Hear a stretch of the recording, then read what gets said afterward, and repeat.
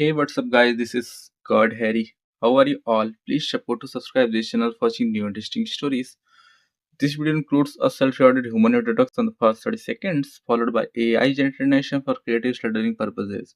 So in this video, we're gonna see what if Harry Potter returned from death to end Voldemort completely. But before we start, if you want more stuff like this, then be sure to subscribe this channel and share with your friends. Now let's start the video. Here is short summary. Victorious but broken, Harry Potter dies after the war, only to be reborn by a phoenix into a world where Voldemort still lives. Armed with future knowledge and ruthless resolve, Harry returns not to fight the war again, but to end it completely. But before we start, if you want more stuffs like this, then please support to subscribe this channel and share with your friends. Let's start the video. A cold wind howled its sadness and despair at the scene below. A castle partly destroyed, abandoned, and hundreds of dead bodies littering the ground, sprawled in a mess with no more regards about whom they once served. Blood was splattered everywhere, dark sky, dark moon mourning the loss of lives. Everything was deathly still. The wind had stopped, making the landscape look eerie and ominous. But nothing frightening was going to appear there. The war was over. It was over for everyone. Nobody had really won, for the losses were too great. A bird flew over the once green land, an unusual bird. A deep cry resonated throughout the air, a sad and desperate melody escaping its throat, trying to find at least one person alive. On the ground, something suddenly moved. A body lying face down was pushed on the side to reveal an exhausted and completely drained dark-haired boy with a peculiar lightning bolt-shaped scar on his forehead. Harry Potter looked around him lifelessly, panting and sagging. He let out a choked sob when he gazed at the body of the person who had been protecting him, Remus Lupin. The werewolf had taken the Avada Kedavra sent out by Tom Riddle that was meant for him, as Harry was using the very same curse on the Dark Lord and broke the Priori Incantatem at the same time. Except that none of Voldemort's followers had taken the chance of running in front of their master to protect him. Voldemort was dead, as well as every other Death Eater, Spy Snape included. In fact, the hardest part to see for Harry was to witness the death of his friends and to see their bodies sprawled on the earth. Dumbledore, McGonagall, Flitwick, even Hagrid, they were all gone. As well as Ron and Hermione, every student who had once attended Hogwarts. They had not been spared. Harry just stayed seated on the ground, unblinking, arms loose at his sides while silent tears made their way down his cheeks. They're all gone. The prophecite was right. One of us was supposed to stay alive while all the others died. He let himself fall backwards and landed with a thud on the cold soil, staring emptily at the weeping sky. It was beginning to rain and he didn't care. What is going on? What has happened? Harry's dull green eyes widened slightly as he turned his head on the side to look at who had just talked. No sound of surprise came out of his mouth and he just blinked at Nagini, who was slithering on the blood-stained grass nearby. Harry had no idea how the damn snake had survived, but if it wanted to bite him and end his miserable life, it was more than welcome to do so. But the bite never came.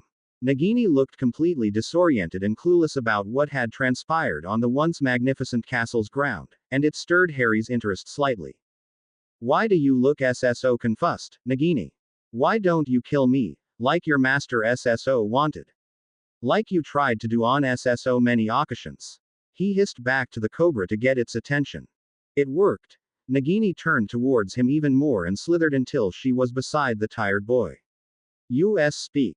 Yet I do not know what you are talking about. All I remember is a man looking at me and muttering something I did not recognize, and then the rest is all just a blur to me. Harry almost scoffed in bewilderment. I can't believe this is possible, he muttered to himself, yet spoke in Parseltongue without realizing it.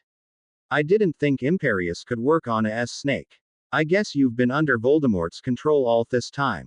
The dangerous snake cocked her head on the side as if she was thinking about what Harry had said. However, she looked up as the dark-haired boy suddenly sat up, a strange piece of wood resembling a stick clutched in his hand. I can't continue like this. I'm all alone, he said desperately, and pointed the stick towards himself.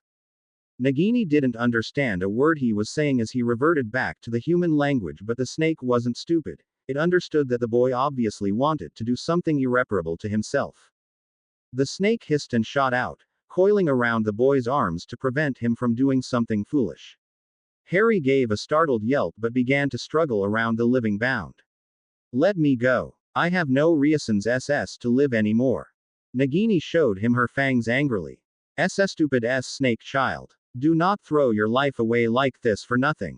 Harry was starting to win against Nagini's hold. The creature didn't want to cut Harry's blood circulation and hurt him even more than he already was. But as the green-eyed boy regained the grip on his wand, a shrill cry echoed right above his head and Fox landed in front of Nagini and him. Of course, Tom's old servant hissed at the phoenix but stopped as she realized that the fiery bird wasn't going to be a menace to her existence. Harry stopped struggling and stared at the phoenix's cheerless eyes. So you're against me too, Fox. Look around you. Everyone's dead. Even Dumbledore. What do you want me to do? Harry asked the phoenix with a distressed and pained voice. The boy who lived again reeled back when he heard a deep melodious voice echo in his head. I could help you get back the things you lost and once held so dearly in your heart. Another chance at happiness, yet you would have to forge it by yourself, not an easy task. Harry got over the realization that it was Fox talking to him. I guess this is how Dumbledore talked with Fox, he thought silently, and then replied softly, enlighten me. The fiery bird ruffled its wings slightly before continuing. Many worlds exist, many parallel dimensions that I am aware of. I could send you there, but you would not be able to return here, ever. It would become your new home forever. It stopped to gauge Harry's reaction and seemed to nod when Harry grimaced. Why would he want to come back here? He was the only survivor of Hogwarts, of this whole damned war. Fox continued his explanation. You do not exist in that world. You were killed as an infant. There is no boy who lived, no hopes, and Voldemort still holds a position of power over the wizarding world, yet he comes out of his hiding place a little more often and shows a more daring and provoking side. You could restart your mission there and forge your own future because, as you already know, you are the only one with the connection to Voldemort, and the only one who is capable of defeating him. Harry nodded without a second thought, his face set in a determined expression and his eyes glowing in renewed anticipation and seriousness. This wouldn't be a field trip, he knew, and he would make damn sure that he would do his job correctly this time and protect this new world as he was destined to do. After all, he had defeated Voldemort here, so he knew how the bastard liked to play already. He knew things that people in the other dimension probably didn't even suspect, and he was damn powerful for a 17 years old, more powerful than any Hogwarts student should ever be. Just give me a second. Harry held his wand high and muttered, Accio. Under his breath. Seconds later, his polished firebolt, gift from his deceased godfather, his old photo album, his invisibility cloak, a pouch of wizard money and his vault key floated to him from the half-destroyed Gryffindor Tower, and surprisingly enough, his faithful owl Hedwig followed Harry's belongings on her own free will. He took the precious objects and reduced their size so he could put them in his pockets and urged the snowy white owl to land on his outstretched arm. I guess I'm ready, he told Fox with a deep and commanding voice. As Harry took a step towards the now flying phoenix, something nudged his heels. Are you going somewhere? Can I come with you? Not many people here speak my language and I do not want to be alone. It is strange, but I also feel as if I owed you my life. I like you, snake child. Harry stared at the pleading cobra and slowly bent down, showing her his half-covered arm. His clothes were in tatters but he would remediate to this later. Nagini hissed contentedly and settled around his waist. As she finally stopped moving, the snake was almost indiscernible with Harry's cloak color. Fox flew over to Harry to let him pet his head one last time, and then it soared above the boy's head. The phoenix's song came in resonance with Harry's wand and the 17-years-old Gryffindor started to glow a reddish color. As Harry started to disappear, he heard Fox's last words of guidance. Do not forget, Harry Potter. In this world nobody knows you and it will be hard to live without attracting too much attention to yourself. You can say whatever you want when you arrive, and can go to Hogwarts or not, it doesn't matter. But remember, some things will be different, as it is a parallel dimension. Good luck, may my other self find you if trouble should arise. Harry felt a great pull, even greater than a portkey, and being too tired and drained to resist after being the target of so many curses and unforgivables, he fell unconscious as Fox's last words echoed around him. Seconds later, the grounds became deathly still again as the phoenix burst into flames. It wasn't a flaming day, however, and from the ashes nothing emerged.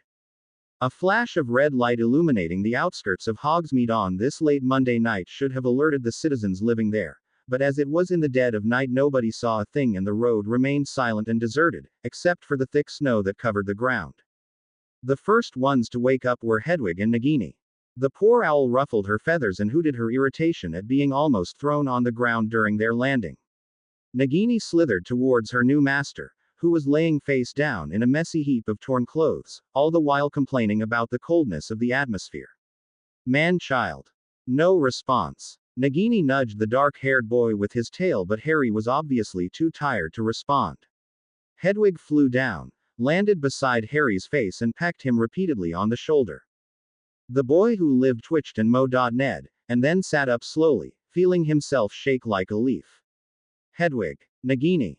Harry looked around with a confused expression and vaguely recognized the place as being the outskirts of Hogsmeade. Even with all this snow, he could see the shrieking shack on the hill further on.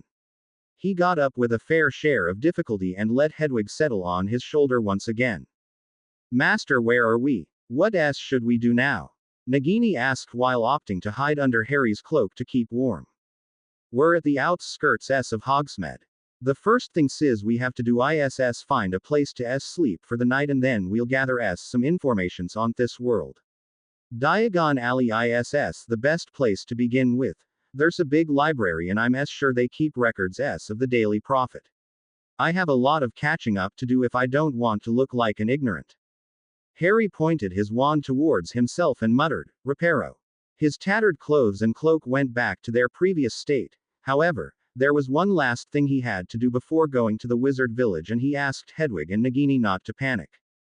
He didn't know who he could trust in this world yet, and he was happy he had learned how to use glamour on his person in the beginning of his 6th year.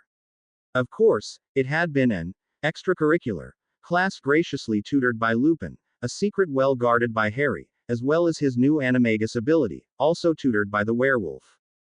It had been a necessity.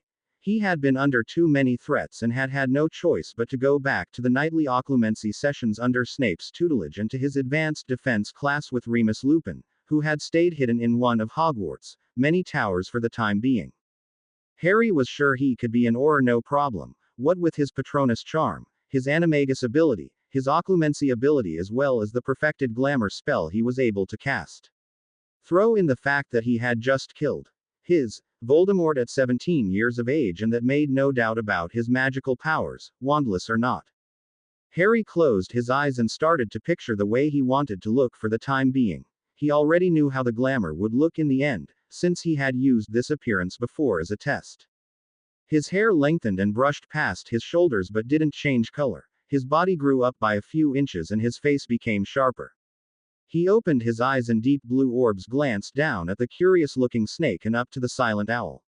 Hedwig recognized this transformation, so she ignored Harry, but it took Nagini a few minutes to get used to it.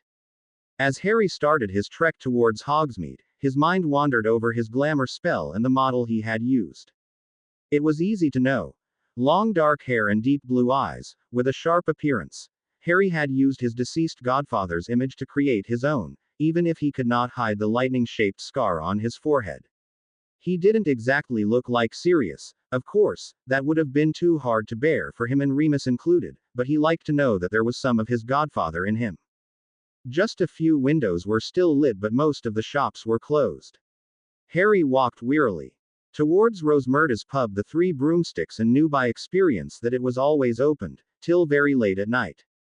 This world was no exception, and it's with an air of confidence that he pushed the creaking wooden door open.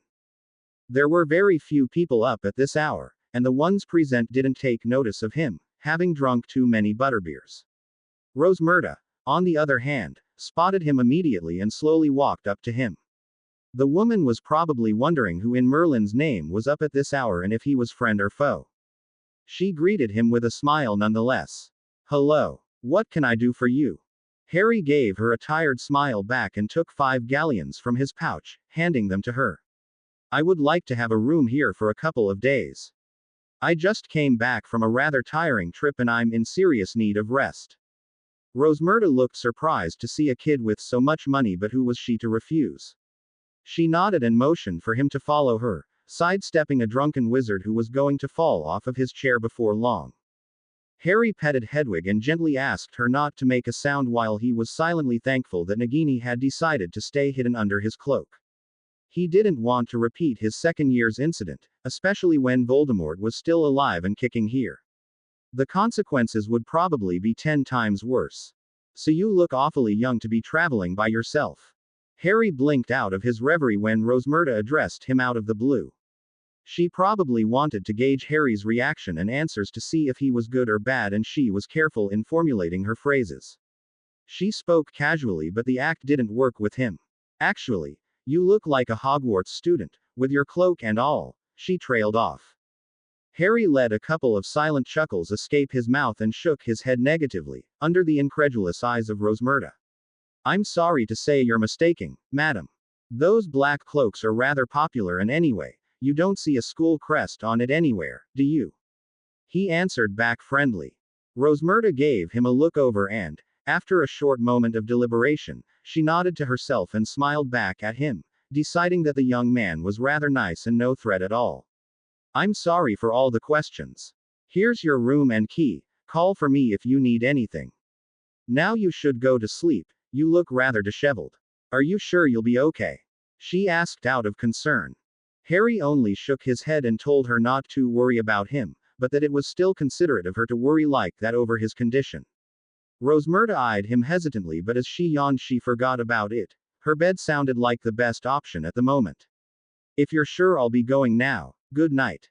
And with that she walked away and down the stairs to shoo the late customers away. Harry closed his door and locked it with both the key and an array of locking spells, also including in the mix a couple of silencing charms. He didn't want anyone to hear Hedwig's hooting, or worse, him talking in Parseltongue, or even worse, him awakening screaming bloody murder because of his still occasional nightmares. Good night, Hedwig. Good night, Nagini. His two familiars fell asleep without further ado while Harry, scourgified, himself. He was too tired to wash himself the long way, and he didn't feel like going to sleep all dirty from the day's early events. He slipped under the bed sheets and fell asleep instantly with the glamour still on, wondering what tomorrow would bring to his companions and him. Harry woke up very late next morning and vaguely wondered why it was so quiet and peaceful in the tavern. Then he remembered he had cast a silencing spell around his room last night, and with a sigh he fell back into bed and used this quietness to his advantage. Here, nobody knew him and he was left in peace, which pleased the boy to no end. He could also do magic without being bothered. In this world he was dead and quite unregistered in the ministry books. Harry glanced at Hedwig, and the white owl was still sleeping on a desk in the back of the bedroom. Nagini, on the contrary, had searched for a source of heat and was now coiled around herself tightly at Harry's feet on the warm bedspread. His mind wandered to his deceased friends and he fought the lump forming in his throat. Ron, Hermione, Lupin, everyone was dead. They were surely alive here, they had to be, but were they the same or were they different? What had happened here? What, in this world, was so different from his? Harry closed his eyes tightly and let out a frustrated sigh as he found himself unable to get some more sleep. He just had too many unanswered questions and hypothesizes roaming in his mind, and the problem was, he didn't feel like blocking his mind with occlumency. He wanted to know the answers. Since sleep wasn't to come by any time soon, he got up and put on his clothes and cloak, silently noting that he would have to buy some new clothes in Diagon Alley. With one last look at his two sleeping familiars, he exited his bedroom and walked down the stairs. Hello again. I was beginning to wonder when you were going to come out of your room. Harry jumped when Rosmerta suddenly appeared behind him with a beaming smile, making the other customers in the room look at him as if he was part of an exhibition. It made Harry uncomfortable, but the owner of the 3 broomsticks merely told him to ignore them. As she said that, the attention on Harry started to recede and soon the atmosphere was back to normal again. Are you hungry? I could make you some breakfast, mister. She stopped and looked at the blue-eyed boy inquisitively. Actually, I never caught your name. Harry seemed startled for a moment, but he quickly covered his surprise with a smile. That's because I never mentioned it. How ill-mannered of me. My name is James, James Evans. Rosmerta put a digit on her chin and looked contemplative for a moment. That's not a common wizard name. But it's a very beautiful name nonetheless. She gave the long, black-haired boy a questioning gaze as a very sad smile played on his lips. It is, isn't it? He ignored Rosmerta's inquiry look and prepared to leave the tavern. Oh, I left my owl in my room and she's very tired, so could you not go in there, please? Poor thing got enough action yesterday to last the rest of the week. He left out the fact that there was also a very susceptible cobra sleeping in his bed and then left the 3 broomsticks when Rosmerta nodded her assent. He's a strange one, that he is, an old wizard grunted out after the boy disappeared from the doorway. Rosmerta nodded with a neutral face. Yes, he is. He came in really late last night, looking all disheveled and tired, asking for a room. I thought he was a student, but he said he didn't go to Hogwarts. Yet, he doesn't look older than 16 or 17. The wizard who had listened to her and the boy's brief conversation looked at the door where the young man previously stood by warily. Maybe he's a trouble student and he ran away from school. Or worse, one of his followers, he whispered to Rosmerta under his breath. The pub owner froze in fear for a moment but swatted the wizard's shoulder angrily. Don't say things like that. And don't you dare alert the Aurors for nothing. If I find something suspicious on the boy, then they'll know about it and interfere. For now he hasn't done anything wrong and I kind of like him already. She went back to her other customers with a huff, leaving the seriously paranoid old wizard sulking in his butterbeer alone. Once he was far away enough from Hogsmeade, Harry raised his wand hand and was relieved to find out that the night bus also existed in this world. Even with all of his abilities, Harry still didn't know how to apparate, and quite frankly, he didn't want to learn how to do it. He hated the feeling of it and didn't dare think about the landings. He was barely able to land on his feet correctly with the darn flow network, so apparating was out of the question. The presently blue-eyed boy gave 2 sickles to, surprisingly, Stan, who was responsible of the night bus even in this dimension. As the huge bus disappeared from view, Harry tried to stay on his feet without being sick and mused about Stan. He's really made out for this job, isn't he? At least some things were still familiar, like Tom, the bartender of the Leaky Cauldron. Many sets of eyes followed Harry's movements suspiciously as he walked to the other side of the room, and he hurriedly tapped the old red bricks with his wand to open the entry to Diagon Alley. The streets were bustling with life and it made Harry relax when no one's attention got riveted on him. Instead of going straight to the library, Harry made a quick detour to Madame Malkin's robes for all occasions and purchased a good amount of shirts, pants and robes, along with a warmer cloak made of dragonhide. He opted for the wizard style and threw his old clothes away immediately. The Dark Lord was powerful in this world and wearing muggle clothing wasn't the best option for those who wanted to stay alive as long as possible. As soon as he set foot outside the store, after a praise from Madame Malkin because of his good looks and choice of clothing, Harry was attacked by a very angry owl. Ow, Hedwig, stop that. The white owl hooted angrily and nipped at his fingers one last time before landing on her master's shoulder. She still looked at him as if she was mad that he had gone out without her, and Harry could almost hear her say, "Where the hell have you been? I've been looking all over for you." Harry gave her an apologetic glance and petted her head. Sorry girl. I thought you would have liked to sleep late. Guess I was wrong. He made his way towards the library and mentally shuddered at the thought of an angry cobra waiting for him back at the 3 broomsticks. He marched in front of the pet store and made yet another detour to get a fat, juicy mouse for Nagini, and he bought one for Hedwig after the owl on his shoulder hooted her indignity. Here, Hedwig. Take your mouse and wait for me on the rooftop. I'll try not to take too long. The owl took the squeaking mouse without hesitation and flew on the rooftop of the bookshop. Harry chuckled at her but soon regained his seriousness. There weren't a lot of people, thankfully, and Harry quickly spotted the old section on the 2nd floor. Harry searched the shelves for the Daily Prophet but sighed frustratingly when he found nothing under this title. Then he eyed a bunch of newspapers with the word Daily on them, so he took one from the old, yellowed pile. The Daily Oracle. Weird, But okay. It must be the equivalent of the Daily Prophet in my world. Harry took the pile that started with the date of his parents' death and sat down nearby, putting the articles on a small wooden table. Daily Oracle. Godric's Hollow attacked. Harry raked his nerves when he read the bold title of the first newspaper he picked up and started to read, mentally repeating himself that this dimension was not his. But learning that his parents had indeed been killed, along with his other baby self, was still hard to bear. But a statement caught his attention, something said by one of the investigators. The 1-year-old baby, one Harry James Potter, curiously wasn't killed by the Avada Kedavra like his parents. There were strangling marks on his little neck, we think were made by he who must not be named in person, as if it had been an act of pure anger and vengeance. Harry pondered on this. Had Voldemort heard about the prophecy? Did the prophecy exist here in the first place? He couldn't just go in the Department of Mysteries and look for the vase that contained the prophecy told by Sybil Trelawney, so he was in the dark there. One thing was for sure though. He would avenge his death. On the other hand, he was relieved and overjoyed to know that Pettigrew had been caught the same night Godric's Hollow was destroyed, and that Sirius had never gone to Azkaban. Harry skimmed each article carefully and read those that were of interest for him only. He came out 2 hours later, all shaken up, but twice as determined to put an end to the Dark Lord's reign of terror again. Hedwig flew back on his shoulder and nipped his ear with affection. The mouse had probably been greatly appreciated, and Harry mentally hoped Nagini would like his. He walked around Diagon Alley for a little while, and when he went back in the Leaky Cauldron's direction, he spotted the Quidditch shop. It was a little late to go in, so he only took a quick peek at the products shown in the shop window.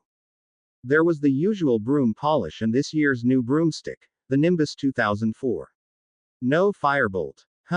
Harry wondered over this fact briefly but didn't waste any time on this matter. He quickly walked out of the Leaky Cauldron after being eyed suspiciously once again and called the night bus, all the while hoping that Nagini wasn't going to bite him in his sleep or do it as soon as he opened the door to his bedroom. Ah, you're back. I was wondering where you were gone to. Oh, your owl found you. She must have been pretty worried about you, then. Rosmerta exclaimed as soon as Harry entered the Three Broomsticks. The blue-eyed boy gave her a smile and nodded, petting Hedwig's plumage in emphasis. Yes, she's always been protective, but I like her a lot anyway. Harry was about to get up the stairs when Rosmerta stopped him. Hey, James, aren't you going to eat? James nodded his affirmation. Yeah, I'll be down in a minute. I have some things to unpack, then I'll come back. Since he looked in a hurry, the tavern owner let him be and went back to her job. Harry almost ran up the stairs and unlocked his door, waving his wand discreetly to put up a silencing charm to cover the loud and angry hissing that was surely going to happen as soon as he opened the door. And he was right. Nagini was waiting for him on the floor, golden eyes looking up at him in ire. It was about time. How dare you go out without me when I pledged my allegiance to you? I do not know what is holding me from biting you. Harry gulped and grabbed the mouse from its box, showing it to the enormous cobra. That quickly shut Nagini up, and the snake followed the mouse's movements with vehemence. Look, I know what I did was wrong, and to make myself forgiven I bought you this little treat. If Nagini had lips she would surely have licked them hungrily, but the cobra seemed to snap out of it for a second and Harry could almost feel the snake's glare on him. But that doesn't excuse what you did. I will follow you everywhere you go and protect you, whether you like it or not. Harry sighed and nodded with a small smile. I don't mind at all, Nagini. I like your company. I just thought you would have liked to sleep a little while longer. I thought Hedwig would also have liked. You can glide up my legs and rest at my wast and armus. Now, I'm going back downstairs to grab something to eat before Rosmerta comes up and force feed me. Nagini continued to follow the movements of the squeaking mouse and seemed to hesitate for a moment. Harry chuckled and let go of it. The cobra didn't waste a second and bit it to poison it. Harry was fascinated by the way Nagini caught her prey, and the wicked thought of the mouse being Pettigrew made him grin darkly. Are you coming, Nagini? Harry held his arm for the snake to glide on, but Nagini looked up at him with a mouth full and round golden eyes. Too bussy. Eating later. Yes, later I will follow you everywhere. Later.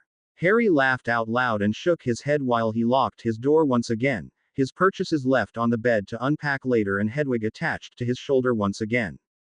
It was now Friday, 4 days after his sudden appearance. The people in Hogsmeade were a little more at ease to see such a young boy walking around, as if the little wizarding town was completely familiar to him, even if the boy claimed that he did not come from here. Every time they saw a snowy white owl fly around, they knew that the boy wasn't far behind.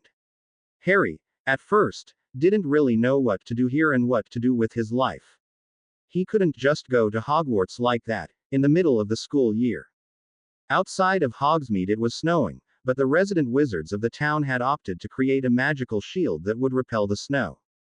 Unfortunately, it was still very cold outside, so Harry always wore his new dragonhide cloak with a warm scarf, which, of course, wasn't the familiar red and gold one. He had also found the perfect idea to occupy his time and be useful not too long ago. Rosmerta had had problems managing the pub with only 2 employees, who were only there to make the food, so Harry managed to make Rosmerta hire him to work at the 3 Broomsticks. She soon found out that James was a devoted worker and it made her job way easier, to her great contentment. James said hello to the regular customers who knew him as he got in the busy pub, coming back from a late errand. Rosmerta accepted the bag with a thankful, yet tired smile.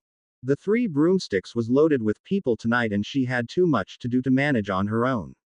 She gave a puppy dog eyes look at James and the dark-haired boy smiled playfully and nodded, going upstairs to change clothes. "I'm sorry, James. I know I said it would be a day off for you, but I can't seem to be able to manage alone tonight. Since I received this new variety of butterbeer, the people can't seem to have enough of it," she explained when James came back with the correct clothing attire, while taking 2 clients' orders at the same time. Nagini had opted to stay in the bedroom upstairs and knew that if Harry was in trouble, she wasn't far away to help the boy. Harry nodded and set his face in business mode. "That's no problem for me.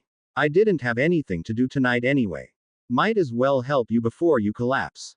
Rosmerta snorted at him but let him deliver the orders to the customers, which he did efficiently. "A new employee. He seems young, don't you think?" Rosmerta jumped at the intruding voice and turned around to gaze at one of Hogwarts' teachers. "Siamara, you startled me. Troubles with the little first years again, hey?" The teacher grimaced and pouted, taking a rather big gulp of her butterbeer. "That's another way of saying it, yeah." She didn't elaborate on the subject, so Rosmerta let her be and walked towards Harry, who was transporting 3 plates at the same time and searching to whom these orders belonged to. "Hey James. Need help?" Rosmerta asked with laughter in her eyes. James rolled his blue eyes but nodded nevertheless. Rosmerta pointed towards the right customers and the dark-haired boy's gaze froze on the last client. Rosmerta waved a hand in front of him and looked at the teacher. "She has cool eyes, doesn't she?" Rosmerta said, referring to Siamara's yellow hawk's eyes. Harry came out of his reverie and blinked, answering with a slow, "Yeah." "Who is she? I've never seen her around before." He faked the curious look perfectly. Interiorly, his heart was beating wildly. It was only his first year flying instructor, but Merlin, it was good to finally see a familiar face from Hogwarts in Hogsmeade. You'll probably see more of her since you work here now.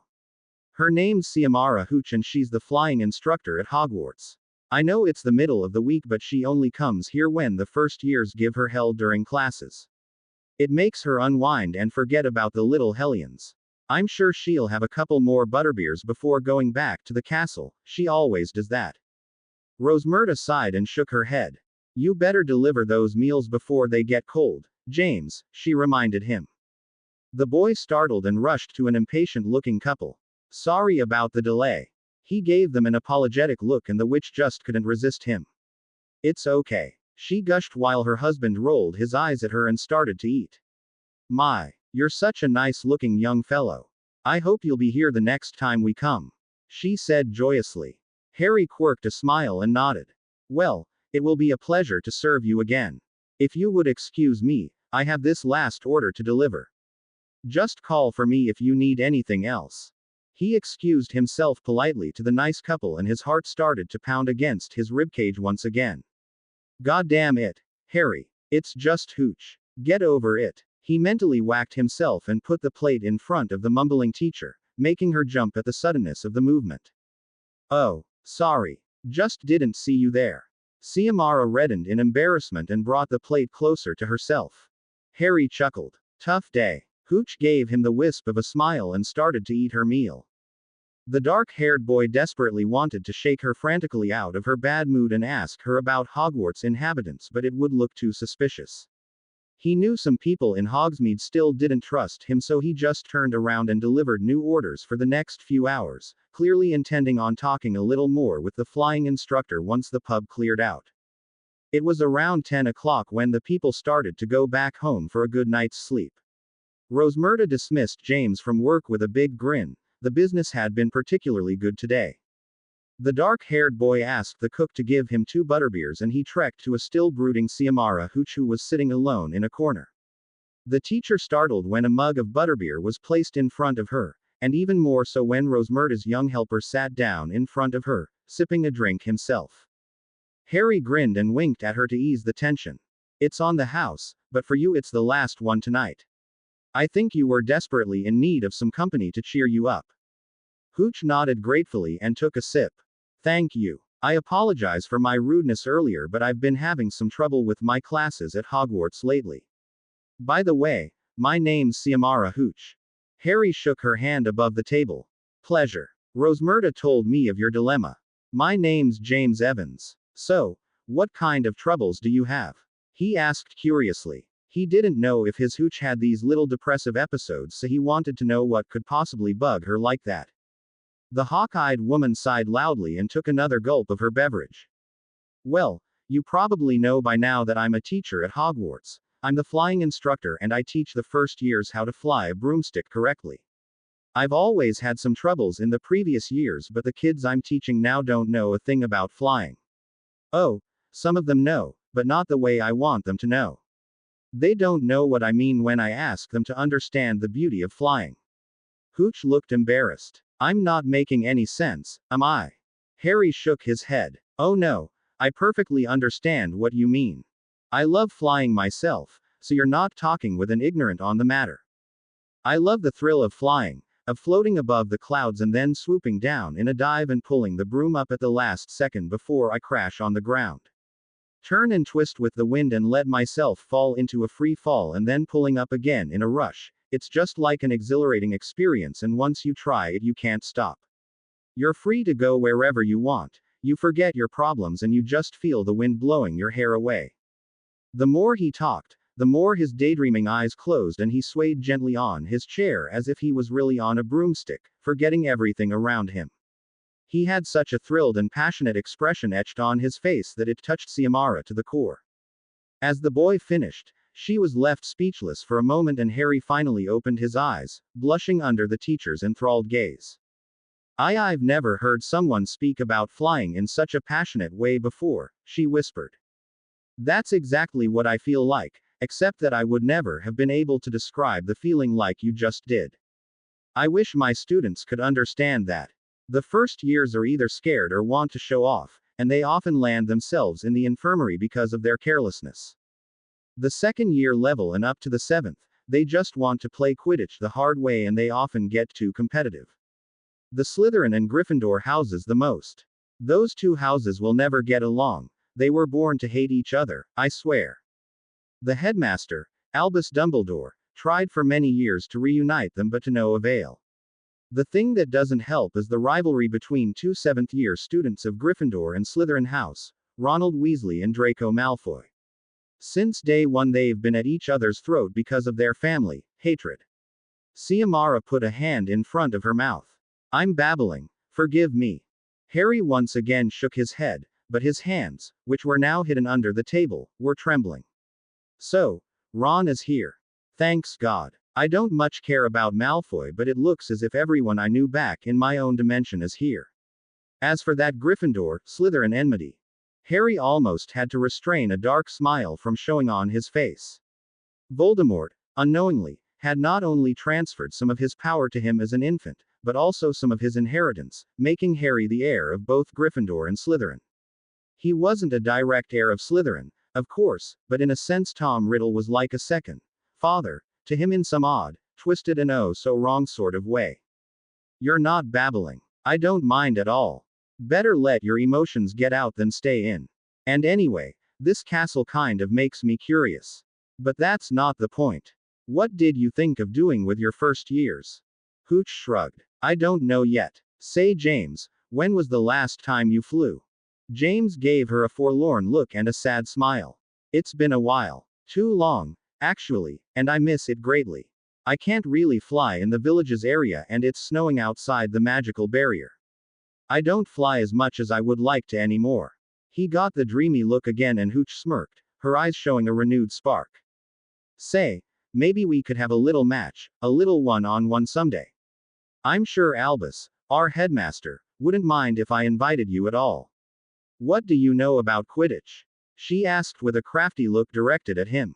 Harry caught on quickly and smirked back with a mysterious glint in his blue eyes. I know enough, that's all you need to know.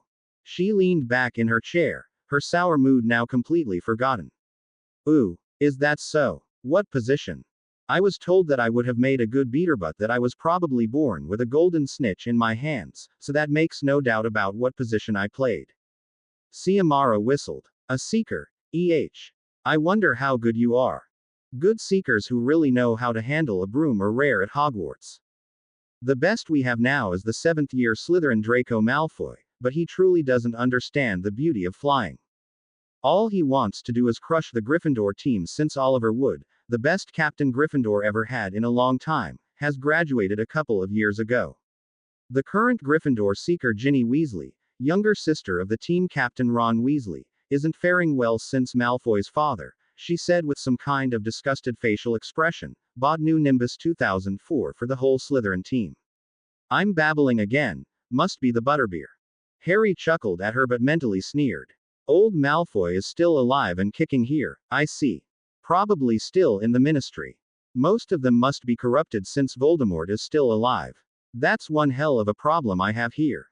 He plastered on a smile when Hooch asked him if he wanted to play a one-on-one against her just for fun, of course.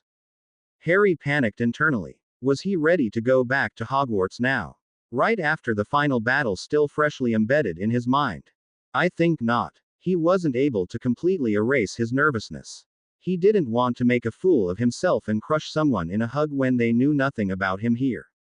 And since he wanted Tom's attention on himself instead of on Hogwarts, it was better to stay as far away as possible for the moment. I'm sorry but I can't. Not right now anyway. There are still plenty of things for me to do here and. Hooch gave him a disappointed look but nodded understandingly. Oh, okay then. But if you ever want to play just come to Hogwarts and ask for me, I'm sure that won't be a problem. With all of that, it was getting pretty late. Hooch yawned loudly and Harry thought it is her cue to go back to the castle. Do you want me to accompany you back? You look a little shaky to me. The teacher shook her head negatively and looked perfectly conscious, if not a little tired, even if she had drank a good number of butterbeers. Nah, I'll be fine. She dismissed the subject with a wave of her hand, but Harry wasn't about to let her go back to Hogwarts alone, especially at this hour, out in the dark and walking the path back to Hogwarts with the Forbidden Forest bordering the trail. If Voldemort was going to attack, as Harry heard he did numerous times, the boy who lived again would be there to give him one hell of a fight. Rosmerta, I'll be back soon. I'm just going to escort Madame Hooch back to Hogwarts. The pub owner nodded, as she cleaned a table. How considerate of you, James. But do be careful on the way. The snow is very thick outside. Harry nodded and omitted to tell the second reason out loud. Voldemort's followers were everywhere. Siamara put on her winter cloak and waited for James to come back downstairs with warmer clothes. He came back with a white owl perched on his shoulder and, unknowingly to the two women, a large cobra hidden under the dragonhide cloak. I'm ready, let's go. The cold wind attacked them as soon as they stepped on the other side of the magical barrier.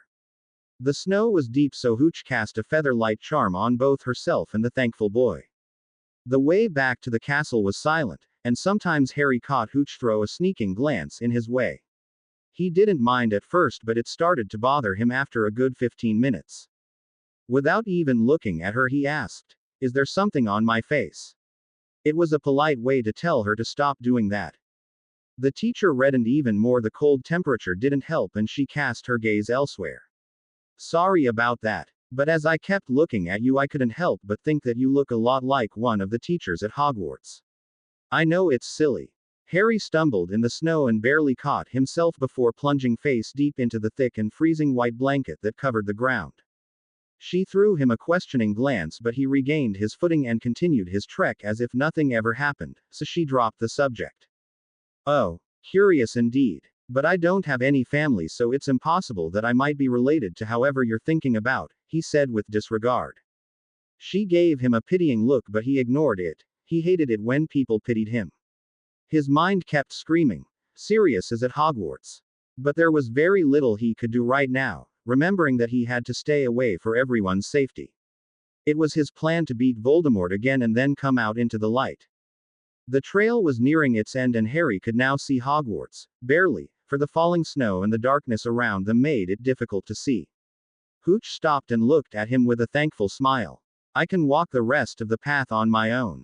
It was really nice of you to accompany me up till here, but now it's you who's far away from Hogsmeade. Harry gave her a reassuring smile and petted his owl. I'll be fine and I have some company anyway. You just take care of yourself on the rest of the way. She nodded. Thanks, James. You're a very nice boy. I hope to see you again soon. And remember, you owe me a Quidditch match. He chuckled at her playfulness, waved and turned around. Hooch watched as he disappeared into the darkness and got back to the castle without any problems. Gone to Hogsmeade again, have you? The flying instructor gasped and jumped in surprise, her hand moving to rest on her chest. Severus Snape. Don't do that ever again if you don't want Poppy to examine me because of a heart attack. She glared at the Slytherin head of house and almost pouted as it had no effect on the potion's master. I swear, Severus, your stocking is going to land me into Street Mungo's one of these days, she muttered while taking off her snow-covered cloak. She quickly cast a drying spell on it before it could wet the floor. She knew how Argus Filch could get when it was a matter of cleanness. Snape looked around in boredom as she huffed at him. Someday you're going to get yourself killed by going to Hogsmeade alone at night. Siamara looked startled and then gave him a teasing smile. Why, Severus, I never knew you cared. The potion's master didn't take the bait at all, being known for his impassiveness, and he sneered at her. Hardly. I was just referring to your behavior, which is intriguingly comparable to typical reckless Gryffindor behavior. With those last words, he walked away with a swish of his robes to stalk more important corridors, leaving Hooch behind, rolling her eyes at his typical Slytherin behavior. Oh, I'll just make you know that I wasn't alone, she said loudly, but she didn't know if he heard her or cared as he rounded a corner and disappeared down another hall. She shook her head with a desperate sigh and went back to her quarters to get some shut-eye. Harry knew by experience that nothing or no one was going to jump on him on his way back. His senses indicated that there wasn't any danger and his scar wasn't throbbing. He discovered, during an experience he had to make after he arrived here, that he was indeed connected with the Voldemort of this world. He had lifted the permanent mental wall he had put on for just a minute and had to close the link once his head started to hurt badly. Voldemort was very much alive here, that made no doubt, but he didn't have a clue that there was a Harry Potter alive somewhere capable of seeing through his eyes, which were still blue instead of the blood-red color Harry was used to since Riddle was alive here. Harry felt something move against his sides and Nagini poked her head out of his left sleeve. Being a snake, she didn't like the cold air, but she was starting to feel alone down there while her master talked with Hedwig. You almost stumbled on the ground a while ago, master. Is there something wrong? I almost came out of my hiding place at that time. Harry looked down at Nagini and sighed softly. Don't worry, Nagini. I was just as shocked by something the teacher said. I told you of Sirius Black a while ago, and that I missed him greatly when he died in my world. Well, apparently, he is a teacher at Hogwarts. The boy smiled sadly, not being able to say more. The cobra understood and stayed silent, wiggling back down the sleeve to wrap around Harry's waist again as a comforting gesture. Rosmerta gave a big sigh of relief when James came back. Finally. I was beginning to grow worried. I hope you intend to have a good night's sleep because it's a Hogsmeade weekend for the students of Hogwarts. The 3 broomsticks will be filled again tomorrow. She then went to bed, dead tired of the day and of the worry the boy gave her until he walked through the door. Harry walked back to his bedroom and fell on his bed with a groan. Damn. I didn't think about Hogsmeade weekends. Hedwig flew back to Harry's desk and Nagini coiled in a tight circle at the end of his bed. Harry tossed and turned the entire night, unable to sleep peacefully.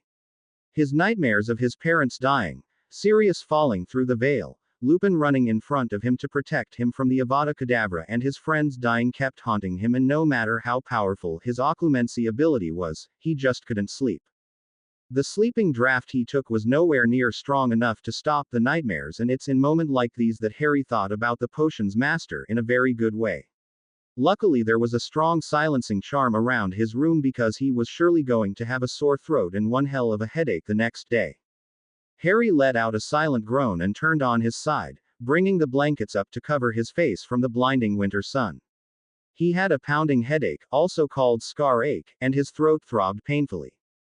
How he longed to have a strong headache-relieving potion and a numbing potion at his disposition, but when he put his hand on the night table to get the bottles, a habit he had gained over the years, his hand found nothing but air, and it didn't contribute in attenuating his already very sour mood.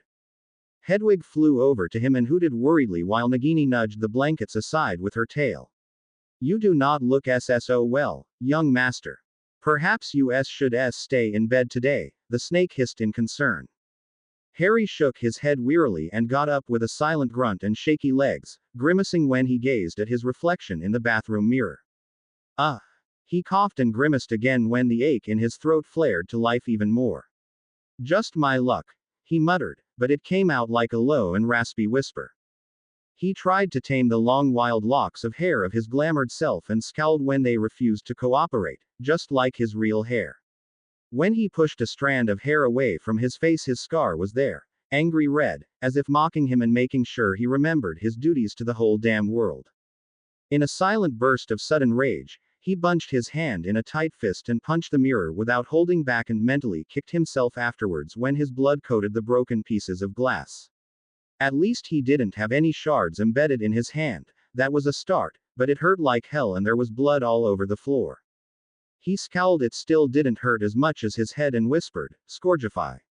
The broken shards and the red drops on the floor vanished. Nagini slithered up to him when she heard the sound of glass being broken and asked herself what had happened to make her master act so viciously all of a sudden. Then, the cobra spotted new drops of blood on the floor, courtesy of the still bleeding hand. You hurt yourself. Do you need help? Harry gave Nagini an empty smile and shook his head negatively. He made himself a homemade bandage and got dressed, putting a heavy cloak on to hide the bandaged hand correctly without it being too obvious. He knew that Rosmerta would need him today more than any other day. It was a Hogsmeade weekend and, for the first time ever, Harry dreaded it. Nagini coiled under his cloak and rested at her usual place around the boy's stomach. Hedwig flew to his shoulder and he walked out of his bedroom tiredly. Rosmerta gasped and fussed over his present state as soon as she saw his exhausted and sick-looking face. James, you look as if you've been cursed into hell and back again. And you're burning up with fever. I knew I never should have let you go out yesterday night. She obviously felt guilty and angry with herself. Harry shook his head back and forth, making her stop in mid-rant. Nightmare, he croaked out softly, his throat incapable of producing any louder or longer phrase. She looked really worried and somewhat curious that a nightmare could have caused him to be like this. I've never heard of a nightmare strong enough to cause such damage to someone's throat before. She looked puzzled, until Harry whispered, silencing charms. Always. That didn't help to ease her worries at all. Why didn't you tell me? She held his hand in hers and didn't notice him wince. However, she did feel a sticky substance slowly coating her hands and quickly let go of his hands as soon as she realized it was blood, his blood. James, what in Merlin's name happened to your hand? He looked downcast and muttered, accident, dismissively. Within a second, a decisive frown marred her face and she gripped his arm, pulling him towards the flow chimney. She put a handful of flow powder into his good hand and pointed a digit in the direction of the fire with a stern face. You, Saint Mungo's. Right now. She left no place for argument and Harry visibly sighed, threw the powder and walked in the green fire. St. Mungo's, he whispered as eloquently as he could and felt the hated pull towards the new destination, Hedwig squawking indignantly as she flew away before the green fire could get her. It would have made a funny sight to see him stumble out of the fire gracelessly if only he hadn't looked so pale and sick. A passing Medi wizard spotted the boy and quickly walked up to him. "Are you all right, young man? You don't look so good." Harry held himself from scoffing rudely and rolling his eyes. That's the understatement of the day. The only thing he whispered was a weak, sore throat, headache, while putting his hand on the designated parts. The Medi wizard frowned and put his hand on Harry's forehead, his eyes widening at the hotness of the boy's brow and at the oddly shaped scar at the same occasion. He gave Harry a quill and a bunch of papers and made Harry sit before the boy fell unconscious or something. "Can you fill those papers? I'll be back in 5 minutes to look after you." Harry opened his mouth to protest, but the look the Medi wizard gave him made Harry close his mouth and mope.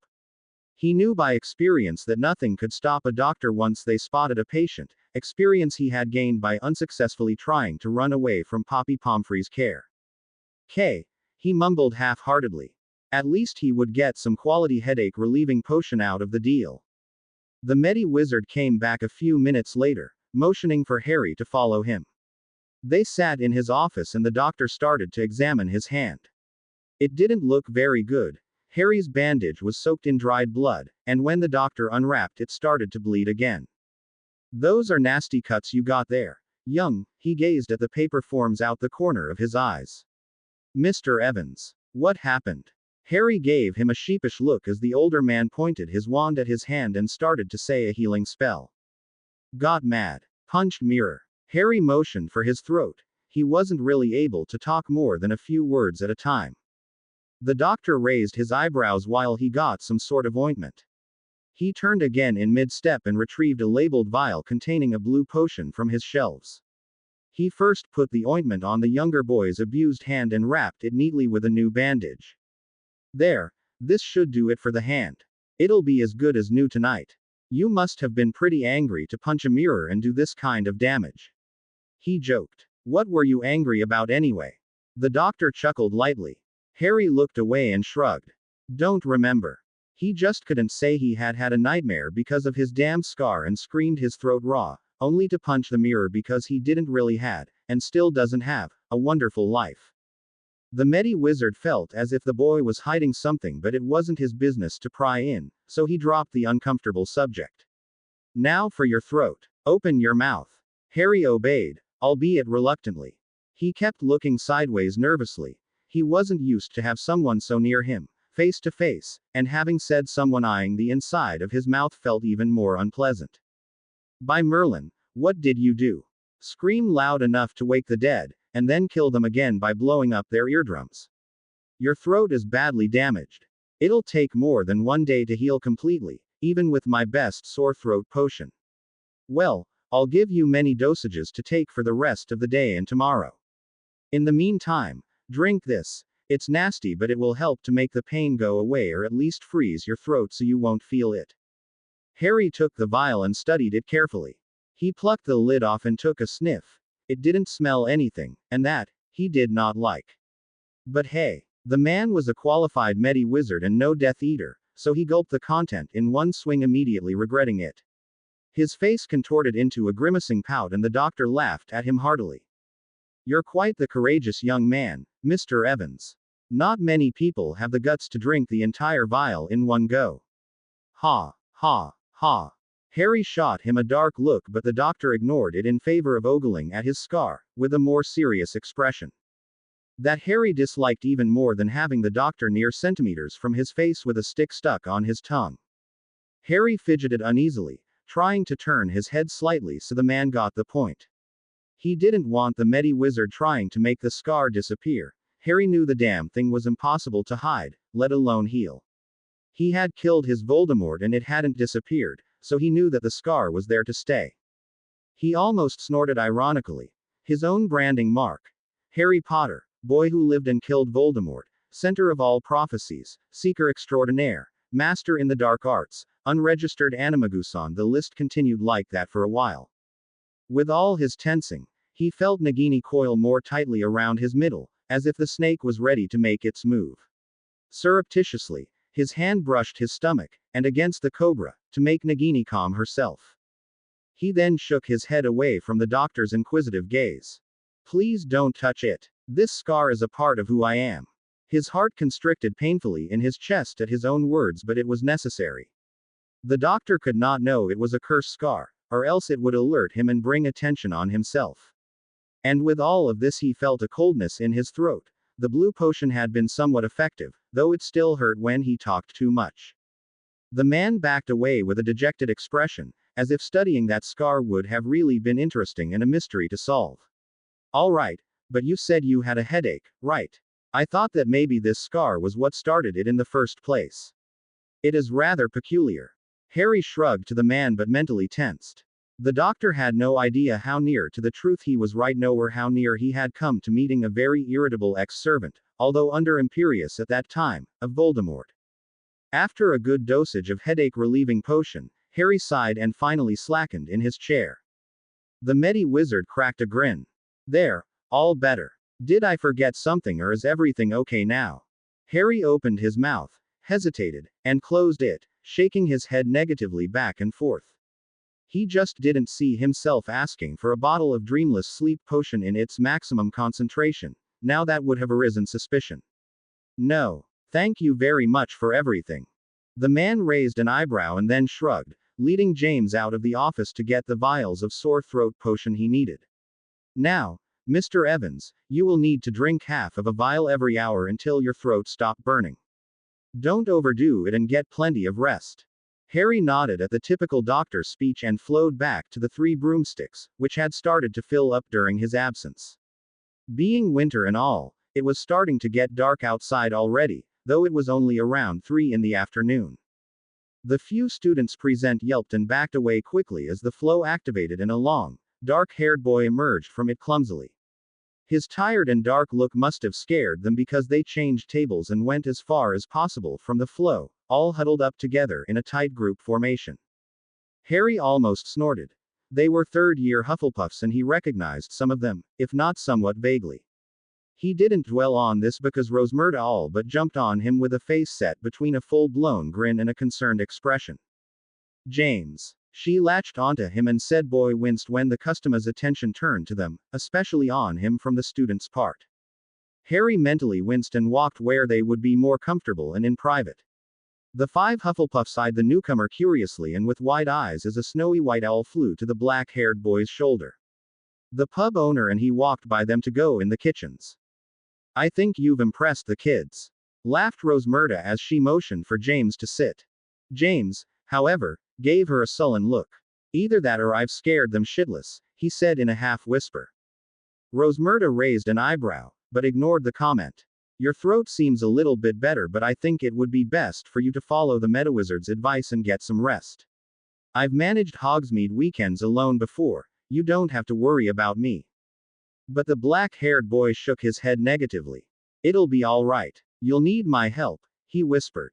Rosmerta sighed, not really knowing what to do. The boy was obviously very tired and could barely talk, but on the other hand the students always asked for a lot of attention. I think I have an idea. Since you really want to help me, I'll let you, but you'll only start at 5. In the meantime, I want you to go back to your room to get some shut-eye, and don't forget to take your medication. And if the work gets too tedious for you, then you'll got back to get the rest you deserve. James opened his mouth, and then closed it soundly, nodding his head. It seemed like a good compromise.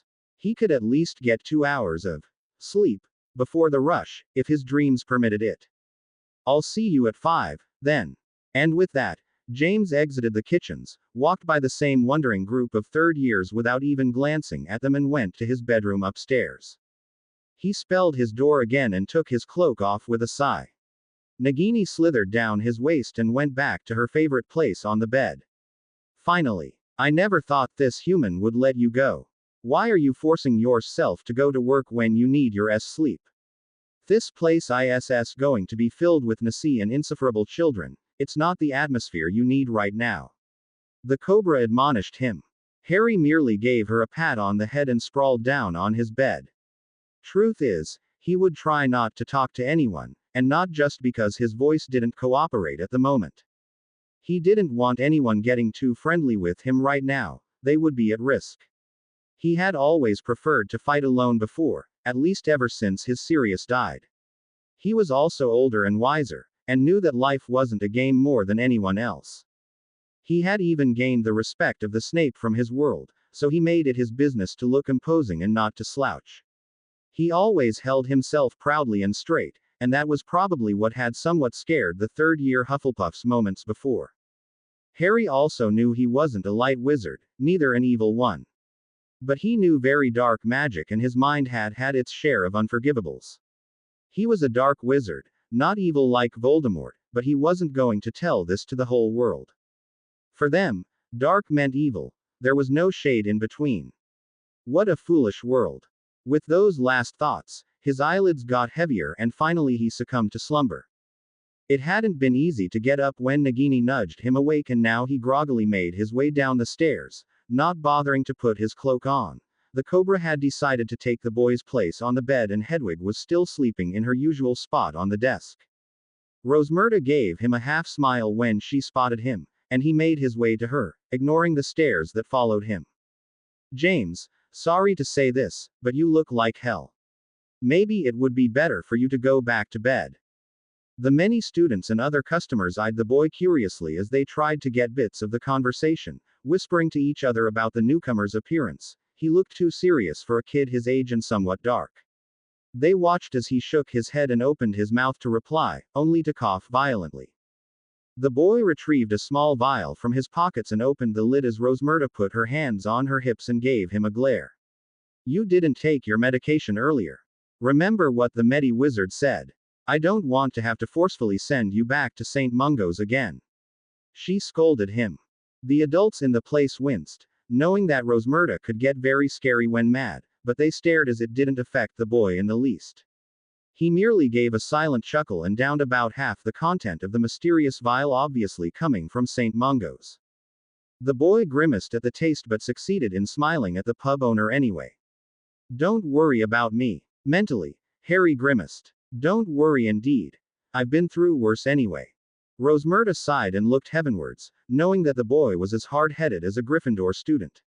Okay. Just deliver these plates to the students in the far corner and come back. There'll be more food ready in just a moment. The boy nodded and took 3 plates at the same time, walking to the far corner of the tavern. Oh, swell, Slytherin students. Just my luck. Harry put his neutral face on as he recognized the green color of the lining on their cloaks, but couldn't tell who the students were or what they were talking about. Probably Voldemort, Harry though with a grimace. Since Riddle was still alive here, he was bound to have more followers. He deposited the plates on the table, intruding in their conversation. Gregory Goyle, Vincent Crabbe and Draco Malfoy, 7th-year Slytherins, studied him carefully and Malfoy glared. Who the hell are you? I've never seen you before here. Harry kept his face neutral, only lifting an eyebrow at the B.O.'s choice of words. Draco Malfoy certainly was more ruthless here, and obviously a Death Eater by the looks in his cold and arrogant gray eyes. But Harry wasn't going to tell him that.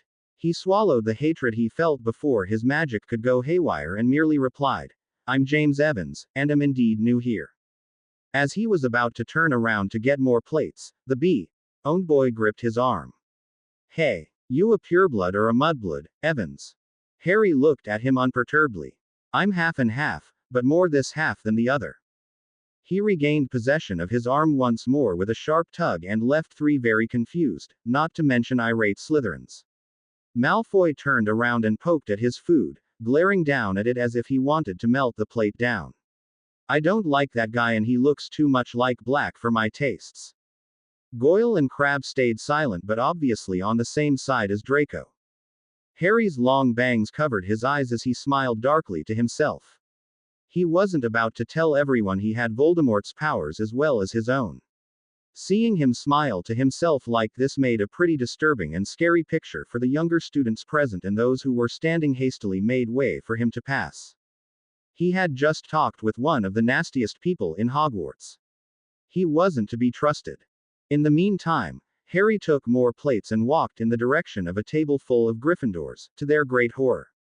As he made his way to them, Harry took his time to look around. No traces of Ron or Hermione anywhere.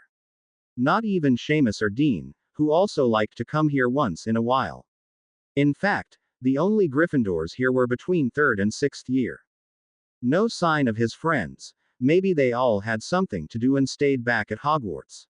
Or it was probable that they decided not to come only because Malfoy was here. Rivaling house animosity, no doubt. But he was happy to see that 6th year Colin Creevey and his younger brother Dennis were here with some of their friends. He put the plates down and gave a small smile to the group. They tensed, but the dark-haired boy was completely relaxed and showed no sign of hostility towards them. Colin gulped and stuttered. Tea thanks. The older boy nodded and, with one last look at them and you're welcome, he fetched some other plates. Are you nuts, Colin? Dennis Creevey gaped at his older brother. Now he'll recognize you wherever you go and maybe even try to kill you. You saw Malfoy talking to him as much as we did. Colin gulped in fear. He knew his brother was being a tad overly dramatic, but that didn't ease the scary feeling in his guts. A Hufflepuff who was with them nodded fervently, eyeing the new waiter with great distrust. Just look at him. He looks so dark, with his fierce gaze and posture. He can't possibly be good. Colin's face became pale and he pushed his plate aside. Thanks guys, you've just spoiled my dinner. I'm not hungry anymore. Let's go back to Hogwarts. They all nodded, all too eager to get out of there. They had the unpleasant feeling, as they paid and walked outside, that deep blue eyes followed their movements until they closed the door. Harry sighed as he gave an old wizard his plate. It's as things should be, for now. Can't get close to anyone. And with that, he continued to give the orders away, until every students were gone, Malfoy and his goons included. Rosmerta smiled at him as he sat down and gulped the other half of the vial. You've done a very good job today. The students were really calm compared to other times. I think your looks scared them. She laughed. But Harry didn't find it funny in the least. He answered absent-mindedly, things are as they should be. Rosmerta gave him a funny gaze. What? Harry snapped out of his reverie and shook his head, got up, yawned and stretched. Nothing. Sorry, I was babbling nonsense. I think I'll go to bed now. The woman nodded while giving him a calculating look. You do that, James. The next 2 weeks passed smoothly for Harry. His days were spent at about the same rhythm. Work, sleep, walk around, and go to Diagon Alley to make some purchases for Rosmerta. Each time he went to Diagon Alley, he didn't miss the chance to go to Florine Fortescue's ice cream parlor even though it was cold outside. It was the best ice cream around. He kept clear of people and people kept clear of him. He had gained the reputation of being mysterious and a possible Death Eater in Hogsmeade, a huge insult for Harry, but at least nobody tried to arrest him since they had no proofs and he had done nothing wrong. He also had Rosmerta's trust on his side. The woman was popular in the wizarding world. He hadn't met any of Voldemort's servants yet, Death Eaters and Dementors included, but he kept himself informed of their whereabouts by means of the Daily Oracle. But Hogsmeade had been silent for too long and Harry felt that it wasn't going to be long before Tom attacked the small village. The students always stayed clear of him during Hogsmeade weekends. Harry had once thought he had spotted Seamus walking in the street, but it was during one of his shifts, so he hadn't been able to go outside to confirm it really was the Gryffindor 7th year. Malfoy had also been avoiding the three broomsticks, to Harry's appreciation. Siamara Hooch kept her habit of coming at least once per week, if only to talk about Quidditch with him. The first-year students had become more skilled on a broom, so her classes were less hectic, thank God for her. But this peaceful life couldn't last forever. The day started as a quiet Sunday of yet another Hogsmeade weekend. Colin Creevey and his friends had decided to go to Honeydukes since their supplies of candies were running low. He was accompanied by his younger brother, as always, and other members of Ravenclaw and Hufflepuff houses. They always walked around in groups, and since they all wanted to go to Hogsmeade, they had decided to go together. Surprisingly, they didn't go to the Three Broomsticks. Maybe it was their fear of the strange boy working there, but spent the whole day lurking around and having some fun. Gladrags, Scrivenshaft's quill shop, Zonko's joke shop, dervish and banjas, you name it. The time passed quickly, and soon they had to go back to Hogwarts before the sun completely set. The group decided it was time to go, but Colin ignored them. He joked around and was having too much of a blast to listen to them and continued to trek around. Luna Lovegood, who was with them at that time, looked at the sky and shivered. You guys, we better go back to the castle. It's starting to get dark out there. Colin will have to wake up from his little fun trip one time or another. We'll just make fun of him when he comes back to Hogwarts yelling at us to wait for him. The others laughed and nodded, all too eager to get out of there. And so they went back to Hogwarts, along with every other student who was at the village. Meanwhile, Harry was being sent to Dervish and Banjas by Rosmerta. One of the magical coffee machines had started to go crazy and spray everyone passing by, so the woman had to put a Petrificus Totalis spell on it to stop it. So now Harry was going to the magical repair shop to get it fixed. The old wizard working there grunted at the dark-haired boy as a welcome and told him to put the machine on the counter. Harry told the repairman what the problem was and the old man nodded thoughtfully. Okay. But I'll have to keep it for tonight. I don't have the time to repair it now. I have to clean the store. Harry looked around and indeed, he hadn't noticed that the shop was in shambles, as if a tornado had passed. What happened here? Harry asked curiously. The man grunted and muttered to himself. It's those kids from Hogwarts. Little messengers of Satan they are. Ran around in the shop just for their own pleasure when they should have gone back to Hogwarts. I saw one of them walk around still just 10 minutes ago, and it's way past his time to go back to the school. He was all alone too, his friends were cleverer than him. He continued to mutter to himself, but Harry wasn't listening anymore. His false blue eyes narrowed into slits, and he walked out of the shop, only to hear people start screaming in fear. A witch almost ran into him and she clutched at his shoulders. They're here. They've been spotted. Go back to the Three Broomsticks, kid. She was completely mad and looked around wildly with a terrified expression. Harry detangled himself from her tight hold and kept his calm. Who's been sighted? He asked with a frown and a sudden foreboding feeling. The Death Eaters. Ah. And with one last scream she ran away to find shelter in her house, leaving a worried boy behind. Death Eaters had been sighted, but they weren't in Hogsmeade, as it seemed. So that only meant one thing. They were on their way to Hogwarts. What about the student that was traveling alone not too long ago? Was he on his way back to Hogwarts as well? The simple thought of it made Harry stop thinking and dash towards the trail leading to the castle, the trail situated right next to the Forbidden Forest. Merlin, I hope I'm not too late. He prayed, and fastened his cloak and his hood tightly. He felt the sudden freezing air attack his senses as he ran through the shield around the village, and he disappeared through the thickness of the night, forgetting about Hedwig and Nagini, who were waiting for him at the Three Broomsticks. Colin shivered for the 10th time and dared to peek a nervous glance behind him, hitting himself mentally for not listening to the others. He desperately wanted to walk faster, but the thick snow and the cold made it impossible. His Gryffindor courage had deserted him a while ago, with good reasons, and he yelped in fright at any suspicious sound that came out of the eerie forest. A twig snapped and he froze, his body taut and his shaking hand slowly lowered to get his wand. But as soon as he retrieved the piece of wood and brought it to eye level, he was hit by the Expelliarmus spell and screamed as he was thrown back into a tree with such a force that he blacked out. As a result, he didn't hear the dark chuckles that echoed in the chilling atmosphere. Harry heard the scream all too clearly, which confirmed his fear. He tried to run faster but cursed loudly as the snow slowed him down. Ah, this. He muttered darkly and transformed into his counterpart Animagus form, swiftly soaring through the air to the endangered boy with a renewed determination. The two Death Eaters advanced on the unconscious boy with a sick eagerness. What a foolish little boy we have caught. And a Gryffindor, too. What should we do with him? Kill him now or bring him to our Lord? The first one asked while he fiddled impatiently with his wand. His accomplice chuckled darkly. How about we torture him first? It's a good compromise.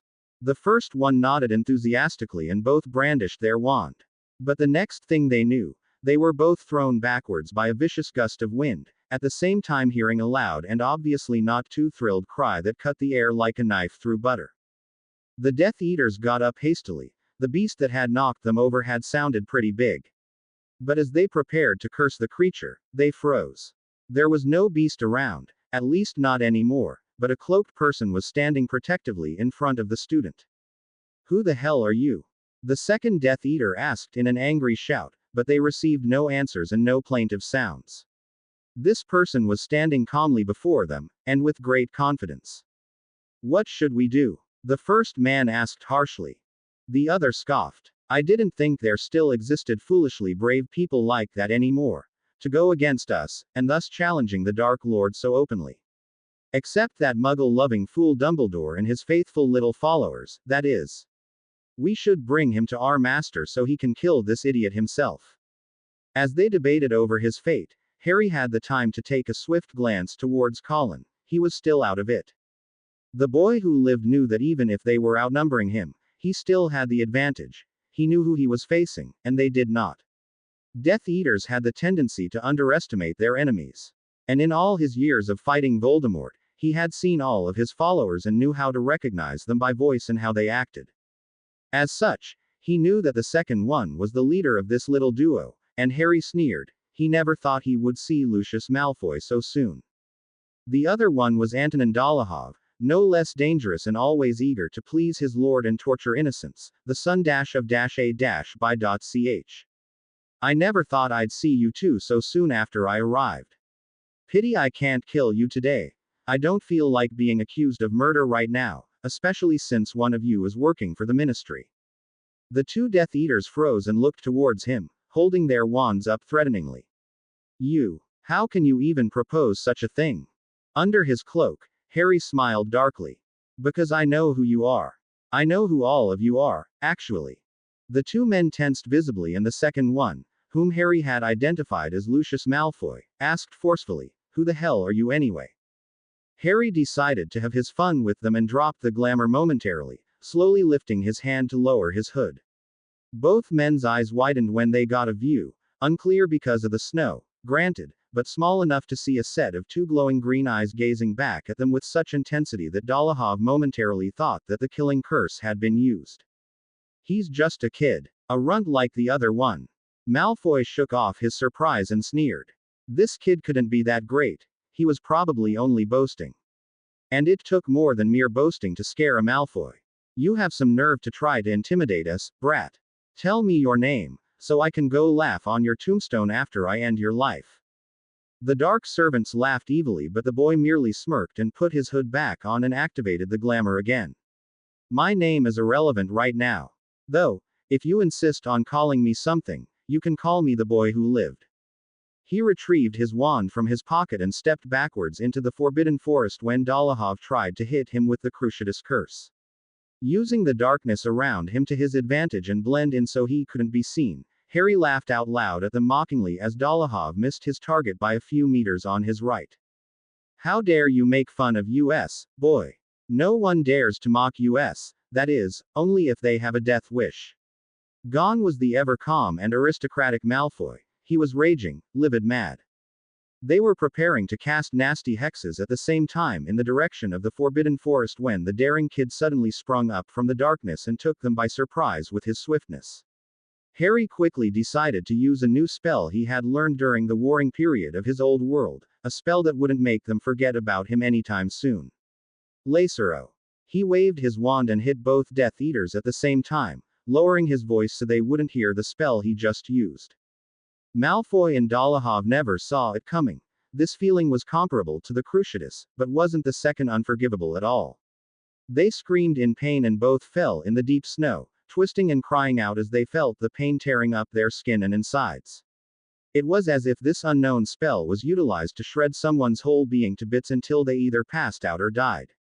Harry smirked sadistically, a trait he had gained from facing Voldemort and seeing him do it so many times.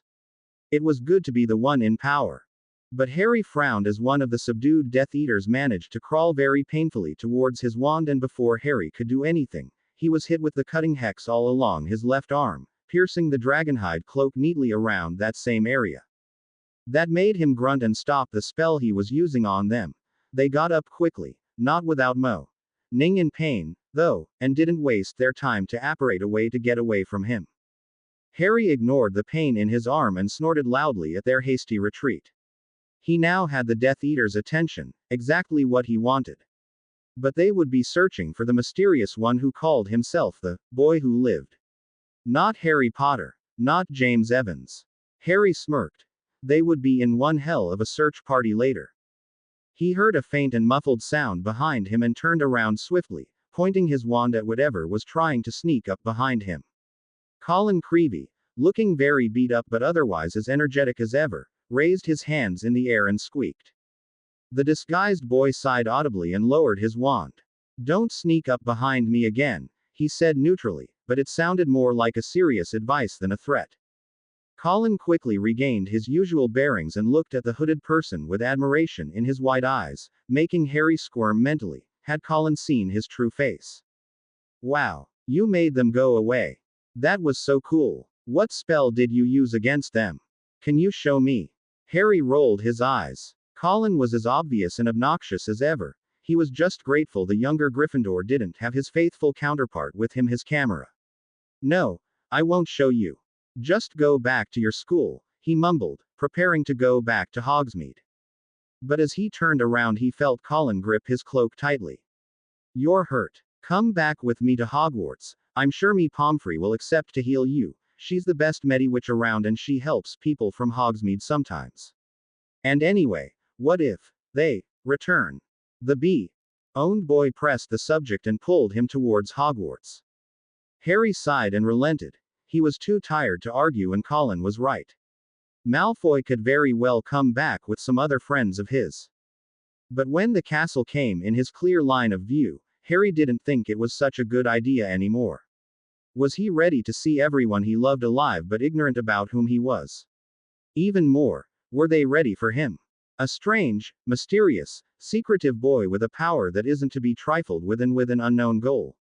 A boy that behaved somewhat darkly and had the personality of someone who had seen too many deaths and fought more than his young age would normally allow.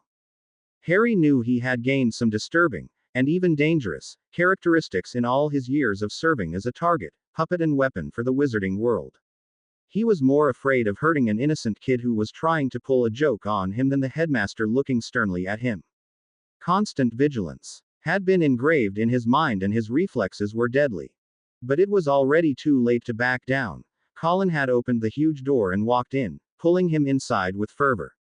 The young Gryffindor squeaked nervously and stopped suddenly in his steps, making Harry almost walk into the other's back. He looked at what had caused Colin's surprise and was surprisingly not shocked to see the headmaster, Severus Snape and Minerva McGonagall looking at their charge with relief, and then at him with sudden wariness. 20 points off Gryffindor for disrespect of the rules, Mr. Creevey. The curfew for Hogsmeade weekends is 5 o'clock, is it not? Severus Snape asked with a sneer. Harry didn't know if this Severus Snape could be trusted, but it felt good to see the potions teacher act like Harry was used to see him act. The boy gulped under the potions master's intense gaze and stuttered his explanation nervously. Well, Professor, Colin started nervously, and Snape was about to snap at him when Albus interfered, the twinkle Harry was used to seeing almost non-existent in the old eyes. "What happened, Mr. Creevey? You look quite ruffled." I was attacked by Death Eaters." Albus' eyes narrowed, as well as Snape's, but Minerva gasped in fright. Before she could start to fuss about his well-being, Colin continued, this time pointing enthusiastically towards the cloaked stranger. "But he saved me. I was unconscious because I was thrown into a tree, but when I woke up I saw him throw a spell at them both and they fell in the snow, screaming like mad. And then one of them was able to get his wand and he threw the cutting hex." Colin remembered and stopped in mid-phrase, turning towards his savior. "You got hit pretty badly by the cutting hex. I almost forgot. It must hurt so much." Harry blinked, just now remembering about the throbbing ache in his left arm. "I brought him with me so me Pomfrey could heal him. Please, Professor Dumbledore. Punish me if you want, but help him. He saved my life back there." Colin asked with a desperate tone of voice. The headmaster smiled softly. "Mr. Creevey, you don't have to beg. I'm not the kind of person who will let people suffer. And you will come with us to the infirmary so Poppy can check you up at the same time. He then turned towards the newcomer. I thank you for saving Colin. These times of war are dangerous and we can't afford to lose any of our precious children who will create their own future someday. Albus bowed his head. Harry lowered his hood and bowed back silently, his eyes held downcast and his facial expression serious. When he looked back at them, he didn't miss Albus. Snape's and Colin's eyes widened slightly and Minerva gasped silently. He knew he would get these expressions. He did look like Sirius, if only slightly different and quite younger. What? They all rasped their throat and looked elsewhere. Dumbledore motioned for Harry to follow him and they all trekked quietly towards the infirmary. You look like one of my teachers, Colin whispered disturbingly, walking beside him just to evade Snape's unsettling glare. Harry raised an eyebrow but didn't comment. Mr. Creevy is right, you know. You do look a lot like our Defense Against the Dark Arts teacher, Sirius Black. What is your name, young man? The headmaster asked curiously, trying to seize him up. I get that a lot from the people in Hogsmeade. I'm used to hearing this. Anyway, my name is James Evans, he answered softly. Snape sneered at the obvious Muggle name. Well, Mr. Evans, you look quite young to be out of school. And what were you doing on the trail between Hogwarts and Hogsmeade at this hour for starters? It's almost 9:30. The potions master was obviously trying to pull one of his intimidating tricks to make him spill his secrets, but it didn't have any effect on Evans. My old school was destroyed, so there's no point talking about it. I'm 17, but I think I know enough to survive. I found myself a job at the Three Broomsticks a couple of weeks ago to occupy my time. I was in the repair shop when the owner told me that a kid was still wandering around just 10 minutes ago, and when I walked outside the shop, people were screaming that Death Eaters had been spotted. The black-haired boy shrugged. I guess I reacted on instinct. Snape didn't seem to find it funny that the stranger had answered all of his questions, but he kept quiet. There was an aura around him that he found troubling. The headmaster had probably already felt it, but the only thing they could do was stay on their guard until they got confirmation from Rosmerta. Dumbledore asked Colin and James to sit down on a bed and he called the matron. What's going on, Albus? Who hexed who this time, and at this hour? Malfoy. Weasley. Poppy Pomfrey arrived but lifted her eyebrows when three solemn adults, 16 years old Colin Creevy and a boy she had never seen, gazed back at her. The corners of Albus' mouth quirked up a bit at the mention of Malfoy and Weasley. Those two hated each other with a vengeance and always landed themselves into the infirmary after a confrontation. Harry stayed quiet, even if his heart started to beat faster at the mention of his dead best friend. No, he doesn't know who I am, here. He's not the same Ron. He told himself. They've been attacked by two Death Eaters, Poppy. Well, Mr. Creevy has been attacked, and Mr. Evans right here apparently saved his life. Can you take a look at them, please? Albus asked, ignoring the nurse's gasp at the mention of another attack on a student. She rushed towards the two boys and started to fuss over Colin. After a couple of minutes, and a couple of, ow. From the owned Gryffindor, when she touched the back of his head, she tutted and muttered a healing spell with her wand. The bump deflated and Colin sighed in relief. She gave him a small vial of headache-relieving potion and he drank it without being asked twice. Mr. Creevy has the permission to go back to his dormitory. It was a nasty bump but nothing too serious. Now it's your turn, mister. The black-haired boy smiled very faintly. His eyes were hollow and tired. James Evans, Madame Pomfrey. I'm sorry to cause you such trouble at this hour. Poppy nodded but refused to believe he was causing her trouble. He had just saved one of the students from the Death Eaters, for Merlin's sake. What was he apologizing for? It's no trouble at all, Mr. Evans. It's my job to heal people. Now let me take a look at this arm, will you? Mr. Creevy said you were hit by a cutting hex. James nodded and started to take his cloak off, a twitch of his eye the only sign of feeling something from the movement. No wince, no hiss, no mow. N of soreness, surely it couldn't be that bad. Colin was trying to steal a look over Poppy's shoulder at the wound, oblivious as ever. But Snape, Dumbledore and Minerva, even if their demeanor was relaxed, were waiting for him to uncover his left arm with all the seriousness in the world. Harry sighed silently, put the cloak aside and took off his sweater, but not without difficulty. His left arm was literally soaked in blood, but Severus told himself that sometimes cuts could appear worse than they actually were. But as Poppy disinfected the cut, even he had to stare at the impressive wound. Dumbledore and Minerva looked as shocked at the others, but managed to nod imperceptibly to each other. Other than the bleeding gash, the arm was unmarked. They truly relaxed and let Madame Pomfrey do her work.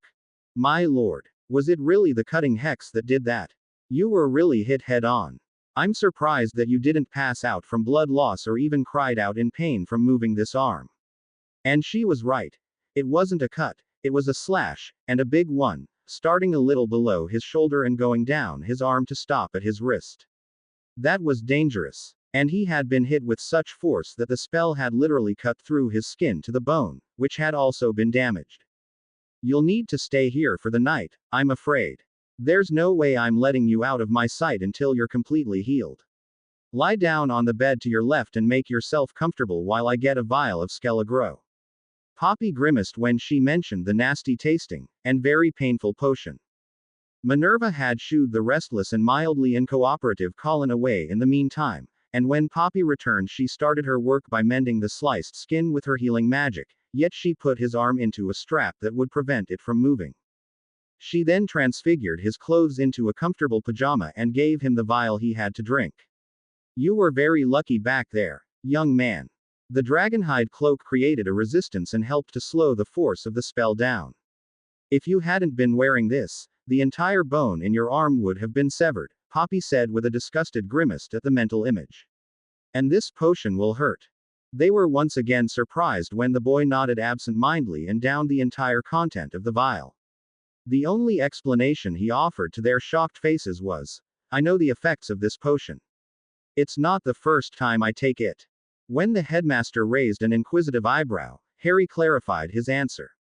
It was in my second year in my old school. We had a real incompetent fool as a defense teacher, and when I broke my arm during a Quidditch match, the idiot didn't wait for the nurse and tried to put my bones back into place. Instead, he made them completely disappear. I don't remember how many doses of Skelegro I had to take, but it did hurt like hell. This gash will be nothing compared to it. Poppy shook her head and tutted again at the mention of someone other than a medi-wizard taking care of a patient. The black-haired boy started to yawn and he leaned into the bed. Poppy shooed the 3 other adults out of the infirmary and told them it would be best for them to go to bed. She was very tired herself and she didn't feel like awakening all grumpy next morning. With one last look at the boy in the bed, she knocked the light out and went to sleep herself. Harry opened one eye and, when he was sure that no one was around, he cast a silencing spell around his bed. This done, he finally succumbed to sleep. Harry woke up with a groan in a very familiar environment and with a very familiar face looking down at him with scrutiny. Madame Pomfrey bustled around him, prodding him absent-mindedly and asking him if this or that hurt. I'm fine, Madame Pomfrey, the boy said exasperatedly with a heaving sigh, and tried to sit up to prove his point.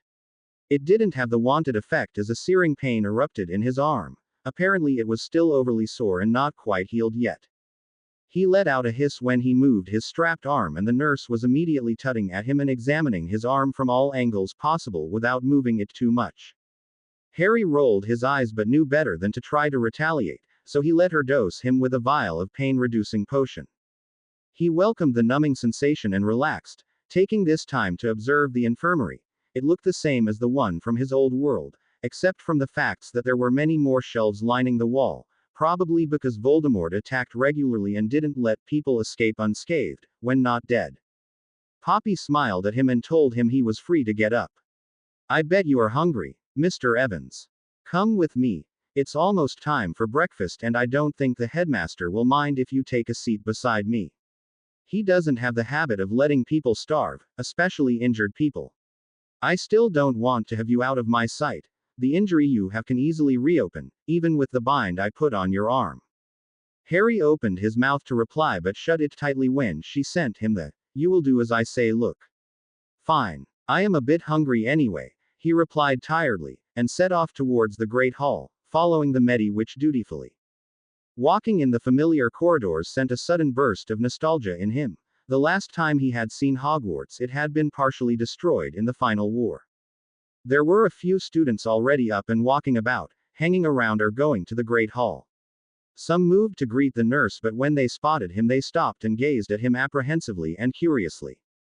Poppy seemed to think it was necessary to make a long detour and make this a small visit of the castle, explaining which class were on what floor and whatnot. Harry nodded distractedly. He knew all of this already, but he didn't want to appear rude or all-knowing about Hogwarts. By the time they reached the Great Hall, it had already filled up by more than half of its populace. Nobody really noticed him or the nurse as he tried not to stare and stop his legs from giving away at the entrance of the immense dining room. But when Colin noticed him, the bee-owned Gryffindor smiled a smile that reached his ears and he waved madly at him. James. James. Poppy laughed as James winced and tensed at the sudden and visibly unwanted attention. Everyone's attention turned to him and he straightened, setting his face in a neutral expression. Oh God. Harry mentally choked and tried to hold back his tears. Serious. It's serious. He's there. Oh God. In one piece. Alive. He's looking straight at me. Oh God. Is that Remus? He was in total shock. Even with his occlumency abilities, he was unable to get his breathing to get even, though he did not appear restless at all to the BPDI. Indeed, Remus Lupin was sitting right beside Sirius, and both were looking at him strangely, although guardedly. Colin all but assaulted him when he walked by the younger bee-owned, until Madame Pomfrey had to push him away. The numbing potion had its limits and Colin was prodding him a little too much for his tastes. James. You're okay. You heal pretty fast, don't you? That wound the Death Eater gave you was pretty bloody. The other Gryffindors who usually hung out with Colin looked at him as if he was crazy. It was that mysterious dark-haired boy from the Three Broomsticks. What was Colin thinking? Dennis Creevy walked warily towards his brother with an uncertain look. Death Eater. What happened yesterday, Colin? You never told us. The oldest brother was about to reply when Madame Pomfrey huffed and pulled James by his good arm towards the teacher's table. Why don't you sit down and eat your breakfast, Mr. Creevy? Mr. Evans may heal extraordinarily fast, but he's not impervious to everything. You can tell your friends how deep in trouble you were yesterday because of your little jaunt. Colin blushed furiously and sat down, muttering, sorry, under his breath. Harry never thought his heart could beat so wildly. Not even against Voldemort had he been that much under the assault of adrenaline. Madame Pomfrey merely smiled as if nothing was wrong, totally oblivious to the discomfort of the boy she dragged behind her. As they walked behind the head table and consequently Severus Snape, the potion's master barely even acknowledged him, which made Harry look heavenwards. He was still the same here, it seemed. Albus, he woke up not too long ago and I gave him the permission to get up. Can he have a place beside me? I don't want him to leave my side just yet, Madame Pomfrey asked the headmaster. Albus nodded with a small smile and transfigured another chair for James to sit in. Of course. You must be hungry, Mr. Evans. Eat all you want. It's the least we can do after what you did for Mr. Creevy yesterday. James held his breath, sat down and nodded imperceptibly. Thanks. Harry found his voice had almost deserted him and he fidgeted under the many stares he was still getting, which made his stomach churn. He wasn't so hungry anymore, all of a sudden. He could feel Sirius and Remus spying at him out the corner of their eyes and his heartbeat accelerated still. What happened to Mr. Creevy yesterday? Sirius Black asked Albus. It was his chance to gaze at the newcomer who looked almost like him. Remus also found this fact disturbing and he wasn't the only one. Harry tried to relax and rein in his magic and stop his heart from beating so loudly. Surely the werewolf could hear his heartbeat no problem, but if he did he never commented on it. They could hear tidbits of information coming from the loud Colin Creevy at his table, who was certainly telling his friends what had happened to him yesterday with all the details he could remember, and Harry could see that he was receiving even more stares from the students who were listening to the tale. He couldn't stand it and threw a nasty scowl at them. It made the kids look back at their table, a slight fear present in their eyes. He felt someone else glance at him from his side only to look at Severus Snape, who had an inquisitive eyebrow lifted at him with a wary expression. Harry ignored it with another scowl. Albus was unmindful of all this silent communication and of the sudden stiffness in the air, and he opened his mouth to answer the defense teacher. Well, James, it is you. I can't believe it. They were all surprised to see Xiomara Hooch come out of the side entrance and call out the boy's name in such an outgoing manner. She strolled to him with a wide smile and slapped his back. You devious boy, you. You never told me you were coming. Oomph. Harry winced when she slapped his back. His arm had received the repercussions of the hit and throbbed rather painfully. Pomfrey was pushing the flying instructor not 2 seconds later and taking off his bandage to see if there was any damage, and the nurse sighed thankfully when the wound didn't reopen. On the other hand, the teachers were ogling at the scarred slice on his arm with wide eyes. Xiomara was speechless. Okay. I don't think you're here for that Quidditch match you owe me, right? James gave her a look and, feeling self-conscious, he put the bandage back on. Sorry, Madam Xiomara, but that Quidditch match will have to wait, the boy answered with a slight humoring tone. How do you know each other? Xiomara turned towards Severus Snape with a raised eyebrow. Severus, remember that time when you saw me come back from Hogsmeade really late and scared the hell out of me? I told you I hadn't been alone, but you were already gone to scare more people. James here was the one who accompanied me back to Hogwarts. He works at the Three Broomsticks. Minerva let out a breath she'd been holding. Dear Merlin, is it your job to accompany people back and forth between the village and the school, Mr. Evans? James scoffed at the small joke. I was merely being courteous. Death Eaters don't scare me, they haven't for a long, long time. Silence followed this statement. Nobody really knew what to make of this, and the atmosphere tensed again. Sirius reopened his mouth. About what happened yesterday, he let his phrase trail, a silent question Dumbledore had yet to answer. The headmaster raised an eyebrow towards James. Actually, it is a question you should ask to this young man here, not me.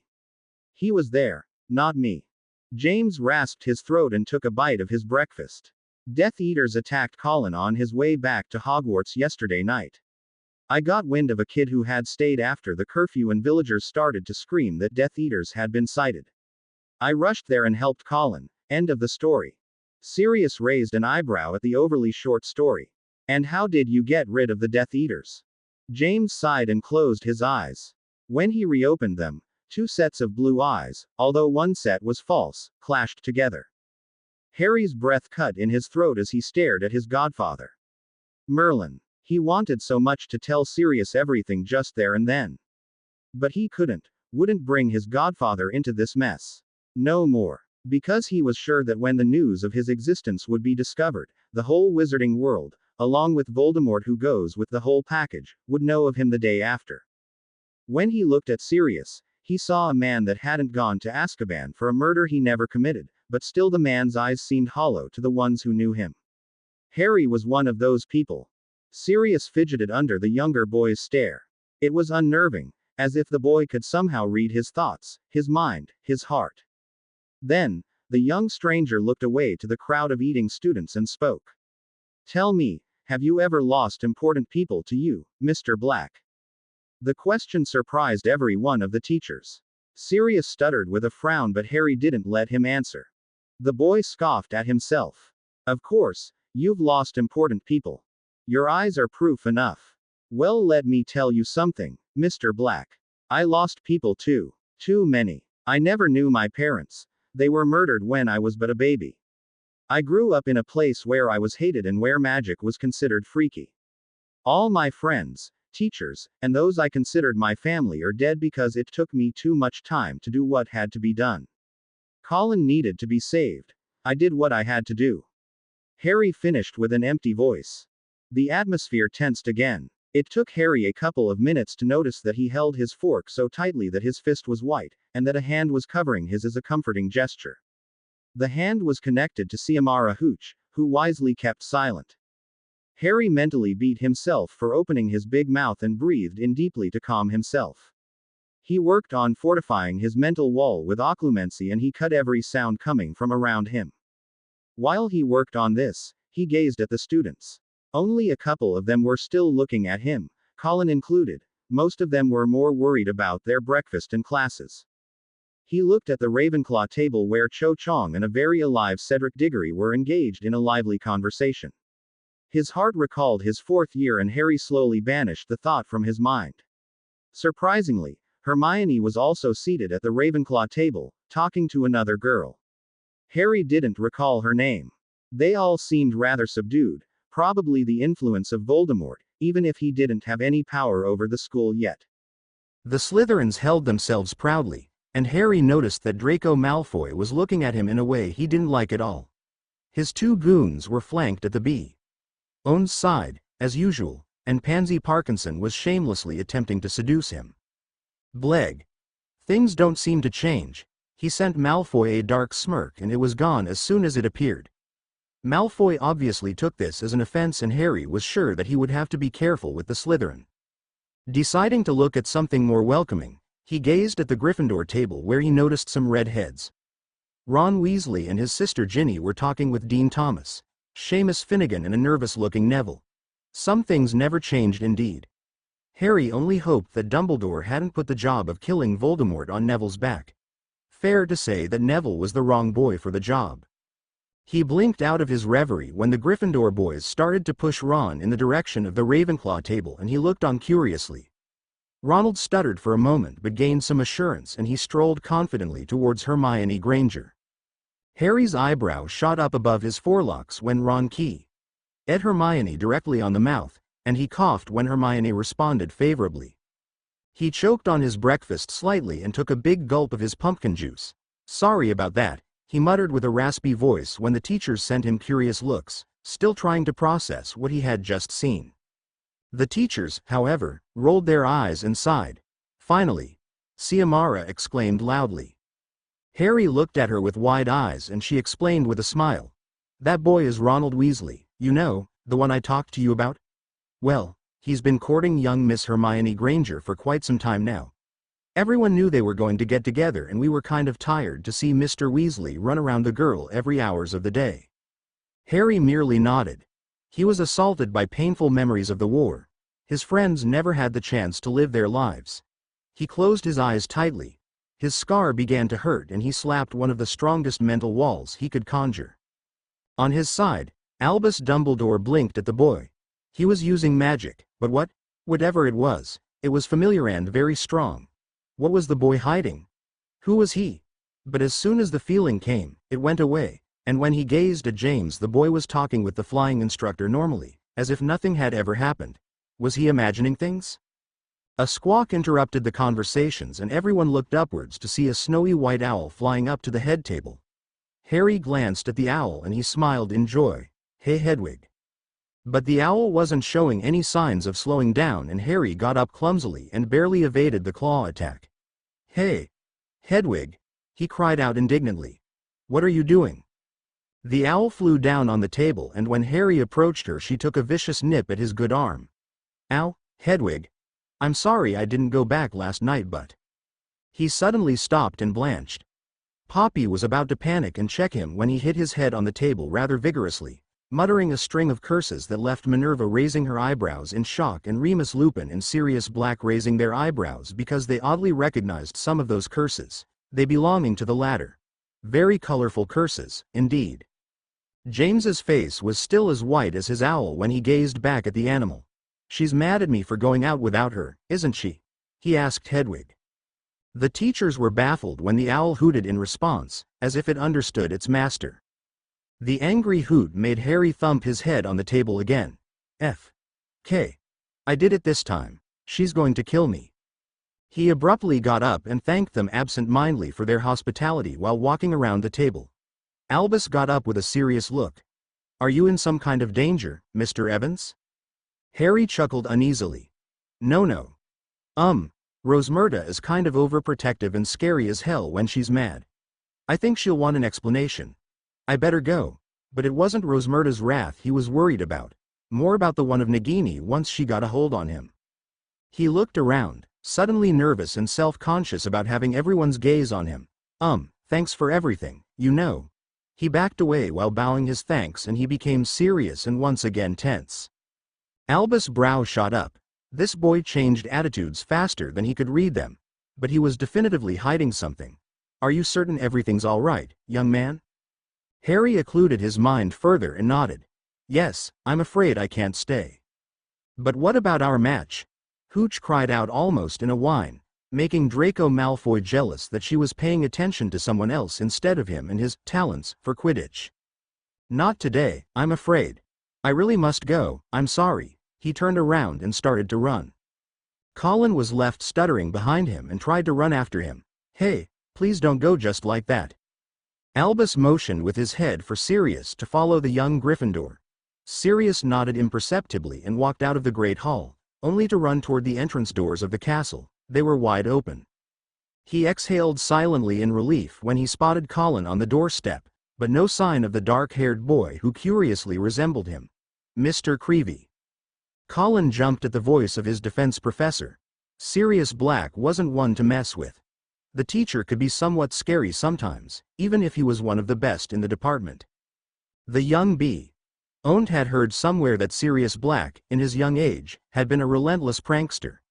But now, ever since the death of those he considered his family, James and Lily Potter, he had changed.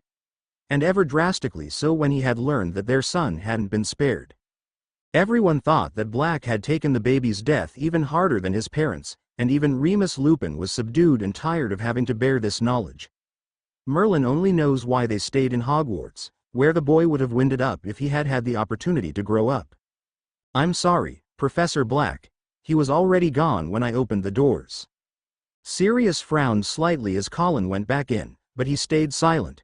Mentally, however, how could the boy disappear like that? Even in a dead run, the way from the school to the Forbidden Forest takes a few minutes. We should have been able to see him. How right was he? But then again, this Sirius didn't know what James Evans was really capable of. As soon as Harry was outside, he got his firebolt out from his pocket and muttered, "Engorgio," to make it bigger. He mounted his broom and dashed away in one of his fastest speed when he heard Colin's shouts nearing him from inside the castle. Sorry, he whispered and let his broom do the job. He was in the middle of the trail toward Hogsmeade in just a few seconds, long gone from the eyesight of the inhabitants of Hogwarts. He stopped and reduced his broom's size when he approached the village, not wanting to attract attention with a broom that didn't exist here. He winced as his arm started to sting again. In his mad run he had totally forgotten about it, and now he was paying the price. He hurried it up and didn't bother to salute anyone on his way to the 3 broomsticks. Nobody was really paying attention to him, or they were merely sending him evil looks, which Harry considered normal since he had disappeared right when the Death Eaters had been sighted and he was just coming back. The people's trust was really hard to gain and maintain here, and he almost snorted at the thought of Mad-Eye Moody being less paranoid than them, which wasn't an easy feat.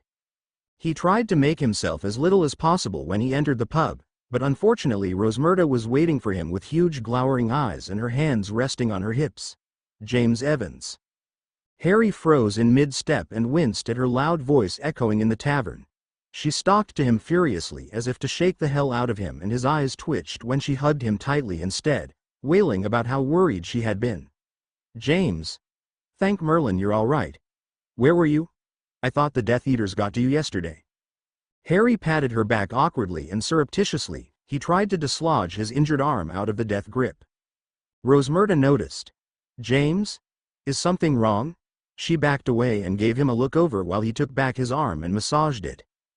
Don't worry about me. Madame Pomfrey tried to heal my arm, but I kind of ran away this morning when I remembered that you didn't know where I was.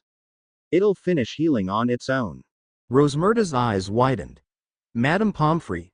As in the nurse at Hogwarts? What were you doing there at this hour? It's dangerous to go out, especially when Death Eaters and Dementors roam the lands freely, she admonished. The dark-haired boy gave her an apologetic glance. I know. I helped one of the students but got hit as the 2 Death Eaters apparated away. Fortunately, the young Gryffindor got away with no permanent injuries, just a really good scare, I guess. She gasped. You got hit? He nodded absently, remembering about Nagini, who was still waiting in his room. Yeah, but only with a nasty cutting hex. I'll survive. Now, if you'll excuse me, I'm really tired. I haven't slept a lot because of the Skelegro potion I had to take. He ignored the woman's gasp and jumped the stairs 2 by 2, Hedwig following him dutifully. She had finally calmed down. Harry unlocked the door, braced himself and pushed the door open. Nagini was there, right in front of him, but no angry hiss came out of her. Harry's eyebrows rose in surprise and apprehension. Was she going to bite him? He closed the door quietly behind him and placed a silencing charm around the room. But Nagini still didn't hiss. That scared him even more than if she had reacted. The 8-feet-long snake slithered to him silently and he gulped, but she merely coiled around him and settled around his chest, lifting her head afterward to gaze at him. "I am glad you are all right." Nagini hissed silently, surprising Harry even further. "Are you not mad at me, Nagini?"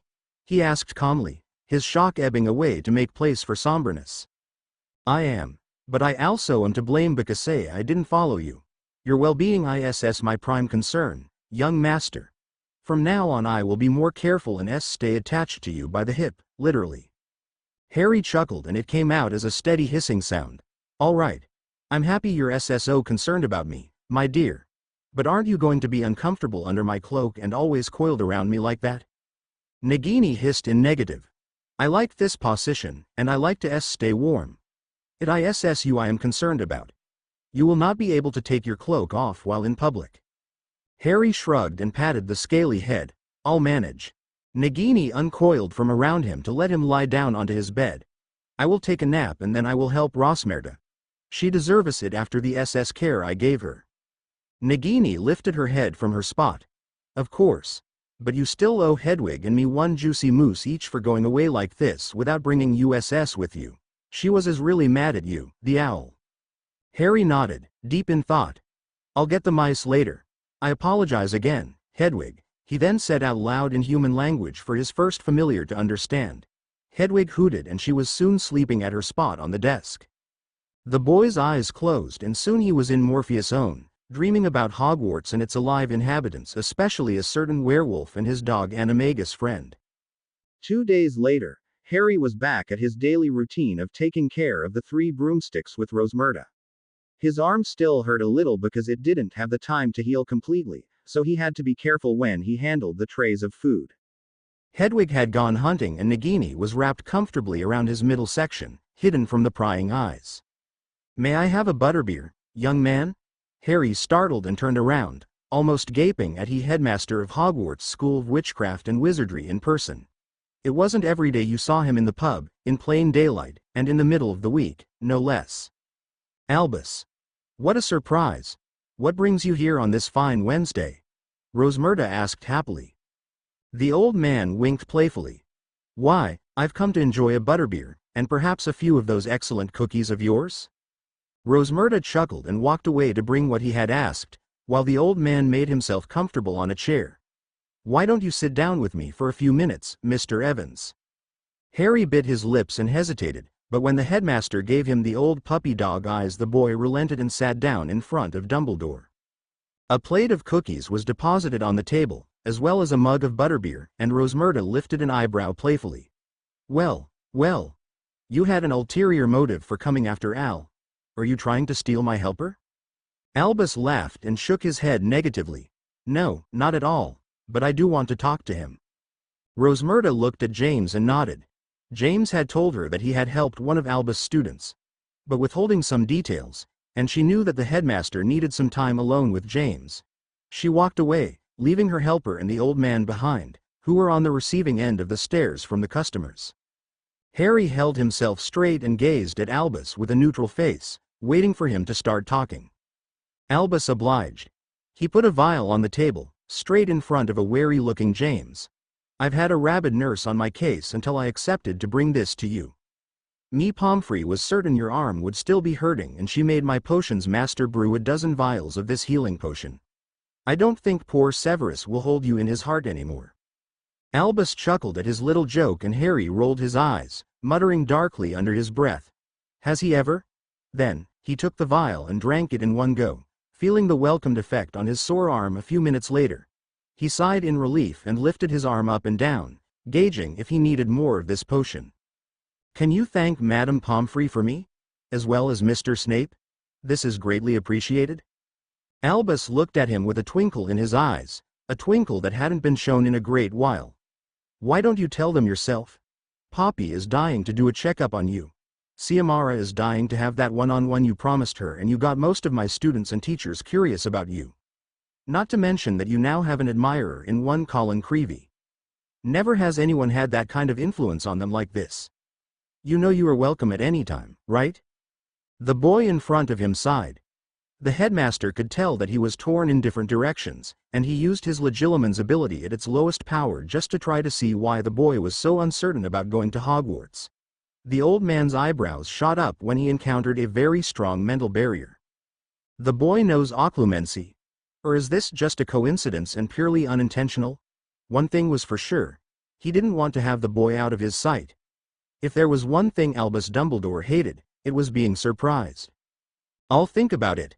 Albus snapped out of his reverie at the boy's answer, and he nodded absent-mindedly and munched on a cookie. James didn't show any signs of knowing that he had tried to look into the boy's mind, so Albus based his discovery on being a pure coincidence. He would probably be able to look into James's mind another day, or have Severus do it. The black-haired teen got up, a silent way to tell Albus that he had a job to do and that this conversation was over. To others this would have looked discourteous, but Albus merely got up, paid Rosmerta's due and turned around. Remember, you are most welcome at the school. With those last parting words, the old headmaster exited the pub. Harry went back to his business, deftly evading Rosmerta's questioning gaze and his displeasure at knowing that Albus was as cunning here as in his world, as well as even more audacious.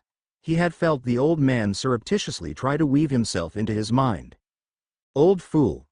He loved the headmaster to death, no mistakes about that, but Dumbledore had tried so many times to use him that he was no longer an enthusiastic follower of Albus and his order. He was fighting for his own cause now. He was willing to fight Voldemort and his Death Eaters only for his personal gratification, and not for anyone else's. So, what did he want? Rosmerta put a hand on his shoulder and gave him a curious look. Harry shrugged. He wanted to know if I ever intended to go back to Hogwarts. I'm not sure. I do have a job here. Rosmerta shook her head. You should accept his invitation and be with people your age. It would do you some good. You're too serious for a kid. James sighed and told her he wanted to take a small break, and he stopped momentarily at the half-open door to glance back at her. You know, I have a reason to be like I am now. And I haven't been a kid in a long time. He walked out of the pub, leaving Rosmerta behind to ponder on what he just said. Once he was outside, he inhaled the fresh winter air blissfully. Today really was a beautiful day. Hedwig, he called out, ignoring the whispers and the stares around him as he smiled at his approaching familiar and petted her softly once she landed on the outstretched arm. Let's take a walk, shall we? He cooed gently. He exited the village and walked a little along a trail beside the Forbidden Forest, but it didn't lead directly to the castle. Nagini, you can come out now. There aren't any humans following USS. Harry felt the snake slither up his arm and poke her face out of his sleeve. It's so cold outside. I wish I could roam around on the ground, she stated longingly. Harry smiled at her and tapped her head affectionately. We're in December, love. Spring isn't up for another 5 or 6 months. You will have to be patient, he replied. After a while he turned around to go back to Hogsmeade, but he stopped and narrowed his eyes when he heard some shuffling and people talking in the forest. Hedwig, fly away. Nagini, hide. Harry put his hood on and he disappeared swiftly in the forest. He walked in the Forbidden Forest silently and furtively until the sounds became clear. Harry hid quickly behind a bushy area as he spotted 4 Death Eaters in the middle of a conversation. I was right. Centaurs can't possibly make the kind of noises they make wherever they go. They were talking about another imminent attack on Hogwarts, and Harry smirked when he heard them mention that Malfoy and Dolohov were still recuperating from the wounds he gave them from the Lacero. The Dark Lord also sounded quite furious about that, too. He decided to play with them a little and teach them a lesson about showing up in the middle of the day just to play an attack on his home. He cast a simple Notice Me Not spell on himself and got up without disturbing the leaves. Ricta Sempra, he suddenly shouted at one of the masked men. They startled and barely evaded the spell. The Notice Me Not spell vanished and the Death Eaters growled dangerously at the cloaked person. Who the hell are you and how dare you attack us?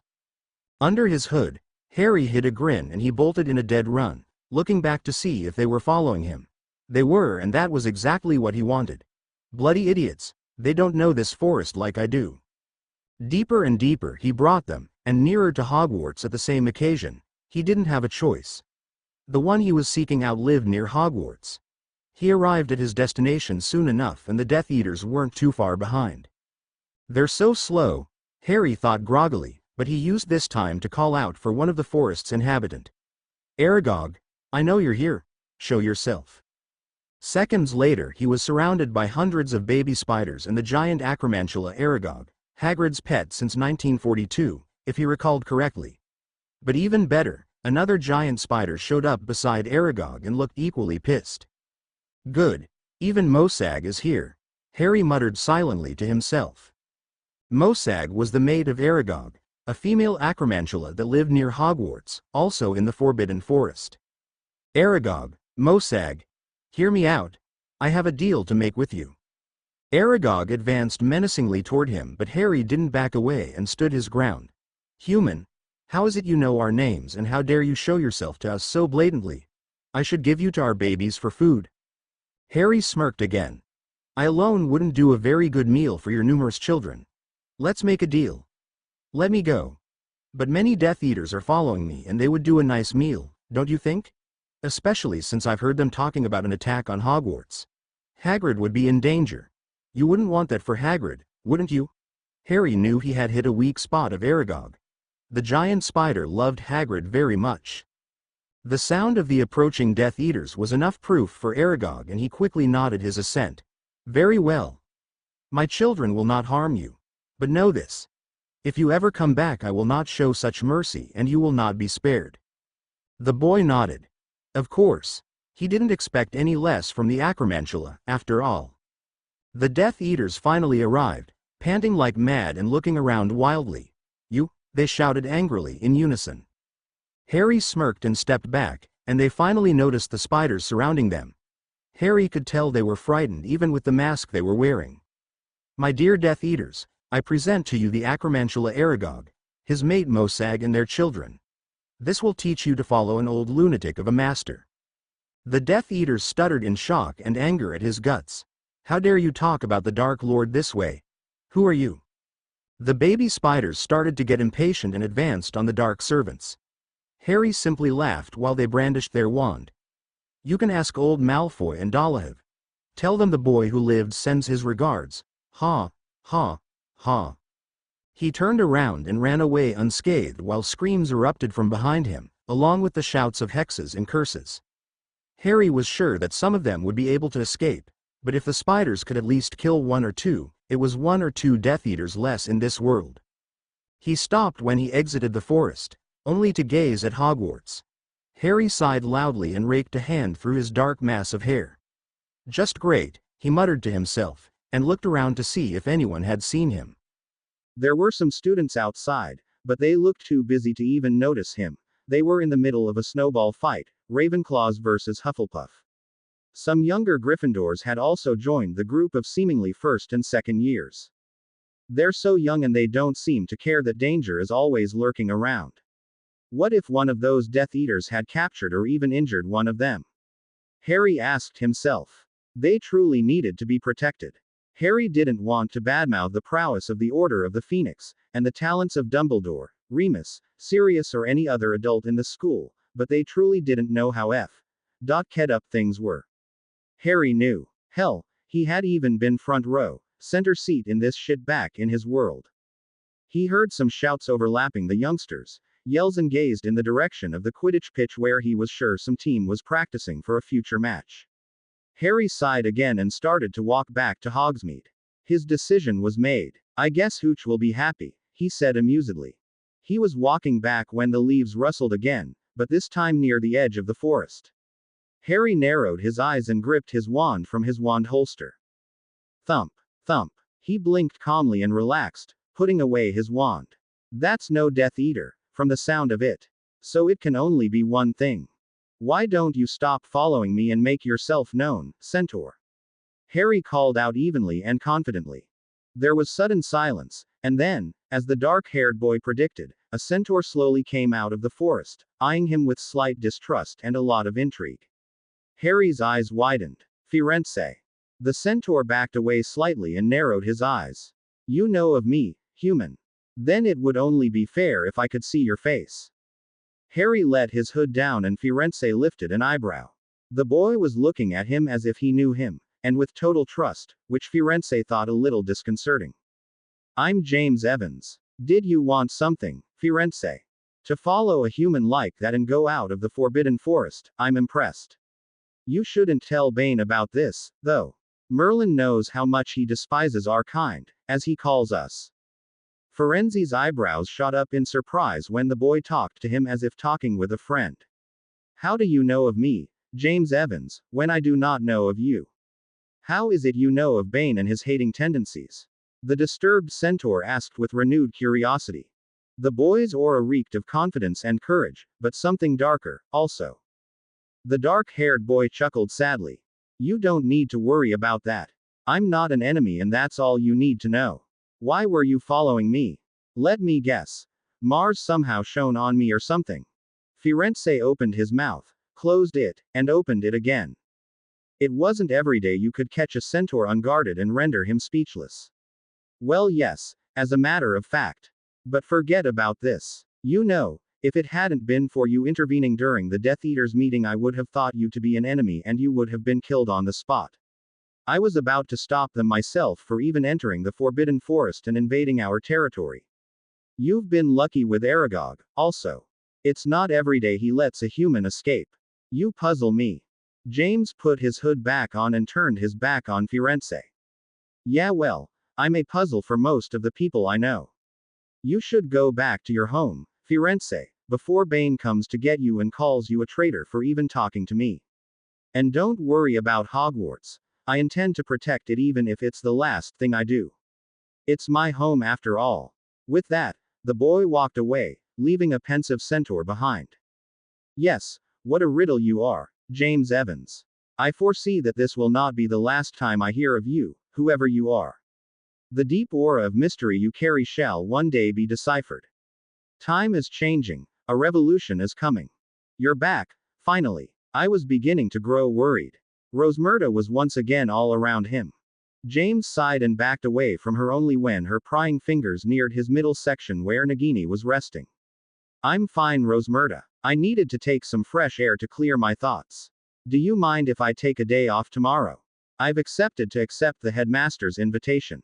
The woman squealed happily. Good for you. But now I'll miss you and your helping hand. James chuckled and shook his head.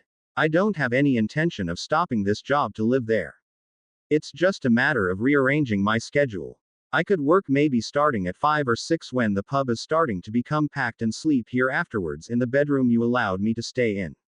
Rosmerta furrowed her brow. The working at 5 idea I don't mind, but it's the thought of you traveling alone back and forth between the village and the school that I don't like. James rolled his eyes as if not caring about this at all. Nothing has ever happened to me and I even helped one of the students there. I'm not helpless, Rosmerta. The woman opened her mouth to protest but shut it with the look the boy gave her that left no place for arguments. Oh, okay, she finally relented, but if something happens to you and if your safety is compromised, this plan of yours will have to change. Is this clear, young man? She asked sternly, hands on her hips. Harry thought it funny and he snorted, eyes rolling heavenward. Yes, mother. He laughed and ran up the stairs as an empty mug was thrown in his direction and collided where he once stood. I'll get you for this, James Evans. Rosmerta joked merrily. Man, I think Trelawney is becoming crazier every year. Ronald Weasley exclaimed while rolling his eyes upward. Neville was muttering incoherently beside him and nodding to Ron's statement. That was so weird. She just froze in front of your teacup and bawled that the one with the unforgivable eyes would be coming soon. I mean, how crazy is that? They sat at Gryffindor table, joining Dean and Seamus who had already started to eat. Hermione walked up to them and sat on Ron's lap, which made a couple of Gryffindor boys whistle and wiggle their eyebrows at Ron. The redhead chucked a couple of Muggle French fries at them playfully while the Ravenclaw girl scoffed. Oh, honestly, you're all so immature. Hermione rolled her eyes at their behavior and stole a couple of fries from Ron's plate. And anyway, why are you still taking classes with that crazy old woman? I've never heard of her as being a true seer, let alone announce a true prophecy. You want to be an Auror, Ron, so why didn't you take another more useful subject? She chastised him. Ron shrugged and Seamus answered for his friend. Because, oh great intellectual Hermione, we Gryffindors like to have it the easiest way, unlike you Ravenclaws who prefer to boss like crazy and render yourselves almost sick by studying too hard. The Gryffindors around them laughed and Hermione pouted at Seamus. It's not true. And at least my grades are better than yours. She retaliated cleverly, but the thought didn't hinder Seamus in the least. Of course they are. You're a Ravenclaw and you make it your job to be more intelligent than anyone else here. But we're Gryffindors and courage is our area of expertise. Ah yes, the famous Gryffindor courage. Personally, I think it's all rubbish. Foolishness and rash behavior will be the death of you, a voice drawled from behind them. The Gryffindors plus Hermione turned around to look at a smirking Draco Malfoy, Slytherin prefect 7th year. Ron sneered at him and Hermione had to coax him to stay seated. What do you bloody want now, Malfoy? The name was spat from Ron's mouth as if it was the Ebola virus itself. Malfoy tutted mockingly. I was merely saying the truth, Weasley. Crabbe and Goyle laughed stupidly beside him. Hermione had more and more trouble restraining Ron Sedine, who sat beside Ron, held down the redhead's arm so he couldn't get up and start a damn fight right in front of the teachers. But Seamus couldn't help but retaliate in Ron's place. Yes, well, we all know you bloody Slytherins are all the same, evil to the core. How's your master, Malfoy? Did he make you grovel and key his boots again? Seamus taunted with a malicious smile. Malfoy saw red and barely controlled himself while the other Gryffindors, and even the mudblood, laughed in his face. Ron managed to stop his laughter, though his eyes betrayed what he thought. Yeah, Malfoy. What kind of life is that? You think you're all superior and everything, but hell. I would pay a fortune just to see you on your knees and key, dotting his shoes as if you were the dirtiest lowlife on earth. Malfoy tensed and Crabbe and Goyle had their wand out in a second, ready to hex them. The Gryffindors all reacted and brandished their own wand, getting up to face the Slytherins in front of them, as well as those who were getting up behind the owned prefect. The teachers were frowning and were immediately up as the 7th years got their wand, but they weren't fast enough as Pansy Parkinson yelled the first hex. Fernunculus. Ron, who hadn't seen the Slytherin girl raise her wand, gasped when the hex hurled toward him. His voice caught in his throat the moment he tried to think about a shielding spell, the surprise of being attacked blocking his ability to move properly. Protega. Oblitero. The hex first stopped in front of Ron, and then vanished with the cancellation charm. They all turned their gazes toward the entrance of the Great Hall, where James Evans stood, wand poised at the ready and one eyebrow raised toward them. He soon lowered his wand and holstered it. My, what a welcome committee. Do you always let your students fight like this where people could get hurt or is it only a game for them, headmaster? James asked neutrally, hiding his dislike of Draco Malfoy. Albus gave him a thankful but serious gaze and turned toward the guilty-looking students. I assure you this behavior usually isn't acceptable at any time of the day, Mr. Evans. His eyes held no twinkle at all while he glanced at each and every one of the culprits, who reddened in embarrassment under the grave expression of the headmaster. I am ashamed of your actions, especially the 7th years. You should know better. Hasn't this animosity lasted long enough? We have to be united if we want to survive the impending war that will befall upon us sooner or later, and you are all caught in house rivalries. 100 points from both Gryffindor and Slytherin for your actions. I hope this will make you think a little before acting so brashly. Many voices protested at the unfairness of this, but Dumbledore held his ground firmly. Severus Snape glared at the young members of his house and they immediately shut up, but not without glaring one last time at the Gryffindors, and then at the newcomer who had stopped the hex from reaching its path. Minerva McGonagall held an expression of pure disappointment and that made the Gryffindors hold their comments. The atmosphere was tense between the students and teachers, but everyone seemed to relax when Dumbledore smiled slightly and beckoned James to sit beside him. As Harry walked beside Ron, trying not to look at the redhead at all, a hand closed lightly on his arm. Ron gave him a grateful glance, choosing to avert looking straight at him. Thanks. For stopping the hex, I mean. It was short and mumbled, but a show of gratitude nonetheless, so the dark-haired boy nodded at his friend and continued his trek towards the head table, blatantly ignoring the angry growling coming from the Slytherin table. He said a curt hello to Colin Creevey, who appeared very happy to see him. Sitting down on the offered chair, Harry almost chuckled at Poppy Pomfrey, who kept fidgeting on her chair right beside him. It looked as if she was trying to keep her mouth shut, but Harry knew what she desperately wanted to do. He sighed silently and extended his previously injured arm right in front of her without looking at the nurse. He heard her squeal and she hurriedly took the bandage off to see in what condition his left arm was. While the nurse happily prodded his arm, he took a bite out of the lunch that appeared in front of him. So, you choose to accept my proposition? Albus asked with the infernal twinkle in his blue eyes. Harry sighed and put his fork down. Partly. I won't be sleeping here, for most of the time anyway. I'm keeping my work at the Three Broomsticks. Rosmerta needs all the help she can get. I'll still be sleeping there. Harry replied calmly. Albus opened his mouth, but Harry interrupted before the subject was brought up again. I know, this arrangement will make me travel between Hogwarts and Hogsmeade a lot and when it's dark outside, but it's this or nothing. I've already talked about it with Rosmerta anyway, and if anything should happen then I'll reconsider. His decision was final and Albus couldn't contradict him with the concise tone of voice he used. All right then, he relented, but do tell me if you ever change your mind, the old man said amiably, but still a little disgruntled because he couldn't get the boy to do as he wished. Harry mentally rolled his eyes at the old man. Yeah, stay here so you can spy on me and manipulate me like a puppet. I'm not a toy anymore. Harry thought darkly. He blinked to reality when his arm was given back to him. He had forgotten about the nurse's prodding. Madame Pomfrey gave him a satisfied smile. Your arm is almost as good as new, Mr. Evans. You took the potion I asked Albus to give you, I see.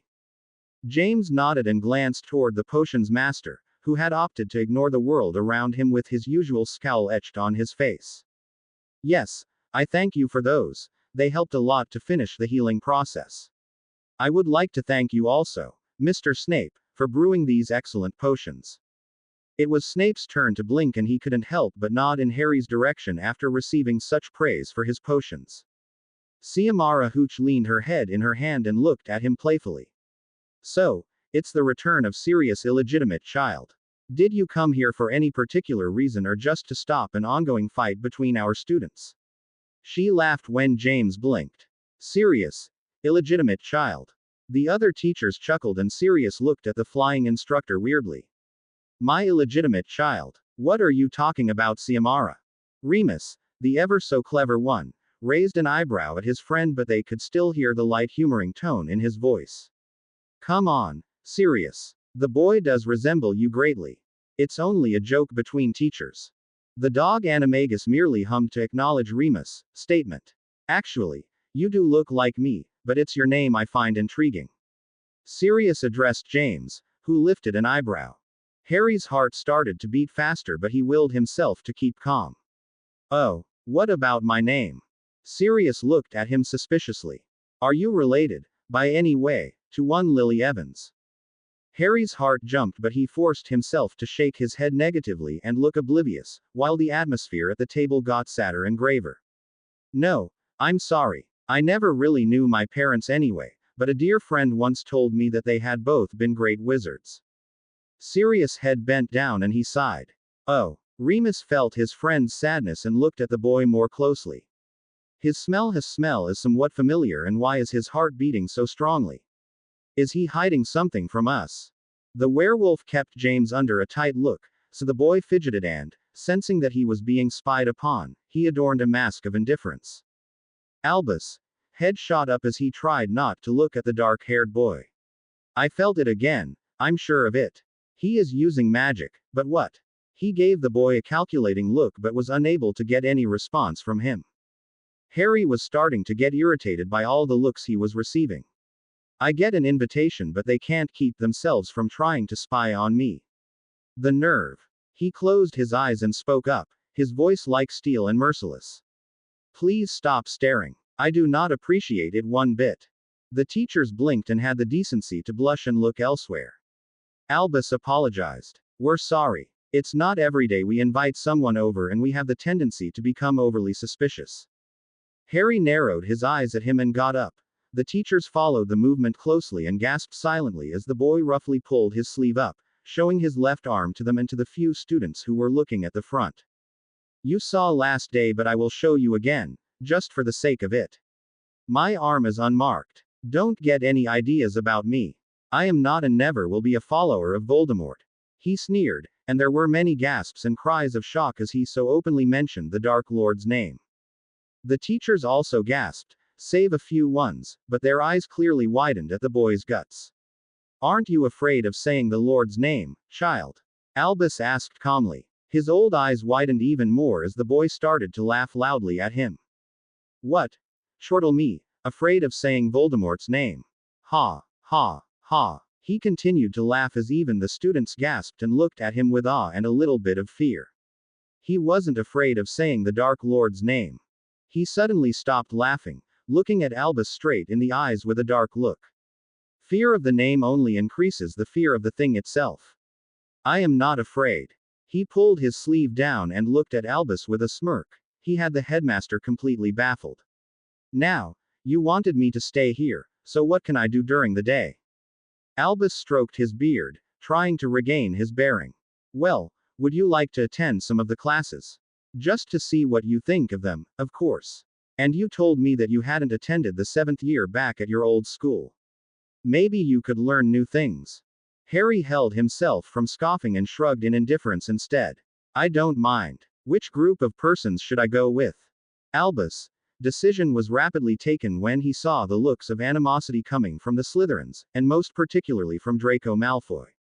You can stay with the Gryffindors for the moment. Mr. Creevey seemed much attached to you already and you also got the attention of Mr. Weasley.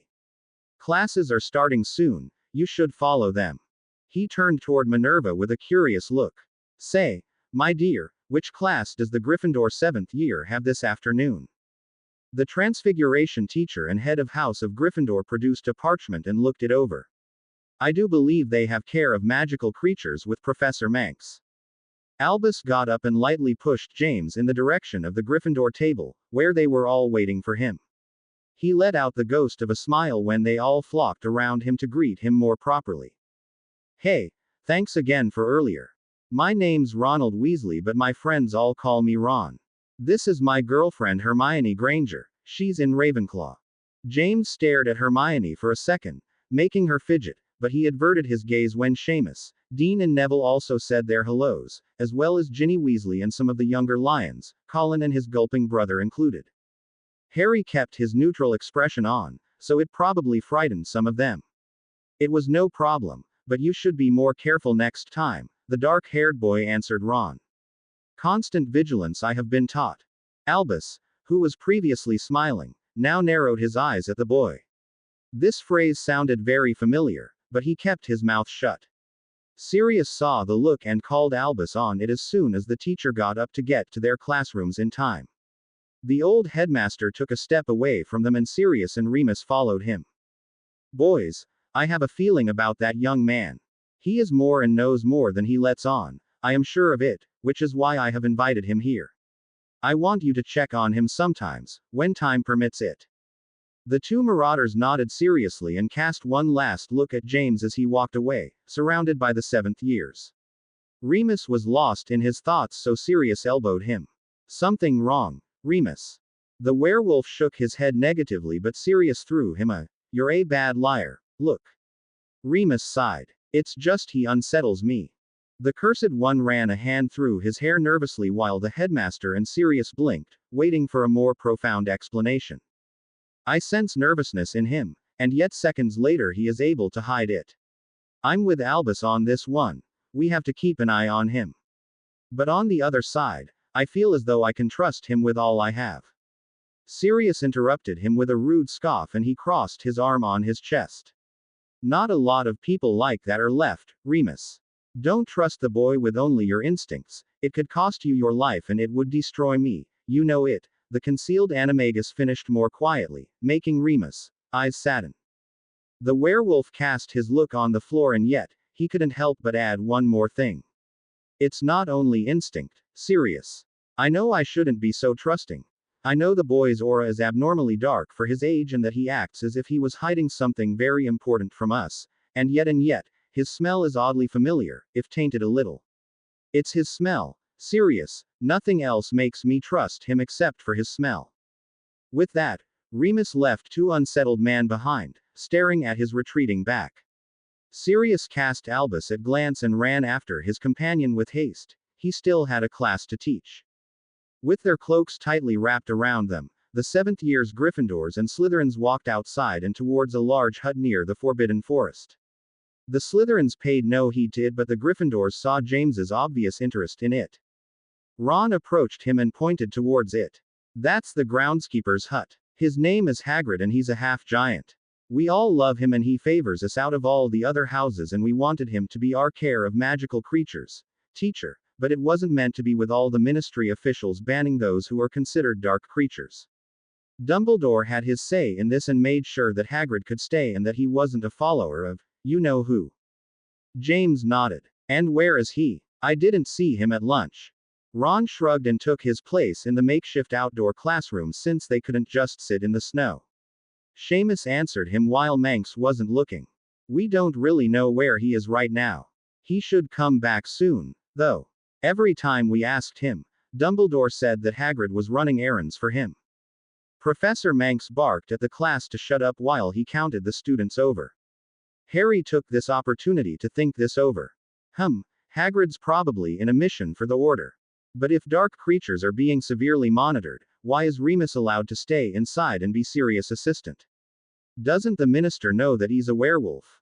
After thinking this over, it was obvious that no one knew of this piece of information. He didn't think that the Gryffindors or anyone else from the student body knew either because the Slytherins would have acted on this already. He wondered if Hermione knew, but then strongly doubted it. This Hermione probably didn't know Remus as well as he did, and anyway, he wasn't there to pry into things here. The Golden Trio didn't exist here. Manx, a snappish-looking man in his mid-30s, gazed at him suddenly.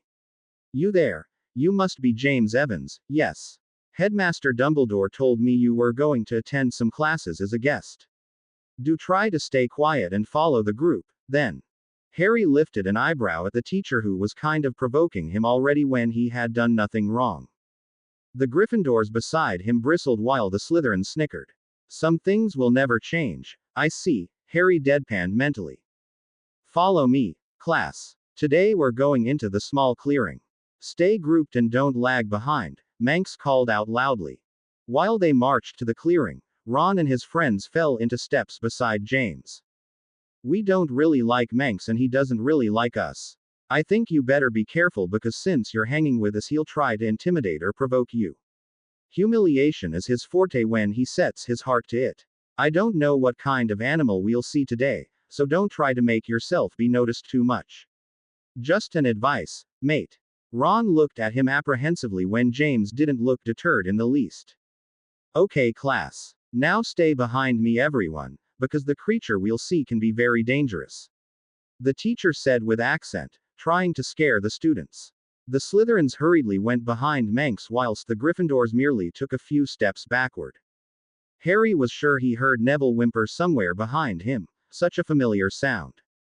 Out of nowhere, a four-legged creature appeared, squawking angrily at the teacher and his students. Harry almost had to put his fist in his mouth to stop from crying out in surprise. Buckbeak.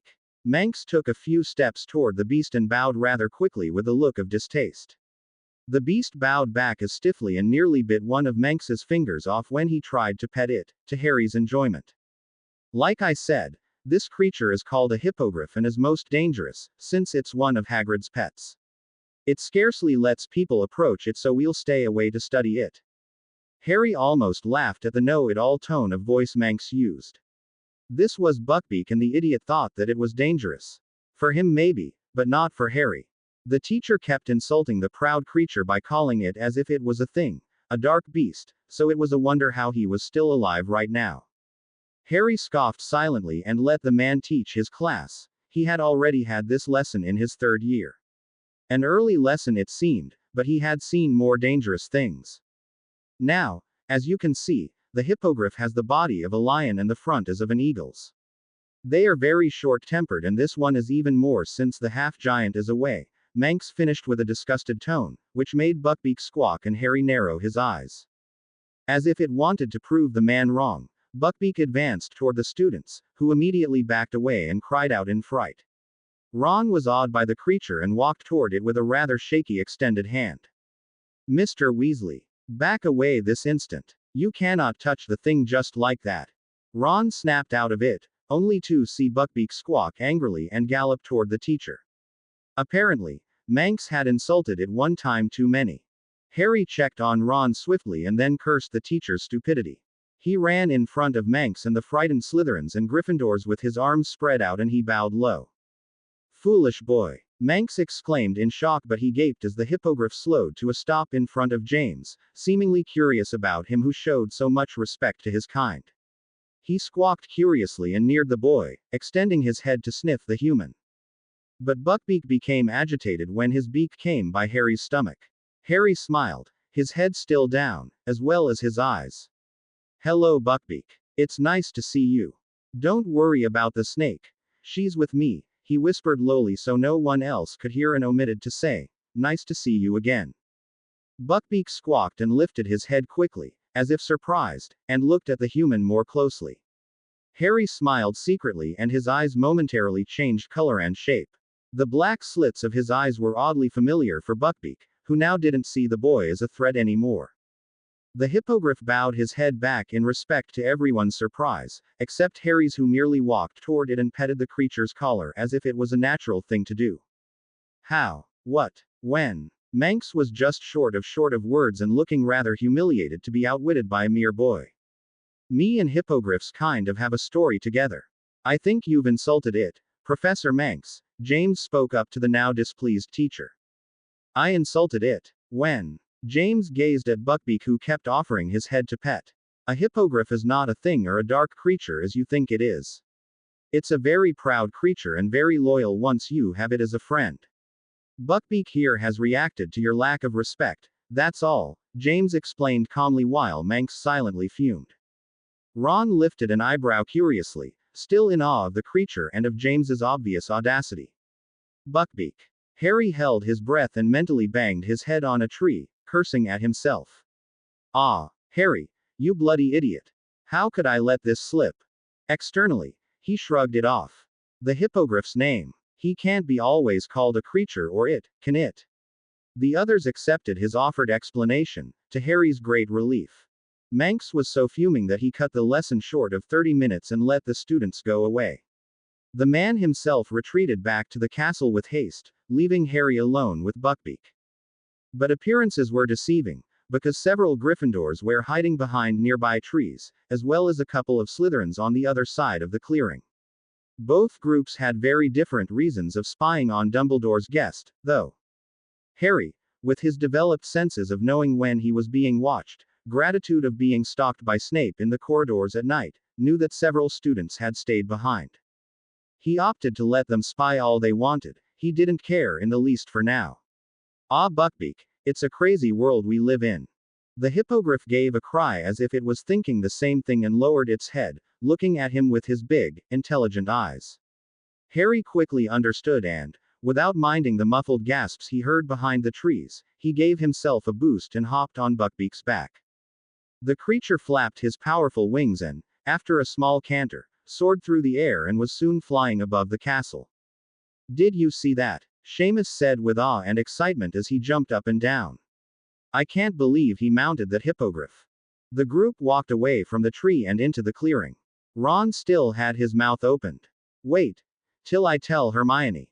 Neville was completely silent and trying to see if James was going to come back any time soon, his mouth was wide opened. That was bloody amazing. I wish he could have done that in class. That would have shut Manx up completely. Dean exclaimed in astonishment. Another rustle of leaves made the boys' heads turn toward the other end of the clearing, where a sneering Draco Malfoy, with his two goons Crabbe and Goyle, came out from behind some trees. That guy's nothing more than trouble and a show-off. I hope he'll get hurt by that monster. The bee. Own derided. Ron was quickly changing colors. Malfoy, you snob. Get away from here. Nobody asked your opinion. I personally think you're jealous of James because he gets more attention than you. The Irish boy also gave his 2 cents. Seamus was mad and held his hands in tight fists. Yeah, shut up, Malfoy. Nobody needs to hear the thoughts of a junior Death Eater. They all raised their wands to attack, until Neville interrupted their verbal fight with a voice full of unease. Uh, guys, as much as I would like to see you trash the Slytherins, well, the sun has set and if we're late for supper the teachers will have our hides. You know we're not supposed to be outside after dark. Malfoy sneered but quickly put his wand into his pocket. He wasn't afraid of what Snape would do to him, but more of the annoying Gryffindor head of house. It's not over yet, Weasley. You can be sure of that. With that, Malfoy walked away with his 2 bodyguards in tow. They were walking pretty quickly. Slytherins were indeed a bunch of cowards. Ron scoffed and put his wand away as he thought about what Snape would do to them if they were caught outside, and he shuddered at the thought of another detention with Filch. Bleg. Come on, guys. We should get back to Hogwarts. Hermione's gonna kill me. They started to trek back to the school, but Dean turned around and looked in the sky. The hippogriff was nowhere to be seen and it worried him. Hey guys. I don't see James and the hippogriff anywhere. Do you think he's all right? Ron looked up and shrugged. He was starting to freeze outside and right now his stomach was telling him to hurry his ass into the Great Hall for a nice meal. I'm sure he is. That creature seems to have a soft spot for him, so I think he'll be all right. Maybe he's gone back to Hogsmeade, who knows? We all heard him say that he was going to sleep there even though he was a guest here. They all nodded at Ron's obvious reasoning and hurried back into Hogwarts. Harry heard the villagers cry out in shock when Buckbeak landed right in front of the 3 broomsticks. He paid them no mind and, with one last pat, bid the creature a good night. He sighed when he was assaulted by the comforting heat of the pub and smiled slightly to Rosmerta, who approached him with a grin of her own. So James, how was your day? The dark-haired boy shrugged. Fairly good. I made some friends, mostly from Gryffindor, though. The others were rather reluctant to talk to me or even get near me. Rosmerta laughed out loud, gaining the attention of several costumers. Their attention quickly went back to their plates, though, when they saw him. Harry was thankful for that. It's no wonder, James. Sorry to say this, but you do look kind of dark in appearance and behavior. She received no answer for that statement and it unnerved her, if only slightly. Well, anyway, I need your help. You should go to your room and change clothes, you're all wet. Have you spent the entire afternoon outside? James nodded. Yeah, for care of magical creatures. Since I'm a guest, I can attend some of the classes there to have an idea of what they're like. They were studying hippogriffs today. Rosmerta whistled and lifted an eyebrow. Hippogriffs, dangerous creatures they are. Did you have any trouble coming back after the class? Harry shrugged and started to walk up the stairs. Not really. Road 1 to come back here. Rosmerta gave him a weird look. Road 1 what? Harry was almost out of earshot when he smirked and answered her. A hippogriff, of course. Several costumers dropped their utensils, which clattered on the floor loudly, while Rosmerta was left behind with her mouth wide opened. James Evans. You're not serious, aren't you? She screeched in alarm, but she received no answer. James had already reached his room and put up a silencing charm. Harry sighed and took his cloak off. Nagini hissed happily and coiled on the bed. I'm happy to finally be in bed. All the flying made me quiesce. Nagini looked at him as he chuckled. I'm sorry, dear. I kind of forgot how much snakes dislike not being on the ground. I haven't flown in AGESS. That reminds me. SSS soon Madam Pomfrey give us me a clean bill of health. I will ASSK hooch if SSHE would like to have that little one on one I owe her. Harry hissed back while he gave Hedwig some owl treats. He swore Nagini was making a face at him. You'll tell me when you want to do that. I don't want to be with you when you fly on your broom. I bet it's even more dangerous than the hippogriff. Harry grimaced at the memory. Lucky for him and Nagini, Buckbeak hadn't minded the intruder under his cloak as much as he had first thought. Then, he gazed at Nagini playfully. Oh, SSO, you won't be with me next time I fly. What about your promise to always be around me, literally? The 8 feet long female serpent pulled out her tongue, and if she had been human, Harry was sure the gesture would have been to mock him. Big mouth. I will stay outside where I will be able to watch over you. We'll see to that when the time comes. For the moment you should hurry and put on your working clothes. The woman downstairs must be waiting for you. Harry's eyes bugged out as he looked at the enchanted clock. Damn. He cursed to himself, and quickly changed into dry and warm clothes. Are you coming, Nagini? The snake hissed in negative and coiled on the bed in a tight circle. I'll pass for today. The flying maid me nauseous. Do take the owl with you. Though, SSO if something happens SSHE will be able to alert me by flying through the outside window. Harry nodded and called for Hedwig, who easily landed on his shoulder. Good thinking. I'll see you later, Nagini. She gave the impression of nodding before saying goodbye. Work well, young master. And do come to bed at a normal hour. We do have to go back to the school early tomorrow. Harry smiled and closed the door. Father. Dumbledore has a new guest and he is around my age. No one really knows anything about him, not even that fool of a headmaster himself. I don't really know of his intentions, but he hangs a lot with those imbeciles of Gryffindors, even if some of them appear to be terrified of him. He looks reasonably powerful and he wears an aura of mystery and darkness around him. I thought it was something important to report, if the old codger has an interest in him. Best do a little research on him, though. His name is James Evans, and he oddly resembles the traitor, Black. Maybe Bellatrix would know something about him. I also know that he works at the Three Broomsticks in Hogsmeade and I heard that his previous school had been destroyed. I hope you will find some information on him, because I would like to see him get arrested or anything else nasty. He is seriously trying my patience and making me look like a fool in the eyes of other, which I find most displeasing. I hope to hear more of you and our great master soon. Your son, Draco. Harry let go of his precious firebolt and, after reducing its size, he put it in the safety of his pocket. He chuckled shortly and patted his midsection where he could hear a displeased hissing. It was a short walk from the end of the Forbidden Forest to the castle, and he was happy to finally reach the school. Today was a particularly cold day. Several wandering students immediately spotted him when he entered, but he ignored them in favor of gazing at the newly placed Christmas decorations. That's right. The exams will start next week. The dates are the same from my old world. Harry reminded himself. He smirked when Peeves threw a dung bomb at some fourth-year Slytherins and as they cried out in disgust. Think it's funny, do you? Draco Malfoy drawled as soon as he saw the smirk, and the bee-owned walked toward him with narrowed eyes. Harry's gaze stayed cold and riveted on him. Malfoy didn't appreciate that one bit. He was used to people cowering before him. Now that you're alone, let me warn you, you little nuisance. You better stay out of my way or else. The bee-owned warned. James lifted an amused eyebrow. Or else what? He then sneered in a manner that left Draco wondering if Snape and the boy before him were related. Is this a threat, Malfoy? He laughed darkly and mockingly and the two goons beside the Slytherin prefect snarled. James snarled back and stepped in their direction, making them wonder if he would truly attack them.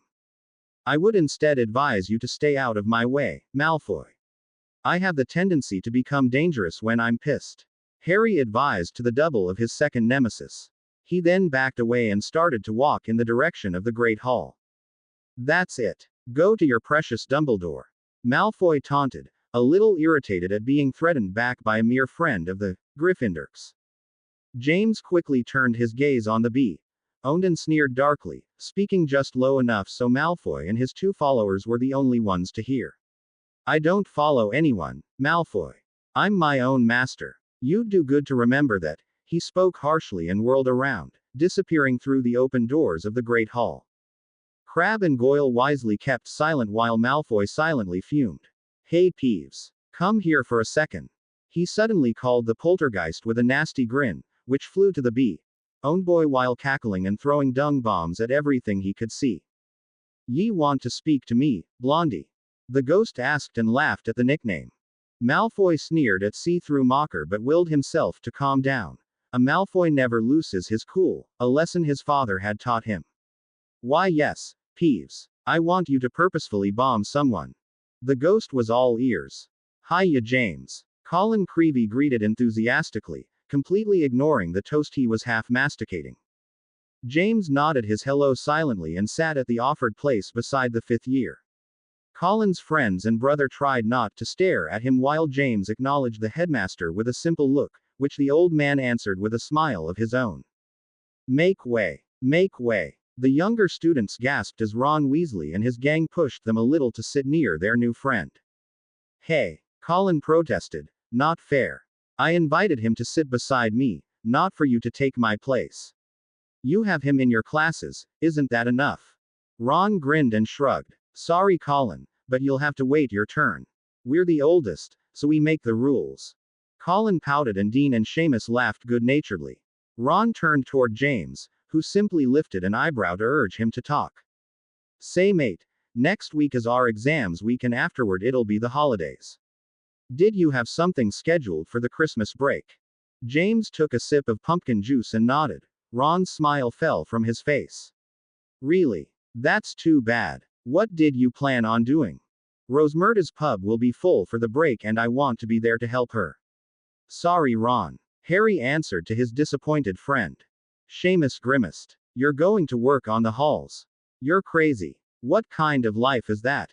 You're just 17, mate. Enjoy life a little. He eeped when James looked at him with sudden narrowed and dark eyes.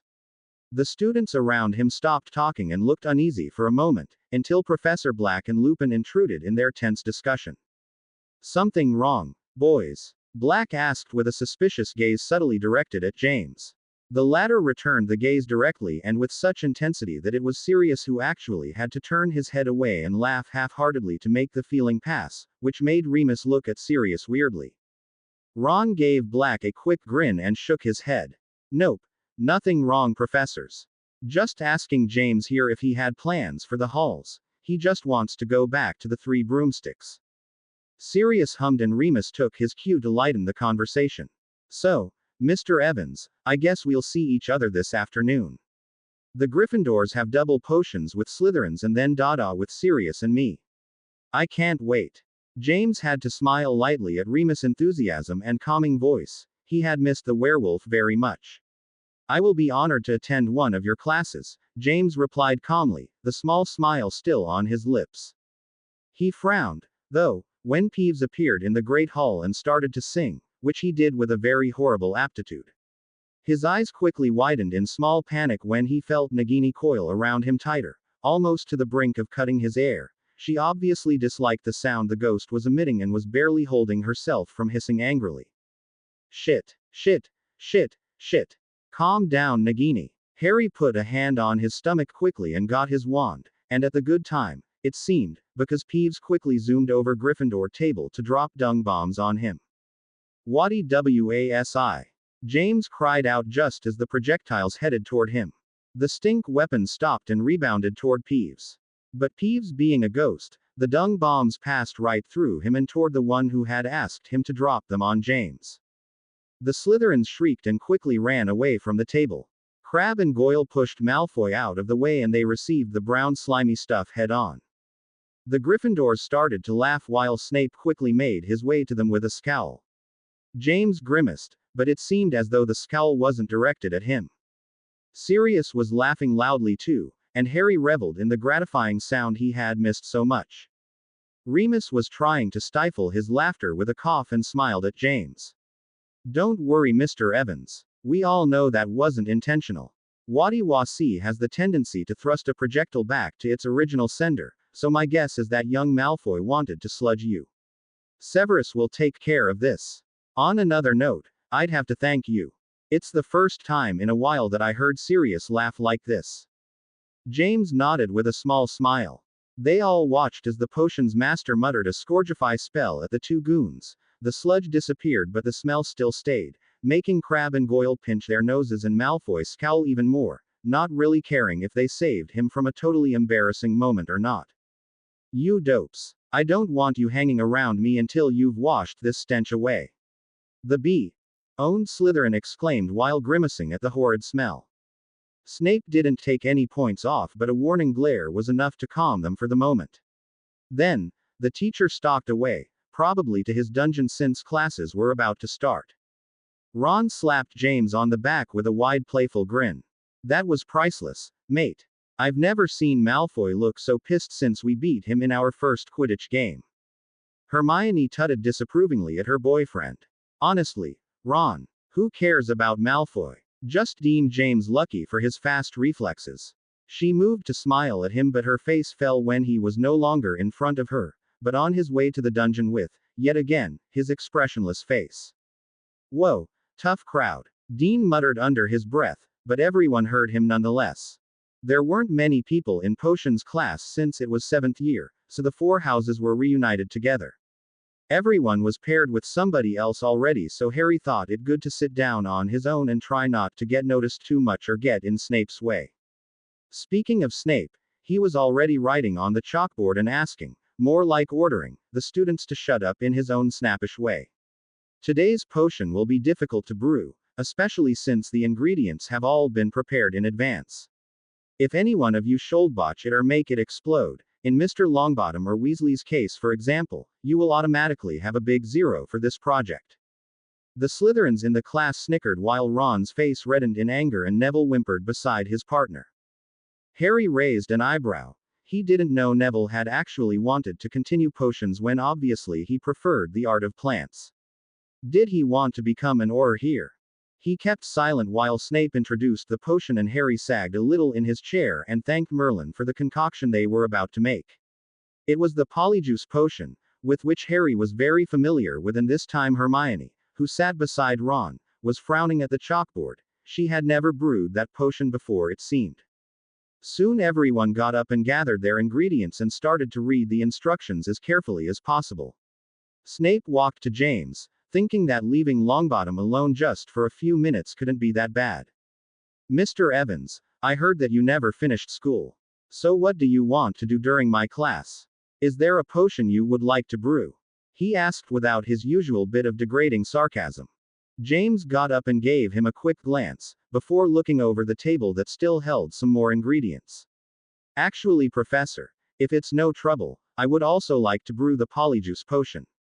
Snape raised an eyebrow. Oh, but Polyjuice takes a lot of skills and time and practice, and I doubt that. I know, sir. But you see, I know how to brew it. I've made this exact potion a long time ago. Snape blinked and opened his mouth in surprise, but when no comeback came, he closed it and motioned toward the table.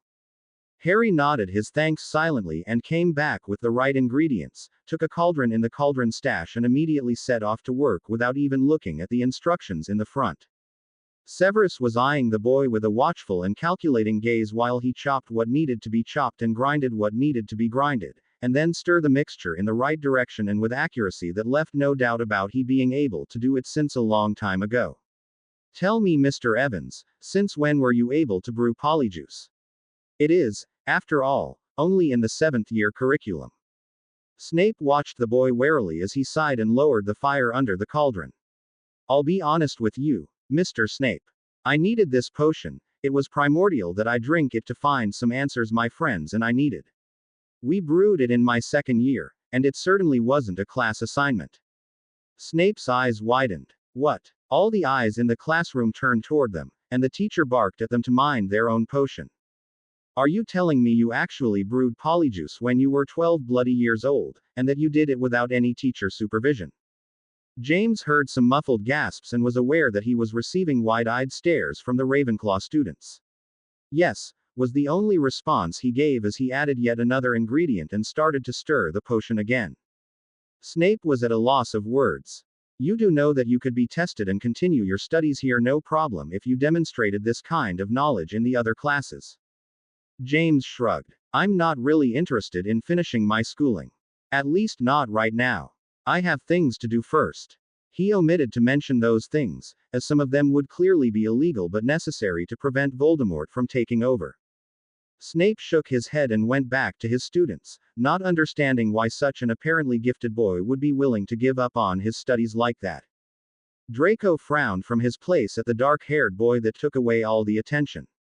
I'll get you yet. he silently promised himself with a seething expression. When class finished, everyone bottled their mixture and brought their sample on Snape's desk to be analyzed later. Since James wasn't a student, he waited for everyone to walk out before bringing his cauldron in the front. Can you examine it since I won't be graded for this?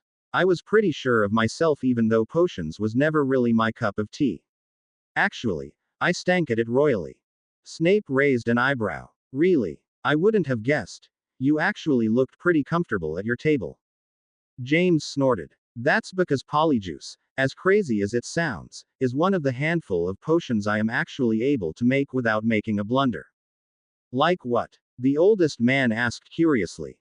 James seemed to think about it for a moment. Aside from Polyjuice, I guess I can make the Pepper Up potion, the Dreamless Sleep potion, Skella Grow, the Calming Draft, the Sleeping Draft. I think that's about it. Again, he omitted to say that he also knew how to make Veritaserum, which was illegal and only for use of the ministry, and the ever-precious Wolfsbane potion which wasn't mentioned in any potions book since it had been created by Snape himself. Harry had had to learn how to make these in case something happened, and he had endured long hours of trials and errors and bad-mouthing from his Snape to finally be able to make them without exploding a cauldron. Snape's mind whirled with different thoughts, but he kept silent and gave himself the task of inspecting the Polyjuice potion in front of him. The consistency is spot on, as is the color, so the taste must be alright. Do you mind if I store it in my shelves? It would be a waste to toss it away. James nodded with a shrug and excused himself. He was getting rather hungry. The teacher bottled the Polyjuice and accompanied the guest to the Great Hall since he was rather hungry himself. James sat down beside Ron, who had left him a place, and Severus sat, surprisingly, beside Dumbledore instead of at the end of the table. Minerva was on the other side and Sirius was beside her, Remus coming right after. Flitwick, Hooch, Trelawney, and Manx were at the other. So Severus, how was class? The old man asked with a twinkling smile. Snape's mood wasn't up for Albus jokes. No cauldron exploded, which is a first. But I must bring to your attention the fact that your guest is well able to brew Polyjuice without even reading the instructions. Apparently he's been able to make it since he was 12. Albus, mood sobered and the others listened more closely. Oh, but Polyjuice is very difficult to brew even for the 7th years. Why would he need it for? Some of them, especially Manx, seemed to think that the kid was someone else in disguise, using the Polyjuice. But Snape had been with the boy during a couple of hours and, knowing that the effect of the potion usually wore off after an hour, they set aside this idea. Snape's already black eyes seemed to darken, and Albus called him on it. He knows Polyjuice. Barely possible, but okay. But it's his other array of potions that makes me speculate who he really is or what he has been or will be up to. Albus, this boy knows the entire list of medical potions that I make for Poppy, and then some. Dumbledore frowned while the nurse strained to hear. Severus, she interrupted, what kind of potions? Snape looked at Madame Pomfrey before answering. Some of the most difficult ones, I assure you. Pepper Up, okay, that one isn't too difficult, but it's the others that got me suspicious. Dreamless Sleep, Calming Draft, Sleeping Draft, Skella Grow, he trailed off, noticing the bewildered and slightly apprehensive faces of his comrades. It's as if the boy learned to brew these potions because he needed them. That's completely ridiculous. I mean, why would a boy his age, if he really is who he pretends to be, need to take dreamless sleep, for Merlin's sake? This potion can be highly dangerous and can create a dependence if one takes it too often. Then again, nobody ever really needed its use, even in St. Mungo's. If he really needs it, he must have quite the nightmares. That's inconceivable. The potion's master finished in a harsh whisper laced with frustration. Albus stroked his long white beard while he gave a look over toward the Gryffindor table where Ronald and his classmates were having fun even though James kept his emotions in check. Looks like I had a good idea by making him come here. We better keep a close eye on him. I want to know what are his interests and on which side he is. Everyone nodded, but Siamara Hooch looked reluctant to believe that Rosmerta's helper could be a potential evil servant or a Death Eater in disguise, Polyjuice or not. The populace started to get up and walk out since the afternoon classes were soon going to start. Sirius looked at Remus before getting up, but the golden-eyed man caught Sirius' sleeve before he could walk away. The animagus lifted an eyebrow and Remus sighed. Don't make him do anything stupid or dangerous in class, Sirius. I know Dumbledore wants us to watch him, but a part of me still wants to believe that there is some good under this dark aura of his, Remus whispered while letting his grip on the sleeve weaken. Sirius' intense eyes softened for just a second. I want to believe you, Remus, but each fact we learn about him doesn't help his cause one bit. Remus sighed and got up, silently following his partner toward the Dada classroom. Listen up, guys. Today's lesson will be different from the other ones, so I want everybody on their best behavior or else I will cancel today's class. The students immediately went to their respective seats and sat down. There was one place left beside Neville, surprisingly, in the middle of the classroom, so Harry sat down and nodded to the nervous boy beside him. I wonder what we will learn today. Harry heard Ron wonder from behind him, and they all waited for Black to start the lesson. Once he was satisfied with the quietness, Sirius nodded seriously and Remus sat down in a corner to observe the class with keen eyes. Since most of you will be going back home for the Christmas halls, I will be teaching you, under strict permission, how to defend yourselves against the first unforgivable, since none of you are impervious to attacks. You will be learning how to shake off Imperio, though most of you will not be able to stop its effects, of that I am sure. It's very powerful, and since it can control one's mind, you can't really do anything about it. At least you will be able to recognize its effects. Everyone started to speak at the same time with enthusiasm and fear. Imperio. Wow. I can't believe Black's going to show us an unforgivable. Seamus exclaimed to his friends and they nodded fervently. Malfoy smirked arrogantly from his place. That's nothing. Imperio can only be fought by the strongest, so that's why none of you Gryffindors will be able to shake it off. He taunted. Ron's face started to become its telltale color of anger, but before he could say anything, Malfoy's eyes became hazy. He got up and started to run around the classroom, much to the Gryffindors' surprise and the Slytherins' shock. Malfoy! Pansy screeched. What the hell are you doing? Suddenly the B's eyes went back to normal and he blinked stupidly, looking around him in confusion. Why the heck am I standing in the middle of the class? Sirius walked up to him, put his hand on the boy's shoulder and pushed him down so he sat back in his chair.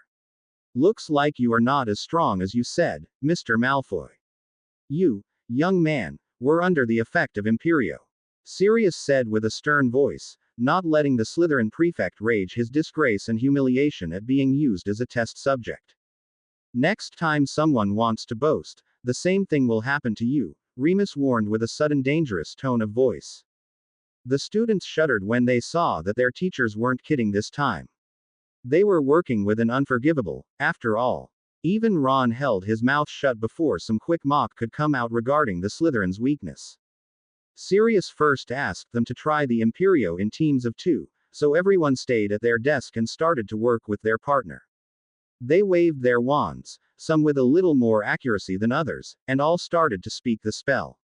No one was having any luck so far. Harry kept his wand in his pocket and instructed Neville to try first on him. The boy gulped and nodded, waving his wand a little too extravagantly. James eeped and stepped out of the way as a spark of magic almost burned him. Don't try so much, Neville. You don't have to wave your wand like that. Normally, someone will be able to use Imperio when he possesses a great force of the mind. I don't expect any of you to succeed. Sirius gently admonished the nervous wreck that was Neville. Sirius knew that his parents had been killed by unforgivables and that the boy was touchy on the subject. Black continued to walk around when Neville nodded. Draco was having as much difficulty as the others, it seemed, and Harry found it funny that the son of a Death Eater, hell, Draco was probably a Death Eater himself, that he wasn't able to pull it off.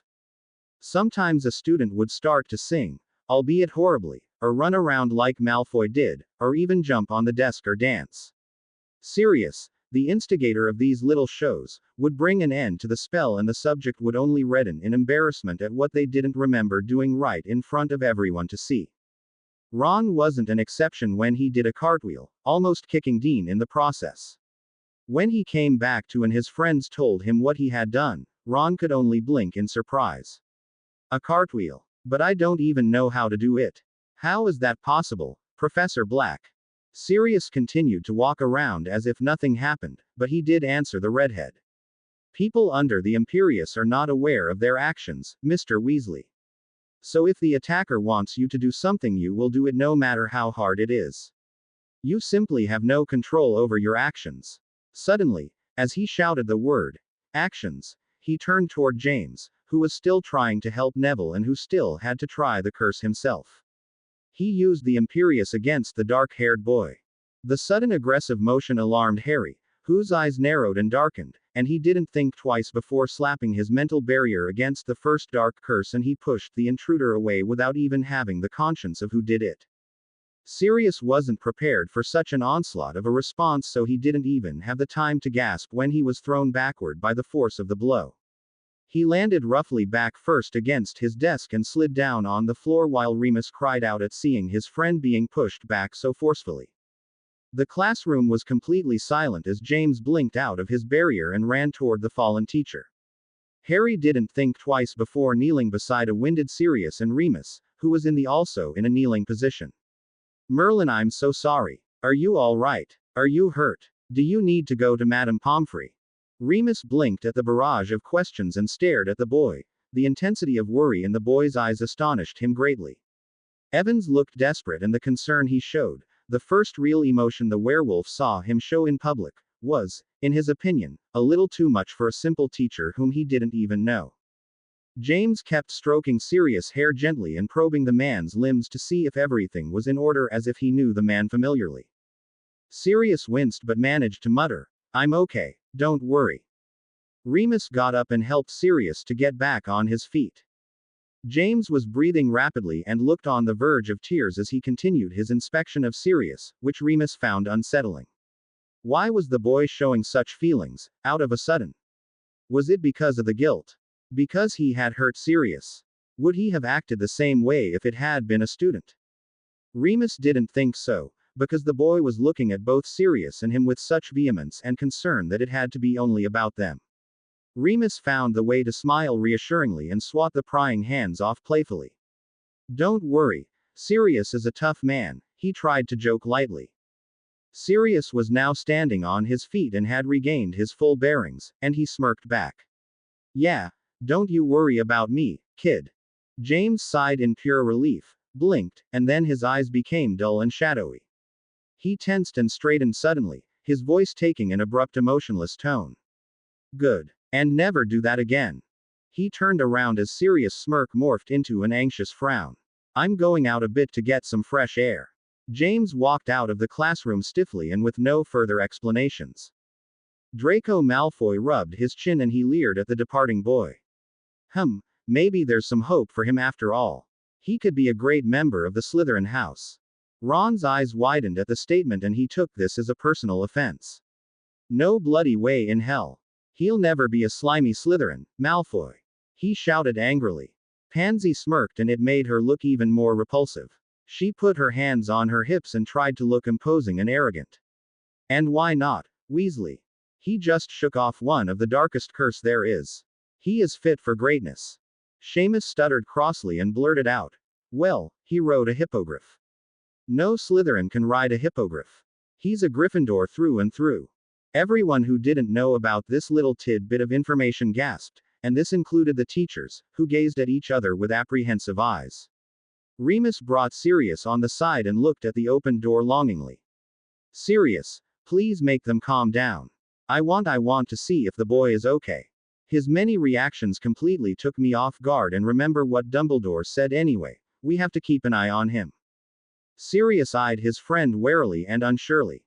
"Remus," he shook off the Imperius as if it was nothing. "Nothing. I didn't even have the time to enter his mind. He pushed me away even before my influence touched him. That boy can be dangerous. Remember that Death Eaters can take any appearance they want with Polyjuice or any other trick." Remus shook his head negatively and sighed, knowing that Sirius could really be hard-headed when he wanted. "I'm going after him, Sirius." And before the animagus could reply, Remus was out the door. "Okay class, settle down. I don't care to know in which house Mr. Evans could be seeing, as he merely is a guest of the headmaster for the moment. At least now you know what a powerful mind can do when it's time to shake off the imperious curse. Sirius bellowed with a sudden lack of patience. The students sat back down reluctantly to continue the lesson, and now the atmosphere was thick, too thick to continue the practical part of the course. Sirius made them read some pages in their defense book and sat down at his desk. He was completely lost in his thoughts. A powerful mind indeed, be careful, Remus, he muttered to himself, turning to look out the window. Remus was worried that the young man would be gone, but when he found James, the boy was simply breathing in some fresh winter air. The werewolf frowned a little when James rubbed his middle section for a few minutes, but he didn't look wounded, so he shrugged it off. I really want to apologize for my colleague's action, Mr. Evans. He didn't listen to me and he always does what he wants. The voice startled Harry out of his reverie and the hand on his stomach leapt to his pocket. He felt Nagini coil tighter around him, but she didn't move any further. No, Sirius never listened to anyone, he said to himself mentally with some dry tone of humor. I know you noticed. Harry quickly fixed his slip up when Remus looked at him funnily, but then he walked beside the young man and fixed the sky, although the older man was really tempted to fix the boy a long stare instead. So, Remus started out of the blue, how were you able to shake off Imperio so effectively? The werewolf guised the question as a perfectly honest and innocent one, but Harry wasn't fooled. The man wanted some answers, and for once Harry told parts of the truth. Lying to Remus, the man who had given his life to save him back in his world, just didn't seem like the right thing to do. His false blue eyes darkened and Remus sniffed the boy surreptitiously. He almost whined childishly because he still didn't recognize the strange scent. But there was something definitively dark about the boy. Good, dark, or bad, it was left to determine. Imperio isn't that difficult to shake off once you know how to do it. But I didn't learn this by practicing it, it's more of a matter of how many times I've been subjected to it when I was younger. Remus stiffened at the revelation and let the boy speak. He was now very interested, but the boy didn't elaborate that much on the matter. He was surely leaving some crucial information out, but the boy was opening his heart a little and it was enough for the time being. I've first been subjected to Imperio by one of my teachers in my 4th year. Turned out that he was a Death Eater in disguise and the real man was locked in a compartment trunk. Anyway, they're all dead now, aren't they? But to go back on the matter, I shook Imperio off on my first try, but it wasn't meant to be the last time people tried to assault me with it. Remus started to breathe again when the boy finished his explanation, not even aware that he had held his breath in the first place. But he was even more startled by the boy's next actions. James turned toward him, his hands held in tight fists. They were shaking. The boy was obviously trying to stop his entire body from shaking as he stared at the werewolf with deep eyes so full of emotion it actually scared Remus. I didn't want to hurt Sirius, the boy started with a cracking voice. You know I could never hurt him, huh, Remus? You know I could never hurt the both of you. I could never. Harry lost his voice as unshed tears threatened to fall on his flushed cheeks. The boy wrapped his arms around himself as if trying to comfort himself, and he turned around, kicking himself mentally for showing such weakness. Remus didn't understand what the boy was talking about, neither did he understood how James could speak about Sirius and him with such familiarity. Just this once the older man listened to his inner voice and not to the others, and he put his hands on the dark-haired boy's shoulders as a gesture of comfort.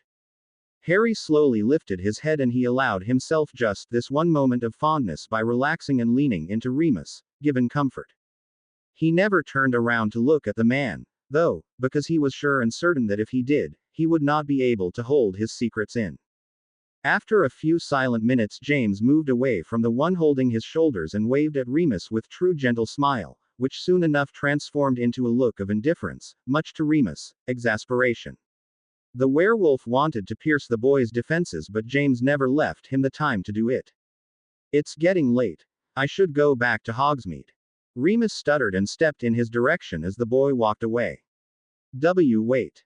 James turned around and waited for him to say what he wanted to say, but that was the problem. Remus didn't quite know why, but he wanted the young man to stay for some unknown reason. When he noticed that the silence had stretched and that James was still waiting for him to talk, Remus blurted out the first question that came on his mind. Is it true that you mounted one of Hagrid's hippogriffs?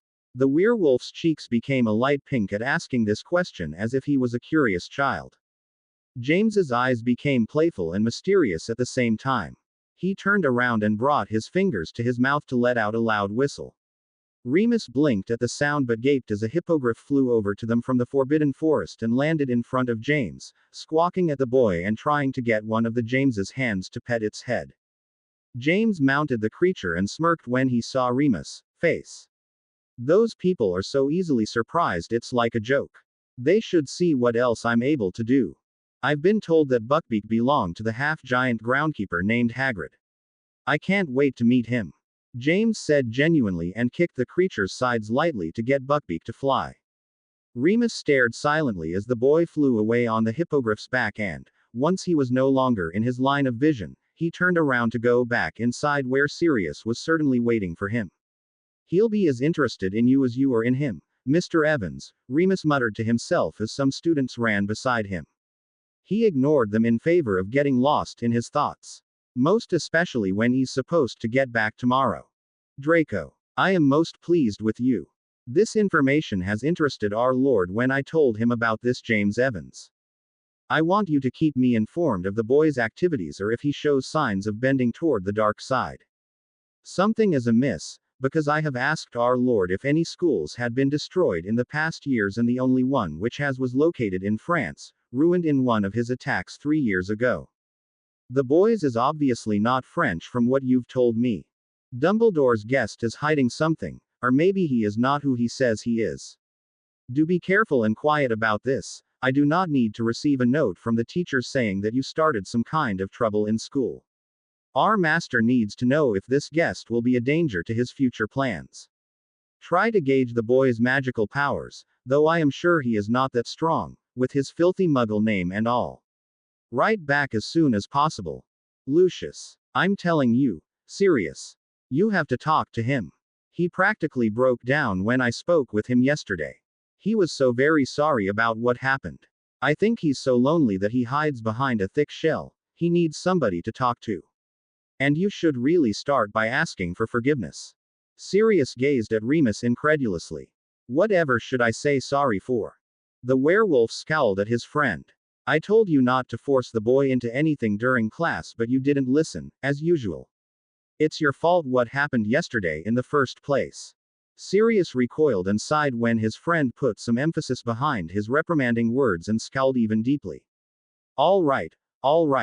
I'll go talk to the kid as soon as I can. The animagus sighed again and simply walked away with a barely concealed sad expression. Remus' own eyes became cheerless as he watched his longtime friend walk away dejectedly. I'm sorry, Sirius, but I think that you and that boy are more alike than you think, in a way. Maybe he'll do you some good, and maybe you'll do him some good. I know I'm ready to help him no matter what people say or think of him, the golden-haired man whispered to himself as he walked in a different direction. Surprisingly, when Remus entered the Great Hall, James was already at the head table and greeting the friendly, albeit imposing half-giant. Who are ye? Hagrid asked with his big rough voice. James, to the other's surprise, didn't step back or stare impolitely. He offered his hand with a decisive thrust and Hagrid offered his with a cautious gaze. James shook firmly and let the large hand go with a smile. Hagrid raised an eyebrow and looked at Dumbledore, who merely shrugged and went back to speaking with Minerva. Hello. My name is James Evans and I'm a guest here. I was impatient to meet you. I've heard nothing but good things regarding Hagrid the groundskeeper. I must felicitate you for having taken such a good care of your hippogriff. I love him to death. Harry couldn't help the big smile that lit his entire face as he spoke to the dumbfounded and slightly blushing half-giant. Hagrid had been his first true friend in the wizarding world, and seeing him again was almost as good as seeing Sirius and Remus, and right before seeing Ron and Hermione, who had been next. Thank you, Mr. Evans. Hagrid didn't quite know what to say to this guest who showed such an interest in his pets. It was all so sudden that he stayed rooted on the spot. The bearded man jumped slightly when the boy looked behind him and suddenly waved his hand. Hi, Remus. The werewolf, and almost all of the teachers for that matter, raised an eyebrow at James. Why was this usually somber boy so cheerful all of a sudden? Remus waved back hesitantly and a little disgruntled that it had been Hagrid and not him to make him smile like that. But something was odd about that smile, as if it didn't quite reach his eyes, or was it the eyes that were the problem? Remus shook his head to clear his puzzled thoughts and sat down at his place. When Remus waved back, James turned toward Hagrid again. I really hope you'll be able to show me more of your beautiful creatures. I really liked Buckbeak, by the way. Hagrid's eyes widened and he looked at the boy carefully. How do ye know his name's Buckbeak? Did somebody tell ye? James shook his head negatively and his eyes suddenly held a mysterious look to them. No. A little birdie told me. The boy chuckled slightly at Hagrid's wary expression and shook his head. No, seriously, I would really like to see your creatures, he replied, noticeably step-siding Hagrid's question. Hagrid seemed to forget his previous guardedness at the thought of showing his pets to someone who was really interested, and anyway, if Buckbeak really liked him he couldn't be that bad. Dumbledore also let him in, so he was to be treated like a guest. Hagrid was about to reply with a big grin when someone from the head table started to snort crudely. It turned out it was Manx, the care of magical creatures, professor, and Hagrid's mood became sad and withdrawn. Manx ignored the look he received from Dumbledore and started to mock the half-giant. I wouldn't do that if I were you, Evans. Hagrid's beasts are savage and dangerous to anyone who approaches them too much. Personally, I think that a hippogriff is dumb and a total menace to society, like any other dark creatures in this world. The man started to laugh again, although he was the only teacher to find this laughable. A couple of Slytherins held in their snickers, but everyone gasped as Manx found himself at the ending point of a wand. The care of magical creatures teacher immediately stopped laughing and looked at the dark-haired teen warily while the other teachers got up swiftly and pointed their own wand toward James, who didn't even bat an eyelash and kept his eyes riveted on Manx. The look James gave him was hostile and aggressive, the twin blue pools becoming a shade darker as he narrowed his eyes into slits and lifted his head slightly, making his long bangs fall in front of his eyes. It made him appear as an even darker wizard, and Manx got up and then stuttered backwards. Don't you point that thing at me, kid. The teacher said angrily. James almost snarled but put his wand back in his wand holster cautiously, giving one last purely emotionlessly look at Manx. He turned around, closed his eyes and tried to regain his calm. Next time you say this I will not stop. James started calmly. His voice was the only thing heard in the Great Hall. No students dared to talk. That boy had threatened a teacher. A teacher. Manx snorted rudely. Why do you care? And what makes you think you can defeat me? It's at that moment that Sirius entered the Great Hall, but he stopped in his tracks when he noticed the commotion and the tenseness in the atmosphere. Nobody even noticed him anyway as they stared at the front where Manx and Evans were obviously having a tumultuous exchange. What would make Evans so mad? Sirius asked himself silently while looking at what was going to happen. Not all dark creatures are considered evil or bad, Manx. You shouldn't judge people or animals by their titles but by what they are as an individual and by their actions. If he hadn't been inside the school, Manx would have spit on the ground. Bullshit. All dark creatures are heinous and are not worth anything. They should all be killed. He spat in disgust. Next thing he knew, he was sliding down the wall and nursing a very painful wound on his stomach because of the Expelliarmus he received from James's quick reflexes. The teachers didn't even have the time to stop the teen, but even if they had, they doubted they would have wanted to stop James. The students gasped in shock as James finally lowered his wand. His frigid gaze, though, he maintained and aimed continuously at the winded man. Maybe it's you who should be killed. You're outright wishing for the death of one of the faculty members of this very school, you fool. And I assure you, he's a better man than what you will ever be. Manx gasped and gazed at Lupin discreetly. The students didn't understand why or what James was talking about. Ron turned toward Hermione and his friends and whispered curiously, "There's a cursed teacher here." Nobody answered him as they were as clueless as him at the moment. Remus' heart started to pound in his ribcage and it took all of his willpower to start hyperventilating. Does James know what I am? He glanced at the almost perfect copy of Sirius, but James didn't spare him a look. He was too concentrated on Manx at the moment to notice anything else. Harry was mentally happy that the guy had finally showed his true colors, but he also had to refrain from wincing. His chance to gain their trust was now probably completely obliterated, but if this was the price to pay to be here and protect them, he was ready to pay for it. Nobody insulted his friends, and even his family, as Remus and Sirius virtually fell into that category, even if they didn't know it right now. He walked toward the exit without looking at anyone. Sirius' heart almost stopped as the boy gave him a short sad glance and simply strolled away. The animagus couldn't help, for a short moment, but feel some kind of sympathy for the boy. He wasn't sure if James knew that Remus was a werewolf. Maybe he had spoken about Hagrid's half-giant status because nobody knew this piece of information except for the teachers. They had been really careful all these years to hide Remus' tricky condition, because if the students had known, they would have told their parents, and then the ministry would have taken his friend away, since dark creatures were considered a menace and unreliable. Many of them had already joined the Dark Lord, so it didn't help Remus' difficult cause. Sirius walked up to the head table where Manx was trying to get up with as much dignity he could muster, muttering about the boy's nerve to attack him. "Why didn't you stop him, Albus?" Manx raged as he regained his footing. Dumbledore furrowed his brow at the man. "You and I will have to have a small conversation in my office, Magnus Manx.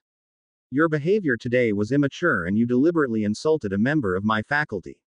As such, you will write a letter of excuse to Hagrid here, whom you have publicly offended. I do not vouch for Mr. Evans' actions, but he was right to stop you before it went too far. I will also have a talk with him. You do not have to worry about that." The old headmaster omitted to mention that he had also offended Remus, but he had an idea that Manx knew he would have to write not one but two letters. This didn't quite dwell right with Manx, so he stalked away from the room with big heavy strides. The teachers sat back awkwardly and Albus sighed. "Won't we ever have a normal day? Ever since Mr. Evans came here, there has been nothing but more trouble." Hagrid didn't sit down and fidgeted on his spot. "Well, I didn't think he was that bad when he presented himself to me. I think he's a kinda nice, although very impulsive young man. I don't know where you found him, headmaster, but I like him." The big man finished fearlessly. Minerva found the way to chuckle weakly. "Hagrid, anyone who shows an interest to your pets, you like. It's not complicated." The other teachers agreed and laughed lightly while Hagrid reddened. "I'll go talk to him, if I can find him," Hagrid finally replied. He walked beside Sirius and the animagus stopped Hagrid, suddenly eager to help. He went outside. "If you walk fast enough, you may reach him before he goes back to Hogsmeade." The teachers gave Sirius a weird look, but he ignored them. "Talk to him if you wish. I don't think he'll willingly attend Transfiguration this morning. Tell him there's divination this afternoon if he feels like it, and to not go back to the village immediately afterward. I would like to speak to him." Hagrid nodded at Sirius thankfully and silently marched away. When Hagrid finally caught up with James, he was surprised to find the boy standing near his hut and chatting mindlessly with Buckbeak. When the hippogriff saw his owner, he squawked happily and strolled to Hagrid, butting his head to be petted and fed. "I think he likes ye," Hagrid said out of the blue, breaking off the ice between them. James gave a sad smile and sat down on the stairs of Hagrid's hut, even though they were cold from the temperature. "Well, he also likes you. I can tell you take good care of your animals. Do you have any more?" Hagrid nodded enthusiastically and nearly pulled James's arm off to guide him to his animal pen. "Look, I have 3 blast-ended scroots. Aren't they adorable?" the childish half-giant asked with a jovial expression. James chuckled nervously as he jumped away from a ball of fire thrown in his direction. "Yay, adorable." Hagrid nodded fervently and pushed him to the next pen with a renewed fervor. It wasn't every day someone actually asked him to show his pets to them and not running away as soon as he saw the creatures. As Hagrid showed the second enclosure, a big dog ran to him and barked happily. The half-giant laughed heartily and petted it enthusiastically. "Look, James. This here is Fang. He's my boarhound, he is. Say hello to James, Fang." The huge dog approached the dark-haired boy and Hagrid told him not to be afraid. He didn't need to warn James, however, because the teen never backed away. "Hi, Fang." Harry put his hands in front of the dog's muzzle and Fang sniffed him out, whined almost in pity and licked the offered hands. Harry briefly wondered if the dog knew who he was, but Fang wouldn't be the one to tell anyone. "Good boy." He petted the boarhound and Fang sauntered away, chasing after an errant bowtruckle. Hagrid was happy that Fang liked the boy and he incited James to continue the visit. These here are flobberworms and I hope you already know what is in that cage. James nodded. It's a Cornish pixie. I kind of have a not so pleasant memory of them from my second year. Hagrid looked thoughtful for a moment and he nodded to himself, making Harry wonder what he was up to. James, ye don't have any prejudices against any creatures considered to be dark, do ye? James shook his head negatively and gave Hagrid a curious look. Not really. They can't fight against what they are. It's in their nature and we can't change a thing about it. Personally, I've been in the presence of many throughout the past years. It wasn't easy every day, but I'm still here, aren't I? And when I mean many, it's a lot. Hagrid was now terribly curious about what kind of creatures he had seen or lived with or even fought, but by looking at the serious boy, the half-giant wasn't so sure if he truly wanted to know any more. People are almost always looking down at me because of my half-giant nature and because I like more dangerous animals. It's so unfair. But sometimes dangerous creatures are more interesting, aren't they? James asked conspiratorially. Hagrid nodded playfully and winked. I knew I liked ye for a reason. You would have loved Fluffy and Norbert. Harry was mentally stunned. Hagrid had them even here where the restriction of dark creatures was at its highest vigilance. He faked interest perfectly. Fluffy and Norbert. Do tell. Hagrid told him as they walked toward his hut. Fluffy was a gigantic three-headed dog I acquired some years ago to protect something.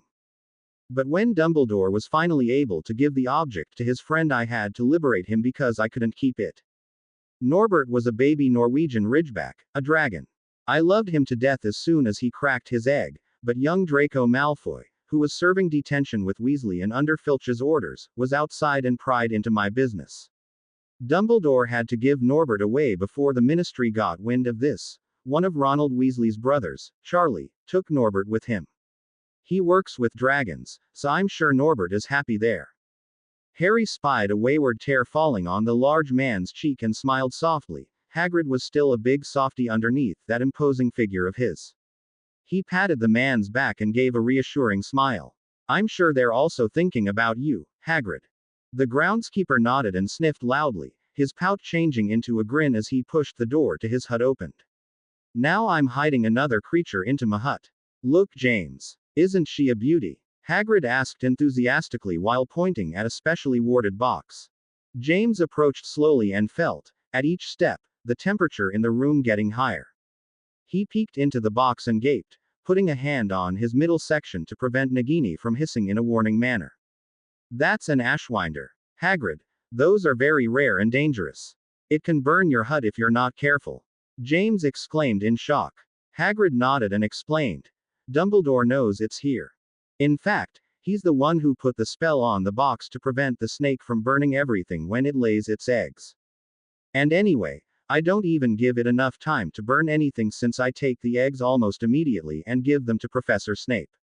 Ashwinder eggs are rare and very in demand for a potions master.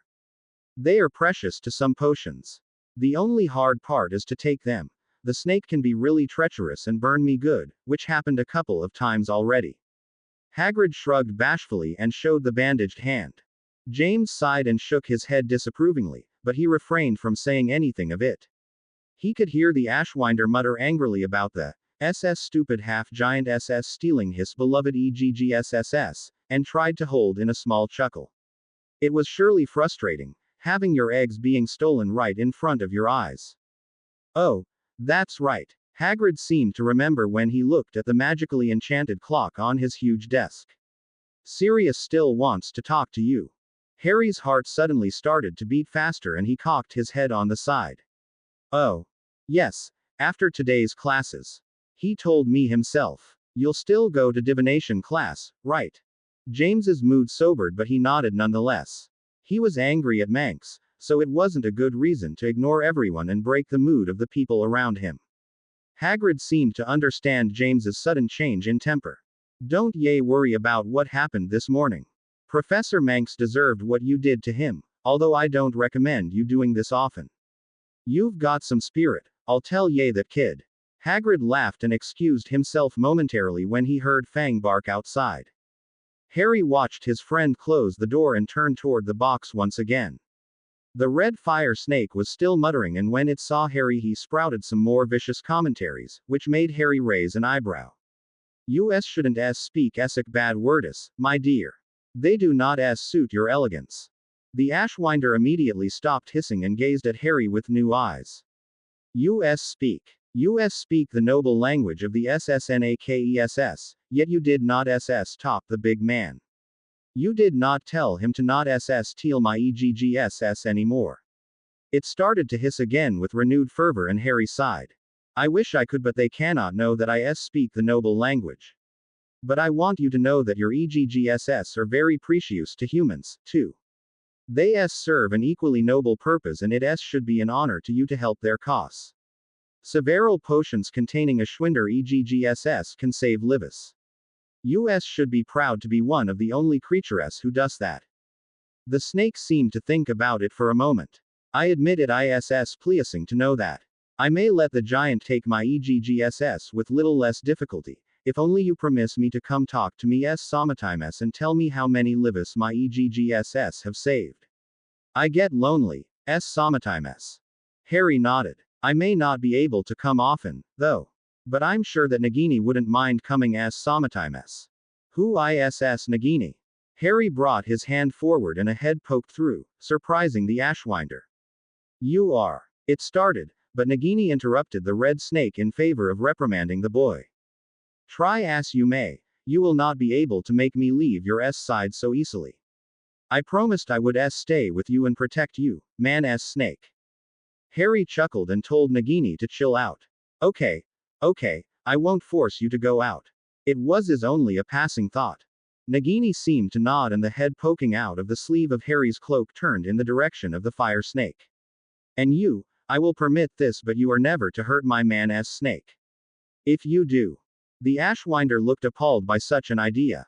"Why, I will never hurt him. He has been so nice to me, and he is the first human to understand me. I will never hurt him." Harry turned his head back and forth and frowned in annoyance as they conversed as if he wasn't even there. "Guys, I'm still here, I'll let you know."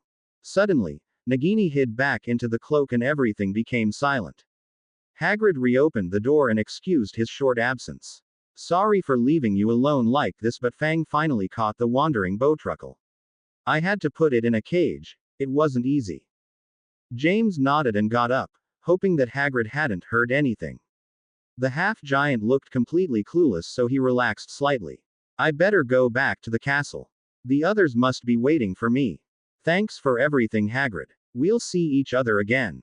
They shook hands and Hagrid watched as James took his leave. The temperature in the room suddenly increased and the half-giant stepped toward the box hurriedly. The Ashwinder was about to lay eggs. Hagrid braced himself as soon as they appeared, but when he put his hand into the box, all he felt was the usual hotness of the creature. Not one bite, not one hiss or any other form of retaliation. The snake looked at him for a moment and coiled around itself the next, ignoring his presence. Hagrid gazed at the red eggs in his hand. Odd. He looked outside in the direction James had gone. The Ashwinder never willingly gave his eggs away before. So why now? Talking with Hagrid took longer than he thought, and when Harry arrived in the Great Hall, everyone had already gone to their next class. Damn it, he swore, and then hurried it up toward the divination tower. He wasn't so late, only of a couple of minutes, but he didn't want to arrive in the middle of the class. Harry stopped briskly, looked around to make sure that no one was spying on him, and he murmured a password in front of a portrait. With one last look around, he closed the door and started to run again. He arrived not 5 minutes later in front of the classroom door and adorned a grim and detached expression just by hearing Trelawney's boring voice on the other side.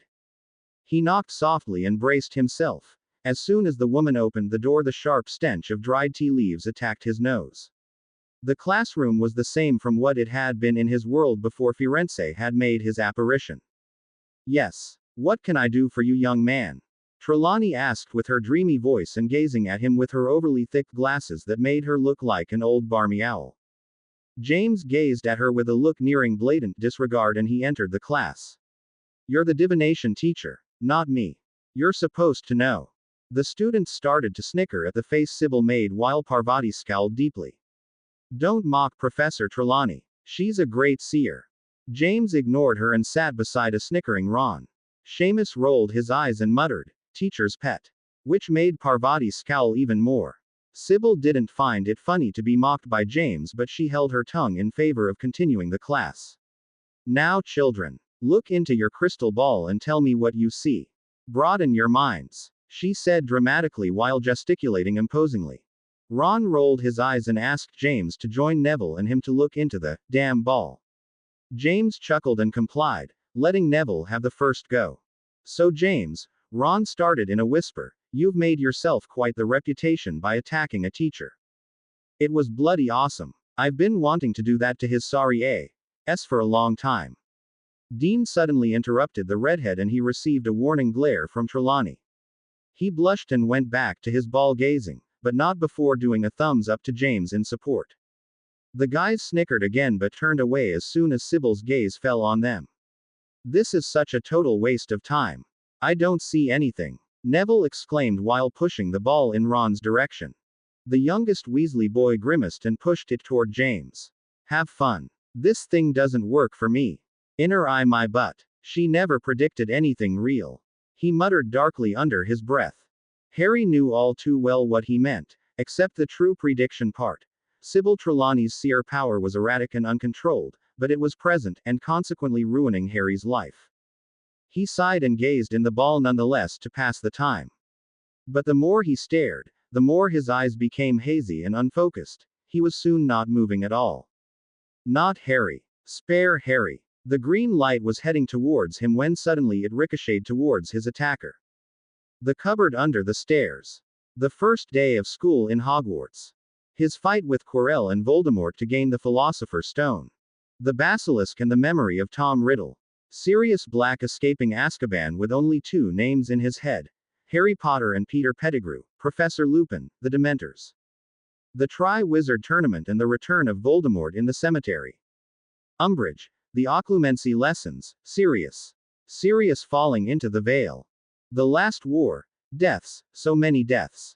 Blood. Dumbledore, McGonagall, Snape, Ron and Hermione. Remus. No.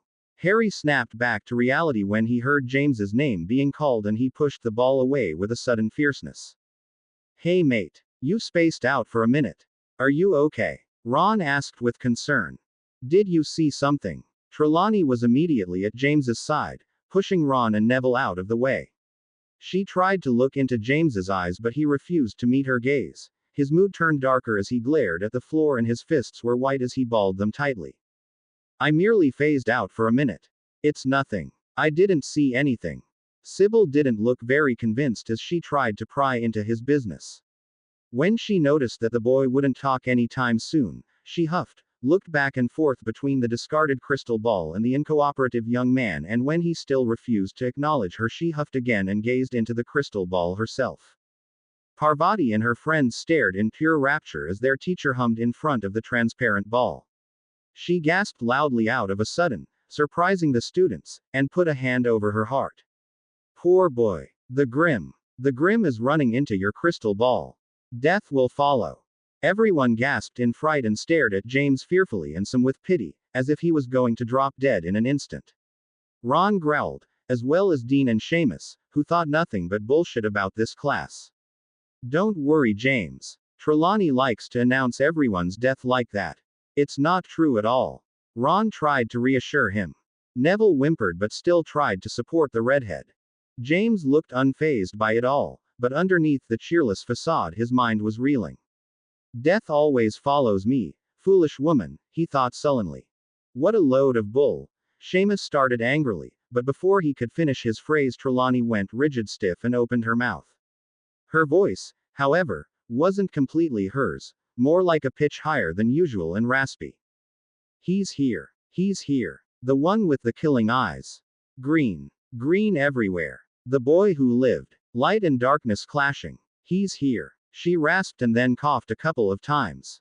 Oh my, what happened? She asked stupidly and blinked when no one moved and continued to stare at her as if she was crazy. Professor. We should really go to Dumbledore. Parvati took the woman's arm and guided her gently out of the classroom. Class dismissed was the only thing they heard as they disappeared down the stairs.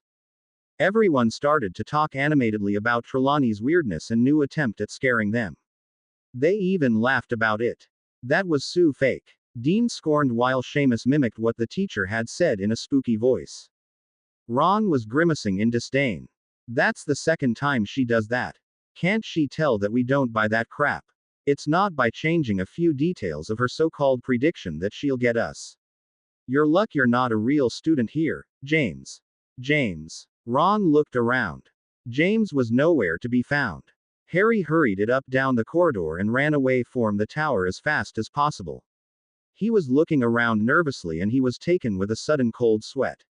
I can't believe, out of all day, that she had to make an actual prediction about ME in the bloody class. I'm lucky that no one believed that. He shuddered at the thought and his legs suddenly felt like jelly. He leaned on a wall and slid down, only now noticing that he had ran from the top floor to the first in only a couple of minutes, and without the use of a secret passage. His heart was beating wildly and he took his time to breathe in deeply and try to calm himself and sort his thoughts. Nagini poked her head out of his sleeve but he didn't seem to notice at all. Your heart is beating too fast, man snake. I cannot rest when you are like that. What is it that ailssusso? Do I have to bite someone? Harry jumped slightly. Nagini. It's not wise to show yourself like this inside the school walls. Don't worry about me. I'll be fine. Something happened in divination class and I was as simply unprepared to hear it. I will not be caught unaware next time.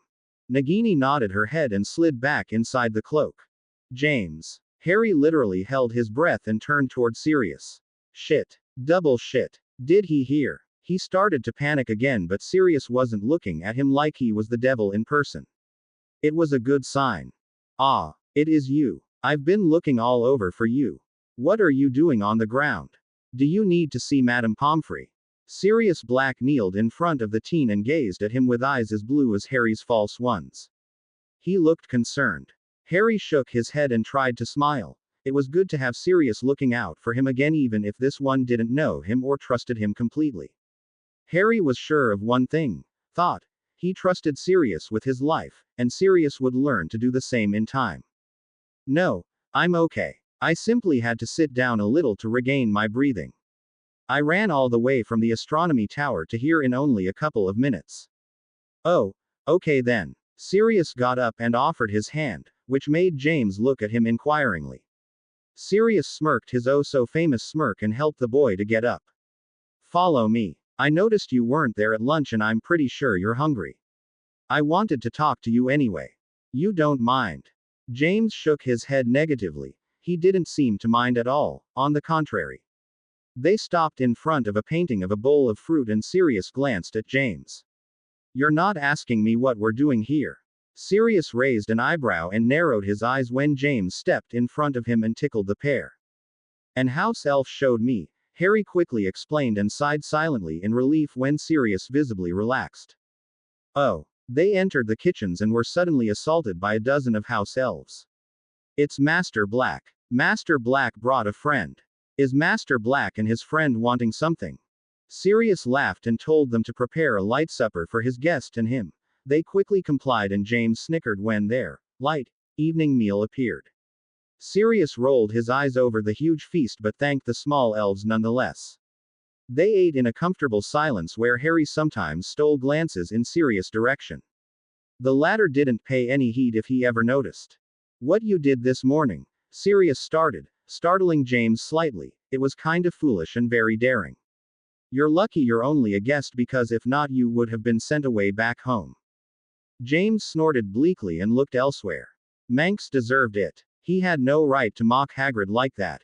Dark doesn't necessarily mean evil but not many people understand that.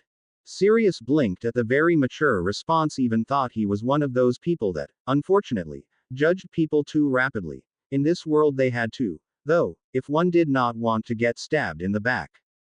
And anyway, James continued dejectedly, I don't even have a family to go back to. That's why I stay at the Three Broomsticks. Sirius truly didn't know what to do. He wasn't used to comfort a kid with problems like James's, so he did the next best thing. He spoke about his own problems to help James know that he wasn't alone in this world. You know, my godson would be your age if he was still alive. I don't have a family either. I don't think I've ever had. The Blacks Errol they all have been Slytherins, for a start, whereas I've been placed in Gryffindor in my young age. They've always hated me and treated me as an outcast. In fact, I think that the only family I've ever had was Remus Lupin, James Potter, Lily Evans and my little Harry, my godson. But Remus is the only one I've got left. It's so weird, but I feel as if I can relate to you because you seem to understand the hardships of life. I've never had any sons, but if I had, I would choose to have a boy just like you. Harry tried to hold in his tears as he listened to the heartfelt admission and barely even noticed that Sirius had omitted to mention Wormtail. It took everything he had to keep his mouth shut, not to shout desperately that he was Harry Potter. He wanted Sirius to know so much, he wanted Sirius to treat him as a son. He wanted Sirius to talk to him late at night when he was alone, to comfort him like he just did to the personage of James Evans. It broke Harry's heart to lie to his godfather, but he knew it was for the best. The Death Eaters were starting to be more vicious in their attacks in the wizarding world, and if they got wind that the boy who had attacked Malfoy and some other Death Eaters was here, Hogwarts would be in for it. He had to attack them suddenly, without any notice for this to work. Catch them unaware and trap them, even possibly kill them if he had to. He had killed already plenty of his enemies, in fact, so he wanted Sirius to accept him like he was, a murderer, a savior, a mere boy whose past was strewn with sorrow and violence. He wasn't all light and laughter with no pressure on his mind and heart, and Harry knew that he would be destroyed if Sirius and Remus did not accept what he had become. But when all of this would be over and Sirius and Remus stayed with him, Harry would gladly try to laugh freely again. He would make sure that Fawkes' gift wouldn't be wasted. Thank you for saying that, Mr. Black. I needed to hear that. I know I'm not the best person to have around, but I can't help but be the person I've been forged to become. James smiled sadly and got up. Dinner was excellent. Please thank the house elves for me.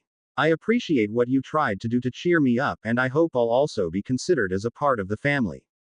He laughed shakily. I know I won't be able to come next week because of the exams, and afterwards are the Christmas holidays, so if we don't see each other, well, Merry Christmas. He turned around and prepared to exit when Sirius interrupted swiftly. Wait. Sirius was shaking interiorly. What am I doing? What is the boy doing to me? Come on, Sirius. Get your act together and toughen up. He mentally shook himself and gulped. I'll try to come see you next week if I can. I haven't seen Rosmerta in a while anyway. I'll try to bring Remus too. And I'm sure Dumbledore won't mind if you come here during the halls. Not many students stay anyway, and it wouldn't be such a bother. You wouldn't be alone for Christmas. And Merlin, please don't call me Mr. Black. Call me Sirius. You may still be a teenager, albeit an old one, but you're not a student. Mr. Black makes me sound like my dad.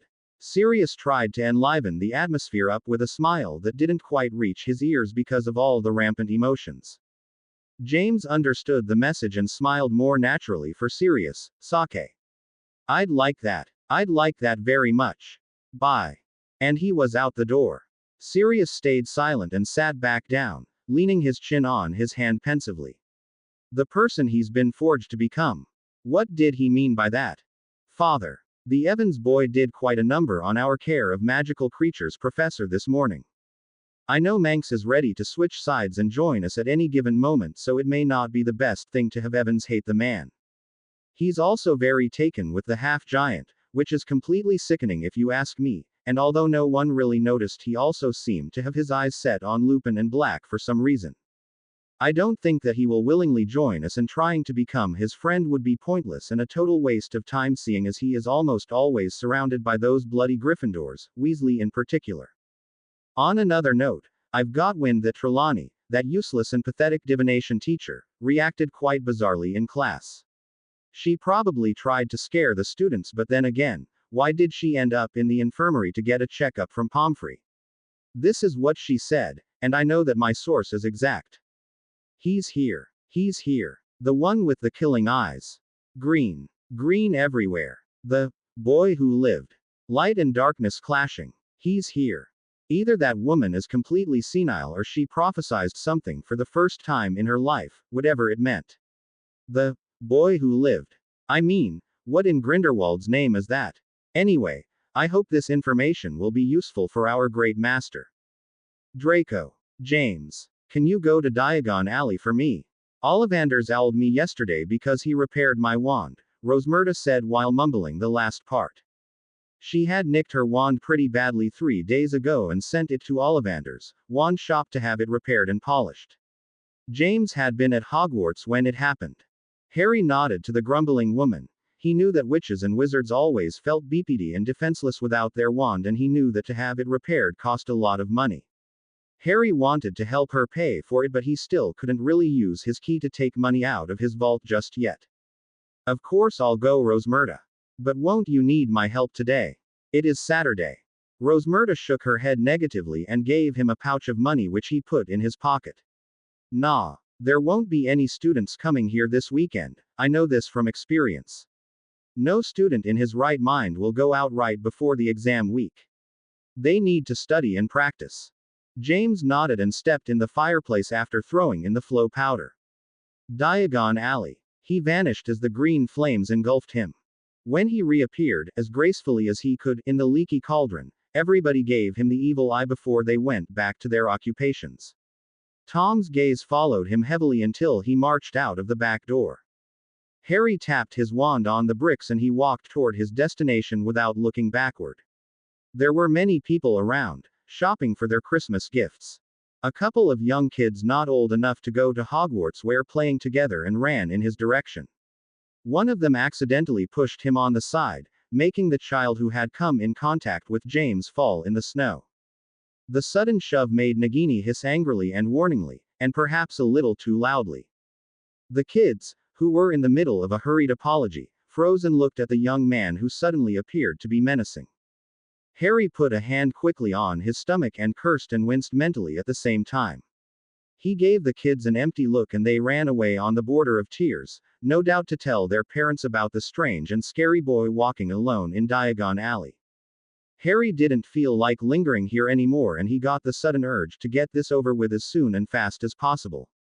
He ignored everyone looking at him suspiciously with practiced ease, his mask of indifference locked on severely. He had to find a better way to hide. Nagini, once he came back to the Three Broomsticks, today had proved that his second familiar was too volatile to simply stay under his cloak. If it only took someone to push or hug him to get her started, he didn't dare think about what she would do to the person who maimed him with bad intentions. He entered Ollivander's shop and waited for the old man to show up. Harry tensed and solidified his mental wall when Ollivanders finally walked toward him. The shop owner looked at him curiously and he looked lost when he finished his examination. Curious, he whispered mainly to himself. I have never seen you around before. What can I do for you, mister? James nodded his hello with a tight expression. James Evans. I come in Rosmerta's stead to get her wand. A light of recognition seemed to illuminate Ollivander's eyes and he nodded, turning around to get the woman's newly polished wand. His expression was still pensive, though, as if searching in his memory the identity of the dark-looking young man waiting for him. This boy's stance he looks like another young man I helped find a wand from long ago 60 or so years ago, but that's preposterous. He gave the wand to James Evans while staring straight in the boy's blue eyes with his own narrowed ones. Tell me, what kind of wand do you have? Harry stiffened and mentally cursed the old man's tenacity. Frankly, that's none of your business, he answered roughly. He gave the wary man the pouch with the exact amount of money and turned to leave. But as his hand touched the doorknob, he felt a slight pull of magic and the hundreds of small boxes stacked behind the wand maker started to shake and vibrate, greatly startling Ollivanders. What's happening? The old man cried out in shock. The wands are all resonating. Harry was standing in the doorway, motionless and frowning, but when he moved, barely an inch, the boxes unexpectedly fell quiet, except for a black one that hurled in his direction dangerously fast. Thankful for his fast Quidditch reflexes, he caught it before it could smack right in his face. His other hand reached his own wand in his wand holster and, as he touched it, a song echoed in the shop. Harry recognized it all too well as he recognized the box he now was holding. Ollivanders watched with wide eyes and a gaping mouth as the dark-haired boy narrowed his blue orbs with determination, opened the box and took the wand out with a disturbing sentiment of familiarity. The wand shot angry red sparks and quivered in James's hand. With blatant awe and curiosity, though it never showed on his face, Harry set the box aside and retrieved his wand, bringing both of them at eye level. Ollivander stuttered in awe, confusion and fear, and he stumbled backward, surprised and scared probably for the first time in his life. That's impossible. Where did you get this wand? He panicked as the boy brought both magical items closer and as the Phoenix song resonated again, faster and louder. The magical tension in the room was thick and suffocating for Ollivanders, who could only stare in horror at the two identical Phoenix feather core wands. Evan's wand, if it truly was his real name, wasn't the brother of the other but the exact same one coming from the same feather from Dumbledore's pet Phoenix fox. But that was completely impossible. What are you doing? He cried out as he found out what the glazed-eyed boy was doing. Harry didn't hear anything the white-haired man shouted at him so fearfully. The wands touched. Ollivander's heart almost stopped beating as fire enveloped both sticks, but the boy remained unaffected by the scalding flames. Magic was literally pouring out of him, but some of this magic clearly didn't come from the merging wands but from the boy himself. It was light, it was dark, it was everywhere, dangerous and comforting. The boy was a complete living contradiction, and Ollivanders wasn't so sure he wanted to know who he truly was anymore, as well as the life the boy led to get this sort of aura. He preferred to stay aside, as far away as possible from the teen, and with fearful and apprehensive eyes. Out of a sudden, a ball of flame flared and gave the appearance of stroking the boy's right cheek and lower down the neck and chest on the right side. In the short amount of time he felt his eyes open, Ollivanders was sure and certain that he briefly saw the boy change in both silhouette and stature, and something red marking his cheek that wasn't a burn mark.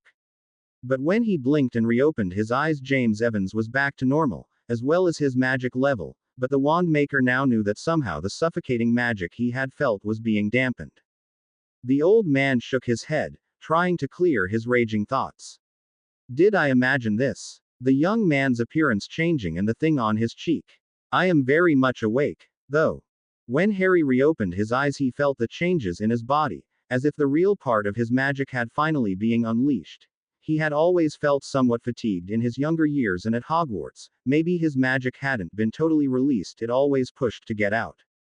It was only his thoughts about it, though, but somehow he was certain that he now also held the power of the heir of Slytherin, Tom Marvolo Riddle. Or was it his magic Tom had fed off of since the attack on Godric's Hollow? This truly was mind-boggling. When the wand finally stopped crackling in his hand and the fire receded, even Ollivanders had to stare at the new sight. Harry twirled it around expertly, scaring the old man further into the corner, and yet Ollivanders couldn't help but continue his wand gazing.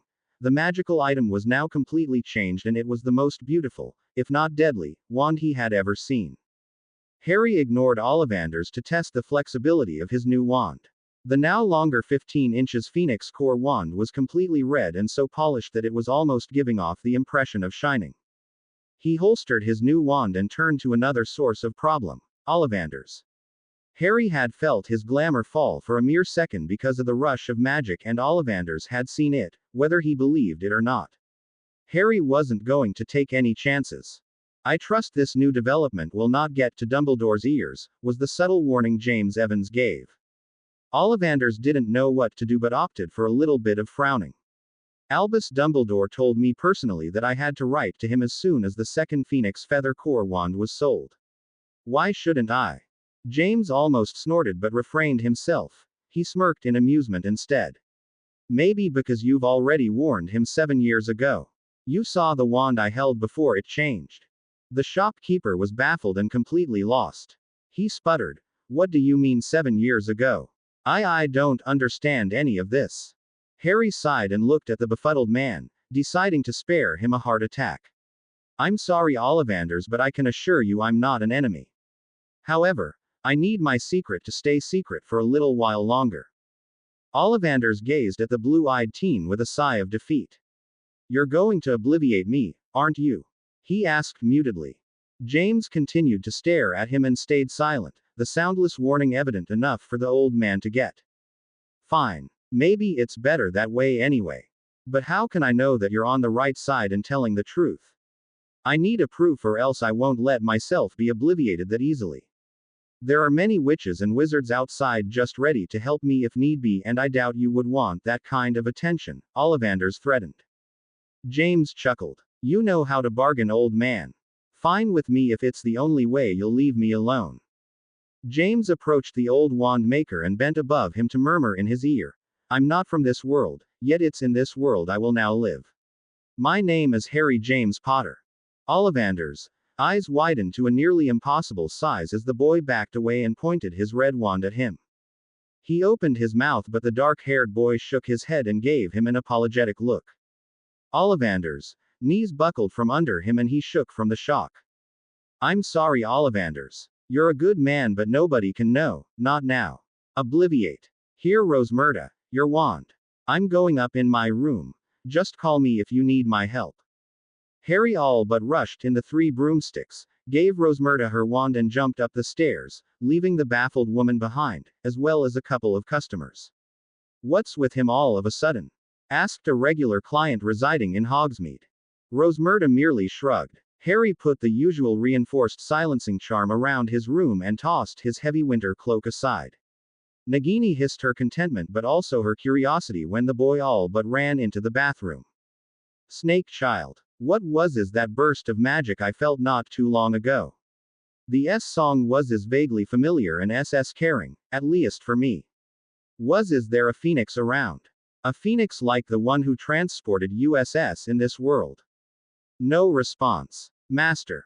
Nagini slithered in the bathroom just as her owner slowly dropped the glamour surrounding him, the first time since they arrived. Hedwig hooted and flew to Harry, giving her master a few pecks of recognition. It's good to see the real me. But what did the wand do to me? Harry turned his face to have a closer look at the right side and fingered the tattoo, for lack of a better word.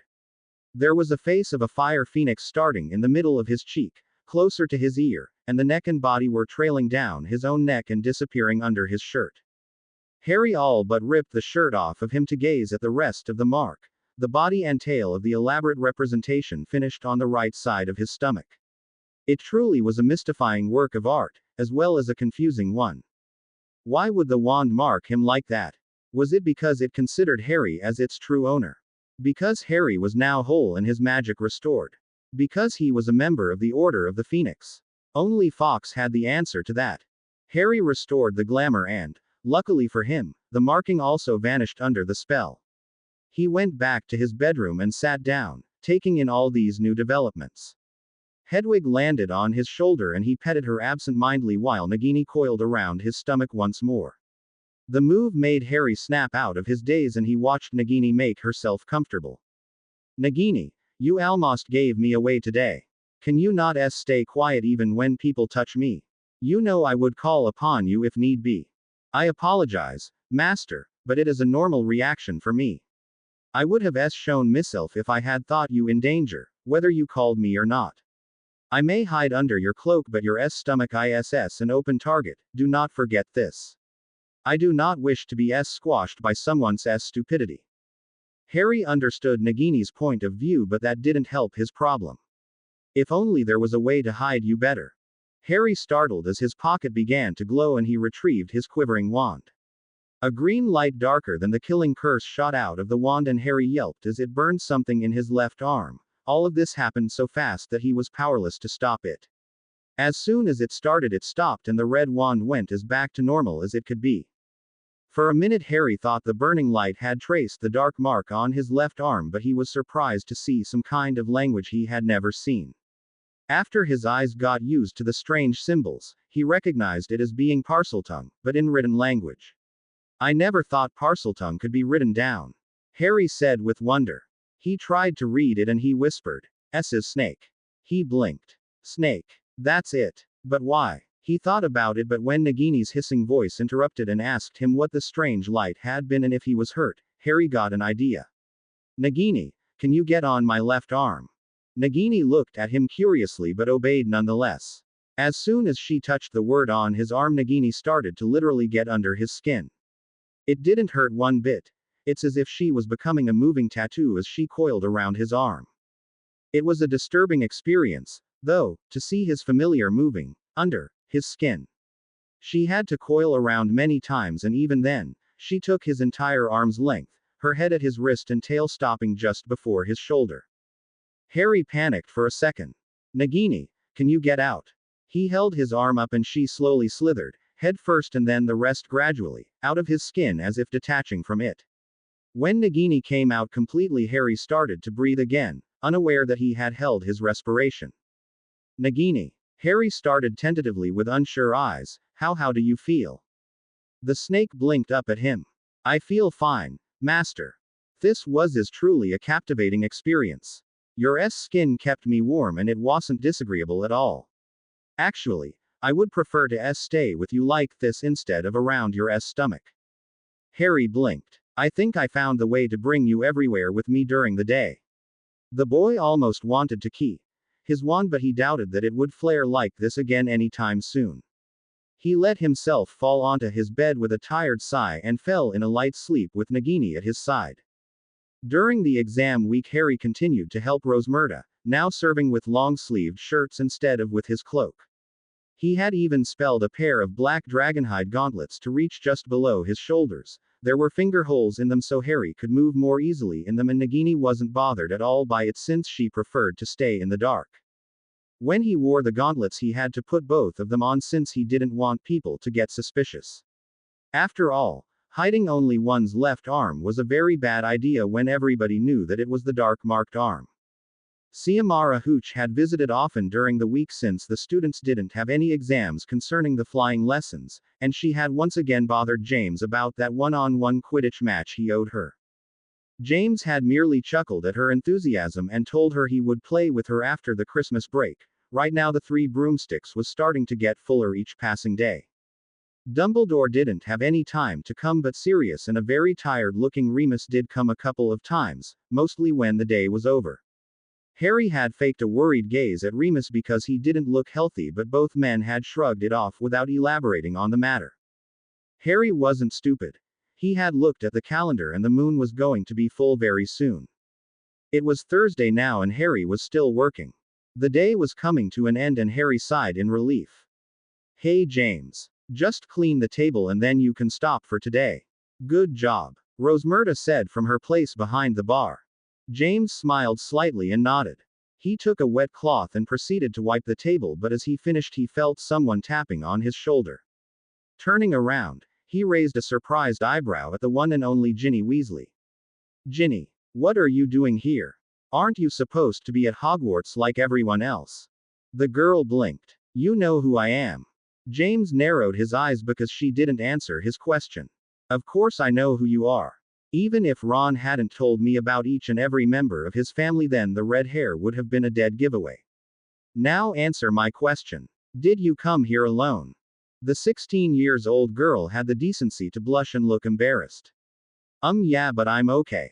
She quickly added and blushed even more.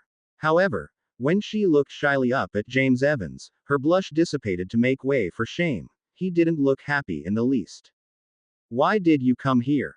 Ginny gulped. Well, everyone knows you're good with your magic, at least from the little bits they've seen. Tomorrow I have the defense against the dark arts exam and I was wondering if you could help me practice. I really need help in that department. I really need to be able to get stronger to duel better. You are good in this subject, right? She exclaimed with a desperate voice and hopeful eyes. James frowned and sat down, letting a sigh escape his lips. Ginny sat eagerly in front of him, but her hopes started to fade as he massaged his temples while making a face. Defense is my best subject, Ginny, but your exam is tomorrow. I can't help you with that and you know it. And anyway, in a duel, intelligence and tactics are way more important than power. Ginny sulked deeply in her chair and crossed her arms. I bet you're saying that to avoid helping me. Everyone knows you need to be more powerful than your opponent to win a duel. She muttered under her breath. Harry heard her, however, and his head snapped in her direction. He looked at her with piercing and intense eyes, which made her recoil a little from the heavy gaze. If this is what you have believed in all these years, then here's your problem. Tell me this, Ginny. If the person you're dueling with is more powerful than you but is a complete dope, who do you think will win? Him, who duels only with power and depletes his magical reserves without a care in the world, are you, using your head to think of tactics to take him by surprise? Ginny opened her mouth to answer but closed it with a snap when she finally got the point. James nodded with a somber expression. I thought so. Believe me when I tell you that I have always dueled with this in mind. Ginny gazed at him timidly. And did you win often? She asked with a small voice. James closed his eyes and sighed again. Ginny watched as many emotions crossed his face, some looking harsher and others sadder. Every time. Ginny's eyes widened in awe. But I lost things people more important than a mere duel.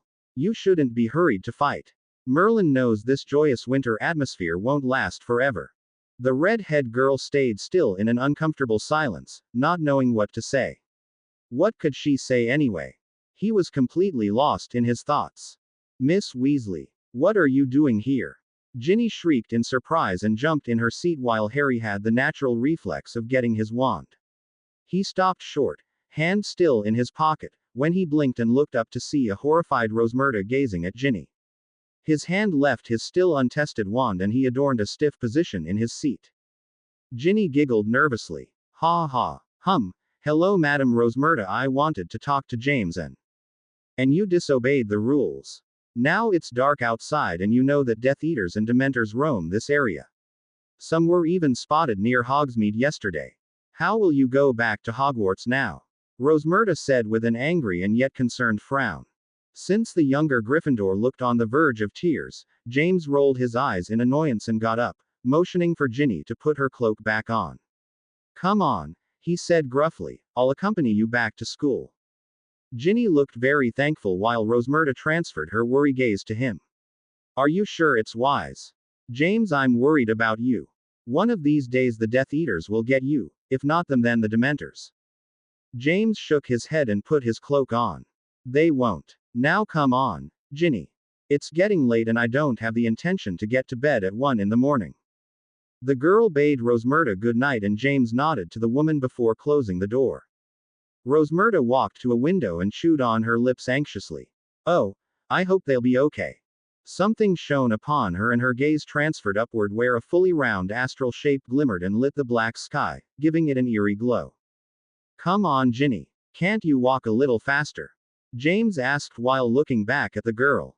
Ginny was panting and trying to walk without falling in the thick snow. She was shivering. How see come your end not see cold. Her teeth were practically shaking. James rolled in eyes. Ever heard of a warming charm? Of course, he wasn't about to tell her that he had done it wandlessly on himself. The girl reddened, took out her wand, spelled herself and then sighed in relief and relaxed. A howl resonated in the air, making both of them freeze. Ginny shrieked in fear. Wolves. Harry frowned while the girl approached him out of terror and he gazed at the sky. Oh shit. His expression turned dead serious and he grabbed the girl by the arm, not caring if he hurt her at the moment.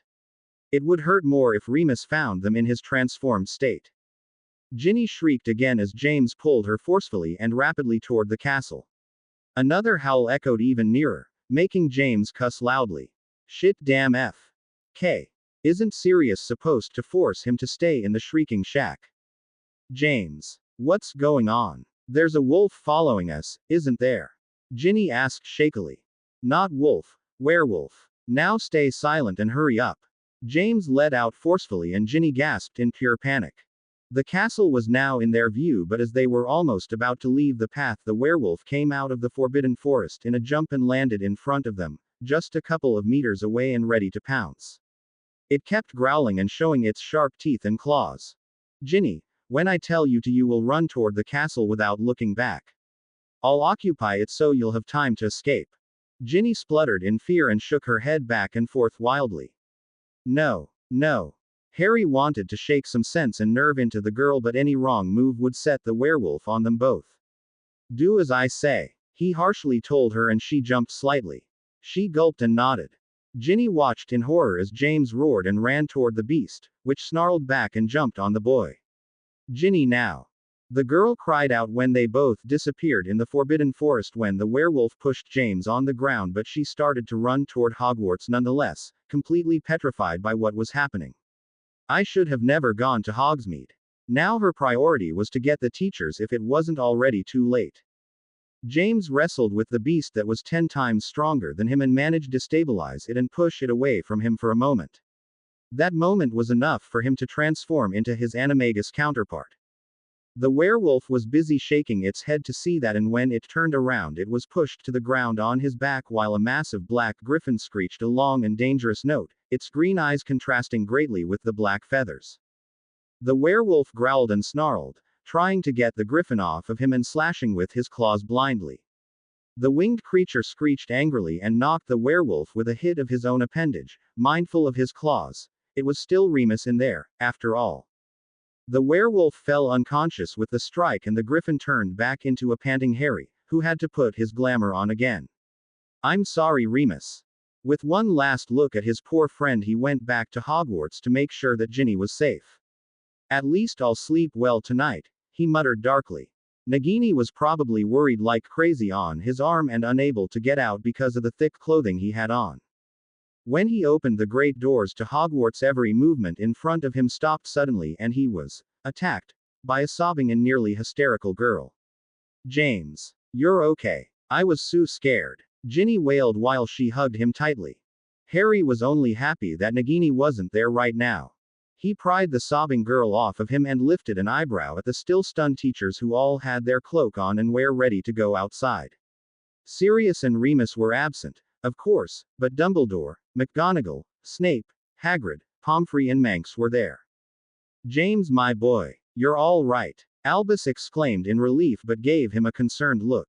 Are you hurt somewhere? Anywhere? What happened to the werewolf? Harry sighed. He knew that they were as worried for his health as Remus. I'm okay. A couple of bruises but nothing more. They'll be gone tomorrow. As for the werewolf, I knocked him out with a spell. Liar. His mind told him. He was almost afraid to use his new wand anyway. The teachers looked at each other out the corner of their eyes, obviously relieved glances. Manx, however, looked disgusted. I told you, boy. Dark creatures are dangerous and should all be eliminated.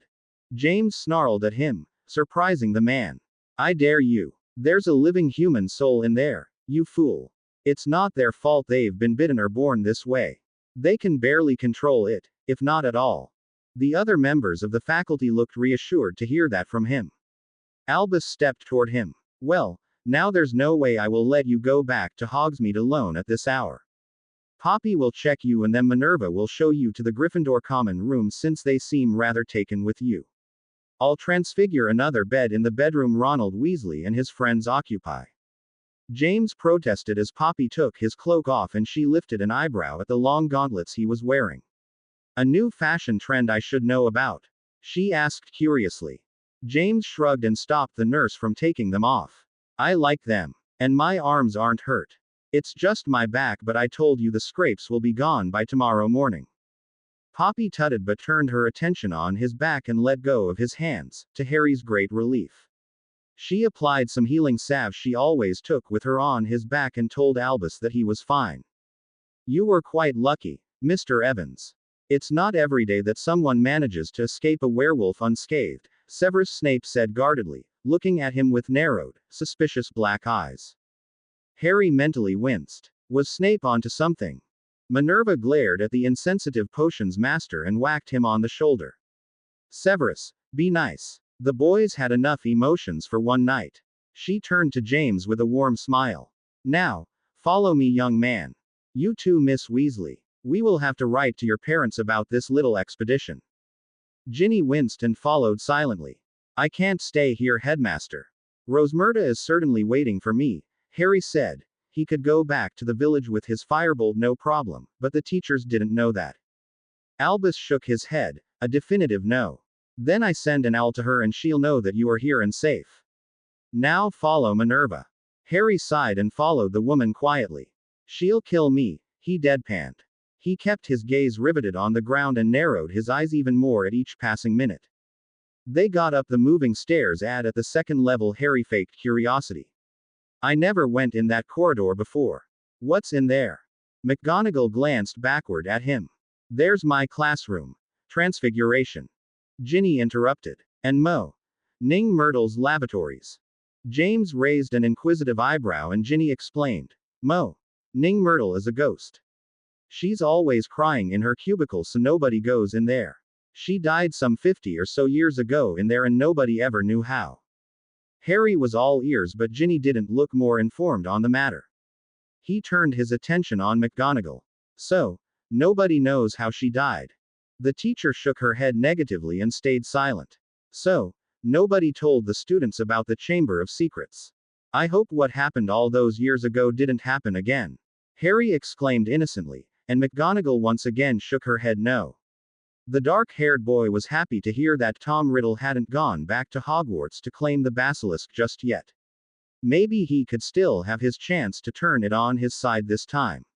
He made a mental note to check it out at a later time. Here it is. The Gryffindor common room. Malfoy stinks. Minerva rolled her eyes and James raised an amused eyebrow at the password. Ginny snickered. Ron chose the password this week. James snorted. The portrait swung open. Ginevra Weasley. Ron bellowed as soon as he saw her. Ginny grimaced as her brother's red face came centimeters from her own. Where were you? I was worried sick about you. He shouted. Minerva told Ron to calm down as Seamus and Dean pulled Ron away. Mr. Weasley, calm down. Your sister is okay, thanks to Mr. Evans. She went to Hogsmeade, for what reason is a mystery to me, and they were attacked by a werewolf when James accompanied her back here. She's all right and James merely has some scratches. Now I want everybody in bed. Mr. Evans, go with Mr. Weasley. Albus probably has put the 5th bed in the room. Make yourself at home. Good night. McGonagall turned and left. The guys almost jumped on James. What happened? A werewolf. And you're still alive. James yawned and pushed them away, walking up the stairs. I'm sorry but I'm tired. You have exams tomorrow so I suggest you all get some shut-eye. Good night. Ron watched him disappear up the stairs. How does he know the way to our dorm? He asked the others, but they shrugged. Seamus looked at Ginny excitedly. Spill girl. Ginny was all too eager to tell them what a heroic thing James Evans had done to save her. Harry let himself fall on the bed after he took his cloak off. There was a pajama at the end of the bed and he put the pants on, but he hesitated to put the top on. What if the boys see Nagini as a tattoo on my arm? He shuddered at the thought. Harry took the left gauntlet off and Nagini hissed her hello at him from her place beneath his skin. She started to move to separate herself from his arm when he stopped her, hissing as low as he could. Don't, Nagini. Not tonight. I will have to leave the gauntlet on. We are still at Hogwarts. Nagini coiled tighter around his arm once again and let Harry put the piece of clothing back on. She didn't mind at all to stay there for the night if it prevented her master from being in trouble. Harry pulled the covers up after muttering a wandless silencing charm. It wouldn't be as strong as one made with his wand but it would have to do for now. He didn't want to try his wand here, just in case something happened and he made something explode or whatever. He fell asleep almost instantly while the others were still down the stairs and quite awake, listening to Ginny's tale. Harry woke up the next day to find himself alone in the room. Ron and the others were all gone to complete their last exams. It was around 10 in the morning and he felt way better now. He put his clothes on quickly after checking on Nagini and decided to explore a bit. From his pocket he retrieved the miniaturized version of the Marauders map and muttered, "Engorgio," to make it come back to its original size. Luckily he only had to tap his wand on it to activate it. I solemnly swear that I am up to no good. Harry scanned it dutifully and was happy to notice that no one was checking the corridors, and more precisely the second floor. Filch and Mrs. Norris were patrolling the 4th floor and Snape was in his dungeons. He left the common room and used a secret passageway to get directly on the 2nd floor. Sighing in relief because McGonagall's classroom door was closed, he made his way to Myrtle's lavatories and located the sink that was marked the entrance of the Chamber of Secrets. Who's there? A strident voice suddenly cried out and Harry winced before turning around to Great Myrtle. You're a boy. This is a girl's lavatory. Go away. Harry chuckled and leaned on the sink. Hello, Myrtle. How are you today? The ghost froze, gaped, and started to wail. Nobody ever asked me that before. Harry waited patiently until her wail transformed into a light sobbing. You're that guest boy, aren't you? I like you. If I can ever do something for you, just ask. Harry mentally smirked. Myrtle was easy to manipulate once you knew how. Well, there's something Professor McGonagall told me what happened to you. Not in details and how you died since nobody knows how, but I'm curious. How did you die? Myrtle looked delighted to be asked and giggled. Oh, I don't really remember how since I'm a ghost and my previous memories are somewhat foggy, but it was quick and painless, let me tell you that. All I remember is seeing a pair of big bright yellow eyes near the sink you're leaning on right now. Her expression turned grim, and before Harry could speak up again, she was already bawling her eyes out and flying straight toward her cubicle. The room became quiet again. So quiet that Harry fidgeted and decided to go to the chamber right now instead of staying there. Open. The sink closed behind him when he let himself fall into the tunnel. The usual pile of bones was there, as Harry recalled from his second year. He was just relieved that there was no Lockhart this time, bloody idiot. He took off his left gauntlet as he made his way to the second locked door, and Nagini was more than happy to finally be able to move freely on her master. I vaguely recognized this place at ISSSSS Sacred, ISSS it. But it also belongs SS to US since you possess the late Voldemort's powers and rights. Harry nodded, the words comforting him a little. He had no idea how the basilisk would react at all to his presence. He hissed again and the charmed metal snake slithered along the door to unlock it. Harry calmly gazed at the place where the basilisk had fallen in his world after being slain by Gryffindor's sword, and consequently his hand. He retrieved his red wand and fingered it unsurely. If something bad happened, at least his wand would be able to channel his powers better. ISS summon you, basilisk, from your resting place inside the mouth of the greatest street of the Hogwarts 4. He vaguely heard Nagini mutter about conceited snakes and humans creating Esika's snobbish password, and he would have quirked his lips humorously if it wasn't for the fact that the mouth of the gigantic statue was opening to make way for the basilisk. Who disturbs me in my sleep? A lonely human. Who are you and what do you want? Rare speaker of the noble language of Slytherin. Harry stayed on his guard and kept his eyes averted from the glare. The basilisk wasn't being hostile, but it wasn't being very welcoming either. Curiosity dominated the loud hiss, as well as a hidden warning. I am here to strike a deal, oh magnificent creature. If flattery was a way to get to his goal faster, then so be it. I would like for you to side with me to defend your master's castle. Tom wants to destroy it and ISS only using you for his own selfish purposes. Harry had to stop and literally throw himself on the cold ground when the basilisk stroked down to either bite or eat him. How dare you sully the name of the heir of Salazar Slytherin? Tom would never do this to me. Me. It clicked in Harry's head even if his alarm blared to life. The basilisk was in denial. It was about to strike again when, without thinking, Harry brandished his wand. Petrificus Totalis. His wand pulsated dangerously and Harry had to brace himself when the magic erupted from the glowing stick. The spell hit the basilisk with such force that it completely petrified the creature from head to tail without any problem. To petrify an entire basilisk, knowing that its scales were thick enough to repel almost any kind of magic, was a great feat indeed. Harry looked at his wand with wide eyes and asked forth the Lumos spell. Bad idea, because the light burst out and illuminated the room completely. The boy who lived grunted and forced the magic in his body to recede little by little. Soon he had his wand under control and could now use it without any problem when he concentrated enough. He sighed and gazed at the frozen creature. Nagini hissed angrily in the other snake's direction. Master, you should lock this impudent basilisk back inside the statue. He does not deserve to stay out. Harry more than wanted to agree with Nagini, but this wasn't a lost cause just yet. He approached the beast and stroked the scales fondly, his eyes becoming understanding and peaceful. I know this must be difficult to accept, but he never returned to get you out, didn't he? He asked you 50 years ago, and when his plan failed, he simply went away. He never tried to communicate with you afterward, and it isn't because it's difficult. I know for a fact that if Tom truly wanted to get in Hogwarts, he would easily be able to. I just want to protect this school. It's my home, as it is yours. Will you give me a chance? Finite incantatum. The basilisk slowly lifted its head to stare at the boy who offered him a chance to be more useful toward Hogwarts and realized that he was somewhat right. Tom had never come back and he had been stuck in that statue for 50 years because it took a parcelmouth to open it. What is your name, boy? Is smell Essek mixed sense on you us surely or the heir of Gryffindor, and yet. Harry smiled sadly and petted the offered head.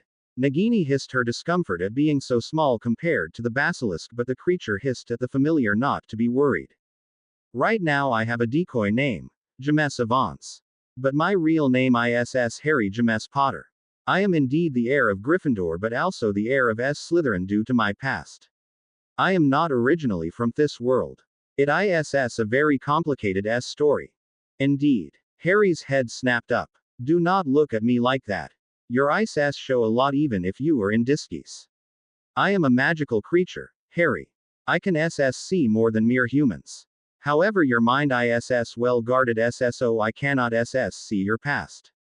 But your eyes tell me that the other me cost you some trouble. I am profusely sorry for that. Some darker memories resurfaced but Harry tossed them aside. Past was past. Tom had corrupted it beyond reason. I had to kill it. But I don't like to kill creatures even if they are from the darker part of the animal reign. See this now. This is why I will trust you and deny Tom. Harry nodded thankfully and Nagini reminded him that the teachers would probably be looking for him if they weren't already. I have to go. I will let you roam around but you have to promise me that you will not let yourself be heard or seen. I'll come by sometime what is your name, by the way? The basilisk seemed to think about it. I do not know. Tom always called me Snake. Is that a name? Harry snorted darkly. Tom lacked of some imagination. Snake is not a name, it is a designation. I'll tell you what. Your original owner was as Slytherin and you obviously had a lot of respect for him. How about I call you Salazar? The basilisk, now named Salazar, looked delighted and thanked Harry profusely for the name. Harry smiled and bid Salazar farewell and until next time, happy that he now had a powerful ally on his side, an element of surprise if things became too heated in the near future. Harry was roaming in the corridors when Dumbledore finally found him. Ah, James. There you are. I was wondering where you had gone when I noticed that you weren't in the Gryffindor dorm anymore. Are you lost? Harry put on his best fake innocent look. I was searching for Sirius and Remus. Do you know where they are? We had plans to make for the halls. Albus' gaze shifted uneasily from left to right. I'm sorry but they are somewhat indisposed right now. They are both in the infirmary, being treated by Madame Pomfrey and I don't think they'll be in a good enough state to talk to you. James looked so concerned for a moment that the old man sighed. However, I was heading there right now so if you want to come with me I won't stop you. But if Poppy kicks us out I won't be responsible for the earful we will get. James snorted and followed the headmaster. What happened to them? Albus took his time to formulate the answer. The werewolf you knocked out yesterday got to them first. They were out last night when it surprised them. Sirius and Remus made it flee but they sustained too many injuries. Poppy will get them on their feet in no time, I am sure. James nodded silently. Liar. His eyes darkened. But I'm also telling lies. Madame Pomfrey was busying around both men when Dumbledore and James finally arrived. Albus walked naturally toward the nurse, although he had a worried expression etched on his face. Harry was rooted on the spot and stared at his godfather and his friend. Remus was sporting scratches almost everywhere but they weren't so bad compared to the bruise on his forehead, and Harry felt bad. He, as a Griffin, had caused this particular injury. Sirius, however, looked far worse. He was heavily bandaged and had troubles breathing. Harry breathed in deeply and concentrated on his legilimency ability to filter an infinitesimal part of Sirius' memory of last night so the dog Animagus wouldn't be aware that someone had gone into his head. What he saw made him blink a couple of times to get out of his stupor. They had gone to the Shrieking Shack, as usual, but Sirius always locked Remus into a big cage, to the demand of the man. But yesterday the bars gave away under the particularly aggressive assault of the werewolf. Sirius, as Padfoot, tried to stop the raging creature, but the werewolf did a number on the poor dog, as big as he is. What was even more disconcerting was that Snape had never been able to brew something to prevent the werewolf mentality from dominating the human part. Wolfsbane. How did they manage to keep the werewolf at bay all these years without the wolfsbane? Was Sirius injured more than once? It can't continue on like this. I have to do something. Booty can't just give Remus a drink regularly and tell him it's juice or something like that. They would be suspicious and maybe think I wanted to poison him. Harry's eyes hardened with determination and resolution as he gazed at the battered bodies of his only family. Headmaster Dumbledore, I think it's better for me to leave. They certainly need their rest. Will you please tell them to come see me as soon as they are able to? I hope they will get better soon. Albus nodded, relieved that the boy had some sense of politesse. I will tell them as soon as they feel better. Are you going back to Hogsmeade? James nodded and, with one last look at Sirius and Remus, he walked out of the room. Remus groaned softly and heartbreakingly.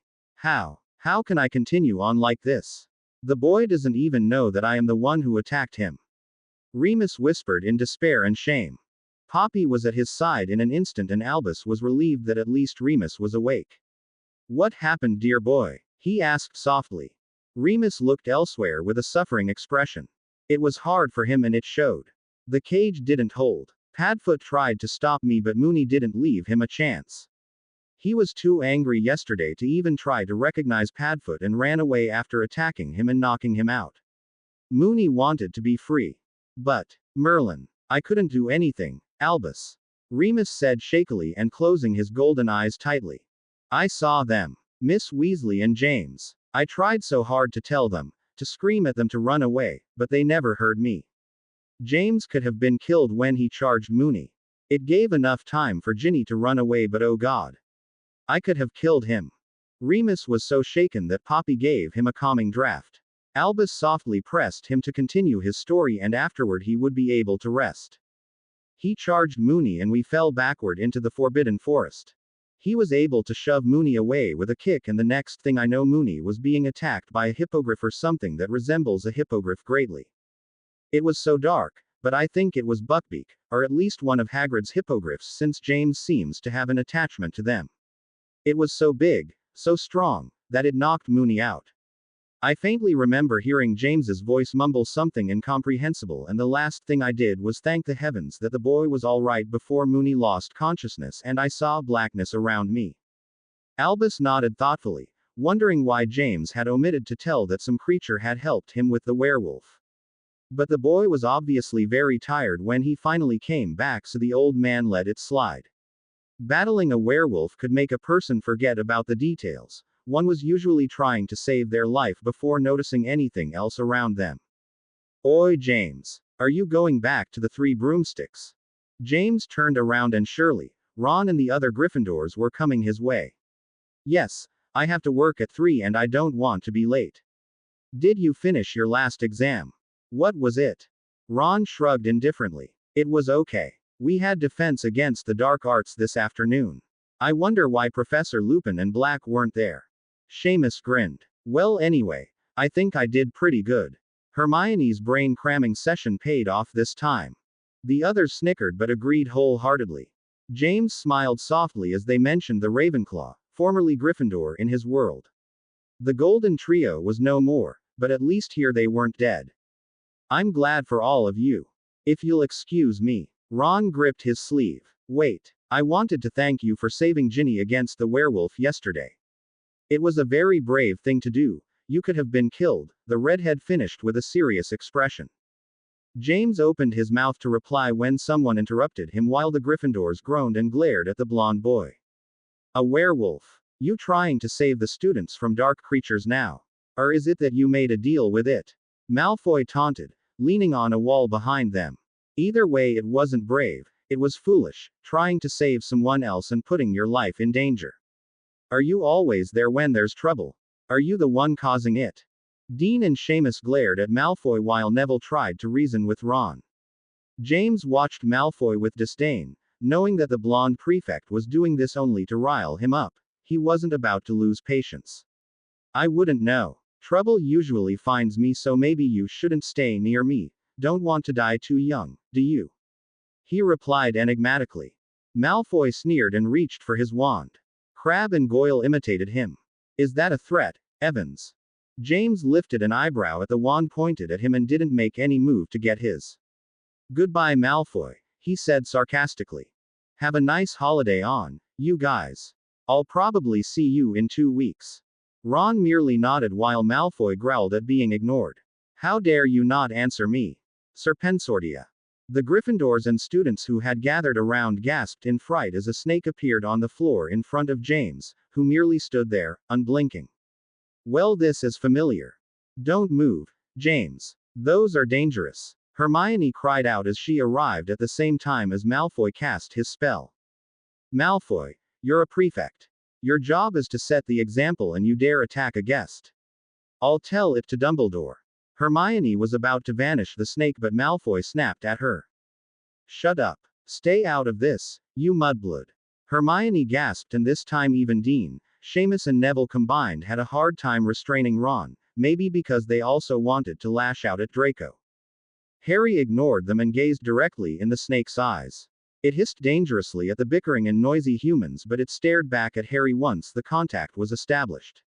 Hermione cried out, making the others stop and come back to reality, when James started to step in the snake's direction. It's getting ready to strike, James. Don't go near it. But James ignored Hermione, stopped right in front of the snake, looked at it with a dark gaze and thrust his hand in the animal's direction. Ginny shrieked, as well as some other girls, and closed her eyes.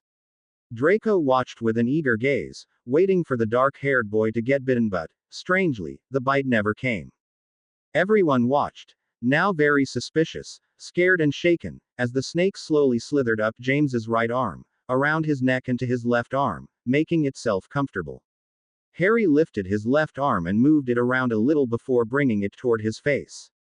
His darker eyes disturbed many as he cooed softly and quirked his lips almost maniacally at the creature.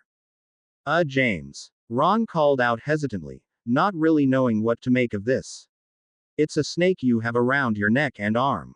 James rolled his eyes, not once ending the connection with the snake's eyes. It was very happy to be held like this, it seems. Your power of deduction is astounding, Ronald. Bravo. Ron looked hurt to be spoken to this way. But I thought you liked Gryffindors. You like hippogriffs. You can't like snakes. They're all evil, though we were friends.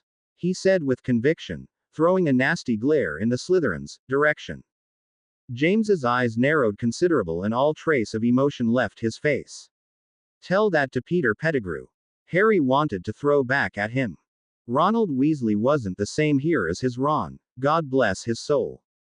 Not all Gryffindors are goody-goodies, Weasley. And sometimes even a Slytherin can save a life. Harry stopped for a second and closed his eyes to think about Severus Snape. Ron looked taken aback and disgusted by this very idea. So that's it. You're siding with the Slytherins. I was a fool to think you were siding with the light. Colin, who was now behind Ron, was horrified to hear this and blanched. Their eyes widened when James started to laugh at them. What's going on here? You should all be on your way to the train station. A deep voice ground out behind the students, making them jump in fright. They quickly parted to make way for Severus Snape to pass and the murderous glare made them gulp. But Snape froze and blanched when he spotted James, and more precisely the snake slithering on the boy. Ah, Professor Snape, how are you? James asked as if nothing was wrong. Snape was quick to react. What are you doing with that dangerous thing on you? He snapped austerely, but fidgeted when the boy blinked at him and started to pet the snake fondly. Oh, the snake. It's a gift from Malfoy, actually. Severus threw a glare at Malfoy, who recoiled with a wince.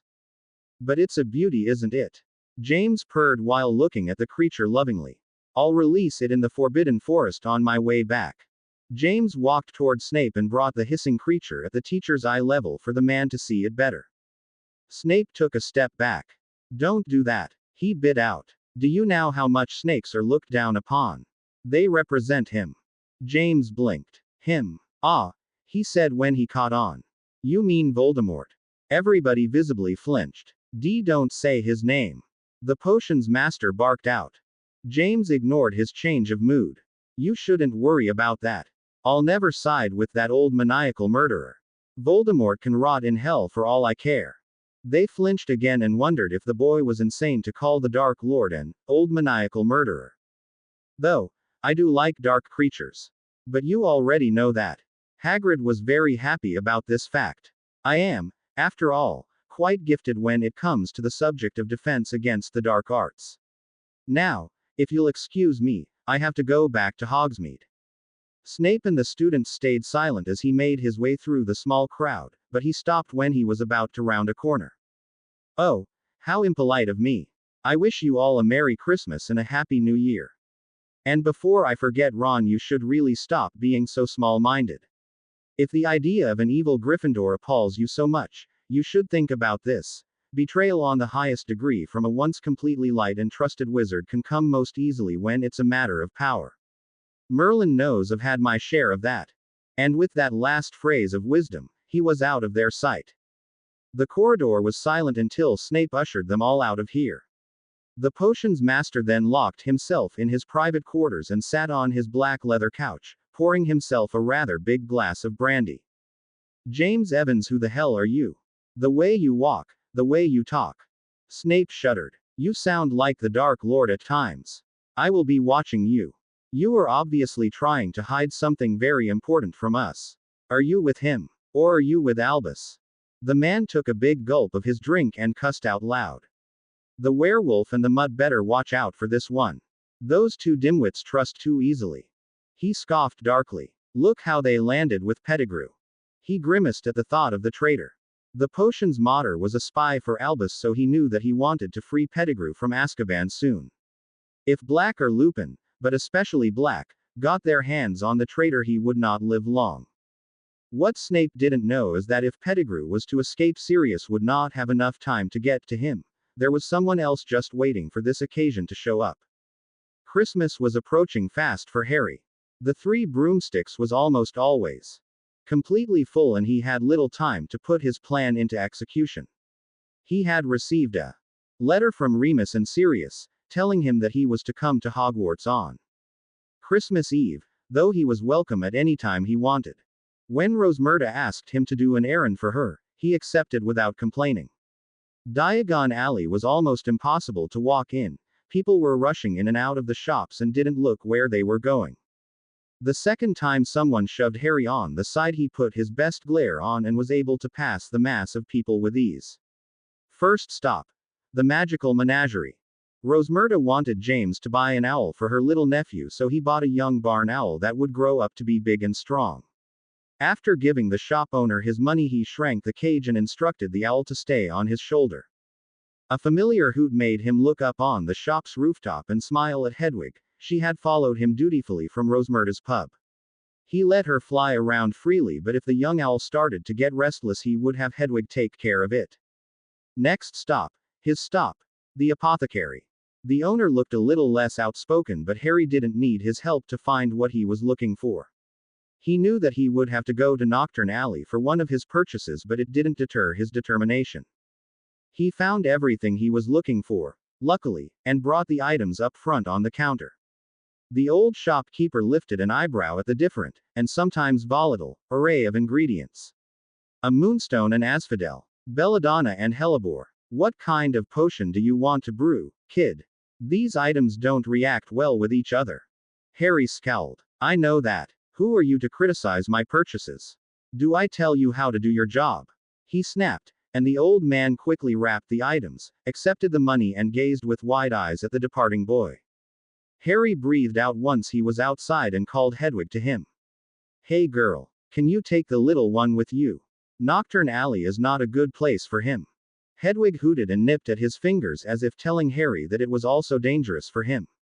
She obeyed nonetheless and flew away, the barn owl trying to follow her as fast as it could. The dark-haired boy slipped in the shadows and entered the darkened alley. The atmosphere was very different there. Harry had to look as dangerous as he could under his disguise and gave the cold shoulder to anyone who came too close. Old witches and wizards, looking as perfidious as they could, tried to approach him and sell him suspicious looking items. Well, what do you have here? You're very brave, or maybe foolish, to wander in Nocturne Alley, kid. While you're here, how about you buy this cursed Remember All? Or maybe an untraceable wand. Or a book that once belonged to Slytherin himself. They were crowding him and almost salivating at the sight of him, trying to sell him false dark items. Harry got sick of it, of them. They were getting on his nerves and trying to corner him. He knew their sick tricks. He squared his shoulders and sneered, waving his hand in front of him. Get out of my way. He snarled, and a wave of magic threw the untrustworthy wizards away. They all landed with a thud meters away from him, and once they gathered their wits they looked at him with wide, fearful eyes and scampered away as if he was the pest. Needless to say that nobody else blocked his way or tried to even get near him. Harry hid the fact that he was amazed at the wandless magic he had just performed without being breathless afterward. So, that's the kind of power my wand has to channel. No wonder why it merged with the other one. Harry entered the dark potions store and looked around. What he wanted was behind the counter. I want the aconite you have, he said with a firm voice. An old, decrepit man narrowed his eyes at him but got the item nonetheless when the boy deposited the pouch of money on the counter. Will that be all? The shop owner asked with a rusty voice. Harry nodded tightly, paid the man and got out of there hastily. The air in the shop stank of the old man and the toxic ingredients. He knew he could count on Hedwig to bring the small owl back to Hogsmeade, so he apparated back into the village as soon as he could. Hedwig arrived not too long after him, and Rosmerta was delighted about the small barn owl. James smiled softly at her, and since his shift was over he locked himself into his room and started to brew the potion that would either make people love him or get too suspicious and land him into trouble. He had to try though. It was well worth it. Hey James. We were waiting for you, Sirius said happily once James entered the Great Hall. There was only one table set and the students and teachers were all sitting at it, Dumbledore included. The professors welcomed James with smiles of their own, but Severus merely mumbled and barely looked at him. Sirius told the dark-haired boy to ignore Snape and invited the boy to sit between Remus and himself, to Harry's internal joy. Manx didn't even spare him a glance. The few students who were staying at Hogwarts didn't really know what to make of his presence. The brawl between Weasley, Malfoy and he had reached everyone's ears. Sirius looked clueless, and if Dumbledore knew, he faked it perfectly or simply didn't care for the moment. James was quick to start a conversation with Hagrid about the different magical creatures that existed, and sometimes Remus threw in a comment or two. Sometime in the evening the conversation diverted to Quidditch, to Sirius and Ciamara's delight.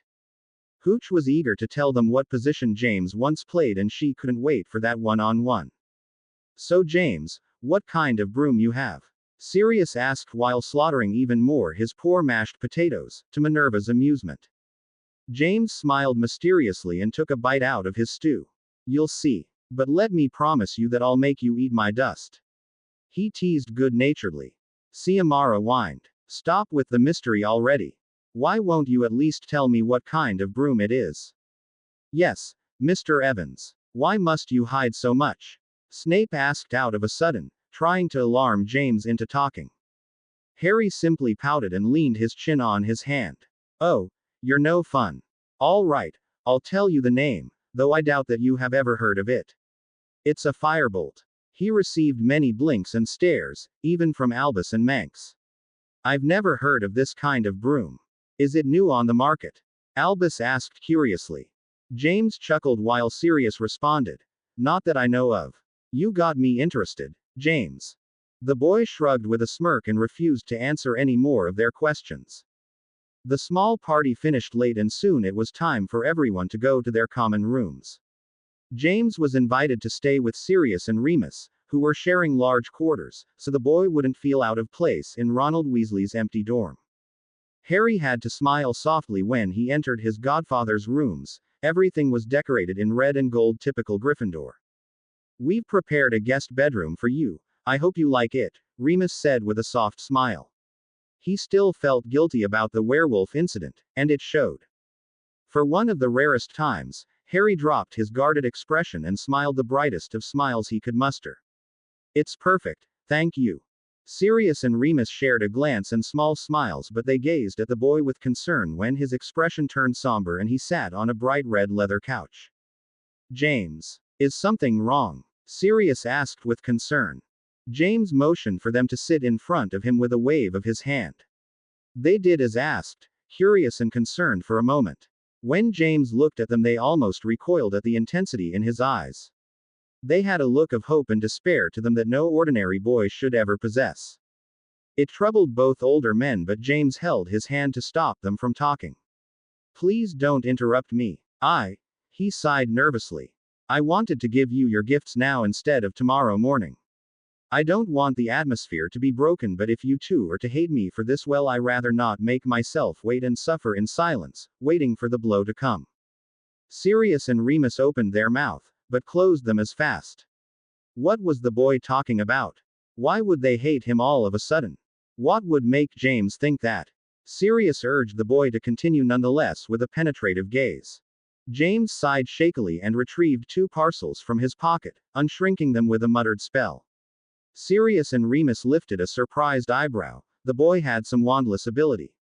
They ignored this fact for the moment since their curiosity got the better of them. You shouldn't have bought us anything. We were happy to invite you here, Remus said, but the boy didn't seem to listen. Truth to be told, they had also bought James something. The young man first gave Sirius his gift since it wasn't going to create any problems. The animagus took it carefully and started to unwrap it. He was delighted when he saw the beautiful, and seemingly very expansive, cloak made of dragonhide. It was pure black and trimmed with intricate golden embroidery. When he unfolded it, a book fell in his lap and he stared interestingly at it. James smiled softly. I hope you like the cloak. The book, though, was kind of hard to find.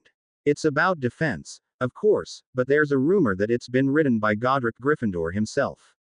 There's a preservation charm and Gryffindor's signature on it. Sirius was awed at both items. They must have cost a fortune. You can't buy such things. Truth to be told, Sirius was truly ecstatic, but how could the boy buy him such things when they barely even knew each other? James shook his head resolutely.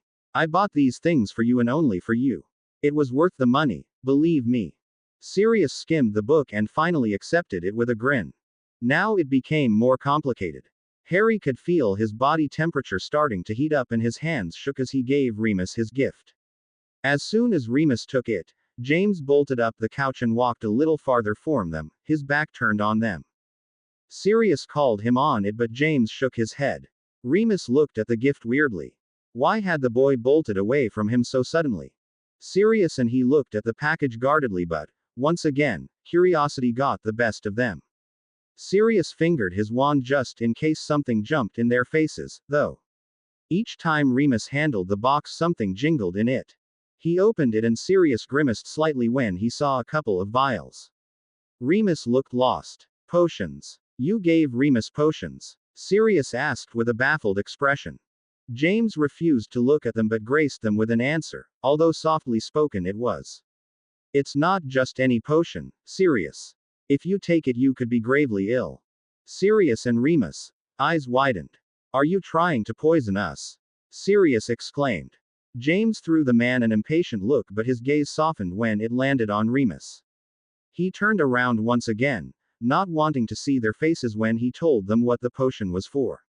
I said that for you it would be bad, Sirius.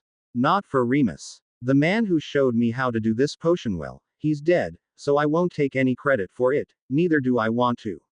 He showed me how to brew it, and only me, so I'm the only one who knows how to do it. It's not in any potions book you'll ever find. Remus was a little less impatient than Sirius and waited for the boy to continue. He was very interested, though. So, what is it for? He asked with his calm voice. James closed his eyes. You have drink 1 vial every week, preferably on the same day. Like this, Sirius will never be hurt again, nor will anybody else in the vicinity. Sirius and Remus didn't like where this conversation was going. They blanched little by little and looked panicked. What the heck are you talking about, James? What makes you think that I hurt Sirius? Remus asked shakily while Sirius frowned at the boy. James was quick to retaliate. Oh, I know it's not intentional, don't worry, he said quietly. But this potion will truly help you. The man who invented it had great intentions for it, but he's dead, so once this war is over, I think I'll honor his name and write a book about this potion. James finally turned toward Remus, the intensity in his eyes never diminishing. This potion, Remus, is called Wolfsbane. Do you know why? Remus blanched completely and almost dropped the vials when he got up hastily and almost tripped when he stepped backward. Sirius stepped in front of his friend protectively. Are you trying to poison him? To kill him? What do you know? He asked harshly. Harry recoiled slightly. Hearing Sirius talk to him like that was breaking his heart, but at least Remus would feel better. I know that Remus is a werewolf, Sirius. Yes, I know, because you both came back all hurt the day after a full moon. It was obvious. You tried to stop him, though I don't know how, and the werewolf got to you. Your injuries were typically werewolf-induced ones. I know it's Remus who almost got to me that night, but I don't hold you responsible, nor will I tell anyone. I had a werewolf friend too, you know. Harry stopped and barely noticed when his fists became white from the pressure he put on them. Sirius and Remus stared at him, mouth agape. How can you not blame me? How can you still want to stay near me? Remus asked with despair. Sirius stayed silent. It was a matter between his friend and the dark-haired boy now. After a much uncomfortable silence, Remus relented and could help but ask timidly, What does the potion do? James smiled a sad smile at him, but a smile that promised better days, also. You have to drink 1 vial per week. The Wolfsbane potion tastes like shit, as my friend so eloquently put it when he was still alive, but it's very effective since it's an ameliorated version. It enables, when the transformation is complete, the human to keep his thoughts intact and have control over the beast. It locks the beast's thoughts away so Remus would have complete control. The new version, which you now hold, also reduces the pain when a werewolf transforms. Remus let himself fall on the couch and tears of joy and hope made their way down his cheeks. Oh God, is this real? He choked out. Sirius was at his side in an instant and patting Remus' back reassuringly. Can we dare hope? James sighed. It's not a cure, but with this potion, we're on the right track. I want all the werewolves to benefit of this potion, but I don't want Voldemort to know of it. You can tell the teachers, though, because they'll discover it soon enough. I'm going to have Snape on my back more than ever. The boy groaned and Remus and Sirius couldn't help but laugh. It was a nervous laugh, shaky and full of emotions, but happiness was laced through it. I never could have received a better gift. I don't know how I can ever repay you. Remus wiped his eyes with his sleeve. James smiled. If you like the Wolfsbane, wait until you are surprised with the appearance of Harry James Potter. Merry Christmas, Sirius, Remus. He merely replied. He received a group hug and basked in the warmth of his godfather and uncle, for lack of a better word. Sirius hurried away in his room and gave James his gift. Since you already gave ours, he explained joyously. James smiled at them and opened his present. A golden ball zoomed past his face and he caught it with ease out of reflex. Sirius whistled. Wow, Hooch wasn't kidding when she told us you were a seeker. I'll have to bet on you when you match against her. Remus rolled his eyes and stayed silent, still shaken up by his gift and what it meant for him. He still had to feel the effect in reality, but he would continue to hope for the moment. James watched the golden ball flutter in his hand. A snitch. Wow. Thanks. He let the ball fly away and it flew around his head. He gazed at the package and retrieved 3 books. One concerning hexes and counter curses, a second on magical creatures, and the third one was about strategies during a duel. Those books are amazing. Thank you. You can be sure that I'll read them all with rapt attention. And he was sincere about it. He had read many books about the dark arts and duels, but some books here were different, and it thrilled him to learn more about them. They bid each other good night and went to bed, thoroughly happy about their gifts.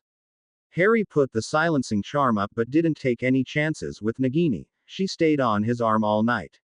Hedwig had showed up at his window, so he had let her in. She was perched on the bedpost. The boy who lived fell asleep quickly with a satisfied smile. If Remus and Sirius were happy, that was all he needed. Sirius was about to close the lights in his bedroom when Remus showed up and leaned against the doorframe. Do you really think this potion will help me? He asked timidly to his friend. Sirius tried to be as encouraging and supportive as he could. We can only hope, Remus. He certainly looked sure of himself. It's worth a try. Nothing like this has ever been done before. Think about the consequences it could bring if it worked. We'll show the potion to Snape first if James wants to. I just want to be sure about the ingredients. It's not that I don't trust him, but you're my best friend, Remus. The werewolf nodded but never looked so sure and positive in his life. I'm certain it'll help me. This boy is not bad, Sirius. I just know it. Well, good night. He finished sheepishly when Sirius yawned loudly. Remus went back in his room and knocked the lights. Both men fell asleep as quickly as the boy in the bedroom adjacent to theirs, and for once everything was as it should be. Father. Draco. Do you have any more news about this James Evans? He's going to be a bother, Father. And he insulted our Lord in front of everyone. He won't join us and he could become a problem. He is disturbing. I don't know on which side he truly is. One moment he is talking badly about our master, and the next one he is holding a snake I made appear and cooing to it as if he understood it. That's crazy. Lucius frowned. I will inform our Lord. I still have some research to do about him, and once I have enough evidence I will warn the minister. I'll pressure the fool to act against the boy. Draco stopped him before he could walk away. Are your injuries better, Father? Lucius almost cursed him. Do not speak of it. I'm still trying to find the little shit who calls himself the boy who lived. He will feel the wrath of the Death Eaters and Dementors once I find him. Draco winced and fled the room. Staying near his father when he was this incensed wasn't a good idea. Albus, Minerva and Hagrid stayed silent and oddly contemplative beside Sirius, who was trying to calm the nervous werewolf in front of him. Remus kept fidgeting and bit his lips on more than one occasion, waiting to hear the final verdict. Harry was leaning on a wall of the potions classroom, away from them, and his expression showed that he already knew what the results would be, from the look of that smirk. Severus Snape had never looked so concentrated and enthusiastic in his life about a potion, but this potion wasn't in any books he had ever read or written. It was a potion he simply hadn't been able to brew, no matter how many times he tried. To know that James was fully able to master such a feat, Severus didn't know if he wanted to be angry, jealous, or simply glad that someone else had been able to brew the impossible. He tested the potion meticulously. He smelled it, tried to determine what ingredients were in the mixture and if any of them would be toxic for Lupin. The potion was a mix of so many incompatible ingredients he was unsure of how it would affect the werewolf. Never would he have thought about such a potion. However good it could be, Severus had some doubts. He was still too wary about James Evans, but since he didn't want to start a fight with Lupin, he simply kept his mouth shut about it and continued to test the wolfsbane. A tense 2 hours later, Severus sighed and lowered the fire on which the potion was sitting. Remus, breath hitched and Sirius gripped his friend's shoulders in support. I'm finished. This potion has got to be one of the most complex I've ever seen. Some ingredients don't even go well together, but somehow the side effects have being dampened in this one. I really can't tell if it'll help Lupin, but there's nothing in there that will kill him. Remus let out the breath he'd been holding and looked at Sirius with a smile so wide that Sirius himself had to grin, as well as the other teachers. Well, that certainly is the best Christmas gift you could ever receive, Remus my boy. This was unexpected, Albus said jovially while walking over to James, who was still standing on the side. The old man patted the dark-haired boy on the back. Now you just have to promise us that you will not tell anyone about Remus' condition. Remus spluttered and ran to James, stopping when he stood between the headmaster and the young guest protectively. He already promised Albus. I believe in him, he said with conviction. Severus wanted to gag but refrained from grimacing at Lupin's Gryffindor tone. Albus raised his eyebrows and chuckled. All right, I won't bother your little protege anymore. Have a good day, everyone. Dumbledore waved happily at the group and went back to his office. Harry knew that the headmaster was hiding his worry and suspicion with a jovial exterior. He decided he could care less at the moment. Hagrid started to felicitate Remus heartily and Sirius approached James, who was motionless on his spot. Hey kid, you okay?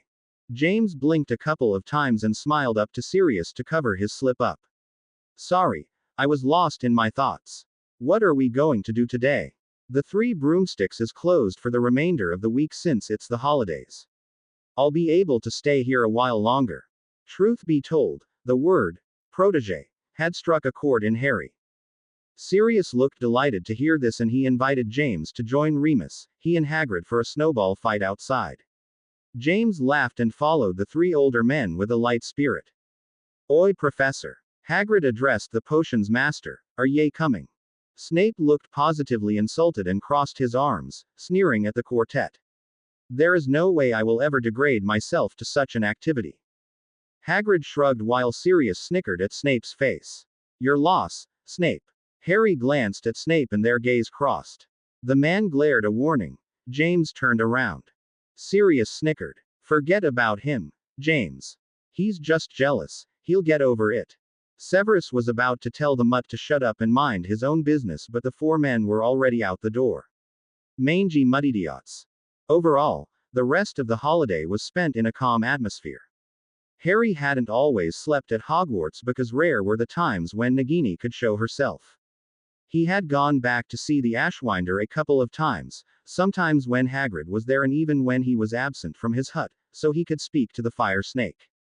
Of course, he had wisely kept his mouth shut when Hagrid had been there with him.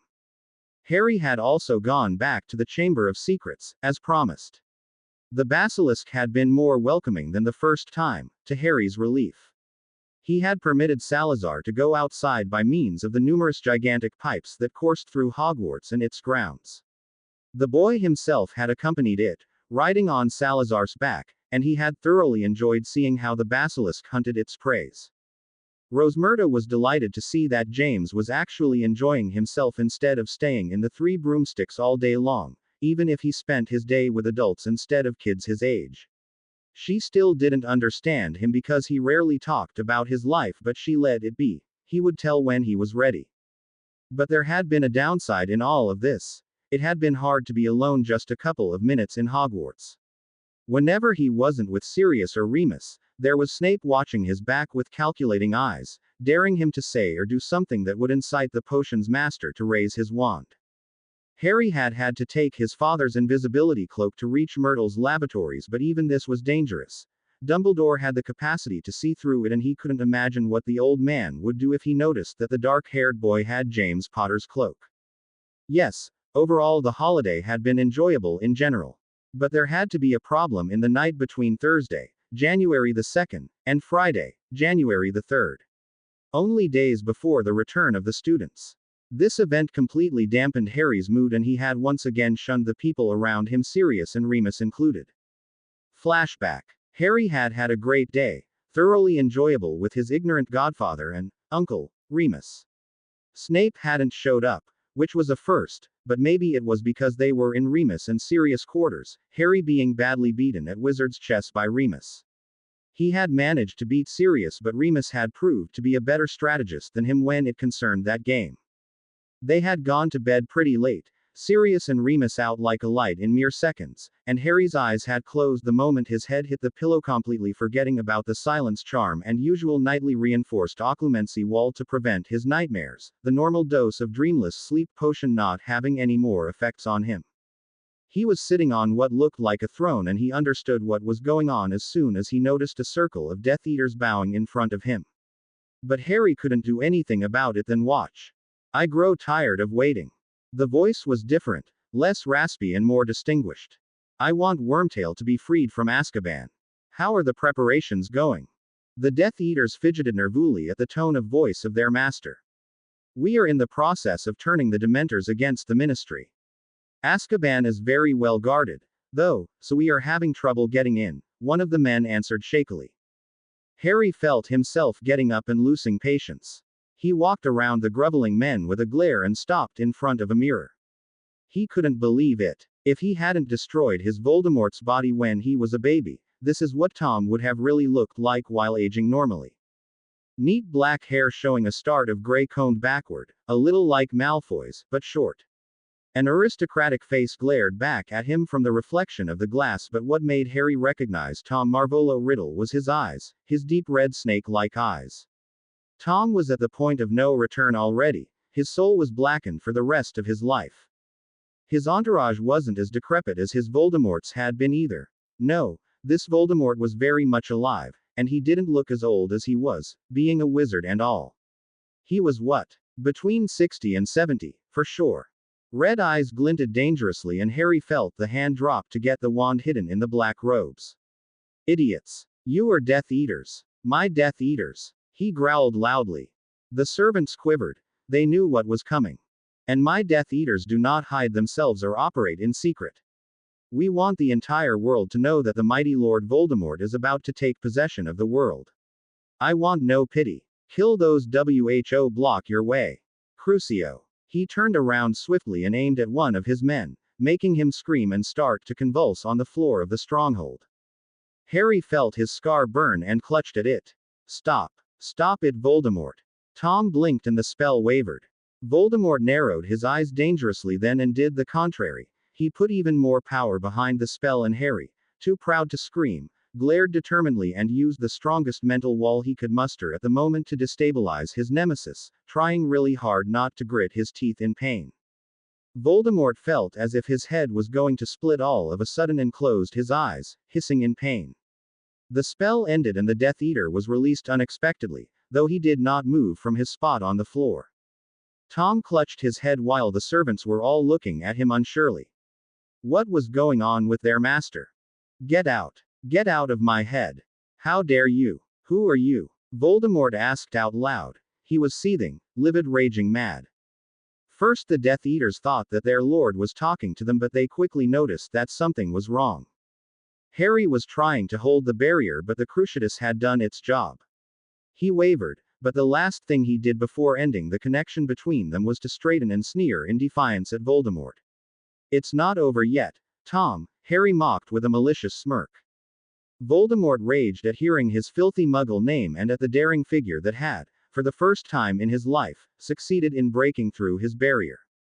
He pushed with all his might and the image of the boy instantly disappeared. Silence came back in his mind as he sat on his chair and panted his exhaustion. Master. Bellatrix Lestrange asked cautiously, taking a step in the Lord's direction. Voldemort's glare made her rapidly fall back into the ranks. The Death Eaters cried out when their mark flared to life and the burning sensation spread through their left arm. A loud pop was then heard not seconds later and a cloaked and masked person bowed lowly. Master, you called. Voldemort managed to sit back straight and his red gaze bore into the eyes of one of his most trusted servants. Lucius. Tell me more about this boy who has caught your son's attention. The Lord's voice did not betray what had happened to him minutes ago, and none of the Death Eaters were actually foolish enough to ask such a thing. Malfoy blinked, confused why his master would call him so urgently to know more about a mere boy, but whom was he to contradict his lord's wishes? As I have told you last time, his name is James Evans. Draco told me the boy could pass as blacks, a sneer there, adolescent copy. Blue eyes, long black hair that reaches a little below his shoulders. Before the blond man could continue, however, Voldemort hissed something that sounded quite upset and incensed. Lucius. You will research on that boy. Malfoy bowed with a satisfied smirk. I have already started, my lord. What Draco told me about him sounded too suspicious for my liking. I'm beginning to have all the proof I'll need to pay him an official visit at Hogwarts. May I ask, Master, why you are so suddenly interested in the boy? No, you may not. Go away, Lucius, before I lose patience. Go away, all of you. He snarled. Needless to say, everyone complied without asking any questions. What woke up the few students who had stayed and the teachers of Hogwarts that night had been more than a little alarming and frightening, more so for Sirius and Remus, who were in the same apartment as the guest of Dumbledore. A blood-curdling scream of pure pain resonated throughout the entire castle in the middle of the night, awakening the majority of the population in the process. Sirius and Remus literally fell on the floor and bolted toward James's guest bedroom, their wand raised and ready to attack any enemy. They weren't prepared to see the boy writhing and convulsing in pain and screaming as if he was under cruciatus, though. Sweat matted James's face as he trashed around, the bed cover no longer on the bed but thrown on the floor in disarray. Luckily for Harry, he still had his gauntlets on, being used to wearing them at all times when he was in the castle. James. Wake up. Dear Merlin. What's happening to him? Sirius panicked, trying to wake the younger man. Remus was about to call Dumbledore, but the headmaster had been too fast for him and he burst through the door, Minerva, Severus and Poppy right behind him. They weren't prepared to see what they saw. Sirius was holding the boy down as much as he could to prevent him from hurting himself in his nightmare, if one could call it that. Poppy shrieked. Cruciatus. But how could the boy show the symptoms when there wasn't anybody here to cast the unforgivable? As Dumbledore was about to try an incantation on James, the screams ended abruptly and the young man shot up in bed, panting and sweating, cussing and massaging his forehead with fervor. Son of a bi.ch. He cussed as loudly as he could, which wasn't as loud as he's hoped to get his frustration out. His throat hurt like hell again, but the problem was his scar, his bloody scar. He felt hands trying to pry his own hands away from his forehead and he backed away, trying as much as possible to regain his senses. Poppy huffed, but each time she tried to touch him he shied away. Harry exhaled and straightened up, now completely calm, although he was still shaking inside. Mr. Evans, get back here immediately. Poppy Pomfrey screeched when she began to lose her patience. James ignored her and began to put his clothes on. They averted their eyes to let James put his pants on, and when he put his cloak, Dumbledore was fast to inquire where he was going. James, what happened? Where are you going at this hour? I'm going back to Hogsmeade, he rasped out. I apologize for awakening you like this. You shouldn't have heard that, but I got careless. Please let me pass. Indeed, Dumbledore was blocking the doorway, his only way out. The headmaster didn't budge and pressed the matter even more. Your carelessness. What are you talking about? James glared and avoided looking at anyone's questioning face, mainly Sirius and Remus, concerned ones. Said werewolf stepped forward and was successfully able to put his hands on James's shoulders gently. James, what happened to you? We can't help you if you don't tell us what's the problem. Why were you rubbing your forehead so much? You should let Poppy take a look at it. I felt so much pain coming from you when you screamed. Harry shut his eyes tightly. Damn him and his reassuring voice.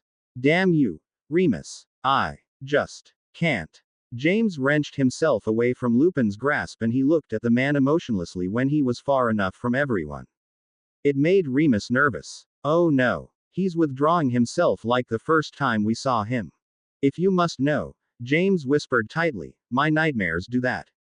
They opened their mouths but closed them as fast in speechlessness.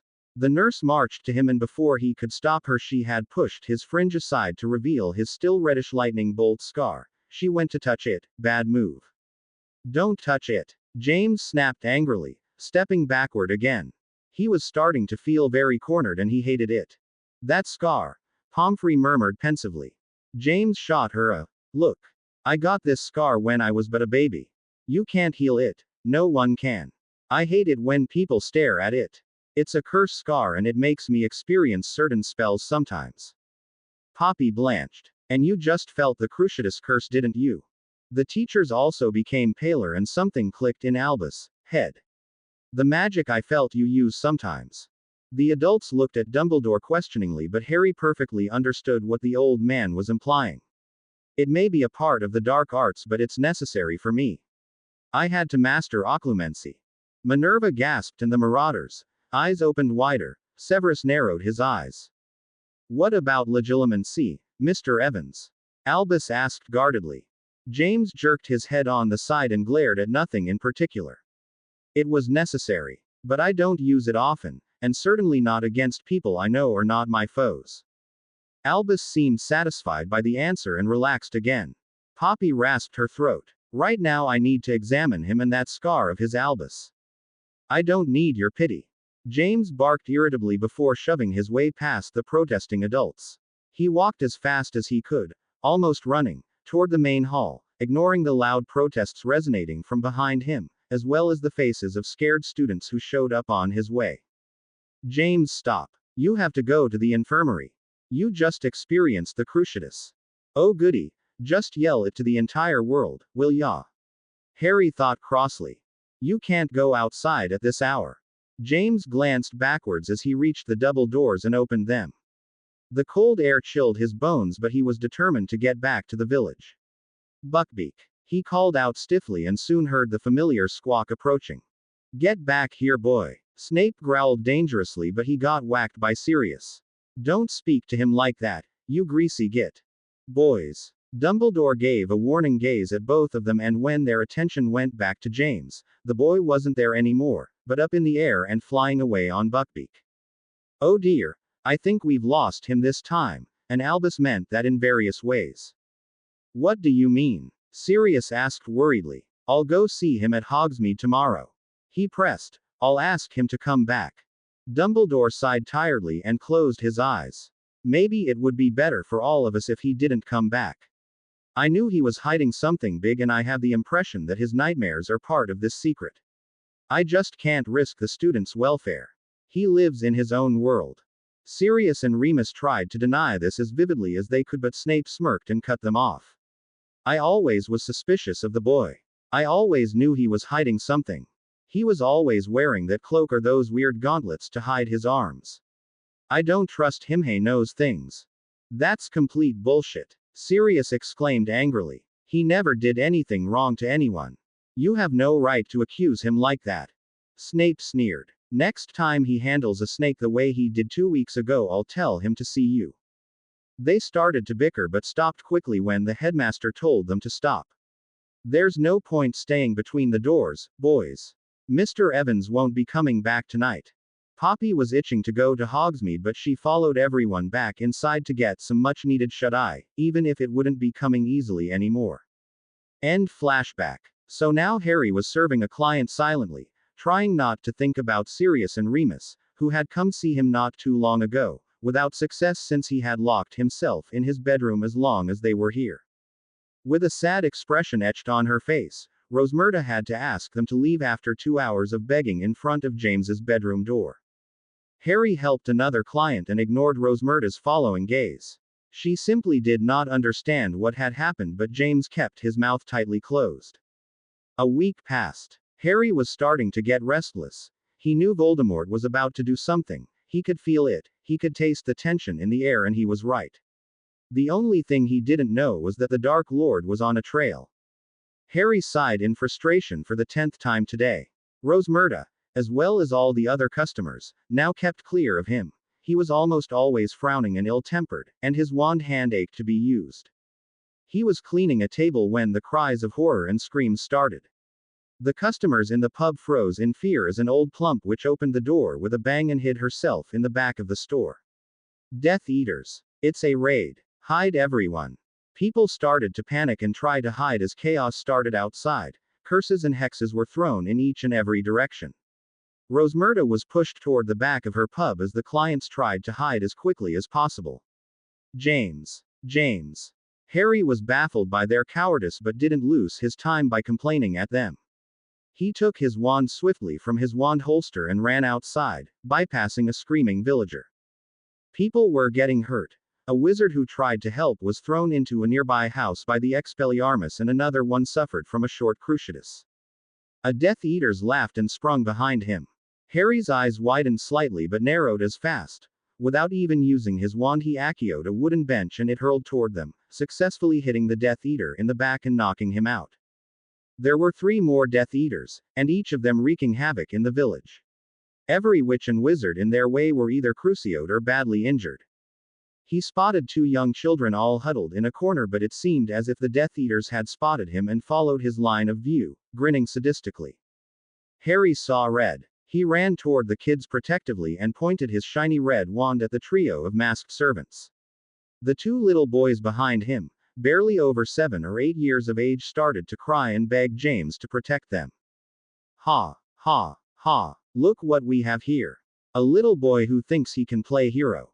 One of the Death Eaters mocked maliciously. Harry narrowed his eyes. That was the voice of Rodolphus Lestrange, husband of Bellatrix Black, the murderer of his godfather in the other world.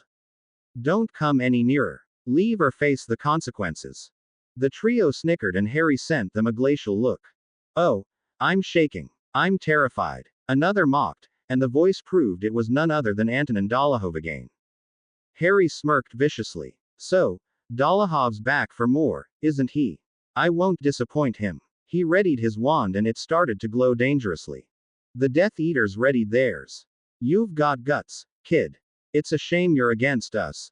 The Dark Lord would have welcomed you as his servant. Harry sneered. I'll never grovel to that miserable lowlife.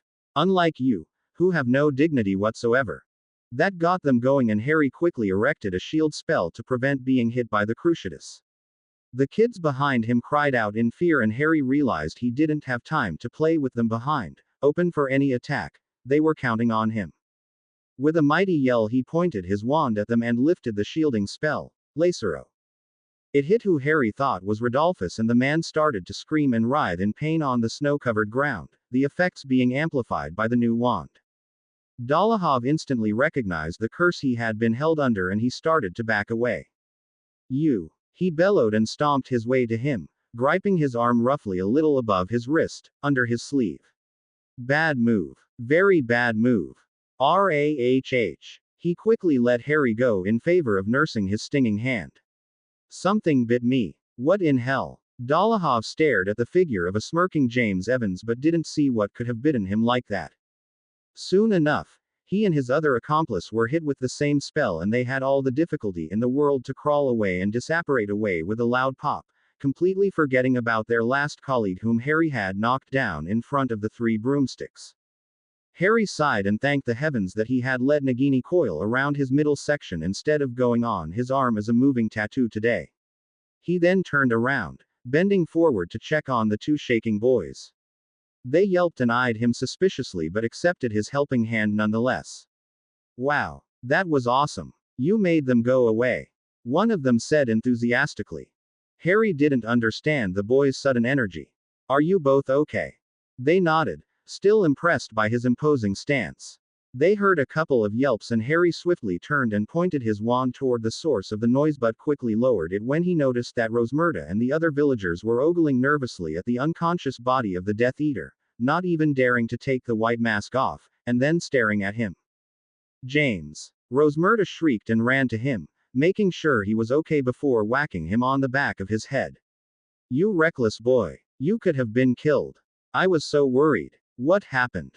The 2 little boys, whom their mother finally found and cried in joy because they weren't hurt, jumped up and down happily. He made them go away. He made them scream so loud, Mum. They ran away. Everyone gaped at him and, after a few minutes of silence, they started to cheer. Rosmerta gazed at James closely and put a hand on his shoulder. He gave her an uncomfortable look at all the attention. James, you can't continue on like this. You're still a child. You shouldn't be able to defeat Death Eaters. You shouldn't hang with adults like us. You should be in Hogwarts, where you finally found some pleasure in the Christmas holidays. I know you're not completely comfortable here with me. I know you long to be at Hogwarts. I don't know what you've been through, but I feel as though you think Hogwarts is your home, as crazy as it sounds. You should go. Rosmerta finished quietly. Harry stared at her unresponsively. Rosmerta gave him a shaky smile. After all, you still owe Siamara a Quidditch match. You don't want to be called a liar, don't you? Now go on. Go where your heart tells you to go. A tear made its way down her cheek, but she smiled to him, pushing him in the right direction. Harry gave her a soft but sad smile. She laughed, trying to ease the atmosphere. You know you're always welcome here, James. And you better come see me. Now pack your things and go to Hogwarts. James nodded silently and, ignoring the cheers around him, he went back into his room to reduce and pack his belongings. Unfortunately, he didn't see Lucius Malfoy grinning victoriously during the battle and disappearing away as he went in the 3 broomsticks. Good job, Nagini. Thank you. Harry addressed his pet. You're very welcome, Master. But the human tasted quite nasty. Harry chuckled softly at his second familiar as he finished packing his things and went back outside, Hedwig following him dutifully. Siamara sighed as she retrieved the boxes containing the game balls for the next Quidditch practice.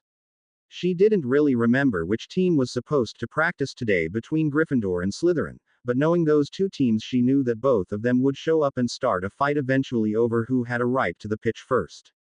She placed the heavy boxes down in the middle of the field and looked at the clear blue sky. She frowned as she felt as if she was being spied upon, turned around and blinked. James Evans was looking right back at her with a playful grin. Hey there. What about that one-on-one? Siamara grinned widely. You're on. Lucius bowed submissively in front of his master. Dolohov, Lestrange and the third Death Eater were still having spasms in a corner and breathing heavily. Report. Lucius. Where is the fourth member of your party? Lucius looked somewhat pleased, even though one of them had been knocked out and captured. The boy stopped him with a bit of wandless magic. He is proving to be quite a menace to your future plans. I recognize the spell he used against the others and myself perfectly. Either he is the one who calls himself the boy who lived, or he has a connection to him. The one who previously attacked us had deep green eyes, that's all we've been able to see in the darkness. If he truly is this boy who lived, he must be using a very strong glamour to even fool Dumbledore. Voldemort's gaze swept over the most powerful members of his army and he looked down at Nagini, who hissed at him from her place below him.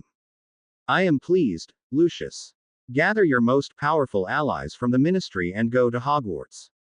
I want the true identity of this boy to be discovered in front of everyone, and if he resists, I want him dead. Anyone who resists Lord Voldemort shall serve as an example on how nobody should mess with me. Lucius bowed deeply. Antonin Dolohov gripped his sleeve before the blond man could disapparate away to gather his forces. Let me come with you. The little son of -a-by.ch dared to attack me twice. I want my revenge. I want to be there when he is brought down. He said with conviction. Malfoy nodded. You will keep your hood on and act as an Auror. Wait for me. I'm also coming. Another voice, feminine this time, called out, and there was only one woman in the entire army of Death Eaters, Bellatrix Lestrange, formerly known as Bellatrix Black. Why do you want to come, Bellatrix? I don't need your help, Lucius growled. She snickered at him spitefully. I want to see the boy who had the power to take down some of our Lord's most powerful servants. It's not every day you're being bested by a mere child, Lucius. Getting feeble in your old age. She mocked him. He merely snarled at her and disapparated with a loud pop. Dolohov and Bellatrix put their hoods on and followed suit. Last time. Siamara placed the heavy boxes down in the middle of the field and looked at the clear blue sky. She frowned as she felt as if she was being spied upon, turned around and blinked. James Evans was looking right back at her with a playful grin. Hey there. What about that one-on-one? Siamara grinned widely. You're on. Now. When the headmaster told me you probably wouldn't be coming back, Siamara started uneasily when she stood in front of James. The boy looked aside sadly. You know, when they came back from Hogsmeade and told us you had locked yourself in your bedroom until they had gone away, they were so floored and cheerless. I was also disconcerted, but at the same time I wanted to go there myself and punch you, and tell you that you never held on to your promise. Booty didn't understand what had happened. I still don't. Nobody does what goes on in that head of yours. A gust of wind ruffled their hair playfully, but neither shivered. It was a warm wind for an unusually warm day of mid-January. I don't feel like talking about my past, James muttered darkly, and since Siamara felt as if she was about to lose him, she put on a cheery facade and grinned roguishly. That's okay. Now that you're here, maybe I'll finally have the challenge I was looking for. But I warn you, I was quite the Quidditch player in my younger years. I'm not a flying instructor for nothing. Her jovial disposition made him smile slightly. I'll believe it when I see it. The woman snorted and ran to the broom shed. Harry saw her disappear inside and he was sure she was going to come out with a school broom, the clean sweep, but instead she came out with a light brown and polished broom, one he recognized as the Nimbus 2004 from his visits in Diagon Alley. A Nimbus 2004, Quite a broom you've got there, but you mustn't use it very often. She smirked at him in pride, showing off her beautiful broom. That's where you're wrong. I practice with it almost 3 times a week when the students are all inside and the weather allows me to. James looked a bit surprised. That often, I haven't ridden my broom in a long time, I might be a little stiff. Will you give me some time to practice? She blew him a raspberry. No chance. James chuckled. I thought so. He let Siamara open the box which held the quaffle and the golden snitch and the second one, a separate one, which contained the dangerous bludgers. While she did that, he searched his pocket and found his miniaturized broom. Engorgio, he muttered under his breath, and he watched with satisfaction as the gift from his godfather went back to its normal size. He stared at his broom almost vehemently and with a passionate gaze. Just holding his vibrating broom made his spirit enlighten. Serious. Harry closed his eyes tightly and held the broom close like the precious gift it was. Whoa, what kind of broom is that? Harry snapped back to reality and he found Siamara to be standing right in front of him, bent down and staring with awe at the polished black broomstick that emanated an aura of power and speed. This is my firebolt. I've won quite a number of matches with it in the past. It was gift from someone I held dear in my heart. The sadness in James's voice reached the instructor and she backed away to give him some space to mount his broom. I can always ask him about it after our little game. After all, I've never seen such a model of broomstick before, it's quite unusual. Siamara let the golden snitch zoom away and disappear in the sky before taking the quaffle in her hands. Here's what we'll do. We'll try to score in the adversary goals as many times as possible while trying to elude the bludgers, and when the golden snitch finally reappears we let go of the quaffle and try to catch it before the other. Is that okay for you? James thought about it and nodded. Siamara let the bludgers fly away and kicked the ground. Harry did the same and waited for the instructor to throw the quaffle up in the air, concentrating on the ball. Ready, go. The quaffle was thrown away and Harry let his instincts fly literally. He sped away like an arrow in mere seconds, making Siamara gape as she pushed her broom to go faster. Shit. That thing's fast. Way faster than a Nimbus 2004, at least for the starting time. Harry caught the quaffle and ducked as both bludgers hurled toward him at full speed. His firebolt was faster, though, so he zoomed in the direction of Siamara's 3 goalposts, fully knowing that even if he had the fastest broom, she still had an advantage over him. She was well versed in all the positions a Quidditch player could be in when he had always only been a seeker. A bludger nearly hit him and he cried out slightly, slowing his broom in the process. It was enough for Siamara to catch up with him and she smirked when she noticed that James was still focused on the bludger and seemingly unaware that she was right below him. She pushed the end of her broom upward and it collided with James's, making the boy yelp and drop the quaffle. She caught it and sped away as fast as possible toward James's hoops with a mocking smile. Thank you. Harry's eye twitched and he gripped his firebolt tightly. Let's show her. He smirked and proceeded to stop her from marking a point. The instructor's heart was beating 100 miles per hour and the rush she felt was fulfilling. Nervousness took her, though, when she glanced behind her and noticed that James wasn't there. Where is he? She gulped but threw the quaffle to goal in the center hoop. Yes. James came out of nowhere and, as it was about to pass right through, he caught the quaffle and shook his finger at her. Nah. He laughed as she pouted at him and flew above her while winking at her playfully. She growled, now completely in the game. She was now right behind him, following him just a meter behind, trying to push her broom faster. She could almost reach him. But a bludger came her way and she had to sway on the right to avoid being hit, scowling when she heard James whoop in joy. She knew he had scored successfully. He flew to her and threw her the quaffle, grinning at her scowling face. Not fair. A bludger nearly hit me. Plus your broom, wherever it comes from, is way faster than mine. James had to laugh at her childish expression. Hey, you're the one who decided to include the bludgers in the match. And I told you my broom was fast before, so why are you complaining about? She pouted while twirling the ball in her hands. I was sure my Nimbus 2004 was faster than yours. James rolled his eyes. When the bludgers whirled towards them once again they were forced to separate and restart their game. Since his broom was faster, Siamara had to use different tactics to get away from his grasp.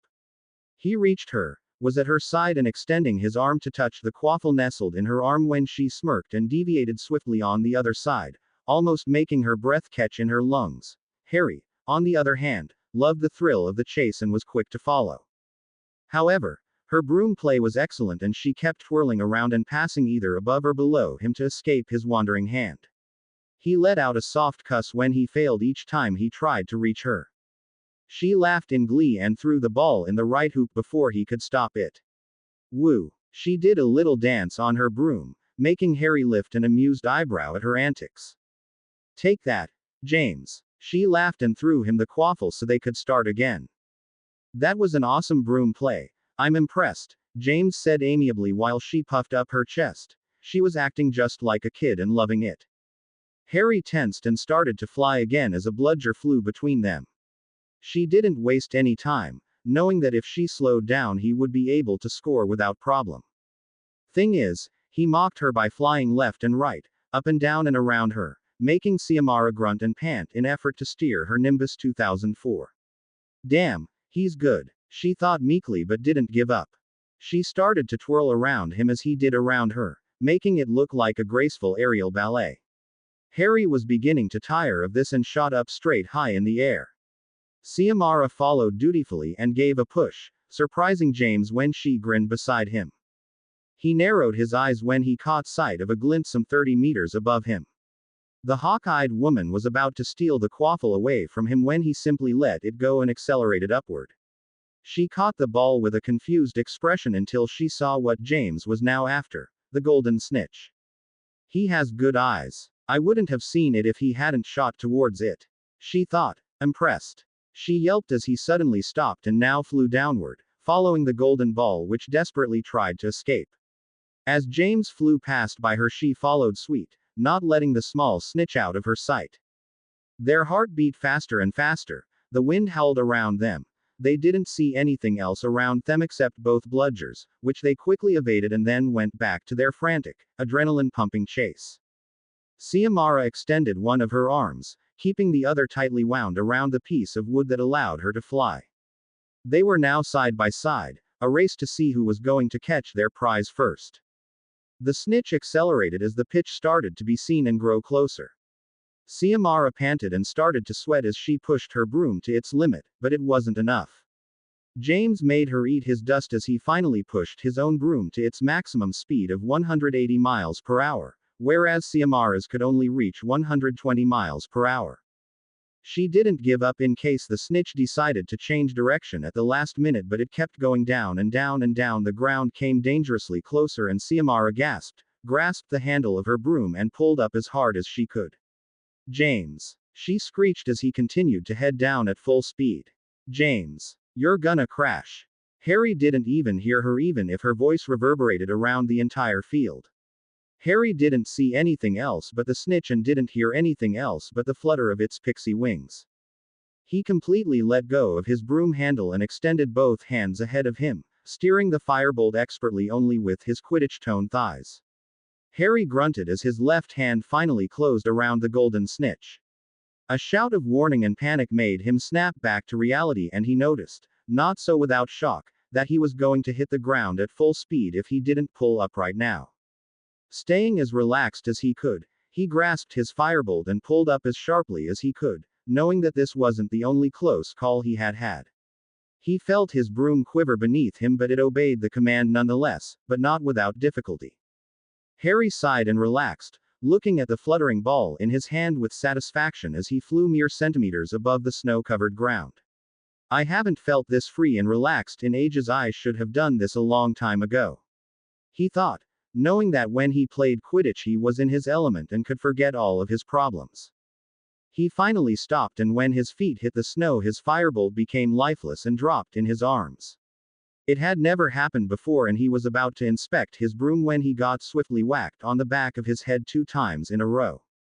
Ow. What gives? He snapped at the wide-eyed and shocked flying instructor who was only starting to recover from the fright James gave her. You dolt. You almost scared me to death. You could have been killed. How careless and completely stupid to do this only for a snitch. She shrieked at him. Yeah, and he caught it and it was bloody awesome. Came a breathy reply from behind them. They blinked and turned around. Ron was gazing at him with vehemence, apparently forgetting about the quarrel they had had before the holidays. The entire Gryffindor Quidditch team was here and looking at James and Madam Hooch with big eyes. Sirius was with them, staring at James and only at him, making Harry fidget. You came back, Sirius said cautiously, not wanting the boy to run away like the last time. James gave him an uneasy glance but nodded in response. Sirius sighed in relief and frowned. Where did you learn to fly like this? What kind of broom is this? Siamara's right. What you did was foolish, you could have hurt yourself badly. Siamara nodded while the Gryffindors whined at him. Ron was quick to come to James's defense. But Professor, it was bloody amazing. You have to at least admit this, as a fan of Quidditch. Man, I wish Malfoy had been here to see it. He muttered. He would have pissed in his pants. Your broom's even faster than the Nimbus 2004. And I know. Malfoy's dad bought some for the Slytherin team. Ron's friends grimaced darkly at the unfairness of this. Seamus was gazing avidly at James and his broom. Man, can't you get sorted? You could be a part of our Quidditch team. We would become unbeatable. James chuckled weakly. Sorry Seamus, but I don't feel like getting sorted. Not yet anyway, he finished silently. I don't think they would like to hear that I could go in either Gryffindor or Slytherin very easily. He then blinked. Speaking of Quidditch and broom, something's wrong with mine. Harry held up his lifeless firebolt and inspected it. It doesn't react to my call anymore. I felt it quiver dangerously when I pulled up and it simply fell when my feet touched the ground. Siamara let out a snort of disbelief. That's the first time I hear of this actually happening. You pushed your broom too far from its limits and it needs to be upgraded. You simply surpassed the broom and it couldn't keep up with your demand. Unbelievable. The others were amazed that James could withstand such speed and ask even more, while Harry held his firebolt close. I'll have to go to a Quidditch shop and ask for an upgrade. Kitty won't leave my broom to anyone, so I'll have to do it by myself. I understand. Siamara nodded and put the snitch, the quaffle and both bludgers in their respective boxes. I still can't believe I've been beaten. She muttered childishly. Dean was at her side in moments. Well, since James obviously doesn't want to be a part of our team, can you? He asked with a charming and pleading voice. Sirius chuckled while Siamara rolled her eyes. I'm your flying instructor, Mr. Thomas, not a student. But I consider the request very flattering, thank you.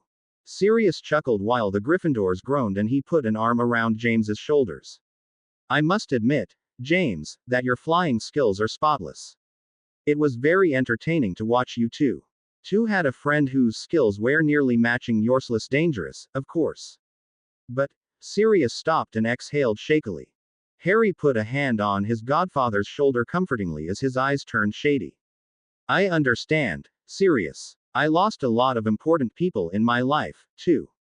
Sirius merely nodded. Siamara sensed that the conversation was going astray, so she rasped her throat to gain their attention.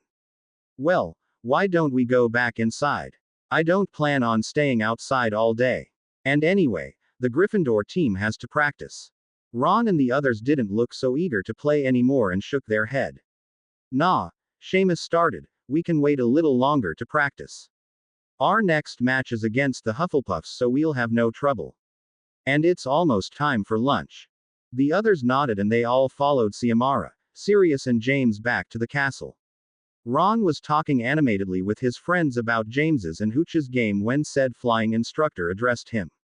Say, Mr. Weasley, it is rare that the Slytherin team isn't there at the same time as you. Did something happen? Ron shrugged. How should I know? I don't really follow Malfoy around all day. Siamara hummed and pushed the doors of the castle open. The chatting group made its way to the Great Hall and noticed that they were few of the first to arrive. Albus was already there, and when he noticed James he seemed surprised, yet relieved at the same time. Ah, Mr. Evans, so you decided to come back after all. Maybe with some answers as to what happened, he said with a merry voice.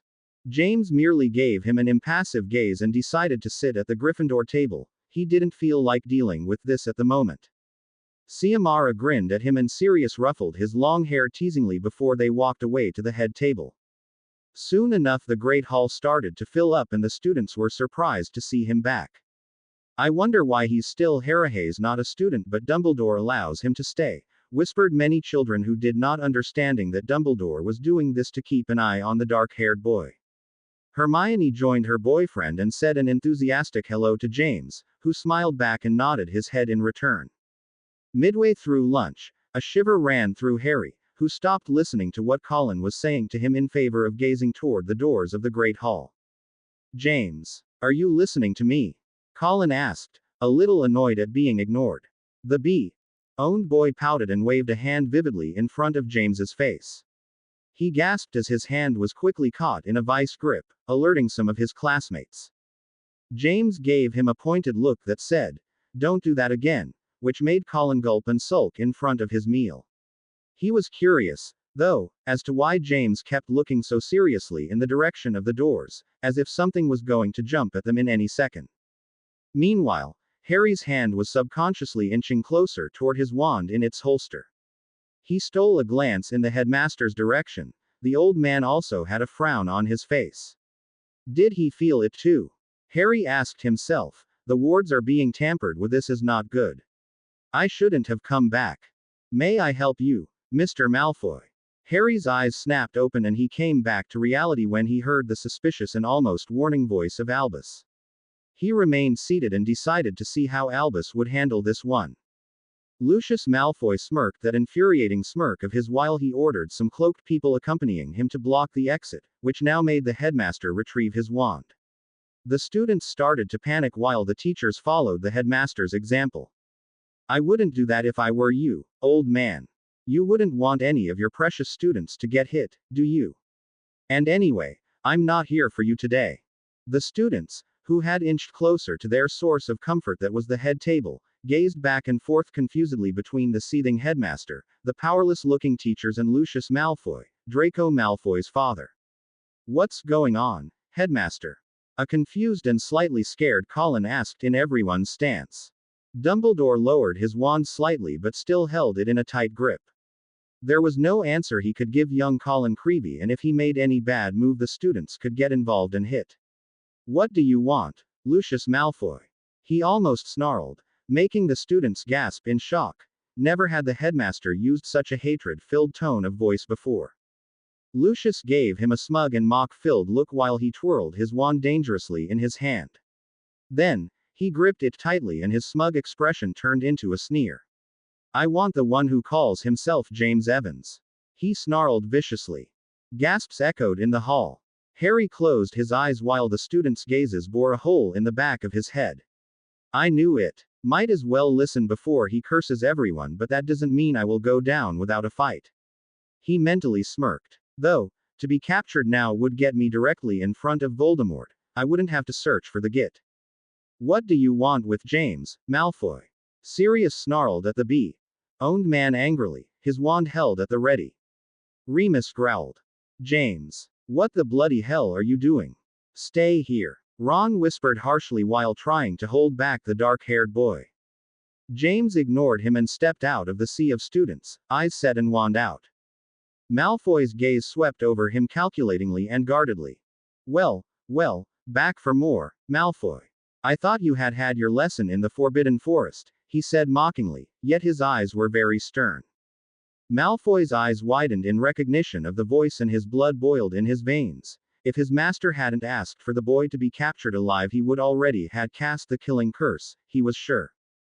Dolohov also recognized the voice, as well as those who had been trapped with the Acromantulas at a later time.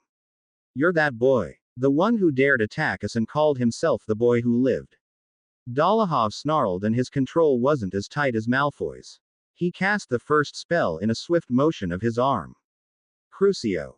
Scared cries reached Harry's ears, but he had already evaded the spell and pointed his wand at Dolohov.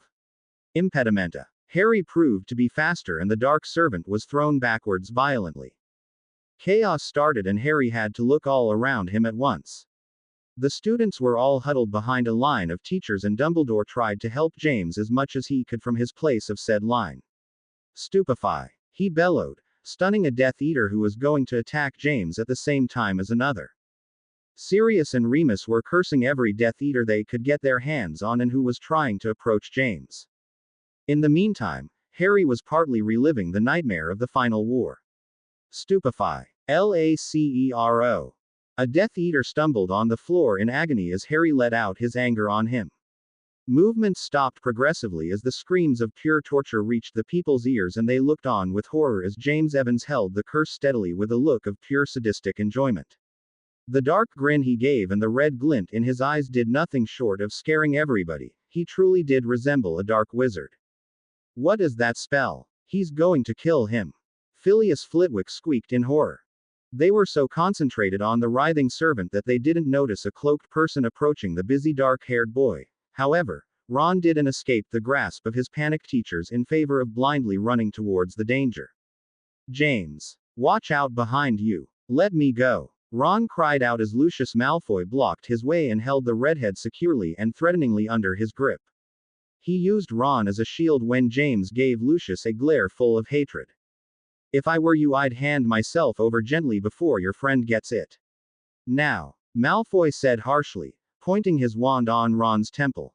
Ron! Ginny cried out in the mass of students. Mr. Weasley. Minerva was panicking, but Albus prevented her from using her wand and doing something foolish. Harry lowered his wand and sent a glare at the cloaked person walking toward him. Ron was completely powerless in his captor's arms and he whined when Malfoy wrenched his wand away and threw it on the floor. Now, Lucius started when the person gripped James. Throw your wand away like a good boy. Harry let go of his shiny red wand and it rolled on the floor. Malfoy frowned at the unusual appearance of the wand and motioned at one of his colleagues to pick it up. The cloaked man barely even touched it and the red piece of wood threw the man away in a burst of angry red magic before it simply vanished out of thin air. What the hell was that? Where's the wand? The now uncovered Death Eater asked while he got up again. It was Augustus Rookwood. Harry smirked ironically. I thought it was your job to uncover mysteries, Rookwood. You do work in the Department of Mysteries, James mocked. Tell me, any new prophecies lately? Something that would interest your master, perhaps. People gasped and some students started to cry when James mentioned the Dark Lord. Those who didn't notice now knew that they were being attacked by Death Eaters. Albus and his comrades frowned at the mention of the Department of Mysteries. How does he know about this department of the ministry? It's supposed to be top secret and he mentioned a prophecy. How does he know all of this? Albus asked himself. Lucius was now frowning. Well, it looks as if we're uncovered. So why don't we take the hoods off, boys? Our Lord did tell us it wouldn't matter anymore. Cackles resonated in the room as hoods were thrown off and shocked gasps came out of the students' mouths at each person they recognized. The Slytherin students whose parents were present or who were Death Eaters in training quickly detached themselves from the group of scared students and joined the ranks, to the others' horror. Draco Malfoy was part of the lot, as were Gregory Goyle and Vincent Crabbe, no surprise there. Pansy Parkinson followed with Blaise Zabini and Theodore Nott, just to name a few. A couple of Ravenclaws, Hufflepuffs and 3 Gryffindors also joined the ranks, which insulted McGonagall to no end. To Dumbledore's anger, Magnus Manx also joined the group, yet Snape stayed behind on the headmaster's side. In the adult Death Eater rank there was Lucius Malfoy, of course, Crabbe and Goyle Sr., Bellatrix, Rabaston and Rodolphus Lestrange, Nott and Rookwood, among others. Speaking of uncovered, James Evans, why don't you tell us your real name? I've searched every birth record in the ministry and no James Evans has ever come up. Plus, the only school that has been destroyed was in France, and that was 5 years ago. Who are you, boy? Lucius asked impatiently. The teachers and students were all ears despite the situation. James merely sneered at him. The bee-owned aristocrat growled and Rookwood, who held James, pointed his wand at the boy, which made Remus and Sirius cry out in panic. Finite incantatum. Rookwood bellowed. Harry had anticipated this move and started to mutter his glamour spell over and over again under his breath. James. James. Ron started to fight Lucius Hold, so Malfoy had no choice but to stupefy the wild redhead. Hermione was in tears. It was obvious that her boyfriend was going to be used as a shield and prisoner. Rookwood got tired and sensed a change in the boy's magic that would prevent him from any attempts at uncovering his true identity, so he stopped his attack with the revealing spell and used his fist to knock the boy unconscious. James winced and fell limp in the man's grasp, but not before erecting a shielding spell on himself to prevent any attack on his unconscious person. Rookwood smirked at Malfoy and they started to back away toward the doors. Don't follow us, Lucius warned, or else the redhead gets it. No. Why don't you let him go? Professor Vector, the arithmancy teacher, shouted desperately at them. Bellatrix was the one to speak up, which made Sirius snarl in hatred at his cousin. Our great master wants the one who calls himself James Evans alive, so we need a scapegoat, don't we? Personally, I don't care about killing the Weasley boy or not. Bellatrix smirked when Albus gave her the evil eye. The Death Eaters escaped and apparated away as soon as they reached the apparating point outside Hogwarts wards. Hermione fell on the floor with Ginny, crying their eyes out for Ron. Some students did the same but out of pure fear.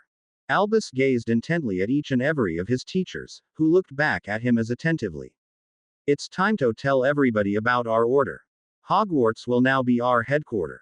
I fear the Dark Lord will soon come out in the open. Pending silence fell around him as the students listened frighteningly to Albus Percival Wulfric Brian Dumbledore. Remus stepped toward the solemn old man. And what about young Mr. Weasley and James Avancer, whoever he is? We can't leave them in the Dark Lord's hands. He'll kill them both. I don't know how, Albus, but the boy knows things that shouldn't fall in the wrong hands. I get this feeling. Albus nodded. Mr. and Mrs. Weasley will have to be told when they arrive. They will be devastated, but we will do our very best to rescue them both. What we need to do now is gather our forces. Prepare the school owls. We have work to do and little time ahead of us. Whereas Hogwarts was still a nice and somewhat safe place to be, Little Hangleton was far from being secure at all. It had once been a nice and quiet little town, but this time was long forgotten. The snow partly covered the debris of what was left of the destroyed and burned houses in the area, making the landscape look desolate and empty and ominous. The Muggles had fled this town a very long time ago and none had dared set foot there again. It was now protected with various warding spells and was called by all wizards, you know whose headquarters, or the Town of Death. And there was a good reason for those surnames. Riddle Manor was indeed situated there, and Death Eaters and dark creatures roamed the land freely, being in so many a number no or unspeakable ever tried to stop them. The Dark Lord had weaved his way slowly underground and had solidified the pact with his allies before he was going to lash out in the open. That was the day everyone feared. Inside Riddle Manor, a knocked-out dark-haired boy and a stupefied redhead boy were thrown into a dark and humid cell toughly before it was locked with many powerful charms and forgotten for the moment. Cruel laughter rang through the air, but the boys remained motionless, unaware of the things that were planned for them. Hey Not, what do you think our Lord will do to this James Evans? Asked a hoarse voice. I don't have a clue, Jugson, but I bet it'll be good. I sure hope we'll be able to watch. Not answered. Another Death Eater took his mask off and smirked. It was Rodolphus Lestrange. It's a shame that our master isn't here right now. Our guests will have to wait. I wonder if we could have the right to play with them right now. Bellatrix looked back at the corridor where the cell was situated with an eager look. Do you really think we could? Malfoy growled, making them shut up. He was in charge while the Dark Lord was absent. While I would like to give that boy a piece of my mind myself, I wouldn't even think about acting on it.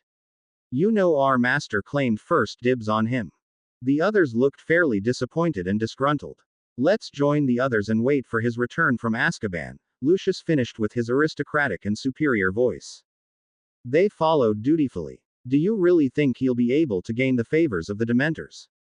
I can't believe Pettigrew will finally join our ranks back after so many years if he's still sane, that is, muttered Travers to Mulciber. Mulciber glanced at him shortly. I don't know, but I have faith in our Lord.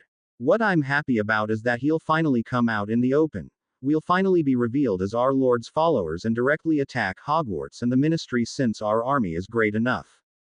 The other servants, who somewhat heard the sadistically eager conversation, snickered gleefully. There's nothing the old fool Dumbledore can do now. And nothing and no one can stop us now. Malicious laughter rang in the dark manor as they joined their other comrades. His head hurt. Forget that. He was hurting all over and he was feeling groggy and pissed. Groaning, he opened his eyes and slowly sat up, taking in his environment while he rubbed the back of his head. I'm in. His gaze fell on a patch of flaming red hair and he swore out loud. F.K. What is Ron doing here? Harry growled. It wasn't supposed to happen like that. He sat down in a corner and glanced at the motionless Gryffindor for a few minutes before he slowly lifted his hand up. Enervate. Ron budged and Mo.Ned. Harry lifted an eyebrow but quickly sobered up. HMPF, it worked. Ron sat up but as soon as he noticed that he wasn't in Hogwarts anymore he started to panic and got up. What? Where am I? Let me out. The bars of the cell held out and Ron let out a frustrated and alarmed shout. Could you be even louder? Call the Death Eaters here, would you? Ron gasped and turned around, searching for his wand he obviously didn't have any longer. When he noticed a frowning James in the corner he slackened slightly and let himself fall on the floor. His legs couldn't support him anymore after such a fright. Evans. They also brought you here. Idiot. Ron gasped and recoiled as James shouted furiously at him. How could you have let yourself be caught like this? Foolish, irrational and typical Gryffindor behavior. Meant like this it was an insult but Harry caught himself and sat back in the shadows. I'm actually glad I'm half Gryffindor and half Slytherin. Ron looked insulted but his fright probably made him hold his tongue. You sounded just like Snape. It was perturbing. How can you be so calm when we're being held as prisoners by Death Eaters with no idea of where we are? Ron muttered after a while. James shot him a glare but true, he did just sounded like Snape. Nothing can really surprise me with them anymore. I've been in more terrible situations before anyway, the calm boy answered back. And I know where we are. Ron shot him an impressed and curious look. Oh, then, where are we? Riddle Manor in Little Hangleton, was the simple answer. Ron's eyes widened impossibly and he started to shake. Little Hangleton. We're in the town of death. Oh Merlin, we're dead. Harry ignored Ron's ranting in favor of getting lost in his thoughts. He seemed to recognize the name of the town but he did not react to the name of the manor. Is it possible that Voldemort's true name and status has been kept secret? Harry's eye twitched in annoyance when Ron started to hyperventilate and he sighed frustratingly. Ron, why don't you sleep a little? I'll keep watch, James advised. The other boy shook his head negatively. No, what if a Death Eater or worse shows up? He exclaimed. James growled and barked out. Ron. Sleep. Ron felt a wave of invisible magic hit him and his legs gave out and his eyes started to drop. No. That's right, Malfoy's dad stupefied me and Evans don't have his wand, so did he break the spell? Is he my enemy or not? Harry watched as his burst of accidental magic slowly forced Ron into a fitful sleep. It hadn't been intentional wandless magic but Harry welcomed the silence that followed. I guess my new wand filtrates my magic better and allows me to control it better. I should really practice while I'm stuck here. My guess is no one will come here until Voldemort comes back from wherever he is. Harry started to practice a couple of easy spells like Wingardium Leviosa and Lumos just to get the hang of it. He would try other spells progressively. Lumos. Uncontrolled magic bursts came out easier than controlled ones, it seemed, but a small dot of light appeared slowly at the end of his forefinger. What is Tom up to now? I don't like this bad feeling I'm getting. Needless to say, Harry practiced as hard as he could without gaining anyone's attention. His occlumency ability was unbeatable, as well as legilimency, it was a well-known fact. And it was now at its highest while the Death Eaters shivered behind him. He had no real happy memory, not counting the fact that he thoroughly enjoyed a good raid and merciless killing, so it prevented him from creating a Patronus, but his sheer power and impressive presence alone kept the Dementors at bay and listening to his proposition. A dozen of bodies littered the floors of Azkaban, the human guardians of the infamous prison who had fought bravely to keep Voldemort and his followers away, but in vain. Some Aurors were trying to get in Azkaban but there was a trolley of Death Eaters blocking their way and throwing curses at anyone who dared approach. The forces were equal, at least, and neither group seemed to have the advantage over the other.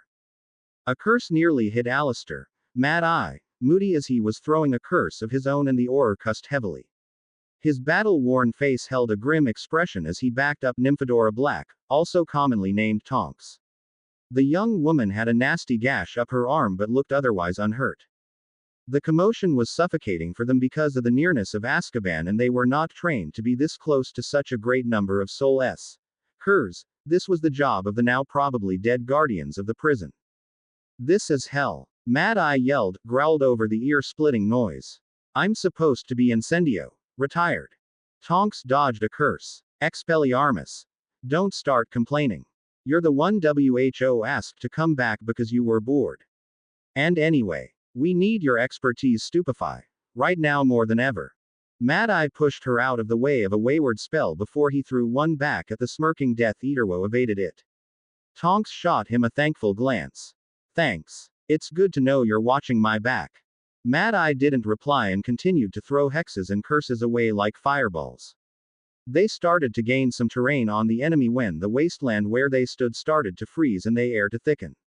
Shit. Tonks and Moody cursed. The Aurors regrouped, Kingsley Shacklebolt being one of them. Retreat. Retreat. Activate the portkey. Moody shouted hurriedly and silently added, we lost Azkaban. Kingsley took out a quill from his pocket, tapped his wand on it, muttered, Portus, Hogwarts wards, and they all disappeared after they touched the item. The Death Eaters started to cheer and call out for their successful lord. The Dementors were now on their side and ready to be used. Inside, all the prisoners' cells were opened and chaos spread in the prison. Up the highest security tower, a cell opened at last. Wild and demented beady eyes looked up at the victorious figure that blocked the way. Welcome back, my faithful servant, Wormtail. Slight chuckles came out of the short man crouched on the humid ground, until it transformed into a full-blown crazy laughter that resonated through Azkaban. Hi, he, ha, ha, master. Back at Hogwarts, people on the side of light kept gathering and the castle's interior was enlarged to accommodate everyone. The students couldn't go back home because of Death Eater attacks, and since Hogwarts was the safest place at the moment, they were staying there with their parents. Now, everyone was being kept aware of the situation, even the students, who did not like this fact one bit. Right now the people were in the middle of an order reunion in the Great Hall. The students were all sitting on one side, the order members in the front at the enlarged head table and the rest of the allies on the other side. Everyone, I hate to be the bearer of bad news, Albus started gravely, but it is necessary to tell you that the Dementors have all fled Azkaban to follow the Dark Lord, as well as the prisoners. This statement caused an uproar in the immense room, and the sound of frightened people resonated in a cacophony of shouts and cries of pure terror. Sirius and Remus grit their teeth. This meant that the traitor was now free to roam this land. They were brought back to reality by weeping Molly Weasley. Arthur Weasley was seated beside his wife and trying to comfort her. Mum, Charlie looked at his other brothers and sister. Percy was there, as well as Fred and George, whose normally cheery attitude was subdued, and Bill was also there, comforting Ginny, who was seated at the students' table. What about my son, Albus? Molly shouted desperately. What about Ron? Sirius and Remus glanced at each other worriedly. And what about James? Severus Snape closed his eyes and sighed tiredly. I didn't follow their call. He will be furious, but I think he was beginning to see through my spying act anyway. They're probably being held in his headquarters, and if I dare set foot in there, I'll be killed on the spot. I know we have to get both of them back, but I can't help you there, I'm sorry. It's like a fortress in there. A suicidal mission. What goes indocent come out. Silence ensued. Only Albus' voice telling Severus that it wasn't his fault was heard, with the exception of a few crying people, Molly and Ginny included. Mad Eye and Tonks kept silent and nurtured their minor injuries. Harry straightened and Ron backed away when, 2 days after their abduction, Death Eaters finally approached their cell, cackling and grinning evilly. So, how are the little babies holding up in there? Snickers ran through the air that froze Ron's blood and made Harry want to retch. Bellatrix, Avery, how nice of you to finally pay us a visit, Harry greeted with a vicious sneer in their direction. Both Death Eaters frowned at the impudent boy. I don't know how you seem to know all of us so well, but you'll stop acting so foolishly brave now. Ha, you'll have to answer to our Lord since he's back. Azkaban and its Dementors are ours now. Bellatrix laughed loudly. Ron squeaked. He knew the implications of that statement. Harry mentally scoffed. Big deal, It was also like this in my world, but this complicates matters. Ron won't be able to defend himself without his wand. I'll have to get him out quickly. Only two Death Eaters. Harry evaluated the situation. He couldn't use his magic on the bars of the cells to break free, so only one choice was left. He backed away beside Ron and waited as the cell was opened and both Bellatrix and Avery entered. Now, Harry didn't leave them any time to react. Often so. The burst of magic made them stumble and land painfully on the cell's bars. Both fell unconscious from the hit on the head. Ron's mouth opened in shock, awe and slight apprehension as James stepped out of the cell and bade him to come out so he could lock the two servants in. Listen, Ron, you can rant later about the bout of wandless magic, but right now we have to get out of here as soon as possible. Ron found some courage left in his body to retort mockingly, "Oh. And how do you intend of escaping? Death Eaters are everywhere and they said that the Dark Lord was back." James growled at him to stop being so small-minded and discouraging. "Don't mind Voldemort." Ron gasped, but Harry ignored him. "He's my business. Now get on my back." Ron raised both eyebrows. "Excuse me." But when he looked at James for yet another witty comeback, words stuck in his throat. James Evans was now starting to change shape. Hessian animagus. Ron whispered in awe as the black griffin replaced James's human shape. He took a few tentative steps toward the dark-looking beast and quickly got on, though uncomfortably, when the griffin squawked at him impatiently. Ron yelped as it started to gallop through the maze that was the headquarters as if it knew about the way out by heart. Once they reached the manor's main hall, Ron gulped as at least 20 Death Eaters blocked the way and cried out when they saw the huge animal with the redhead on its back. After a few shocked gasps, curses flew like pouring rain. Ron clutched the griffin's back tightly and tried not to be a bother as James dodged the attacks. The angry beast knocked them all to the floor with a few hit of his massive paws and sharp claws. Breaking the door down, the griffin spread its gigantic black wings and was about to fly away when a reductor curse hit the beast directly where the right wing connected with the back of the animal, near the should blade. Ron screamed as he fell on the ground and the griffin turned back into a wounded James who was clutching his right shoulder blade and now smirking painfully at. Ron's eyes widened in pure horror and he let out a whimper. The Dark Lord, however, wasn't paying any attention to him but rather on the dark-haired boy. "It seems as if you are full of surprises, boy. Your presence disturbs me greatly. You are a mystery just waiting to be discovered, aren't you?" said Voldemort, surprisingly very calmly, if not deadly, instead of sounding pissed just like the other Voldemort would have been. Harry smirked sadistically at the Dark Lord, whose forces were beginning to gather. Harry could also feel the Dementors coming. HMPF. If you like mysteries so much, why not make this a game, Tom?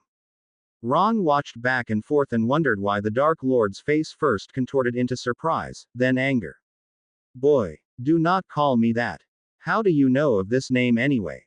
Even the Death Eaters were surprised at the tone of voice of their master. The boy in front of Voldemort smirked and quickly transformed back.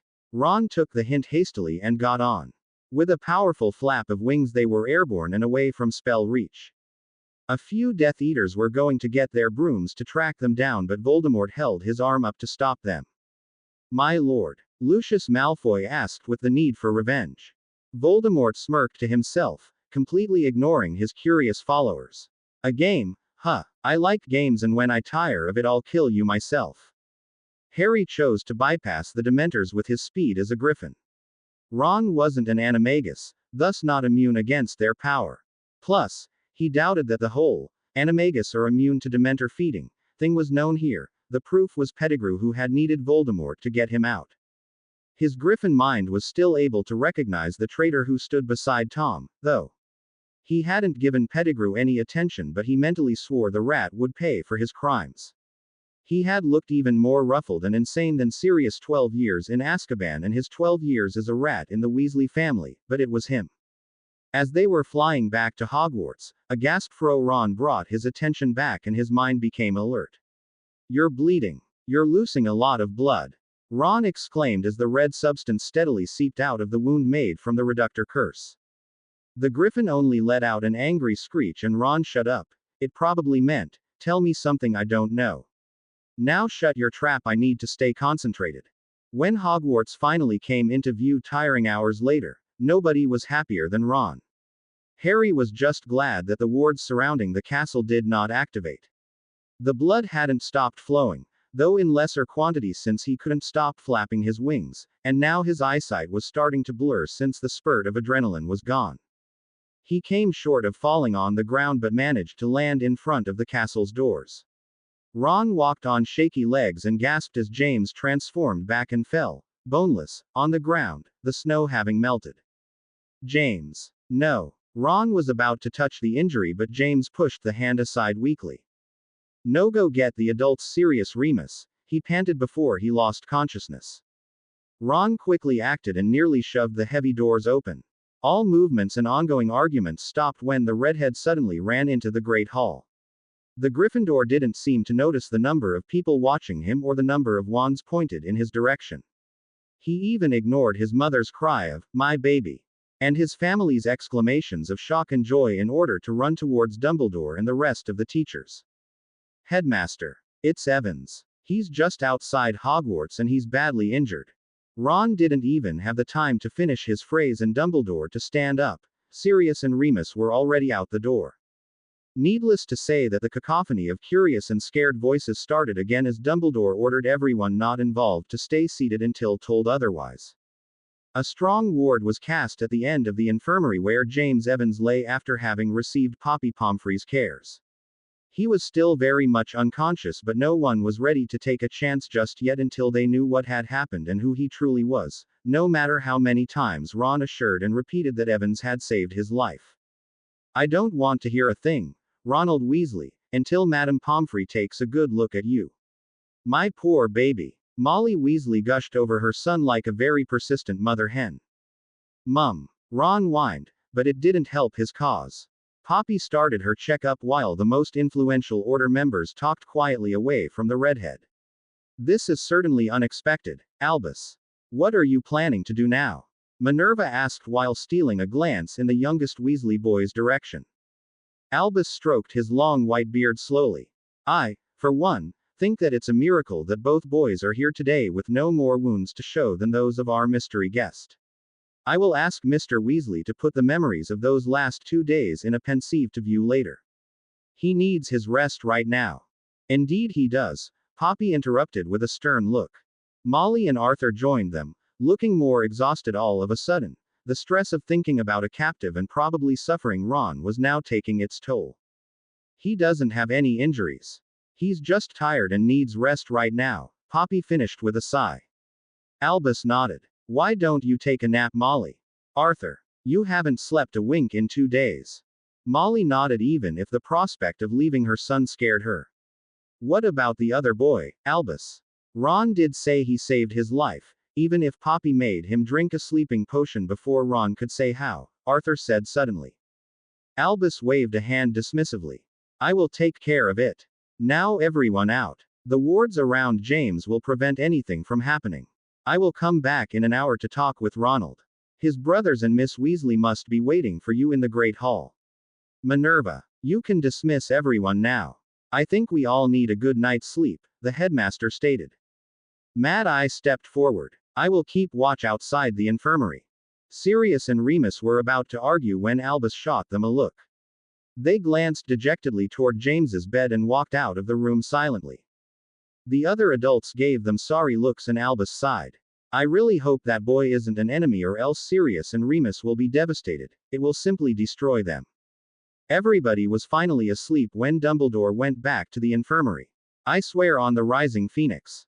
Alistair nodded and let him pass, yawning, and he finally calculated he could go to sleep since Albus was there to take care of things. Albus gazed at the far end of the room before he sat beside Ron's bed and shook the boy lightly to wake him up. The redhead groaned. 5 more minutes, Mum," he mumbled in his pillow. "I'm afraid I must insist you wake up, Mr. Weasley. After, you can go back to your dormitory." Ron's eyes snapped open and he sat up swiftly when he recognized the voice of the headmaster. "Professor Dumbledore." Albus raised a hand to calm Ron and looked at the boy intently before giving him a bowl containing a shiny silver liquid. "You know what this is, don't you? You know what I want you to do." Ron nodded but gave the old man an alarmed look.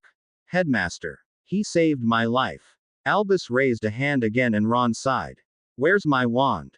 The headmaster smiled slightly and handed him his wand, which made Ron release the breath he'd been holding. Thanks. The boy put the tip of his wand against his temple and extracted the memories he had from his days in the cell and how they escaped and put them in the bowl. I think that's about it. Thank you, Mr. Weasley. You can go to your dormitory now, but I must advise to keep what happened to yourself until I clear things up. Ron nodded sadly and got up. Headmaster. Who is he, if his name truly isn't James Evans? Albus sighed. I don't know, Ronald. Ron was about to walk out of the infirmary when he muttered to himself, yet loud enough for Albus to hear. I wonder why James called the Dark Lord Tom, though. He was so pissed. Then, the boy was out and had closed the door behind him, thus missing the way the old man's head shot up in shock and surprise. With renewed interest, he almost shoved himself in the memories. He reappeared from the bowl 3 hours later with a suspicious, guarded and curious expression all at once. The boy could be dangerous to have as an enemy. Who is he? Why can't I read through him? I can do wandless magic, but the way he can and is using it, and I should have seen it coming. The animagus part impressive, but the part about Tom, how does he know Voldemort's real name? How does he seem to know him so much as to talk back so casually to the Dark Lord, who doesn't seem to recognize the boy? Albus set the pensive aside and walked over to James's bed. He was still sleeping very soundly, the heavy bandage apparent on his back and shoulder. He spent a good deal of time just staring at the puzzle in front of him. The boy's appearance suddenly unnerved him to the point of making him glare at nothing in particular. Finite incantatum, he tried calmly, even if he knew, somehow, that it wouldn't be that easy. Albus sighed and was perturbed that he was unable to pass through a simple boy's defenses. He plopped a lemmo drop in his mouth. Revelo. He tried something else determinedly, not wanting to give up. Nothing. Albus growled. Accio Marauder's map. His impatience was thinning as the map landed in his hands, the treasured possession of Sirius and Remus, very useful for the Order members. I solemnly swear I am up to no good. The pictures slowly appeared on the yellowed map and the old man tapped his wand on the word, infirmary. He frowned at the map, then at the boy, then back at the map. Albus Dumbledore showed up. Poppy Pomfrey, whose quarters were nearby, showed up, but the bed in front of him was empty. Nothing. No other name, as if the boy didn't even exist. His eyebrows shot up and disappeared under his violet nightcap. Now this is utterly disturbing. Albus stayed seated beside the enigmatic boy all night long, just staring at the sleeping figure as if the mystery was about to evaporate at any moment. Relieved stares followed Ron the next morning when he entered the busy Great Hall flanked by nearly all the Gryffindor 7th years. Ginny and Hermione were each clinging on one of his arms, to Ron's annoyance, and his friends kept asking him questions about what had happened. Ron refused to answer, per Dumbledore's request, even if he was dying to say it. Percy, Bill, Charlie, Fred, George and his parents all glomped him, making it look like an invasion of redheads. Ronnykins. Molly gushed over her son, which made people snicker about the nickname and Ron's eyes widen in horror. Mooum. He whined. Don't talk to me like that in front of the whole population. Molly put a hand over her mouth and she blushed. Sorry, Ron. Fred and George swatted their brother on the back as a sign of affection. Happy to have you back in one piece, little bro. Ron smiled at them and nodded, also greeting the 3 other brothers. So Ronnykins, Seamus started tauntingly with a joyful snicker, are you finally going to tell us what happened? Everyone was looking at him, making Ron really nervous. He opened his mouth but sighed in relief when Dumbledore entered the Great Hall, saving him from the stares. He will not because I asked him not to. Until I know more about him I don't want to see anyone near the infirmary. People started to mumble and argue but Albus held his ground and changed the subject for the moment. Sirius and Remus were particularly sullen at not being kept aware of James's condition but sat down silently nonetheless at the long head table. So, what did I miss? Ron chirped to lighten the atmosphere. His friends looked at him, then all around them. After you were captured, the headmaster announced that the Order of the Phoenix, a group that was secret and created by him, would at long last come out in the open and act. Since the Dark Lord has decided to gather his forces, Dumbledore has deemed Hogwarts the only safe place to stay, and with good reason. Its wards are some of the strongest in Great Britain, beaten only by Gringotts, Hermione provided helpfully. Ron shot her a thankful look and also gazed around him. So, that's why everyone's joining us here. Hogwarts has become a headquarter for the Side of Light.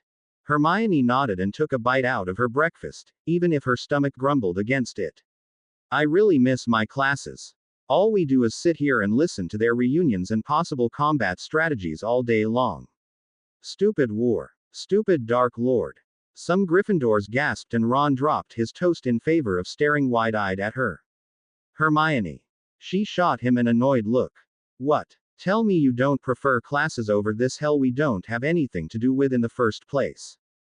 Ron snorted and admitted she had a point. James seems to have something to do with it, though, Ron muttered darkly, his head bent over his plate. Curious gazes looked his way. What do you mean? Colin questioned. Ron sighed and glanced at the head table where Dumbledore was having a conversation with his father and Kingsley Shacklebolt. I can't tell you everything, but we escaped because James is an animagus, and a bloody brilliant one at that. He's a black griffin and I actually got to ride his back. His friends were impressed. But we almost got caught. That's when James was wounded by the reductor curse. He was there. You guys. He could have killed us so easily, but James started to talk to him so casually. So daringly. He was furious. Buddha let us go. The Gryffindors around him and those listening to the hushed conversation gaped in horror. James actually talked with him. You actually saw him? Seamus asked, his face a mix between fear, awe, and curiosity. Ron shuddered as an answer, and his friends started to talk animatedly, and so loudly between each other that the people in the Great Hall progressively started to stop talking to pay more attention to them. What's going on over here? Minerva McGonagall walked over to them and gave them one of her strict looks. We can't concentrate at the head table with all of your interactions. But Professor McGonagall, Neville said, trying to get his friends out of trouble. James Evans and Ron saw him. James Evans even talked with him. And he's an animagus. Minerva startled. Who? The Dark Lord. Ron was going to answer when Dumbledore rasped his throat. Seeing as our young Mr. Weasley is unable to keep a secret even from his friends, the old man started, and Ron bent his head and reddened in shame. I might as well tell you all this little bit of information. Ronald has indeed been saved by Mr. Evans, Molly S. said in a sharp breath, because James Evans used this hidden ability of his to escape. Dumbledore paused and gave a pointed look at the confused Remus. It seems he is a black griffin, and an unregistered one at that. While this piece of information gave them something new to gossip on, Remus and Sirius locked gazes and their eyes widened in realization. Swa was him in the forest that night. The werewolf said with a soft voice. That form of animagus with one well-placed hit he could have killed the werewolfu that night. But he didn't. Why did he spare me? The monster in me, Remus whispered. Sirius glanced at his friend, the respect he had for the boy growing at each passing moment, even if most of the people here would point their wand on him given a chance. Well, whoever or whatever he is, I won't leave the infirmary unguarded anymore. Alistair will debrief me. For now I'm going to guard the room, Kingsley said with a wary voice. Sirius and Remus immediately wanted to protest, but Albus once again shot them a look and both men sat down reluctantly. Seeing their unsure expressions, Albus' strict eyes softened and he called out to Orr Shacklebolt, Kingsley. When he wakes up, don't push him around. I'm sure if you're being okay with him, he will return the favor and voluntarily follow you. I think he will know we all seek some answers. We'll be here. Shacklebolt nodded with a light grimace before disappearing down the corridor. Albus sighed tiredly when the sound of gossip finally reached his ears and gave him a migraine. Merlin, I'm too old for this silence. He might be old, but his voice still had the desired result of quickly shutting people off. That's better. Now, let's get down to our next agenda, shall we? The sun set, the sun rose. The sun set, the sun rose. The sun set, the sun rose again. The infirmary doors saw many witches and wizards guarding the dark-haired boy, yet it's only on the third day that James Evans finally gave sign of being alive. Harry groaned. He had the sunlight straight in his face. He wanted to just go back to sleep, but he felt a ward activate and his habit made him sit up in the bed at a breakneck speed, only to wince when he saw stars and felt the painful soreness in his upper back. I'm back at Hogwarts. That's right, I remember now. The infirmary door was almost shoved open when the ward went off, and it was Kingsley Shacklebolt who ran into the room. So, our mystery boy is finally awake, huh? It was about damn time. The Auror said gruffly. Harry lifted an eyebrow when he saw the Order member but didn't let anything else show on his face. Auror Shacklebolt, he greeted simply, making the older man's eyes twitch. How do you know my name, kid? I've never met you. Then, the man snorted before James could even open his mouth. I guess it doesn't matter now, since the whole army of the light is waiting for you in the Great Hall. You have some answers to give us, kid, and be careful if they're wrong, Kingsley warned him. Harry mentally groaned at his bad luck but got up silently and followed obediently. I guess it would have happened sooner or later anyway, might as well be now, the black-haired boy concluded. But the thing is, will I be able to accept them, knowing that they are not the ones I knew? And will they accept me as I am? Lost in his thoughts, Harry didn't see the suspicious glance Kingsley gave him, as well as the shiver that ran through the man's spine at Harry's emotionless face. That boy is weird. His magical aura is confusing, addictive, even powerful. Without even being aware of it, the aura was gripping his wand so tightly it could have broken. Harry's eyes widened when he saw the number of people and numerous familiar faces in the crowd. Dumbledore. Sleeping Beauty has finally awakened. All heads turned their way and every sound dissipated into thin air. Harry silently cursed at Shacklebolt. Albus got up from his seat. Well now, I think it's finally time to have some answers, don't you think? There was an undertone in the headmaster's voice that Harry suddenly didn't like, as if he could be held at wand point at any time. He did not like to feel threatened, but squelched his anger for the moment. It may be, but may I have something to eat, at least? I haven't eaten in quite a while, he replied somewhat coldly, and had every right to. It was true. Severus was about to shout at the boy to stop fumbling around and get to the point, but Sirius interrupted the irritated potions master. Of course you can. Take a seat wherever you like and the house elves will make something for you. Snape shot Sirius a dirty look, but the dog Animagus either didn't notice or simply didn't care. Many more people were angered by Sirius' lack of judgment but kept their mouth closed. Sirius Black, when angered, wasn't a man to be trifled with. Ron quickly bid James to sit beside him even if the others were reluctant to let him.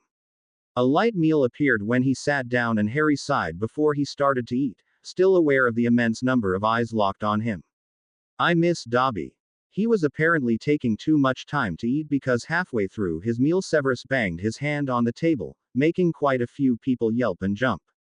That's it. We've been too lenient with you, boy. Much too lenient. WHO or you. In a spur of anger, the ex-spy pointed his wand menacingly in the boy's direction, much to Sirius and Remus' anger. Snape. What the hell do you think you're doing? Sirius shouted but was interrupted by James, who sighed and deposited his fork on his plate. Ever the impatient and suspicious one, aren't you, Severus Snape? You're still the same here. That's good to know. The potions master blinked in wariness and puzzlement. What are you talking about, boy? Harry shook his head in dismay. If you're also worried, then let me just say this. I swear on my mother's sacrifice. Albus and the other order members raised their eyebrows in bafflement. How do you? Stuttered Minerva, and James smirked slightly. How do I know the password of reconnaissance of the Order of the Phoenix? Quite simple. I know everything about it since I, myself, am a member of it. Albus frowned. I do not recall initiating you. You have to receive a special feather to be welcomed among us. Who are you to claim such a thing? Harry sighed. You mean a feather from Fawkes? Don't look so surprised, Headmaster. Of course I received it, if only contained in another form. But Fawkes is dead, so the other also gave me its feather, the very same one. It was very hard to control at first, but I got the hang of it. Now everyone was confused by the boy's words. Fawkes isn't dead. A phoenix can't die. Are you crazy, boy? Snape asked, seriously doubting the boy's sanity. Even Ron and his friends had backed away from him, eyeing him weirdly. James chuckled sadly. Fawkes. A fire lit in front of the now standing boy, alerting the people who panicked slightly, but Dumbledore perfectly recognized this fire. Fawkes appeared seconds later after being summoned by someone who wasn't its master, and James offered his right arm for the Phoenix to lean on. Fawkes thrilled softly in recognition and happiness while James cooed at it and petted the shining creature. Hey Fawkes, long time no see, old friend. I'm sorry it took so long to call you. You have my wand, do you not?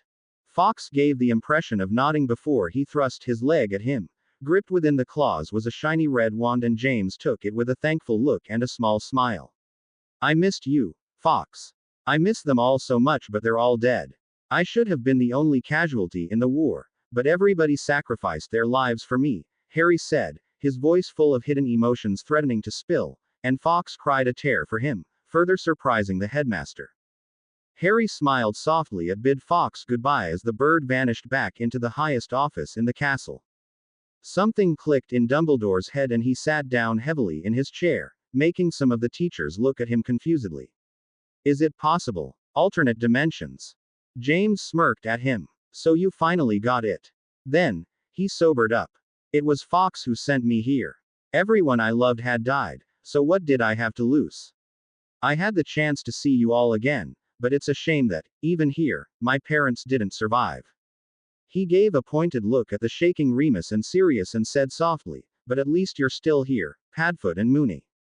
Oh Merlin. Remus breathed, very much aware that his knees were threatening to give up.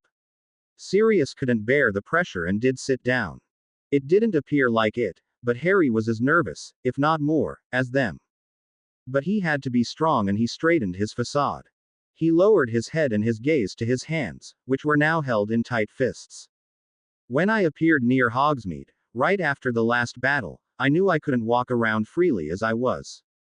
Conservative instincts. Luckily I had been taught a strong glamour charm by Tonks. The Tonks in the room startled when she heard her name, and even though I wasn't a metamorphagus like her I caught the GYPS of it pretty quickly.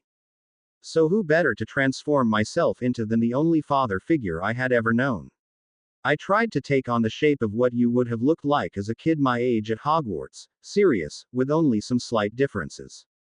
But it was hard to be under the scrutiny of the people I once loved. I wanted to end this first, before coming to you in my true appearance. But I guess I can't escape it. At least I've gotten Tom's attention now. He received befuddled looks but ignored them in favor of chuckling to himself. Now Snape really questioned the boy's mental health. Neither can live while the other survives. Who will win this time, Tom? We're at a draw, Tom Harry. He lifted his piercing gaze slowly and his features changed. Harry had forgotten everyone around him and solely concentrated on Sirius and Remus. Not even Albus, who inhaled sharply at his changing shape, was included in this fatidic moment. Albus, who was as wide-eyed and speechless as everyone else for a change. I am Harry James Potter. Only pure silence reigned as Harry pushed a few strands of his mop of wild dark hair on the side, revealing a detailed tattoo of a phoenix that suspiciously looked like Fawkes, starting on his cheek and going down his neck, only to disappear under his shirt. His arms were bare, so another intricate but foreign mark could be seen on his left forearm. It wasn't the dark mark, though. I am Lily Evans' son. I am James Potter's son, but I am nothing like him, Harry said with vehemence and a glare, watching Sirius and Remus, odd faces as they slowly, shakily, walked toward him and stopped in front of him. Both older men started to touch him hesitantly, his cheeks, his mop of hair, his shoulders, his arms, as if they were too baffled to fully grasp who he really was just yet. Sirius' touch and slightly dreaming gaze remained on the mark on his left forearm for a while until Harry took his arm back in uneasiness. Blue and golden eyes clashed with shocking green and both marauders blinked. Merlin. Your eyes. Look at his eyes, Remus. No Potter has ever had this eye color before. I can't believe it. You're real. Sirius breathed shakily. Harry gave them a wavy smile and they both hugged him suddenly, their faces still holding the unbelieving look. Severus scowled. How can you be so sure he's telling the truth? It's all sounding so far-fetched to me. Other dimensions, the man scoffed and looked at Albus. The headmaster nodded, still unsure of how to react. I can always give him some truth serum. If you have some right now, just give it to me so I can end this.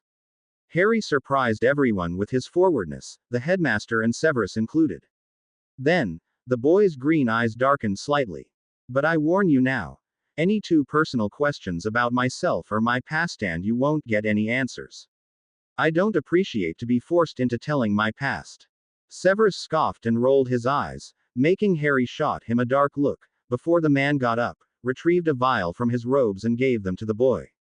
Sirius grimaced at the potion's master but quickly turned his undying attention on his newly found godson. Oh yeah, I almost forgot to ask.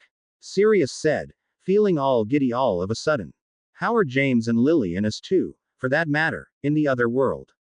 Harry was about to swallow the liquid in the vial when he froze, his eyes dimming in brightness and becoming unfocused in pain. They're dead. Everyone's dead. Fawkes is dead. Hogwarts is dead. Then, without looking at Sirius' horrified eyes, he tipped the bottle and drank its entire content. His eyes glazed over and Dumbledore quickly cast a charm on the people that would allow only him to ask the questions, to everyone's dismay. What is your true name and where do you come from? Dumbledore started. When he answered, Harry's voice was empty, as if he was an automat. My name is Harry James Potter. I come from a world parallel to this one. Mouths opened in the great hall to exclaim their shock but no sound came out. Why are you here? Who sent you here and how did you get the Phoenix tattoo? I am here to aid in the war against Voldemort. Fawkes sent me here to give me a new chance to live after the final war. And about the tattoo, your guess is about as good as mine, yet I think it's from Fawkes. It appeared when my wands merged. I don't want to be questioned about that, Harry said emptily, but frankly. Albus frowned and asked a question that was surely plaguing Severus' mind. Why do you think that a kid your age can make a difference in the war? Why didn't you stay away from all of this? And what is that strange mark on your left forearm? It wasn't there before. Harry frowned but his eyes remained foggy. I'm not a kid, never had enough time to be one. Threats follow me and Tom is always at the end of them. It wouldn't have mattered that I hide or not when I arrived here. I would have become involved in the war one way or another, so might as well go forth and not wait at the last second and be caught in something I would have had no control over. I also don't want to lose anyone who's dear to me again. The mark appeared on my arm a little later than the Phoenix tattoo. It was a necessity at the time but I did not intentionally call it forth. My new wand also did this. I will not speak further about this subject. Sirius gave Albus an imploring look and the old man sighed and relented. What happened to your parents, Sirius and Remus in your world? How come you're still alive? Harry's eyes closed tightly, his mouth opened but no sound came out. When he opened his eyes again they were almost completely clear and Sirius stepped back at the amount of pain he saw in them. Harry was clearly fighting the truth serum now. My parents 1-year-old Godric's hollow Voldemort didn't refuse, these words were strained. Albus gave Severus the sign so he could give Harry the antidote even if the old man wanted to know more. The boy was starting to cough and he would be sick if he continued to fight the potion at this intensity. Harry quickly gulped the content of the vial down and sat down heavily, relieved when it immediately took effect. Remus kneeled in front of him and gave him a worried look. We're sorry. We won't ask you any more questions about your past anymore. But you have to know that if we were worried about you before, Sirius and I will be even more caring from now on. So it's only natural we want to know more about you. Do you understand this, Harry? Obviously, Dumbledore had lifted the silencing spell. Harry gazed at Remus with an expression that bordered love, hope, fear and apprehension, a lot of it. The boy was the first one to break eye contact. When I tell you what I can do, the powers I have, you won't be so excited about my presence, Harry muttered darkly, puzzling Sirius and Remus even more. What do you mean, my boy? Albus asked but Harry shook his head negatively. No. Sirius noticed that Harry was starting to breathe faster so he suddenly hugged the boy. Remus watched his friend, sure that Harry, a 17-year-old boy, would push the adult away but to his silent surprise Harry gripped Sirius back with no intention to let go even if everyone saw him. He was certain Harry would only think of this gesture as a moment of weakness tomorrow but he appeared so small and vulnerable to Remus at this instant that it even left Sirius baffled. Harry only tightened his grasp on Sirius and breathed in, the smell of his godfather was different on some level, something Harry wasn't completely used to yet. His Sirius had smelled of Azkaban, despair, hope, anger, and childishness, if those could even be smelled, and even of wet dog. This Sirius hadn't endured half of what his Sirius had, but there was a distinctive smell present that represented the man and was familiar. The thought of his Sirius made Harry sober up and come back to the harsh reality. The boy stepped out of the hug and turned around, to Sirius, confusion. Harry, I need to go outside, take some fresh air, was the only response he got before Harry ran out of the room. Sirius was about to follow when Remus gripped his friend's shoulder and shook his head. As much as I also want to be there with him, Sirius, I think this is as hard for him as it is for us. Give him some time. But Remus, it's dangerous outside. Somehow, I don't think Harry will be in any kind of danger for now. Remember, he has many untold secrets. Sirius grunted. Now that he had his godson back, a new reason to live, he would not let go. Problem was, Sirius was impatient and made brash and impulsive decisions when he wanted something. Dealing with Harry in his state needed anything but that. Harry breathed in deeply, relieved to be outside and smell the approaching spring air. To be in the presence of so many easily impressionable people he cared about but who were still dead in his eyes made his heart ache. He was walking on the castle grounds for at least an hour before he heard a squawk. Lifting his head, Harry let out a happy bark of laughter and joy when he saw the familiar white owl. Hedwig, I missed you. The owl landed on his shoulder and he petted and cooed to her. She nipped his fingers in a sign of affection, and if she hadn't been an owl he would probably have hugged her already. But seeing Hedwig made him suddenly think about his second familiar. Hedwig, he started with worry laced in his voice, do you know where Nagini is? Last time I saw her it was on the borders of the Quidditch pitch where I left her so I could play with Madam Hooch. Hedwig hooted but didn't fly away. She didn't know the whereabouts of the snake. Harry walked toward the pitch and searched in every hole around it. Nagini wasn't there. He was starting to be concerned about her. Maybe she went to see the Ashwinder, Harry speculated and ran to Hagrid's hut. Luckily, the half-giant was still in the great hall with the others, so he entered the hut and quickly marched to the box with the faint red glow around it. Fang barked at him and he petted the huge dog's head, even receiving quite a dripping wet lick on the hand for it.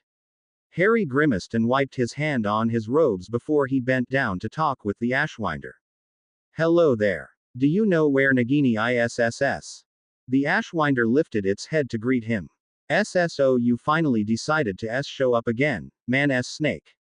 In your true appearance, no less. Harry gave her an apologizing look.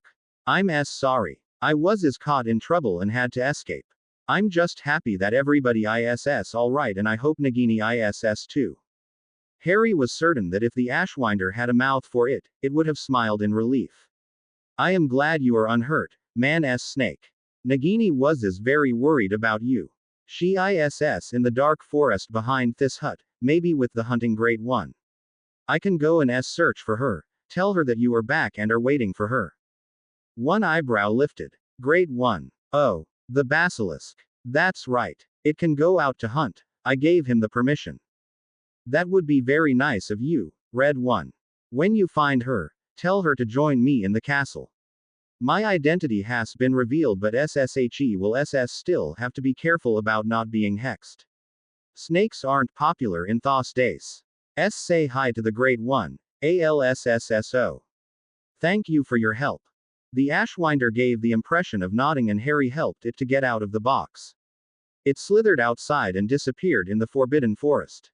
Hedwig hooted and he petted her feathers absent-mindedly. I hope Nagini will be alright. He spent the rest of the day seated on Hagrid's doorsteps in hope of seeing the Ashwinder return, but alas.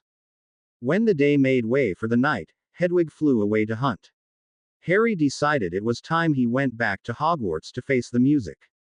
A few heads turned in his direction when he entered, but Harry was thankful for the fact that the students had to go back to their dormitories at this hour. The only thing that surprised Harry was that Sirius and Remus were there, giving off the impression of having waited for him all day long without budging from their spot. Sirius, Remus. Both men startled when he called out for them and they ran to Harry, hugging him and checking him for any sign of injuries. You were gone for so long. We were worried. Sirius exclaimed in decreasing panic. Where were you? Harry smiled softly. It was good to know they cared about him that much, but they would learn with time that he could defend himself very well. I spent all day near Hagrid's hut, waiting for my second familiar to show up. Unfortunately, she didn't, but there's still time. I've been gone and separated from her for too long, so she decided to hide. Remus and Sirius gave him curious looks. You have two familiars? Remus asked, interested in the subject. Harry nodded. You've already seen Hedwig. You know, the white owl. Both men nodded when they recalled the beautiful white bird. And I bet the second one's a hippogriff or something like that. Sirius exclaimed with a proud grin. Harry didn't answer and started to walk up the stairs. Remus and Sirius eyed him worriedly. Harry, where are you going? Did I say something wrong? The dog Animagus asked. Harry shook his head and sighed, turning around to give his godfather a small grin. I'm just tired, that's all. I want to go to sleep. I'll see you both in the morning. They only see me as a Gryffindor and nothing else especially serious. How will they react? How will the Order react? Harry thought sadly as he disappeared up the main stairway. In the entrance, Sirius and Remus were talking quietly when Albus showed up from the Great Hall with some of the Order members in tow. They all looked exhausted. Was it Harry I just saw going upstairs? Headmaster asked curiously. Sirius nodded. I hope I didn't say anything that offended him concerning his familiars. Albus raised an eyebrow. He has more than one familiar. Odd. I will leave him alone for now, but I will still need some answers later. Minerva, could you prepare 2 new guest rooms? Diagon Alley has been attacked, and so Madame Malkin and Ollivander will stay at Hogwarts from now on. McGonagall nodded and walked away with the few students who were still up at this hour. I'm going back to my dungeon, Severus muttered, and the crowd of Order members dispersed a few minutes later. I cannot believe James's son was under our noses all this time. James Avon so evident, yet so difficult to grasp. He knew that the Harry in this world was dead, so he didn't even had to search for his false name. We would never have guessed if he hadn't told us. Albus stroked his white beard and quirked his lips at both marauders. He's a clever one. Sirius and Remus could only nod silently. It's weird. I feel as if I go to sleep he won't be there tomorrow, Sirius said shakily. Remus put a hand on Sirius' shoulder. I know what you mean. I feel as if we're in a dream. The headmaster left them and they both retreated to their own quarters for a night of restless sleep. Harry woke up with the unpleasant feeling of being spied upon. The presence he felt, even with his eyes closed, was too close to his personal boundaries, but when he was about to move to get his wand under his pillow, he smelled that familiar yet different aroma of his godfather. Sirius, would you kindly back away a little? Harry said in mild annoyance when he opened his eyes. Someone chortled in the background when Sirius blushed and muttered an apology while stepping back. He had been mere centimeters from Harry's face. The boy who lived didn't have to see who was also in the room. Where Sirius Black was, Remus Lupin was never far. Merlin, you're real. You're really here, alive, Sirius breathed with awe and dreamy eyes. Harry lifted an eyebrow and the corner of his lips quirked up in light amusement. Oh yes, Sirius, I'm very real. Remus tried to cover his chuckles with a hand and put the other on his friend's shoulder. We apologize, Harry. This situation is still new to us and hard to realize. Sirius just couldn't wait to see you, so we asked your password to the headmaster. Harry's eyes twitched in irritation at Albus, but his gaze softened when it fell on the werewolf. That's fine, Remus. I was using this room's old password anyway. I was too tired to change it yesterday. What time is it? Has anything happened? Both men left the room to let Harry change, but Remus called out from the small living room. It's already 10 o'clock, but we didn't have the courage to wake you up. There's been quite the commotion this morning because yesterday Diagon Alley was attacked. Most of the people who were present managed to flee, but there were some casualties, unfortunately. Gringotts is still as safe as ever, though, and we'll have a couple of new allies and refugees. Madame Malkin will stay here from now on, as well as Ollivanders and all of his wands. Harry joined them in the living room and they stared at him some more before they all departed for the Great Hall. Some students and adults were walking in the corridors and they stopped to stare at Harry as the trio passed by them. Sirius put an arm around Harry's shoulders when he noticed how tense and uncomfortable the boy was when under such scrutiny. He glared hard at the ogling bunch, as Remus did, and they quickly scurried away in fear of being the target of Professor Black's wrath. Sirius glanced down at his godson. The word was still amazing to say, and he grinned good-naturedly. "You're not the show-off type, aren't you? Not at all like James was. He liked being the center of attention. You could almost say he craved it." Remus chuckled at the mental image of a young James intentionally ruffling his hair even more to stand out in the crowd and sending beaming and charming smiles at all the girls.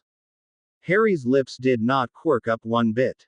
"I'm nothing like him. I never craved attention. I never asked to be." The boy stopped and sneered shortly. Sirius and Remus glanced at each other worriedly and they tried to press Harry to finish his phrase. The green-eyed boy looked away, refusing the eye contact. "All I've ever wanted was to be normal," he muttered darkly to himself, but both marauders heard him anyway. They felt powerless and clueless. How could they help him when they didn't even know what was ailing Harry? Once again, when they entered the Great Hall, all conversation stopped. Sirius, Remus and Harry held their head up high and the dark-haired boy watched everyone with eyes of steel and determination. "Headmaster." Harry nodded his head in greeting, and the old man did the same with twinkling eyes. "Mr. Potter." "Sirius, Remus, how nice of you to finally join us." "Harry, I'm sure you know Madame Malkin and Mr. Ollivanders already." Dumbledore pointed at said people who were sitting at the head table. Madame Malkin got up to shake the boy's hand enthusiastically, contrary to the current mood in the room. "My God, so it's true. You can't be anything else but James and Lily's son. Amazing." She shook his hand so excitedly that Harry had to extirpate his poor aching member from the grip. He gave an uneasy smile at the woman and murmured a greeting. Ollivanders, however, was narrowing his eyes at him curiously as if something was amiss. Dumbledore called him on it and Harry smirked and stepped in the wand maker's direction. "Oh yeah, now that everyone knows who I am." He let his phrase trail and suddenly pointed his wand at Ollivanders, making the white-haired man and the people around him gasp. "What are you doing?" Ciamara almost shouted, but Harry shrugged them off. "Admonio." Before Ollivanders could even open his mouth, the spell had hit him straight on the forehead, making him blink when nothing hurt afterward. His eyes narrowed as memories flooded his head and he gasped and swiftly got up, making his chair fall behind him. He stepped back and pointed an accusing finger at Harry. "You." Harry lifted an eyebrow. Everybody watched on with interest, curious of the spell the boy had used on the wand maker. "You. Why you obliviated me." The old man cried out in indignation. Dumbledore's eyebrows shot up and he turned to Harry. "Is this true, Harry?" The green-eyed boy gave the headmaster an impish look and shrugged. He discovered the truth before the time was right. "It still isn't, but since everyone knows, I don't see any reason to leave Ollivanders in the dark about me." Sirius watched the interaction between both older men and his godson with interest. "What happened to make Ollivanders discover who you were?" he asked to Harry, but before he could open his mouth to reply, Ollivanders had already started to answer. "His wand. That's right. Albus. His wand. It's the second one." Now everybody was simply confused. "The second one? Of what?" Severus asked suspiciously. Harry sighed and sat down, a calm expression back on his face. The other adults slowly followed suit. The dark-haired boy took his wand from his holster again and he fingered it with care. Dumbledore, who knew what Ollivanders was talking about, studied the wand but could not recognize it. "That's not the second wand, Ollivanders. Are you sure you're of what you're talking about?" The wand maker threw a small glare at Dumbledore. "Of course I'm certain," he snapped. "I haven't been a wand maker for so long without knowing every wand I made by heart." Dumbledore lifted his hands in mock surrender. Harry's lips quirked up. "Dumbledore, it's indeed the second one." Albus' head turned so fast toward Harry that it almost snapped. Sirius growled in impatience. "Anyone care to tell me what the hell you three are talking about? You're not the only ones in the room." Harry blinked at Sirius and showed his godfather the red wand, which Sirius studied shortly. "This wand didn't always have this appearance," Harry started, catching each person's attention. In my old world, my wand accepted me even though its brother belongs to my enemy. Sirius blinked, but Remus was faster than the animagus. The werewolf paled considerably. The Dark Lord, he whispered in a silent question, and all it took to confirm the answer was a sigh from the boy. Yes, Tom has the first of two unique wands, made from a phoenix feather core each, fox feathers. But when I went to Diagon Alley to get something for Rosmerta, I stopped by Ollivander's shop because I felt a strange pull. It was a shock for both of us to see the second phoenix feather core wand of this world merge with mine, which are the exact same wands but from two different worlds. It's kind of complicated to explain, but this is the result of the merging. It took me some time to get used to this new wand, actually, since its power is wilder. But it's helping me control my magic better, a fact which I'm grateful for. Sirius eyed him worriedly. What's wrong with your magic? Harry's eyes darkened and hazed over. He was thinking about the time when he finally defeated the Voldemort of his world. Before I arrived, we were in a war against Voldemort. People gasped when they heard him say the name without hesitation. He omitted to tell anything else of this war and its ending for the moment. It was still too fresh of a wound in his heart. When I arrived here, I felt a tremendous change in my magic core. I could feel my old wand having some difficulty to channel this new arrival of magic, but I managed. Using wandless magic was also becoming easier, I noted with time. Harry stopped and looked around him. He only received back some more stares, if not wary ones.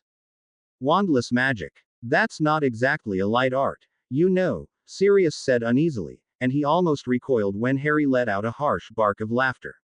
Sirius, whoever said I was a light wizard? The animagus. Eyes widened in alarm, and some people actually shrieked and backed away from him. Alistair Moody had his wand pointed at him in no time, but Harry gazed back steadily at the Auror. You're a dark wizard. The old Auror growled menacingly. Harry sneered but stayed seated, not showing any sign of needing to take his wand out. Fools. You only see what you want to see. You only hear what you want to hear. Harry snapped, but then he breathed in deeply and cleared his mind with occlumency before something bad happened. I never said I was a dark wizard like Tom. I only said I wasn't a light wizard. Contrary to your beliefs, there is a shade in between, gray. If you all had lived the kind of life I've had, you would have been bound to turn the way I did. My parents were murdered when I was 1. I got to live with the Dursleys, my mother's sister family, who were complete muggles and magic haters to the core, for 11 full years before I was accepted at Hogwarts at 11. I didn't even know what magic was, for God's sake. And don't get me started on what happened at Hogwarts for the next years. Harry had bunched his fists so tightly that his knuckles were white. Nobody dared talk. Sirius frowned and gaped when he finally remembered Lily's sister. You were sent to Petunia Dursley. That bony and despicable sister of Lily's. Whose barmy idea was that? Why not live with Remus or me? Harry's eyes became almost black. I don't want to talk about this here. His answer was final, and Sirius shut his mouth, knowing this was a delicate subject. Pending silence fell over the great hall, and Dumbledore smacked his hands together with a jovial smile destined to ease the building tension. Well, let's change the subject, shall we? We do have a lot to talk about beside young Harry here. Harry was almost too happy to change the subject and got up from the head table to sit beside Ron at the students' table. He still received incredulous stares, but nobody dared talk to him in his foul mood. James. Harry. Wait up. Harry stopped in mid-step and waited for Ron to catch up with him. When the redhead was finally beside the dark-haired boy, Ron bent down and panted a little before shooting Harry a sheepish grin. Geez, mate. You're fast. The meeting's just only ended and you're already outside. What's the rush? Unlike some others, Ron was slowly starting to get used to the whole Harry Potter idea. Harry smiled at Ron and answered while he kept watch toward the sky, seemingly waiting for something. I want to send a letter to Rosmerta. Tom's starting to get daring, and I have no doubt that he'll attack Hogsmeade sometime or another. Truth is, he had slackened his occlumency wall and felt Voldemort's impatience at striking again. How the Dark Lord still didn't know who he really was a mystery to Harry, but the boy knew it was only a matter of time. He would feel it for sure, regardless of his status as an occlumens. A hoot broke him out of his thoughts and he automatically outstretched his arm so his snow-white companion could land on it. Hey Hedwig, sorry I've been gone so long. Girl, Harry cooed softly, receiving a hoot and a nip on the finger as a reprimand. Ron kept silent, watching the interaction between boy and owl with curiosity. Harry took a letter from his pocket and let Hedwig carefully take it within her claws. Can you take this to Rosmerta, girl? I promise I'll give you part of my lunch afterwards. I just need this to get delivered as soon as possible. Hedwig hooted again, nipped at his finger as if to say, you can count on me, and then she was gone, soaring above the forbidden forest. Harry then gazed longingly towards said forest for some unknown reason to Ron, but the latter didn't have the time to question Harry on it since he simply turned around and walked back to Hogwarts. Ron lifted an eyebrow in the direction of the dark wooded area and shuddered before he ran to catch up with Harry. The boy who lived was already inside, talking quietly with Sirius and Remus. Hermione and the others joined Ron as soon as they saw him and Hermione whacked him on the back of his head. Ow, what was that for? My own. The redhead rubbed the back of his head while his girlfriend put her hands on her hips. Ron, we were looking all over for you. You could have waited for us. And you know we're not allowed to go outside alone anymore. Teacher's orders. Was the witch's angry comeback. Miss Granger is right, Mr. Weasley. What were you thinking? Death Eaters and Dementors are everywhere. You are lucky school is no longer in session or Gryffindor would have lost house points. Ron gaped at his head of house, Minerva McGonagall. But Professor, I wasn't so far away from school and I just followed Harry in the first place. Why isn't he being chastised? The redhead exclaimed, pointing a finger in Harry's direction. Minerva frowned and transferred her gaze toward the green-eyed boy, who, in turn, looked at her. You do have a point. Harry had heard part of their conversation and it looked as if Sirius and Remus had too. They both frowned at him in disappointment. Sirius suddenly hugged him, almost making Harry gasp. She's right, Harry. It wasn't too bright of you to go outside in the open like this. Death Eaters might be warded off, but sometimes a Dementor can enter, Sirius said softly yet sternly. I lost you once, Harry, and it destroyed part of my heart. Now that I have you back, I wouldn't be able to forgive myself if something happened to you. A Dementor is a nasty creature, Harry. It can. Harry, who had been comfortable in Sirius' arms, tensed all of a sudden and pushed back against the man's chest so he could step away from the animagus.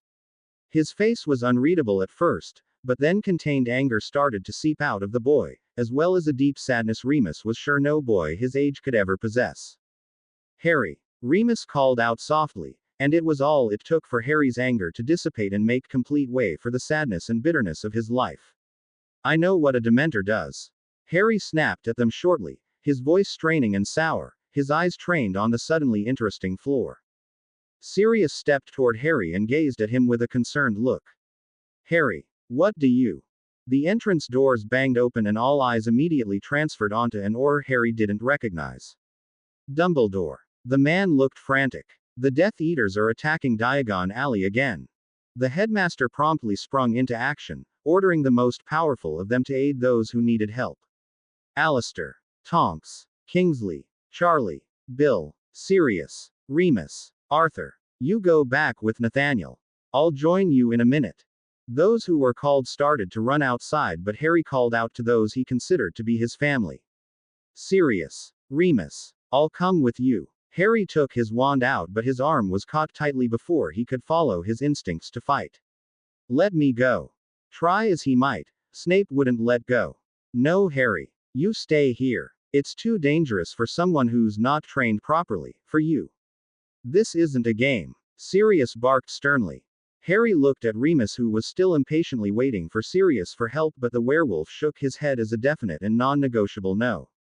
The dark-haired boy looked back at Sirius and both had a stare down.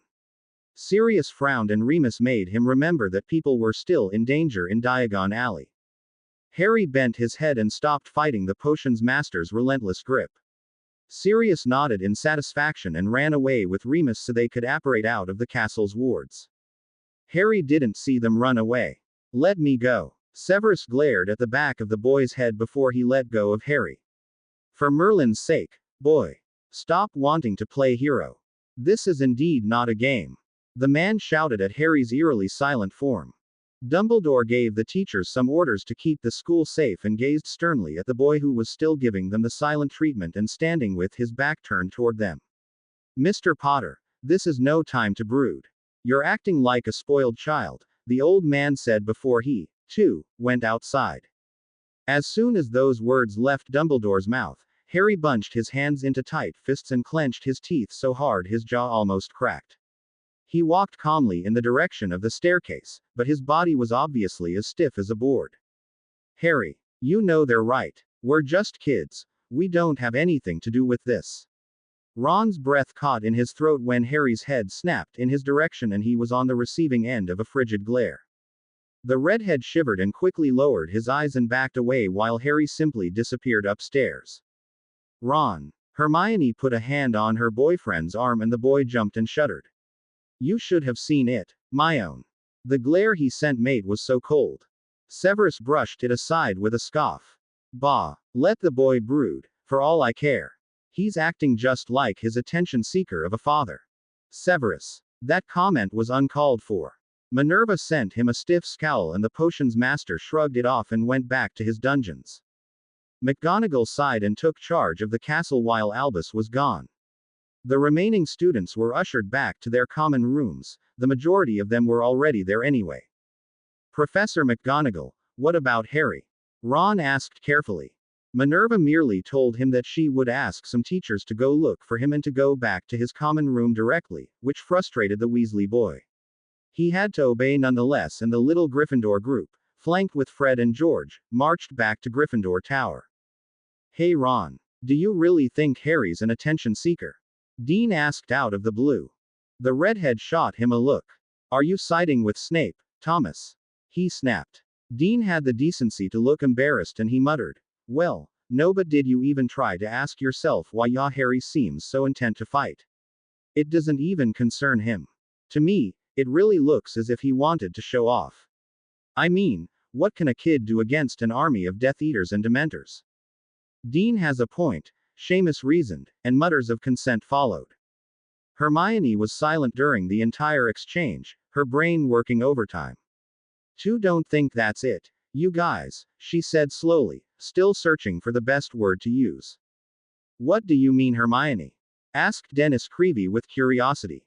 The Ravenclaw girl rubbed her chin and frowned in her thoughts. I don't know, but don't you think it's weird that he wants to fight so willingly? It's as if Harry was thinking that he holds a responsibility in this war. Ron chuckled. Stop thinking. My own. You're not making any sense anyway. The girl scowled and whacked her boyfriend on the shoulder, to the other's amusement. Far be it for Harry to be an attention seeker, however. His intentions were the purest, if even self-sacrificing, but nobody seemed to understand that, to give him a chance. Tight, slack, tight, slack. Harry's fists were acting on their own accord as if wanting to let some pressure out. They don't understand. They're not even giving me a chance to explain myself. They act as if I was a kid. They're stuck up, self-conceited. They're not my friends. They're mirror images of those I once cared about. Harry's eyes were hard and emotionless as he gazed at his reflection in one of the mirrors in Ning Myrtle's lavatory on the second floor. He silently traced his reflection on the glass before he let out a short cry of rage and punched it with all he had, making hundreds of sharp shards fly in every direction before hitting the wet bathroom tile. A shard hit Harry on the left cheek, the one opposed to his tattooed one, and he didn't even wince in pain. He simply lifted a hand and traced the cut, smearing blood all over his face and even more so because he used the hand that had punched the mirror and dripping blood on the floor. This isn't a game, he stated tensely before his rage took over again. His wand quivered in its holster but was unable to prevent the too powerful burst of magic that made all the windows in the lavatory explode one after the other. Harry didn't seem to have a care in the world. He leaned on the right sink and whispered in Parseltongue. The huge sink started to move and Harry backed away so it could fully open. Let them do what they want, but while they're getting hurt and Tom advances, I'll rally my allies and prepare for a strike that will weaken him. Harry smiled darkly and jumped in the tunnel, the sink closing behind him. Silence reigned back into the lavatory except for the occasional drop of water falling into a sink or a remaining shard barely attached from its windowpane hitting the ground. A translucent hand appeared from one of the toilet stalls, and then followed by a timid head. Mo. Ning Myrtle's form shook as she finally showed herself. The ghost looked around at the mess left in her lavatory and tutted. Oh, he's being a bad boy. He's up to something. She giggled. I should tell, but why? No one's ever come here to talk to me, except him, that is. She humphed and giggled again. Then I'll keep quiet. Serves them right. Harry didn't know it yet, but he already had some sort of ally in the form of Mo. Ning Myrtle, one of many to come. Man S. Snake. You have finally returned. I came back a. SSS soon a. S. Fiery One informed USS of your return. Harry was happy and surprised to see Salazar waiting for him in the Chamber of Secrets, and he petted the basilisk accordingly. I'm glad you are all right, Salazar, and I apologize for worrying you like this. What about Nagini? The parcelmouth hissed questioningly. SSHEISS coming back with Fiery One, but it ISS taking longer for them because they are of SS Mahler SSIZESS. We were hunting pretty far deep in the dark forest. We even came in contact with some half-beingses, but we did not harm them on your orders, Master. They found this highly unusual, I believe. Harry pondered on this new development. Half-being SSS, Salazar. Are you perhaps talking about the centaurs who inhabit the Forbidden Forest? The basilisk hissed the affirmative, and Harry was taken by a sudden ingenious yet completely insane idea. Do you know where Nagini will be waiting for me? No, but I believe it ISS a matter of you calling her. You are bonded by a mark, I believe. Harry gazed at his left forearm pensively. It may work, thank you Salazar. The basilisk hissed and went back into the mouth of the statue, intent on getting some rest. This may work, but I'll need a shipload of diplomatic patience, especially with Bane, if he's remotely anything like the one from my world. When he exited the chamber and found himself back in the lavatory, what was Harry's shock to see Myrtle giggling and winking conspiratorially at him with a finger on her closed mouth, as if she wanted to say, your secret is safe with me. He was grateful at the ghost, though, and winked back before he wandlessly put every broken thing back together and walked away. Engorgio invisibility cloak, he muttered after taking the miniaturized version out of his pocket. He didn't leave anything in his room since Dumbledore was sometimes too nosy for his own good. Some things never change. He put the cloak on and walked out of the castle without being detected by either Filch, Mrs. Norris, or any of the wandering teachers looking for him. With Dumbledore and Moody gone to fight, he could use it without fear of being detected. Walking up to Hagrid's hut was no big feat, and when he finally reached his destination, he concentrated on the mark which linked Nagini to him. He was relieved to feel she was near and greeted her enthusiastically when she came out of the woodland and slithered on his arm, the Ashwinder following closely behind. Nagini, I'm glad to see you. The Fiery One was as fast to find you, this ISS good. Nagini coiled around his arm and shoulders and greeted him back. Young master, I was as worried about you. I am also relieved to see you are well. Harry smiled softly and sat down on Hagrid's doorstep, the Ashwinder staying on the ground and sometimes putting its 2 cents in the conversation. An hour later, Hedwig had come back and joined them, perching herself above the door of the hut after giving Harry another letter he would read later. Harry gazed at both his familiars and, after a moment of reflection, he took out a quill and a piece of parchment and started to write a letter to somebody else. Centaur Bane, I seek help from your noble and ancient race in this war against a common enemy, Voldemort. Yes, I write the name as I say it. Believe me, I know your aversion for the human species more than anyone else, but this war, I am sure you are aware even if you try to deny it, is as much our business as yours. You are indirectly linked to it whether you all like it or not. Your future depends on its outcome as much as ours does. Your impartiality will be forgotten and tested. He will try to either rally you or destroy you, and no amount of great force you would certainly show against him will have any effect if you stand alone, if only your demise. No, I am not Dumbledore, nor anything like him. If you do not like the way he proceeds, imagine how I feel. But, as this whole matter cannot be discussed in a simple letter, we should arrange a meeting in the Forbidden Forest, your domain, because I am well aware of your dislike of the outside world. You can rally your clan members if you like, but Firenze is one I would like to see again above all else. If you doubt me or my words, go to Firenze and tell him that Mars is shining bright. He will understand this better than the false name of James Evans. I have fought Voldemort once and I will not hesitate to do it again. You have the word of one Harry James Potter. As I said, my true identity cannot be discussed in a letter. I trust you will make the right choice. Please do not hurt my familiars, by the way. I know they are as different as night and day, but you will find that I do not hold any ill will against any creatures, whether they are considered light or dark. You have already encountered, or at least your comrades did, Salazar, the basilisk.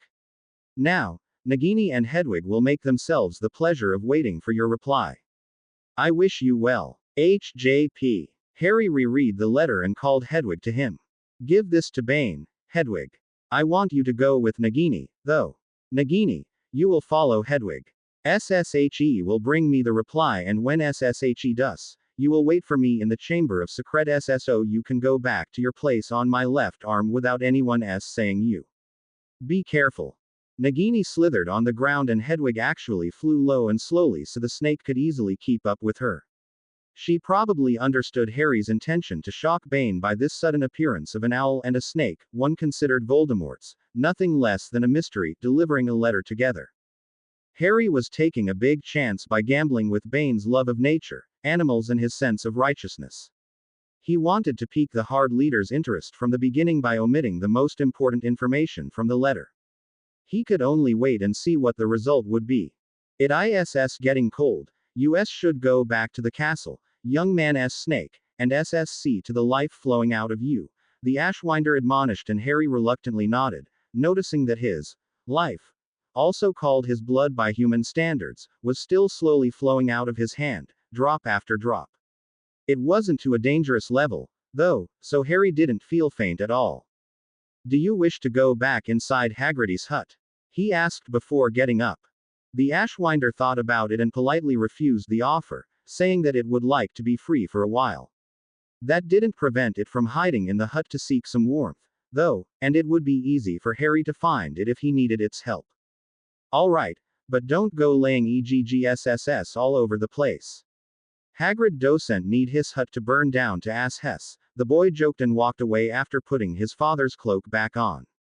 He waited for an adult to come out, probably still searching for me, he mused, before he quickly made his way in. A door opening alone would have brought too much suspicion.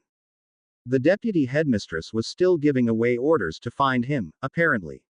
Luckily, they couldn't go into his quarters anymore since he had blocked the flow system and changed his password. They would never be able to guess what it was either, nor be able to pronounce it correctly. He simply passed by the restless adults and walked up the stairs with a scowl marring his face.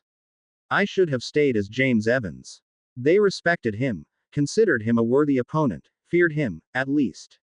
But I was acting as I act now, so what has changed for them to treat me like that, to simply dismiss me from their conversations?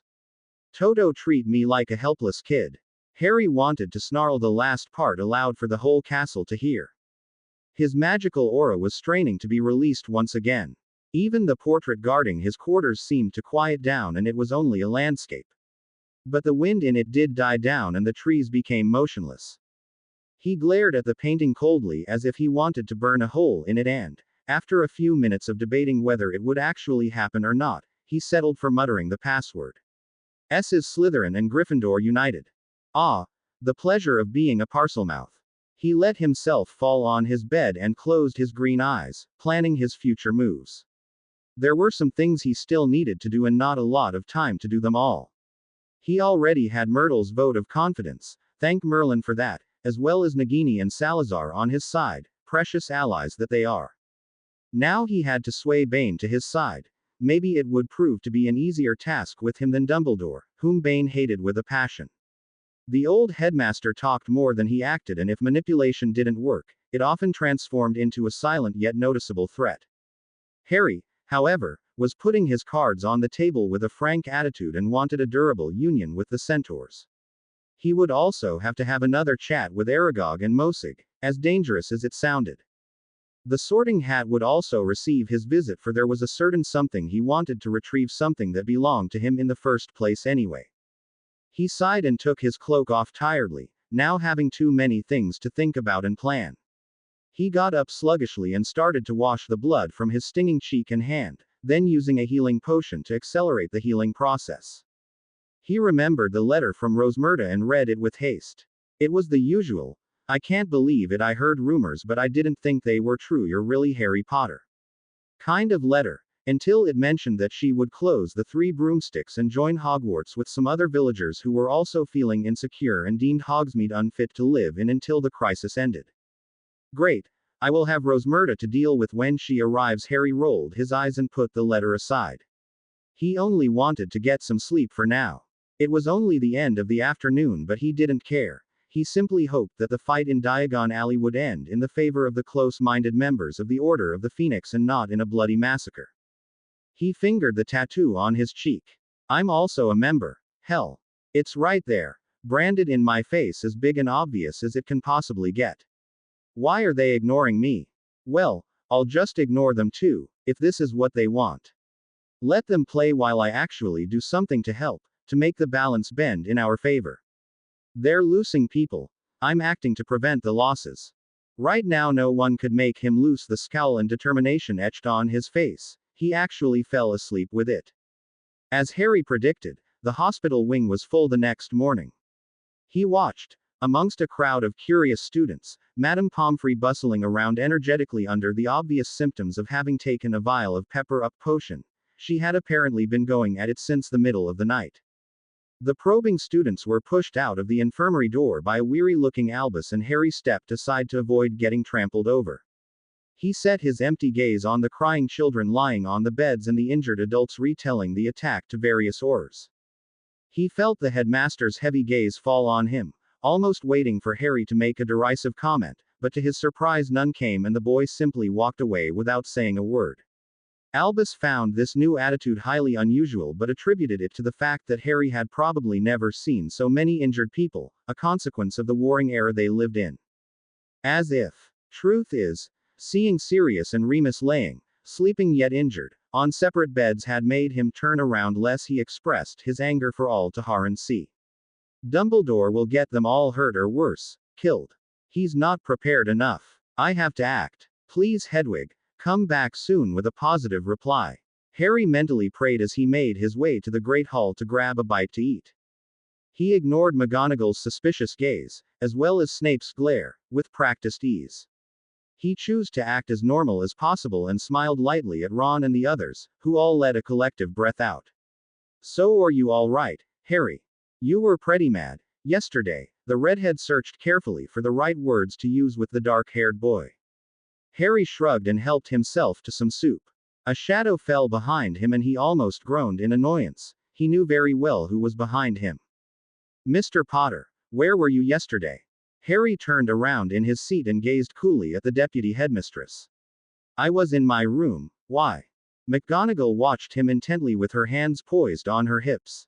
Professor Flitwick knocked on your door countless times but you did not answer.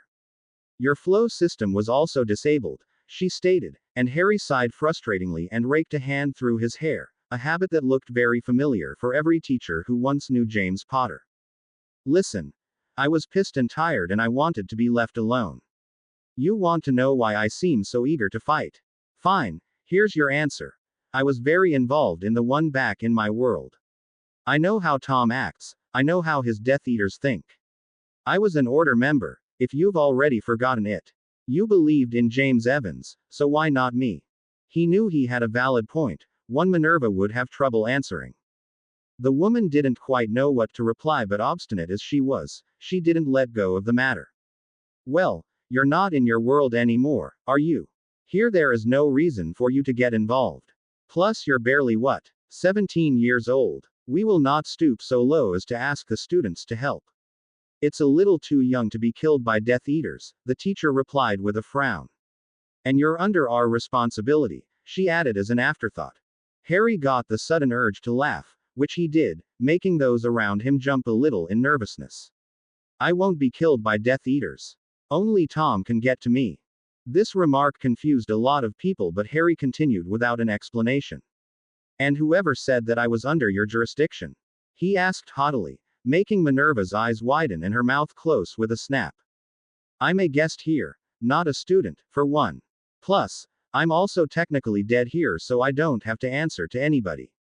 My parents died at the hand of Voldemort when I was barely one, and everyone I loved died, including those I considered to be my only family. And I'm not talking about the muggles who raised me, believe me.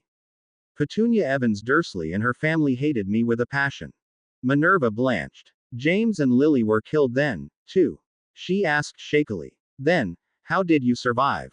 Harry sneered. Ask that to the bloody scar on my forehead. Ask that to the people who baptized me, the boy who lived. His aura was starting to be felt by those whose magic was stronger. Minerva was so troubled and looking for more answers that she didn't seem to notice at all. She was about to ask another question when a hand on her shoulder stopped her and brought her back to reality. She blinked and gazed at Harry Potter, who did not look happy at all. That's enough, Minerva. Stop interrogating him. We all have secrets. Let him keep his. Personally, I don't know why you've suddenly changed the way how you treated him as James Evans. He's still the same boy in my eyes. Harry was surprised to hear that coming from Rosmerta's mouth and shot her a thankful glance.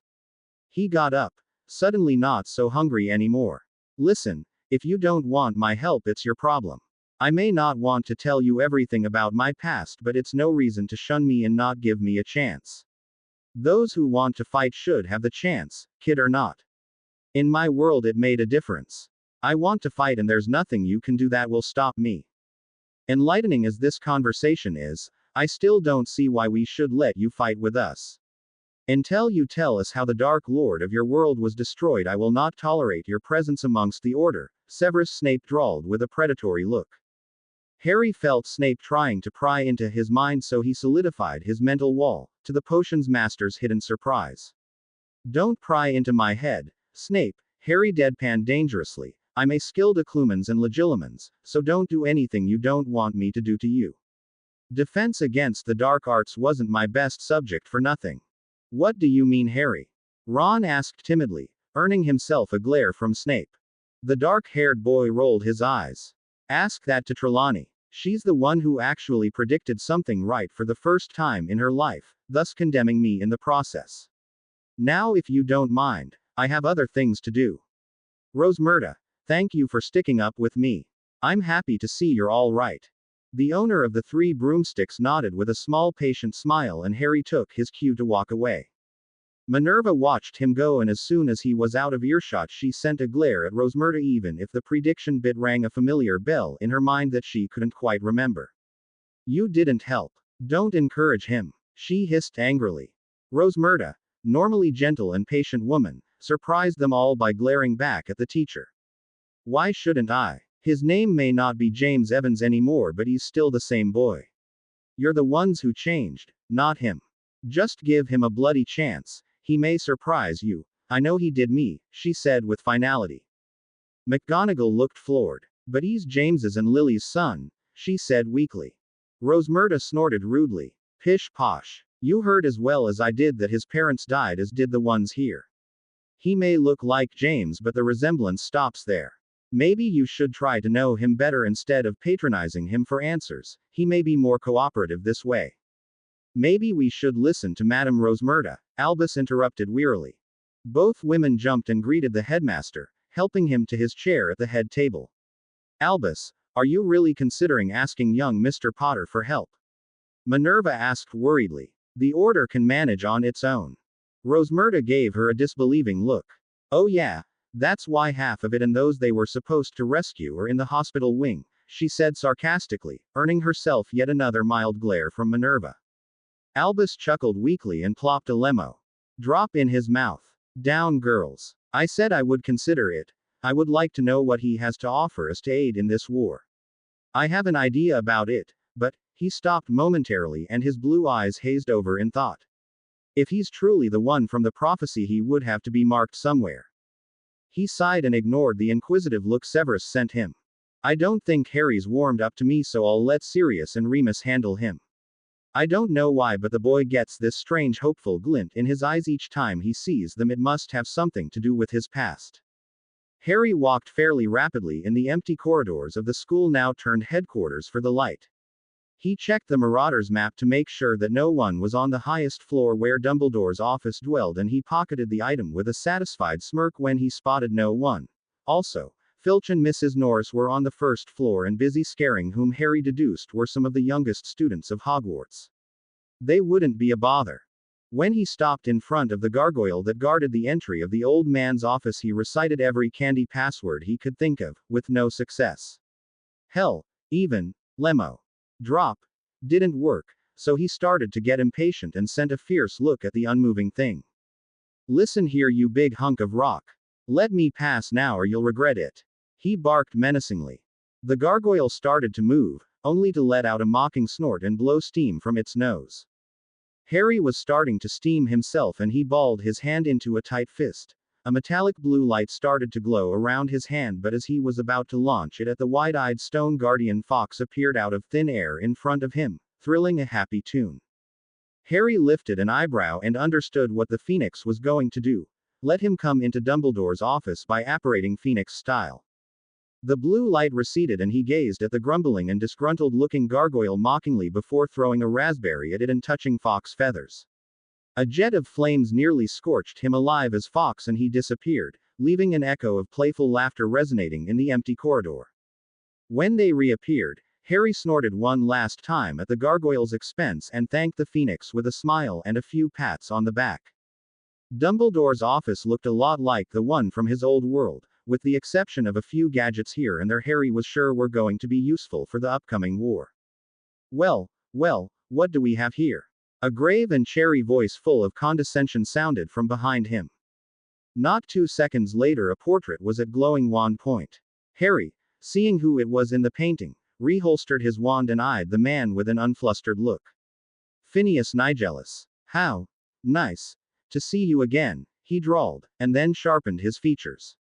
If you're here to bother or denounce me, then simply shut up or go away if you don't want your frame to be hexed into oblivion. Phineas Nigellus, well, his portrait, at least, chuckled merely. You have some guts, kid. You must be the Potter boy I keep hearing about. The Order members are all Potter this, Potter that, these days. The ancient headmaster of Hogwarts rolled his eyes and snorted in annoyance. Harry narrowed his eyes. The Order members. They're having meetings here as well as those in the Great Hall? He asked in a dangerous tone. Phineas shrugged. Yes. It seems like the wizarding world is in more shit than everyone thinks, but the Order doesn't want to inform the people. They think they can do everything by themselves. What a load of bull, if you ask me. But anyway, you haven't come here to talk with me, have you, boy? I wonder what's going on in that head of yours, he said sneakily. And if it concerns doing something against Dumbledore's current supervision talents, I'm way in. Harry smirked a little. Only you could be placed in Dumbledore's office, say this and get away with it. I recognize you there, Nigellus. But you're right. I'm here because I need something that belongs to me in the first place. Do you know where the Sorting Hat might be? Phineas looked surprised. The Sorting Hat belongs to you. What the heck do you want to do with that old thing? Harry snorted and tried not to laugh out loud. The hat doesn't belong to me. Don't say stupid things like that. You very well know it was created by Godric Gryffindor to sort the students of Hogwarts, thus it belongs to the school. But there's something I want from it. Phineas shrugged carelessly and pointed behind Dumbledore's desk. Up there on the highest shelf. The thing's sleeping because it's not the beginning of the school year, but since I sometimes hear the old man talk with it, I know it'll wake up somehow. Harry nodded and walked up the small set of stairs behind the desk and up to the book-filled shelves. Excuse me, Sorting Hat. He called out softly, and then repeated himself a little louder when all he got as a response was a loud snore. When the second attempt didn't work, he took out his wand and grunted a spell that was surely going to wake the darn thing up. Acerbus Sonatus. An ear-splitting noise, one resembling an orchestra of out-of-tune instruments, rang through the air. Ah, what's going on? The Sorting Hat woke up in a jump and landed in Harry's outstretched arms. Who are you? How dare you wake me up like that? Harry rolled his eyes and waited for it to stop ranting. Are you quite finished? I have to talk with you. The hat shut up and eyed him suspiciously before it slowly nodded. Good, Harry muttered and put it on. It stayed on his head instead of falling in front of his eyes grotesquely. He shuddered when he felt the probing hat trying to see his locked thoughts and decided it was better not to hide anything from it. As soon as the occlumency wall was brought down, he heard the exclamation of shock and a swear coming from the sorting hat, which surprised and amused Harry. He had never heard it cuss before, so it was kind of funny. After that particular display of bewilderment, the room fell silent and Harry was left standing and letting the hat search through his mind and memories of the past. You have quite the disturbing set of memories, young man.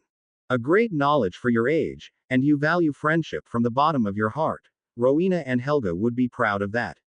But you are a walking contradiction, my boy. You possess an unlimited amount of courage and loyalty, yet you are as cunning as a Slytherin can get. You are powerful, yet you do not strive for greatness.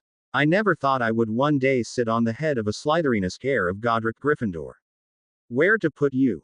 Hey, I'm not here to be sorted. Harry snapped roughly.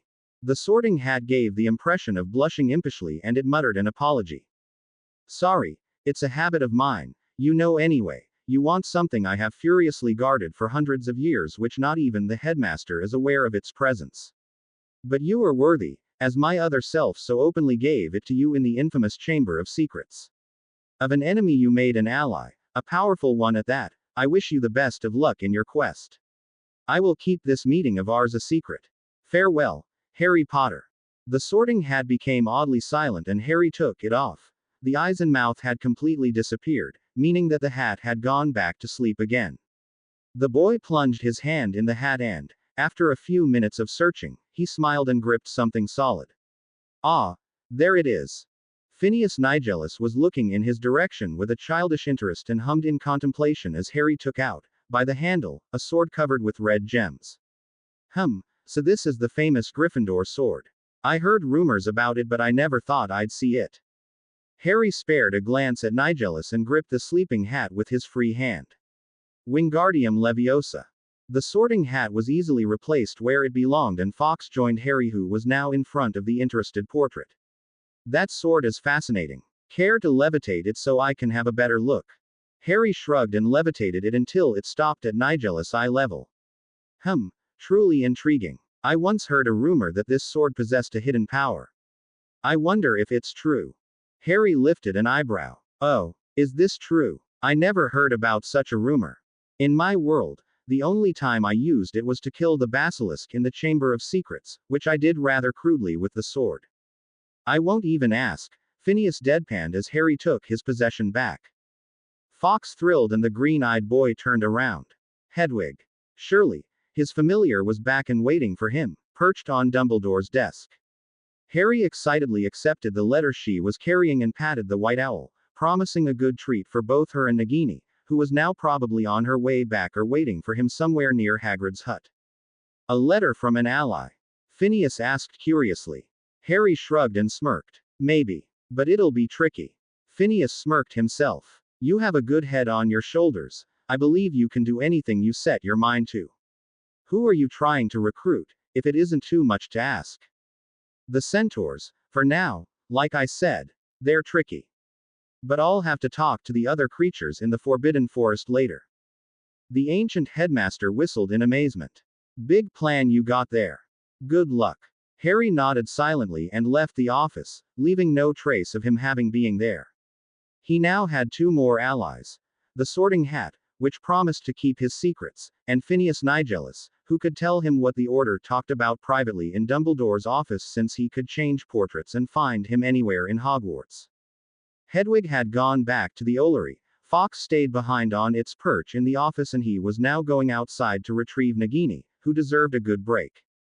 He didn't dare read the letter right now in case someone, more like a certain potions master or caretaker, surprised him and asked him to hand it to them.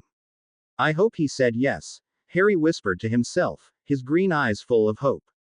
Everything was eerily silent when Harry was finally able to exit Hogwarts after reducing his new weapon alone and wait beside Hagrid's hut. He narrowed his eyes in suspicion but proceeded to call Nagini through what Salazar had referred to as the link between them. His arms were covered, but he didn't need to touch the symbol on his left forearm for it to start warming up. It felt somewhat strange, but not unpleasant, as the dark mark would have felt. He sensed that Nagini was close by and he turned around in the direction of the forbidden forest when he heard a rustle of leaves.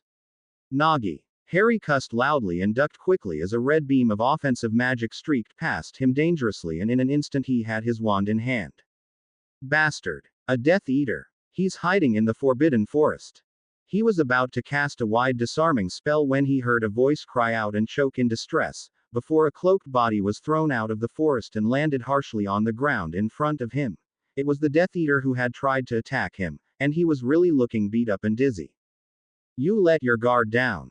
Harry whirled around and prepared an attack, but quickly caught himself as Firenze came halfway out of the dark forest to gaze at him with the usual mystifying expression. I felt Nagini through the bond we share. I thought it was her who was near, he offered as a simple explanation. Firenze looked down at the still sprawled figure with an angry frown, but soon diverted his attention back on the mystery that was the boy in front of him. He lifted a hand and Harry finally noticed something wrapped around the muscular arm of the centaur. Nagini. The only surprise Firenze showed at hearing him talk in Parseltongue was a single blink of the eyes as he let the 8-feet snake detach herself from him to slither on her master. Ah, man, SS Snake. My mission ISS completed. I am in great need of SS sleep. Harry smiled and took one of his armbands off. You did a great job. I am proud of you. Rest now, dear Nagini. The lovely pet hissed contentedly and touched the marking on his left forearm, which allowed her to go back under his skin as a moving tattoo. Firenze blinked twice but didn't comment on this unusual bonding method for the moment. He watched silently as the one who named himself Harry Potter stepped toward the fallen and shaking Death Eater and took the grown man by the scruff of his collar. Now, let's see with whom we have the pleasure of dealing with. Harry took the white mask off and growled deeply in his throat, making Firenze wonder if he had been raised with dogs or wolves to sound like that, which wasn't so far from the truth since Harry had spent most of his time with Remus Lupin after Sirius was killed. He had picked off some traits from the werewolf marauder. You know this man? Firenze asked with hidden curiosity. Harry glared at the lax figure and nodded. Magnus Manx. You must have heard of him, surely. He was posing as the care of magical creatures, Professor. One hell of a traitorous bastard too. Firenze was curious to see the boy letting go of the man's robes and get up, but shock showed on his face now as Harry muttered the second unforgivable without a care showing on his face. Silencio. Crucio. Manx's mouth opened in a silent scream of agony and he writhed on the ground shortly before falling unconscious. Should I be wary of you? Firenze asked softly, but didn't back away. Should you be worried about the age restriction and the fact that the ministry will know that you just used a restricted curse? Harry shook his head and snorted, putting his wand back in his wand holster after putting a strong binding charm on the dark servant. No, I'm dead in this world, remember.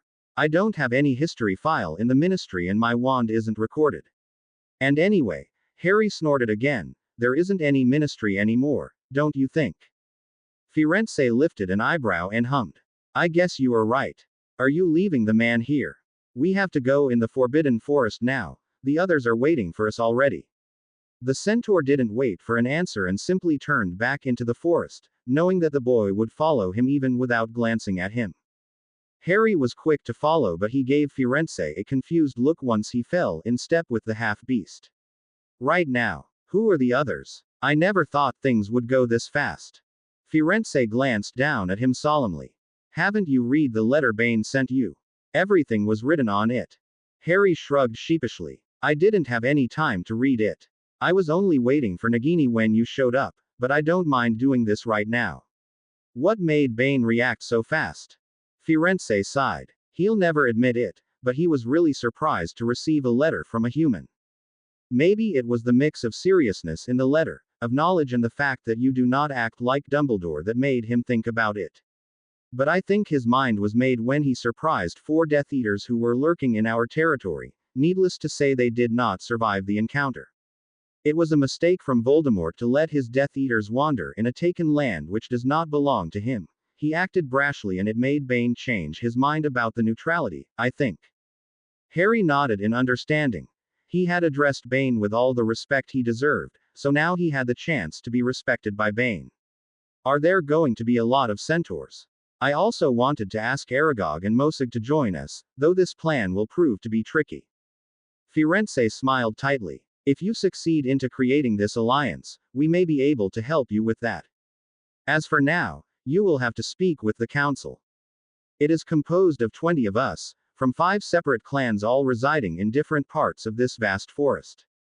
The rest of the clans are all here too, though, so for the moment you will have to stay by me.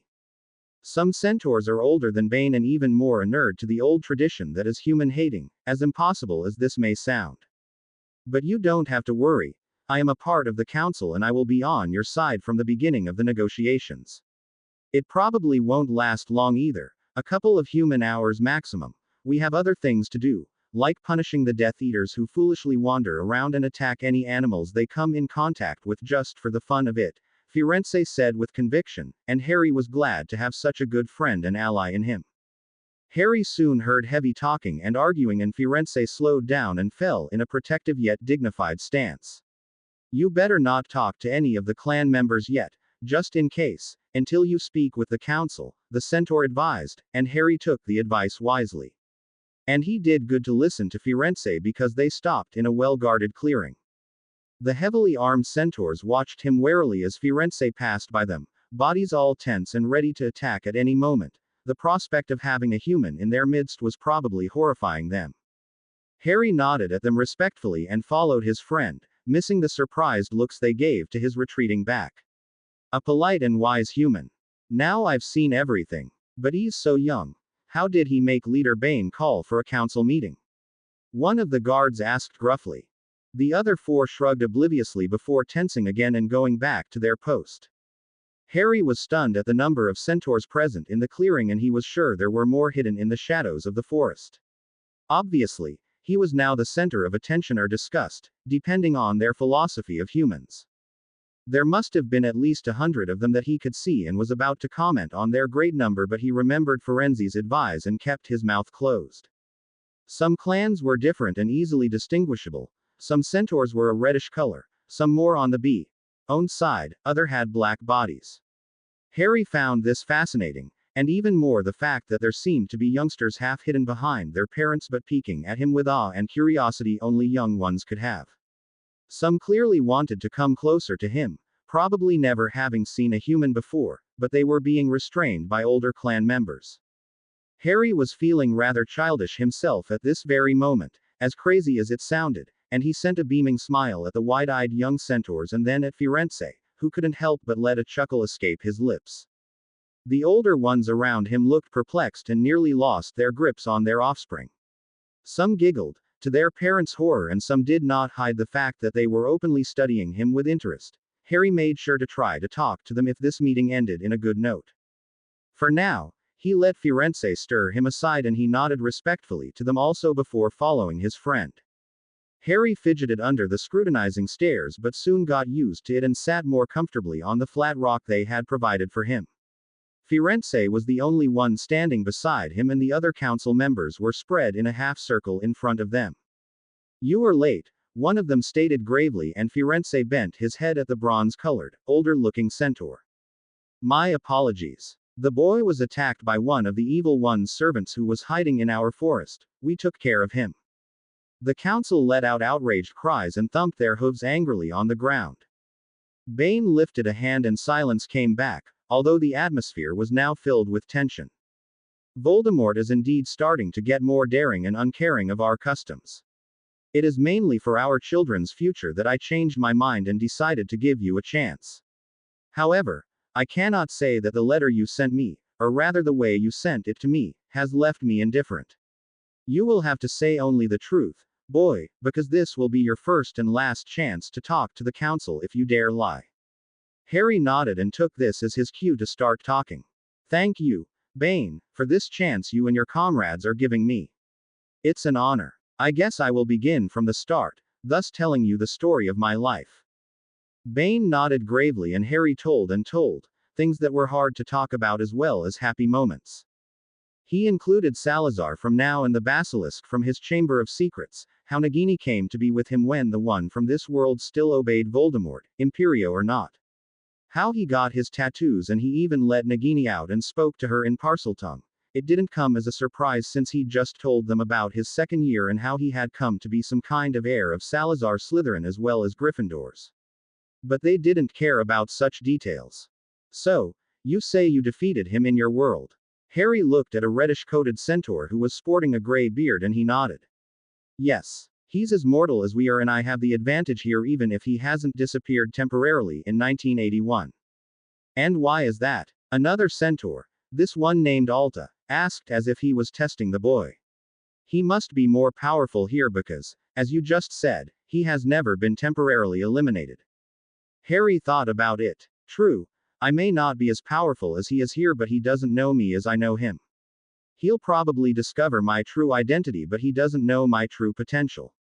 Plus, I'm veering a lot of his allies on my side. Salazar will be a big loss to his forces and my Nagini will take care of his.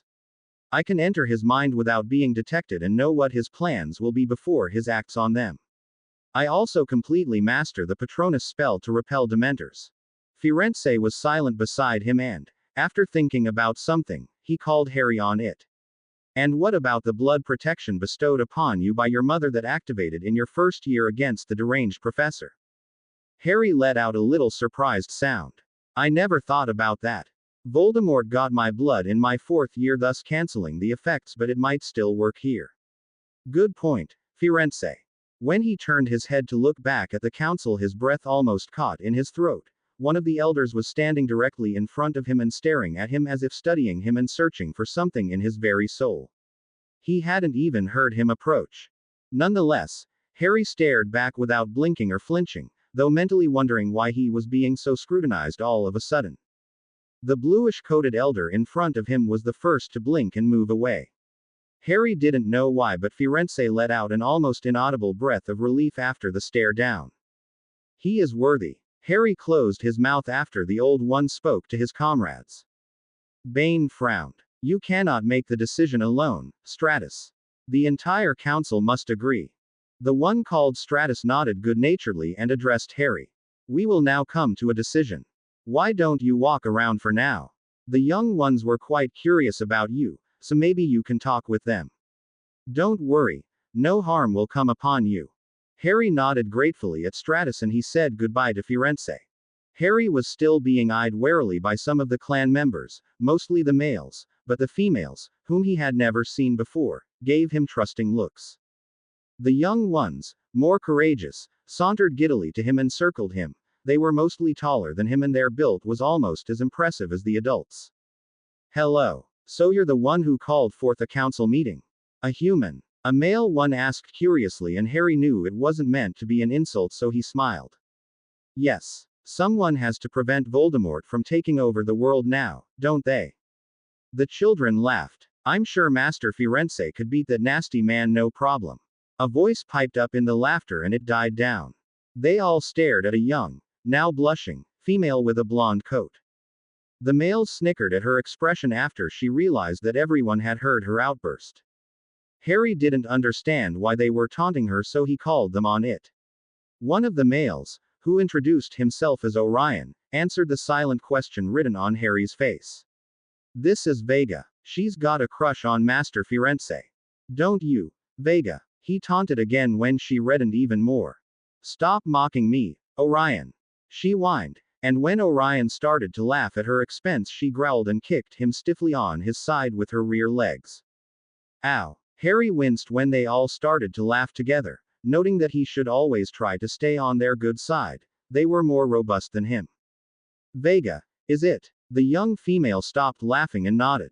Does Firenze know how you feel? Harry couldn't help but ask. Since it was impossible to get any redder, she answered. Master Firenze probably knows since he's very wise. I don't think he'll do anything, though. I'm too young for him, she muttered dejectedly. Harry lifted an eyebrow. Too young. How old are you? And Firenze? The males looked odd that Harry called Firenze by his name without the master title. Oh, Master Firenze is 131 years old. He's one of the youngest members of the council, if not the youngest. Vega spoke up, admiration laced in her voice. I'm only 56 years old. Both eyebrows of Harry's shot up in astonishment. 56. That's old in human standards. It was the young one's turn to be surprised. Is it? Orion asked for the group. Yes. Humans reach adulthood at 18 years old. I'm 17, but ever since I've told everyone of my true identity, they all seem to be treating me like a kid. I hate it. Anyway, most of us don't reach the 100, but there are a few exceptions. Wizards live longer than muggles. Albus Dumbledore is a little more than 100 years old, though not as old as Firenze, I'm certain, and Nicholas Flamel, the wizard alchemist, is more than 630 years old and still going strong because of his Philosopher's Stone. Harry explained Flamel's story and the centaurs understood. We don't need such a stone. I think the eldest, Master Heracles, is around 800 years old. We live long if we're not involved in a war or injured beyond healing capability. That's why we prefer neutrality, one named Matthias answered. Really? I never thought. Harry Potter. The wizard jumped slightly, as well as the young ones. Firenze. I swear, your stealth ability will be the death of me. Firenze gazed at him amusedly, which awed the children and made Vega sigh. I apologize, but I had to tell you that the council agreed to create an alliance. The news is being passed around so you will be able to walk around freely in the forest. Harry was ecstatic. That's wonderful news. Thank the council for me, would you? Firenze smiled and ushered the children away, to their great disappointment. Harry didn't miss the glance Vega sent to the master before trotting away, and he chuckled. Firenze merely blinked and stirred the boy away. Let us be on our way back to Hogwarts now. It has been 3 hours already and your friends will wonder where you have been. Harry wisely chose not to comment and change the subject. So do you know about Vega's infatuation for you? Harry chuckled at the disturbed face Firenze gave him. Of course. It cannot be more obvious. But she is too young, although she will grow up to be quite a stunning female. Harry snorted. Age doesn't count when love is involved. In some continents, girls often marry older men like their teachers, for example. I'm not saying you two start being together right now. It can be a promise for in a couple of years, when she's old enough. Firenze didn't answer, so Harry knew he got the centaur good. The half-beast, half-human rasped his throat when they arrived at the border of the forest near Hagrid's hut. The Death Eater wasn't there anymore. You will be able to communicate with us by owl or snake, it is your choice. We will ask the forest's owls if they want to cooperate. Also, do not worry about Aragog and Mosig. The council said that they would deal with this matter personally.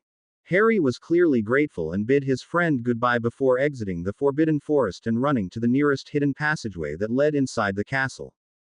When Harry was certain he was on his quarters floor, he opened the portrait by a few centimeters and held his breath as McGonagall and Flitwick, who was almost running to keep up with her, walked down the corridor. Harry heard some of their conversation and just had to smirk. So, he is being held prisoner by Aurors in Hogwarts' high-security tower. I'm still wondering how he ended up beaten and bound like he was when they found him near Hagrid's hut. Flitwick squeaked. Minerva stopped momentarily and Harry closed the secret door a little more. I don't know. Almost gave poor Hagrid a heart attack, though, when he spotted Manx. But he was really well bound. It took 3 Aurors to figure out how to undo the spell. The traitor is still unconscious, though. Flitwick hummed and they resumed their walk. On a lighter note, do you know if Albus has been able to talk to young Harry? The charms professor asked with curiosity. No. Albus isn't able to flow in the boys' quarters for some reason. We think that he's hiding in there. It's been a couple of hours now. I swear that boy is as hard-headed as his father was. How about getting in by the entry portrait? The conversation was starting to fade. It's something that's frustrating Albus. Harry changed his password and hasn't told anyone what it was. Something about not even the portrait being able to decipher the password. They rounded a corner and Harry could finally snicker softly before taking a peek in the corridor. There wasn't anyone anymore and he quickly exited the secret passageway and walked in the direction of the portrait guarding his rooms. He was about to utter his password when Harry. The boy's eyes widened momentarily and he turned around. Sirius Remus. They were looking at him wearily, probably just having being released from the infirmary. They had also apparently been worried sick about him, and Harry was overcome with a sense of guilt. The only family I have left, he though sadly, and Ten lifted his head and gave them a soft, yet piercing jade green stare. Sirius, Remus, I think it's time we talk. To be continue. I hope you enjoyed this story. Also remember to subscribe and like this video. See you in the next video.